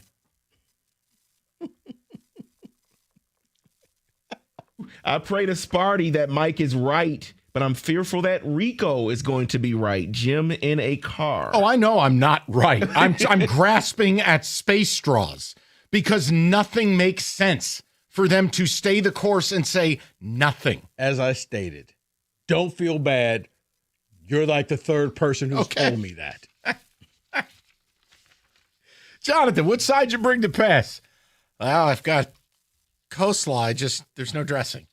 So it's dry cabbage. Awesome. Who invited this guy? He brought the Dixie cups. Jonathan, how's the barbecue?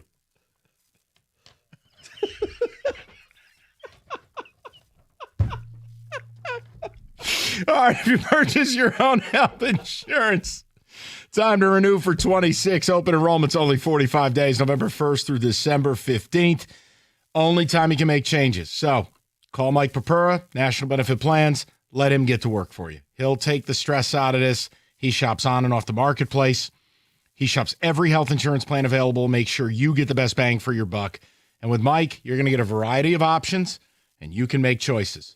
All the benefit, none of the stress. So open enrollment's going on. Mike Papura, 877-734-2200, or on the web at nbphealth.com. That's nbphealth.com. Remember, National Benefit Plans wants to be your health and life insurance agency for a lifetime.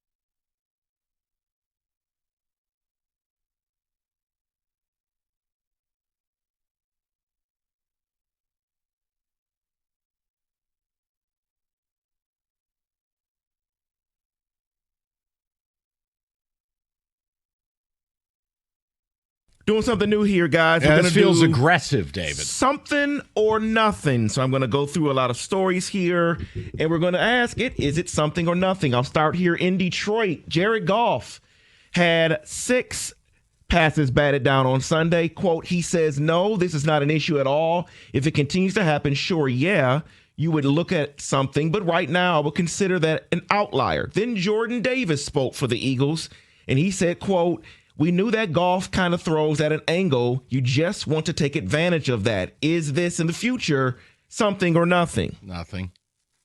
It's just a really good interior pass rush. I think the something is in the 4 losses. They've given up 79 pressures. And frankly, that's the something. That, to me, is just 2 really good interior D linemen. They had a read on the quarterback. They trusted the guys on the back end, and it happened. Yeah, they did their homework, David. I don't know if other defensive linemen are as athletic as the Eagles interior linemen, that they could see it happening, but I don't know if they'll be able to stop it. I'm going to lean towards nothing, but if you're good at it, you can see that maybe if he starts throwing a little, not sidearm, but if it's a bad angle that day, yeah, you can take advantage of it if you do your homework. Next story on the list, Keon Coleman was a healthy scratch last week for the Buffalo Bills after missing a team meeting on Friday, and they plan to do it again tonight. He will not play tonight. Something or nothing with Keon Coleman. It's something. He's an idiot. I mean, he's just you're missing team meetings. Sean McDermott has said he's been given multiple strikes. Dude, I don't care. Any adult at any job, if you can't show up on time, you're fired. So to me, it's absolutely something. And then Pete Shavers, or whatever the hell the guy's name is, who replaced him last week off the practice squad, balled out. So, yeah, Keon, congrats. Hope you didn't buy. Hope you rented. No, it is something, David. Healthy scratch normally means it's something that you're doing wrong. You're not injured, and you're in the doghouse. And in the NFL, it's next man up. And if the next man is actually more productive than you, and you're under a rookie deal, they can get rid of you. Something or nothing. Cam Scatterboo was at a WWE event. He made an appearance on WWE Raw in New York on Monday and got into a small scuffle. One problem, he's out for the season with an ankle injury. What are you doing? Is this something or nothing? I know he's a giant. I want to say, I think this is nothing. I think that they knew exactly what they were doing. I think he was just kind of out there to kind of hype up this wrestling event and hype up himself. He was in no danger. So I'm going to say this is nothing. Yeah, something. It's idiocy. You just shouldn't. It's bad optics.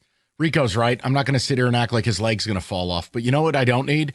You partying while your leg was in 2 pieces a couple of weeks ago and the team is 2 in a million. Do me a favor. You know where you should be seen? The facility. So bad look. I just don't. I don't like the optics of it. Right, We're not a serious franchise. And I get, Scatterboo saying, listen, I'm depressed. I want to go have fun. That's all well and good. It's just the Giants are as unserious a franchise. The owner's an idiot. The GM's an idiot. The coach is an idiot, and he's fired. It's just, it's Idiotville. Could the Giants use it as, look, we're bad, but we're going to try to make Scatterboo a household name? I don't care. I just don't care. They broke you. Scatterboo is. No, I'm saying he's a household name. Look, he's also an IQ of like 30. Building around Scatterboo, the guy smashes his head into brick walls. He ain't going to be around long enough to build around him. Okay. I mean, he's fun, but man, please. That's like Kenny's Taco Bell order. It's disposable quickly. Next thing on the list here, something or nothing, or should I say maybe a new trend in the NFL. Aaron Donald says he does not miss football. He was asked about it. He says, no, to be honest with you, I never ever had the itch after I retired. I never wanted to go back. Sure, I missed the locker room, things like that, hanging out with the guys watching film, but I'm good. I'm fulfilled. Is this the new trend in the NFL? Play 9-10 years and you're done? You know what, David? I think especially if you get a Super Bowl ring, then yeah, I'm healthy. I can play with my family. I can pick up my kids. I can go on vacation. I can do all the interviews that I want, and I don't have to experience the pain on Monday after a game. I've made a ton of money. Yeah, I think that's a great idea. Don't play until you're about to fall off. Sounds like a guy's got his life together. I'm with Rico. You left the game without brain damage. You got more money than 10 lifetimes could spend. You got a Super Bowl ring. Hat trick. Get out. Done. Check, please. And let me add this. You also left before you still had something left in the tank. That's people still want you to come back. You weren't Emmitt Smith in Arizona where it's just like, Emmitt, please. Aaron Rodgers in Pittsburgh. Yeah, go. Hi, David. No, but these are guys who just linger, and it's like, please, just retire already. Well, speaking of Aaron Rodgers, let's get to some nicknames here. There's a nickname for a guy that's having a great year here. There's old balls out there. We've had Megatron. We've had Vanilla Vic here. Mm-hmm. I have a nickname that I want to introduce you to with Drake May. His nickname, they call him Drake May. Yes, you heard that correctly. Drake May. They say the premise is he doesn't need a nickname. He's cool already. So they just added his name in this nickname. Drake May. That's actually Drake May. I quit. I don't even know what I just listened to. Rico? That is just somebody overthinking things, and I'm just going to, no, just absolutely not. Come up with something. No, I'd rather Vanilla Vic. That's just stupid. Thank you. That's way too much time on your hands. He's having a great year. He doesn't need a nickname. Just whatever. Nicknames should happen organically, not somebody handing you that or self-glossing. Like Gator. Like Nine or... I still don't know the creation of it. I have no idea. Or Gator. Gator. All the years he's worked there, I still have no understanding how that nickname or was even created. though we know the origin, like Cookies. It was Jim Costa, but all of a sudden we found out the story. He became Cookies. It stuck. It works. But when you're, Mr. Unlimited, I'm not calling you that. When you're Nine, I'm not calling you that either. So Joe Burrow has been practicing all week, practice again today. My question for you is, playing this week, and would you play him this week? No, I wouldn't do anything the Bengals are doing, but they're the Bengals. I wouldn't alienate my defensive captain like I did in Jermaine Pratt and then release him. I wouldn't anger Trey Hendrickson. I wouldn't be such an egregious organization that I got rid of Lou Anarumo and then 4 of my defensive starters all demanded trades. I wouldn't have put a terrible offensive line in front of Joe Burrow that would end up getting Joe Burrow killed again. None of these things would I do. I would have to have a long talk with everybody and say, is Joe Burrow going to get us back the 3 games that we're behind? If the answer is no, let's just go ahead and sit him for this year, get him healthy, and let's make a run next season. Well, too late. He's already practicing. I mean, you could. There's sensible, and then there's the Bengals. So, yeah, you're right. But guess what? He'll be out there this weekend against the Pats. No, it's true. Hope you're ready. Throw into Andrea Iosivas. Woo! Because Chase is suspended. That's exactly who he's going to throw to this week. Let me give you 2 more here. One layup for you, Mike. Yeah. I think Joe Mixon here is the example of why you don't pay running backs. It's been announced that he will not play the entire year of 2025. Signed a contract in 2024. He did play 14 games, was banged up all of last year. Won't play this year. Does anyone realize he's been bad for years, plural? Yes, he has. Before not playing this year? But what happens is he'll have like a couple of games where he scores 3 touchdowns, and everybody thinks they've unlocked the code. Right, and then the yards per carry say 3.2. Like, he hasn't been good in eons. He's like most running backs. They start declining. It becomes diminishing return. Right, and what did they do? They go out. Paid him. No, you go out, you draft Woody Marks, you get more than Mixon's giving you anyways, and the guy works for rice cakes. Like, what the hell's the, like, it's, I just don't understand the paying of running back thing. Because when you have one, you're thinking, oh my God, this guy's going to run forever. Look, Detroit's going to come into this, they're going to hit this crossroad very soon with Gibbs. What do you do with him? You don't pay him. You franchise him. You use 6 years of him at an average of 300 touches a year. That's 1,800 touches. You get the best out of him, and then you throw him in the lake. See you later. Because, David, to add to yours real quick, I'm still saying I'm looking at Derrick Henry in Baltimore. He's on the worst side of his career. Let's just put it like that. He ain't getting better. Then I'll close it out with this. Rice football has a huge matchup against North Texas this weekend, and they are getting students in with giving them food vouchers for the food truck, Ben & Jerry's ice cream, free T-shirt, and free beer. What will it take for you, Mike, to get back to a Michigan State game? What free item do you need? There's your layup right there. Hold on, let me Go ahead, Mike. No, it's not worth Go ahead. it. Well, first of all, we'd have to have an athletic director that's not Charlie Chaplin. We'd have to have a plan. We'd have to have a good hire. We'd have to have an NIL collective. We'd have to have stadium renovations with real renderings and timelines. We'd have to have a plaza that doesn't feature a folding chair like a bad family picnic. See, lost in all of that, no wins or losses. I haven't heard No, they need you to just- win 10 games and they'll win me back. The wins and losses take care of themselves if you have a serious plan. Like, it's just, no, honestly, there's nothing. No, David, if I would have I would have been like, you win 10 games, make a playoff, I'll show up. But Mike is looking at all the other stuff. It's everything. It's just a wholly unserious So place. you're never coming back, are you? No. Yeah. So listen, why don't you wash the mold off your stadium, scumbag? You graduated there more recent. It's not my problem. The statute of limitations, I've been gone for almost 25 years. You can leave me out of it. Not my fault they didn't put a garden hose to that thing in 25 years. Place is a dump. I'm not letting you speak, Kenny. And that is... No, say it. Say it with your chest, smartass. Not free Mastacholi or Gabagool. There you go. And Good. that is That's nice. something or nothing.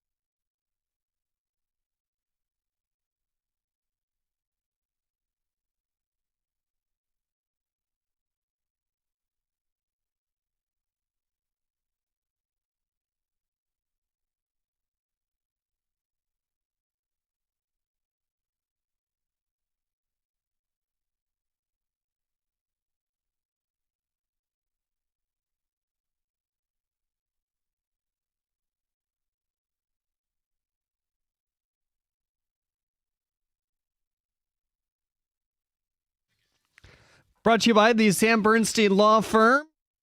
Well, that was Bush League there by Mike. You turned my mic off. Lions practice report saw Brian Branch, DJ Reed, and 3 members of the starting offensive line listed as limited. Kirby Joseph and Terrion Arnold were out again.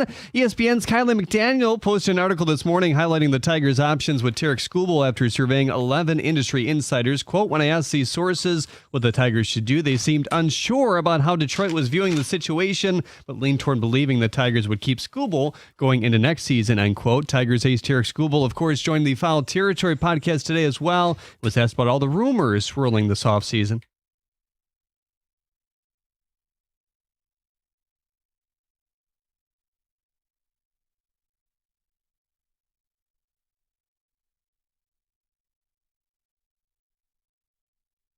The MLB non-tender deadline tomorrow. Cody Stegenhagen of The Athletic says that Andy Ibanez and Bo Brisky are some Detroit names to watch as they clean up their roster. The Michigan Board of Regents met today about the Big Ten Enterprise proposal and concluded.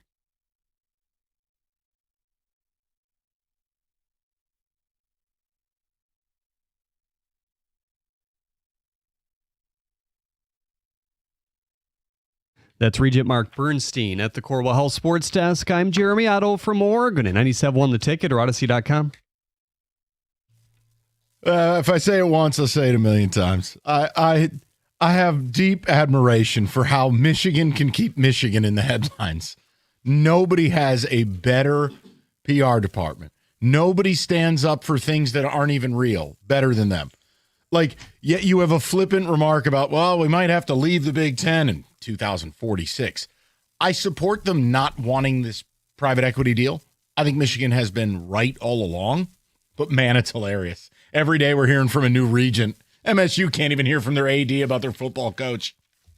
We're going to stay in the Big Ten. Yeah, I know, because you're stuck here till 2036 regardless. I just wanted to let you know that. Thank you. Just in case. And tomorrow we may have to let you know again. Oh, by the way, Rico's showing up for work tomorrow. That's the same as that announcement. Now, I want to bring something else up. I want to juxtapose this. We started the show with the Jeff Passan report, and I do encourage you to read it. It is robust. But if you take anything out of it, there were a couple of things, and I want to know who you're more annoyed with, the Tigers or Skubal, because Skubal spoke. He did a little podcast on MLB Network. So here's the Tigers reporting from Passan. Now, I'm going to paraphrase some of it, but I'm not taking any liberties here. Passan spoke with a panel, his words, of executives and baseball insiders.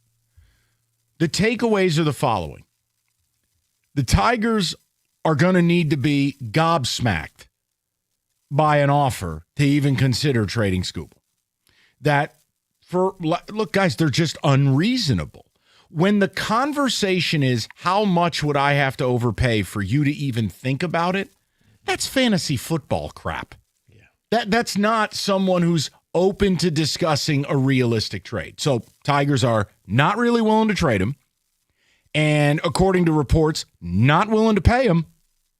And they talked about the payroll. And the other thing they talked about was, according to someone who with knowledge of Scott Harris's thinking, Harris isn't thinking about really winning until 2027-28.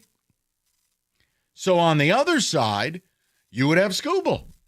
Now listen to what Skubal had to say, and it was the golly gee, why is Biden in the news?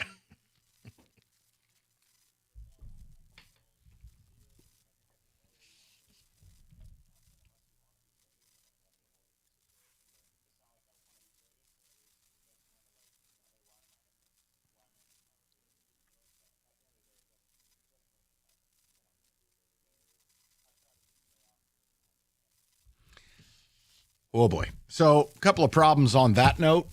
You actually do have a lot of control in this. Your agent works for you. Yeah, you could say put an end to this right now.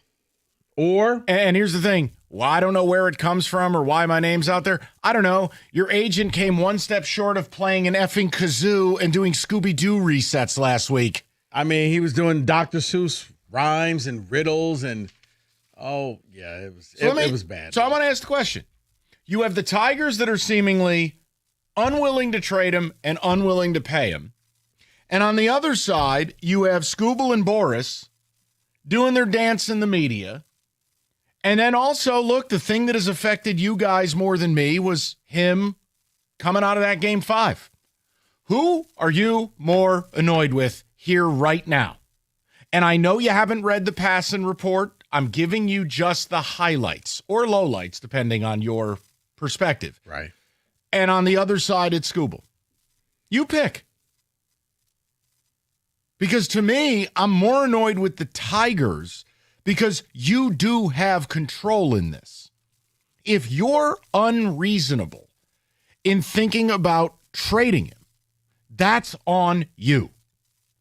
Because if you're not going to trade him or realistically field offers, then you pay him. Mm-hmm. The Tigers are in a weird middle ground.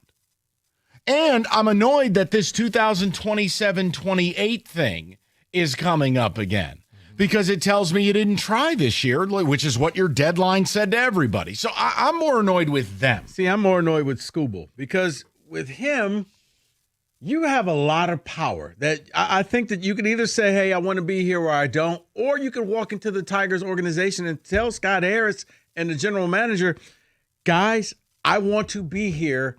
But how serious are you? Are you going to surround me with more talent, or are you just going to give me a bunch of guys you're bringing up from the minor leagues? You make the choice. You choose your own adventure. If I want to be here, but if you're serious, put some more players around me, and let's go for not the division, let's go for the World Series. I think that Scooble can flex on the Tigers right now and kind of call his shot. Hey, make this happen, okay? If not, deal me out of this town. 248-539-9797. So I'd like to know.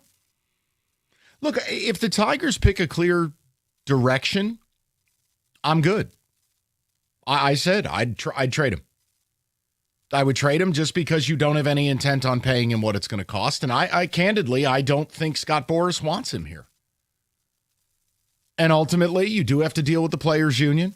And you do have to reset the market, or you're going to get admonished from that side of things. So Scooble has certain things to accomplish. Where I get annoyed with the Tigers is we're yet to have a credible report that they've made a credible offer to him. The only thing we got was John Paul Morosi taking 900 words to tell us that they haven't offered him a GD thing that's real. Mm-hmm. And then yet I got to read today, oh my God, how much would you have to overpay to get him to even have an internal discussion? It's like, what? Oh, but then the other side of it is, but they're not going to pay him because of the payroll and because they can't and because it's 25% of the total. And I'm like, I agree with that. So trade him. Like if they make an offer, shorter term, high AAV, and Boras shoots it down, it takes the Tigers off the hook, and then you trade him. But they're going to try to do this thread the needle thing. And you know what I don't like about it is, I have a fear, hope I'm wrong, could be wrong. They'll keep Scooble. They'll act like they're good faith and they're going to try to win it all this year, but they're not going to put things around him. Well, see, that's going to greatly alter what the hell the team is. No, but see, that's why I kind of blame Scooble at this point. Like, because you can walk in that office and you're probably one of the few people they'll listen to and say, okay, I don't want to leave, but I don't want to sit here and be the only person worth anything on this team. Go get me some help, period. I don't want to have to go out there and have to win every one of my Scooble starts, because if not, we have no chance at winning a division. And again, I encourage you to read the whole story. You guys know as well as I do, I can't read that whole story on the air. I mean, that's just terrible radio. But it's a good read.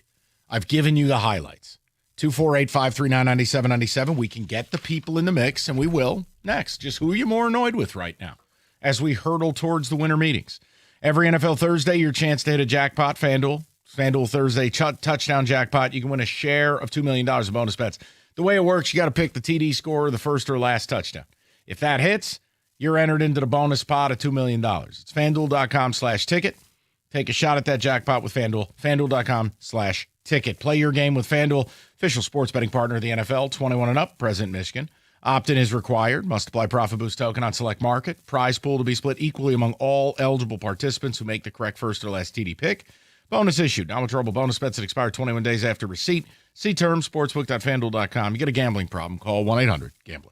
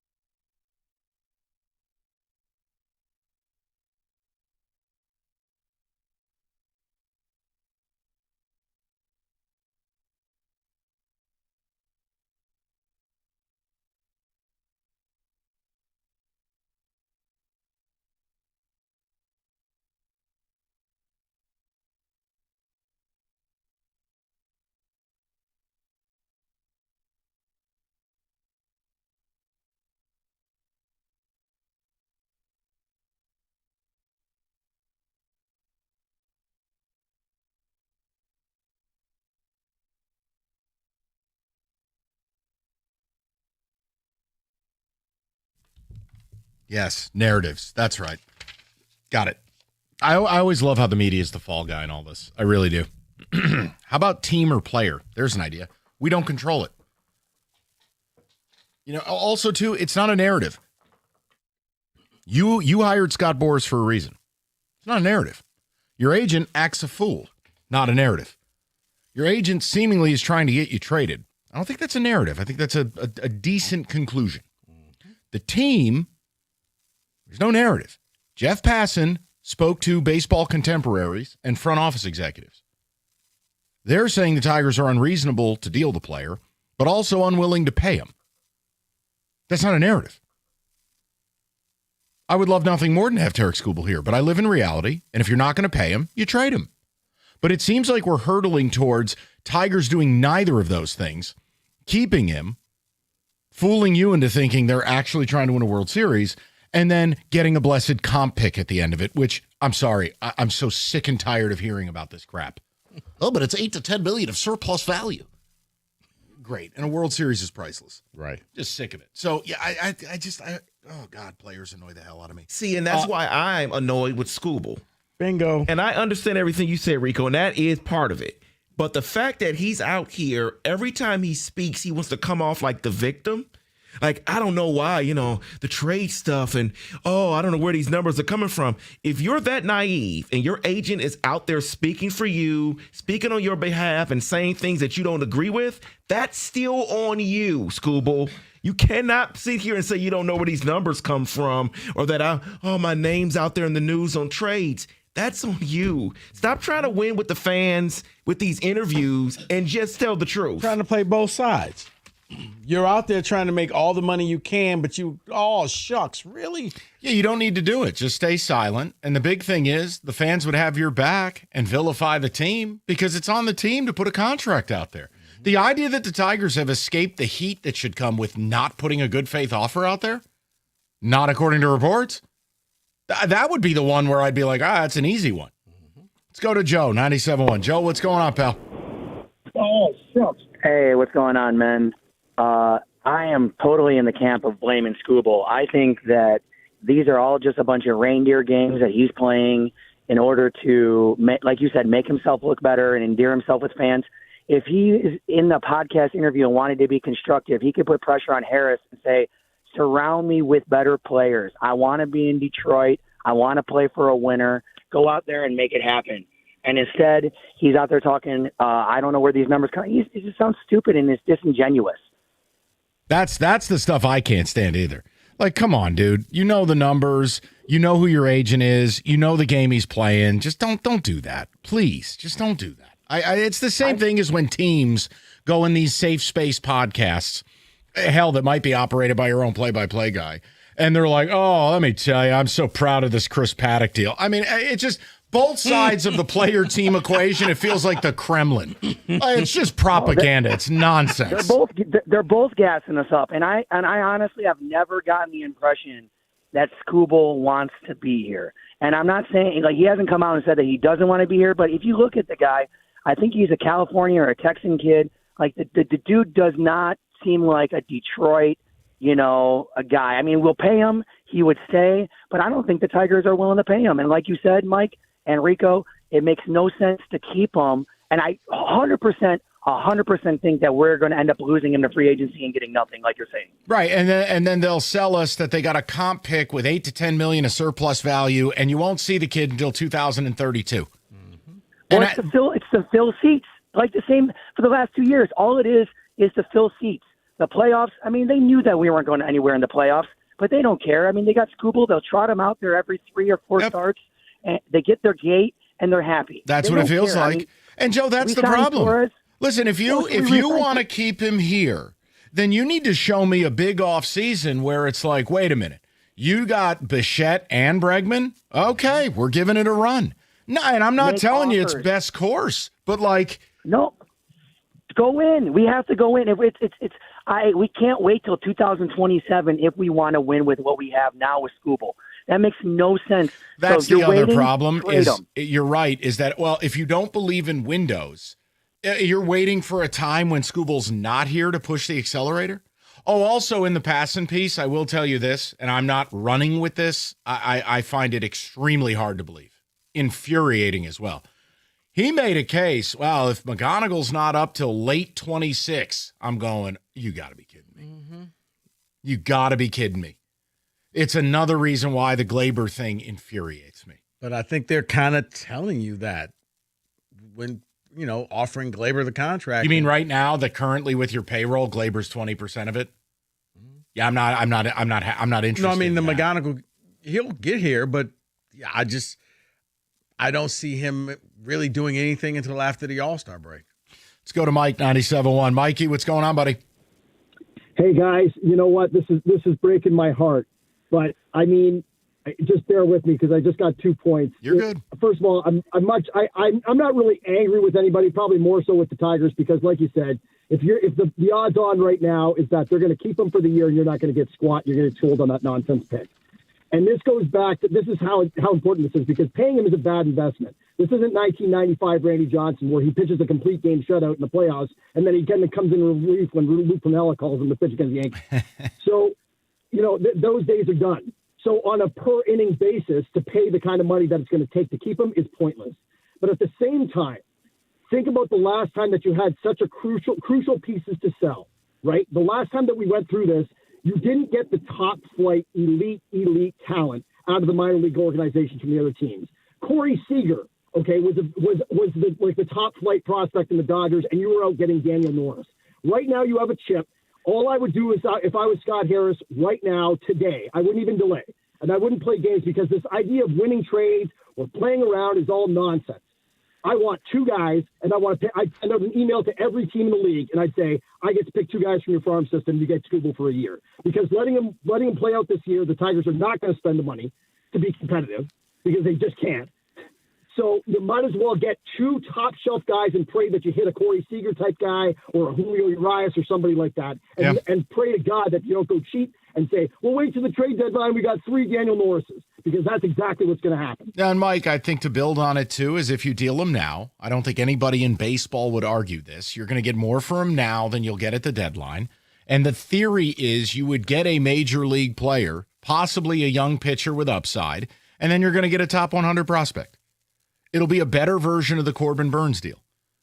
Well, I'm doing that. Why? Because I don't understand if I keep him and I don't go all in, who's that serving? But see, this is the problem. You have to pick a direction and lean into it. And if the Tigers traded him, I could defend it. And I would. I wouldn't harpoon the organization. I'm not spending $400 million. I'm not making credible offers to the guy. And I'm not letting Scott Boras tap dance on my head. We're going to trade him. But if you don't, and you don't keep the player, that's where you lose me. Because the things you'd get in a Skubal deal would help you right now. But that's another part of the passing piece, which is they're only looking for depth pitching. So is that to backfill a Skubal deal or to support Skubal? I have no idea. No, if they make the trade, Mike, I think the caller put it best. They'll sign Justin Verlander, and then they'll make the people happy. Well, we brought JD Don't say that. back. Don't run with that. That was a caller having fun. You know what? That's a tinfoil conspiracy that I could actually see happening. You know what? Considering for the first time in a decade they extended a qualifying offer, and for like 1 in 12 times in MLB history the player took it, you know what? Anything's possible. We're sitting here, we just spent $22 million on Gleyber Torres. And I guarantee you this Kool-Aid Brigade will defend it. There's a segment of that fan base, they could have signed Bernie Lomax. Oh, I know, but I don't want to hear it. No. That $22 million could have been applied somewhere else. Now it almost gives them a reason not to have McGonagall up here, and it makes the infield too crowded. And it's just I didn't want the player. Here's how they can sell it, Mike. Look how close we were to playing, and we were just that close in Seattle.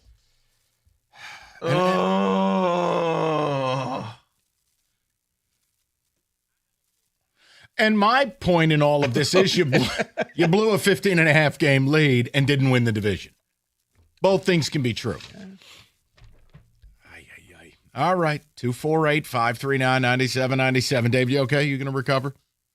Take a minute. Get your I emotions. need a minute. This Tiger stuff, man. All right, Moran Buick GMC right now. Lease a 26 GMC Sierra Elevation Crew Cab starting at $199 a month. Or you can drive home in a 25 Buick Envista starting at $279 a month. Both deals, $999 down, and inventory rolls in every damn day. Yes, Denali's are in stock as well. It's MoranExpress.com. Moran Express, you get your certified service, but you also can check stock, the whole thing. It's very simple. It's Moran Buick GMC. On Telegraph, just north of Eureka and Taylor, or online anytime at MoranExpress.com. It's Moran Buick GMC. We are professional grade.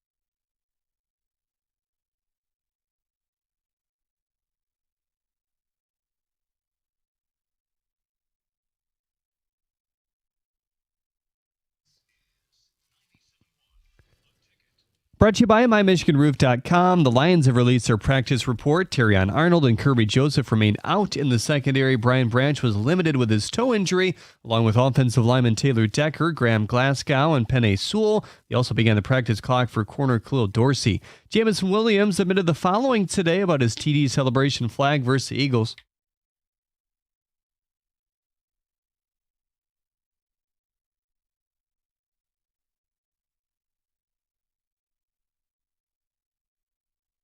The Wings skate against the Islanders tonight with John Gibson in goal. Hear the game right here on the ticket at 7 o'clock. At the Corwell Health Sports Desk, I'm Jeremy Otto. More at 6 or at 97.1theticket.com.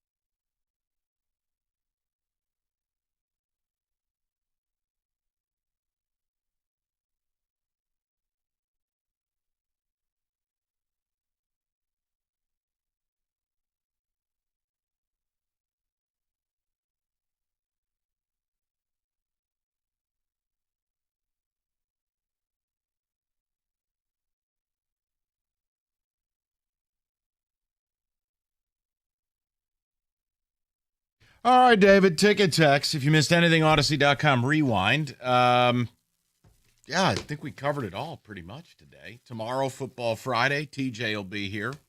Hopefully not hungover and overly tobaccoed. And we'll talk about ruining my dad's life.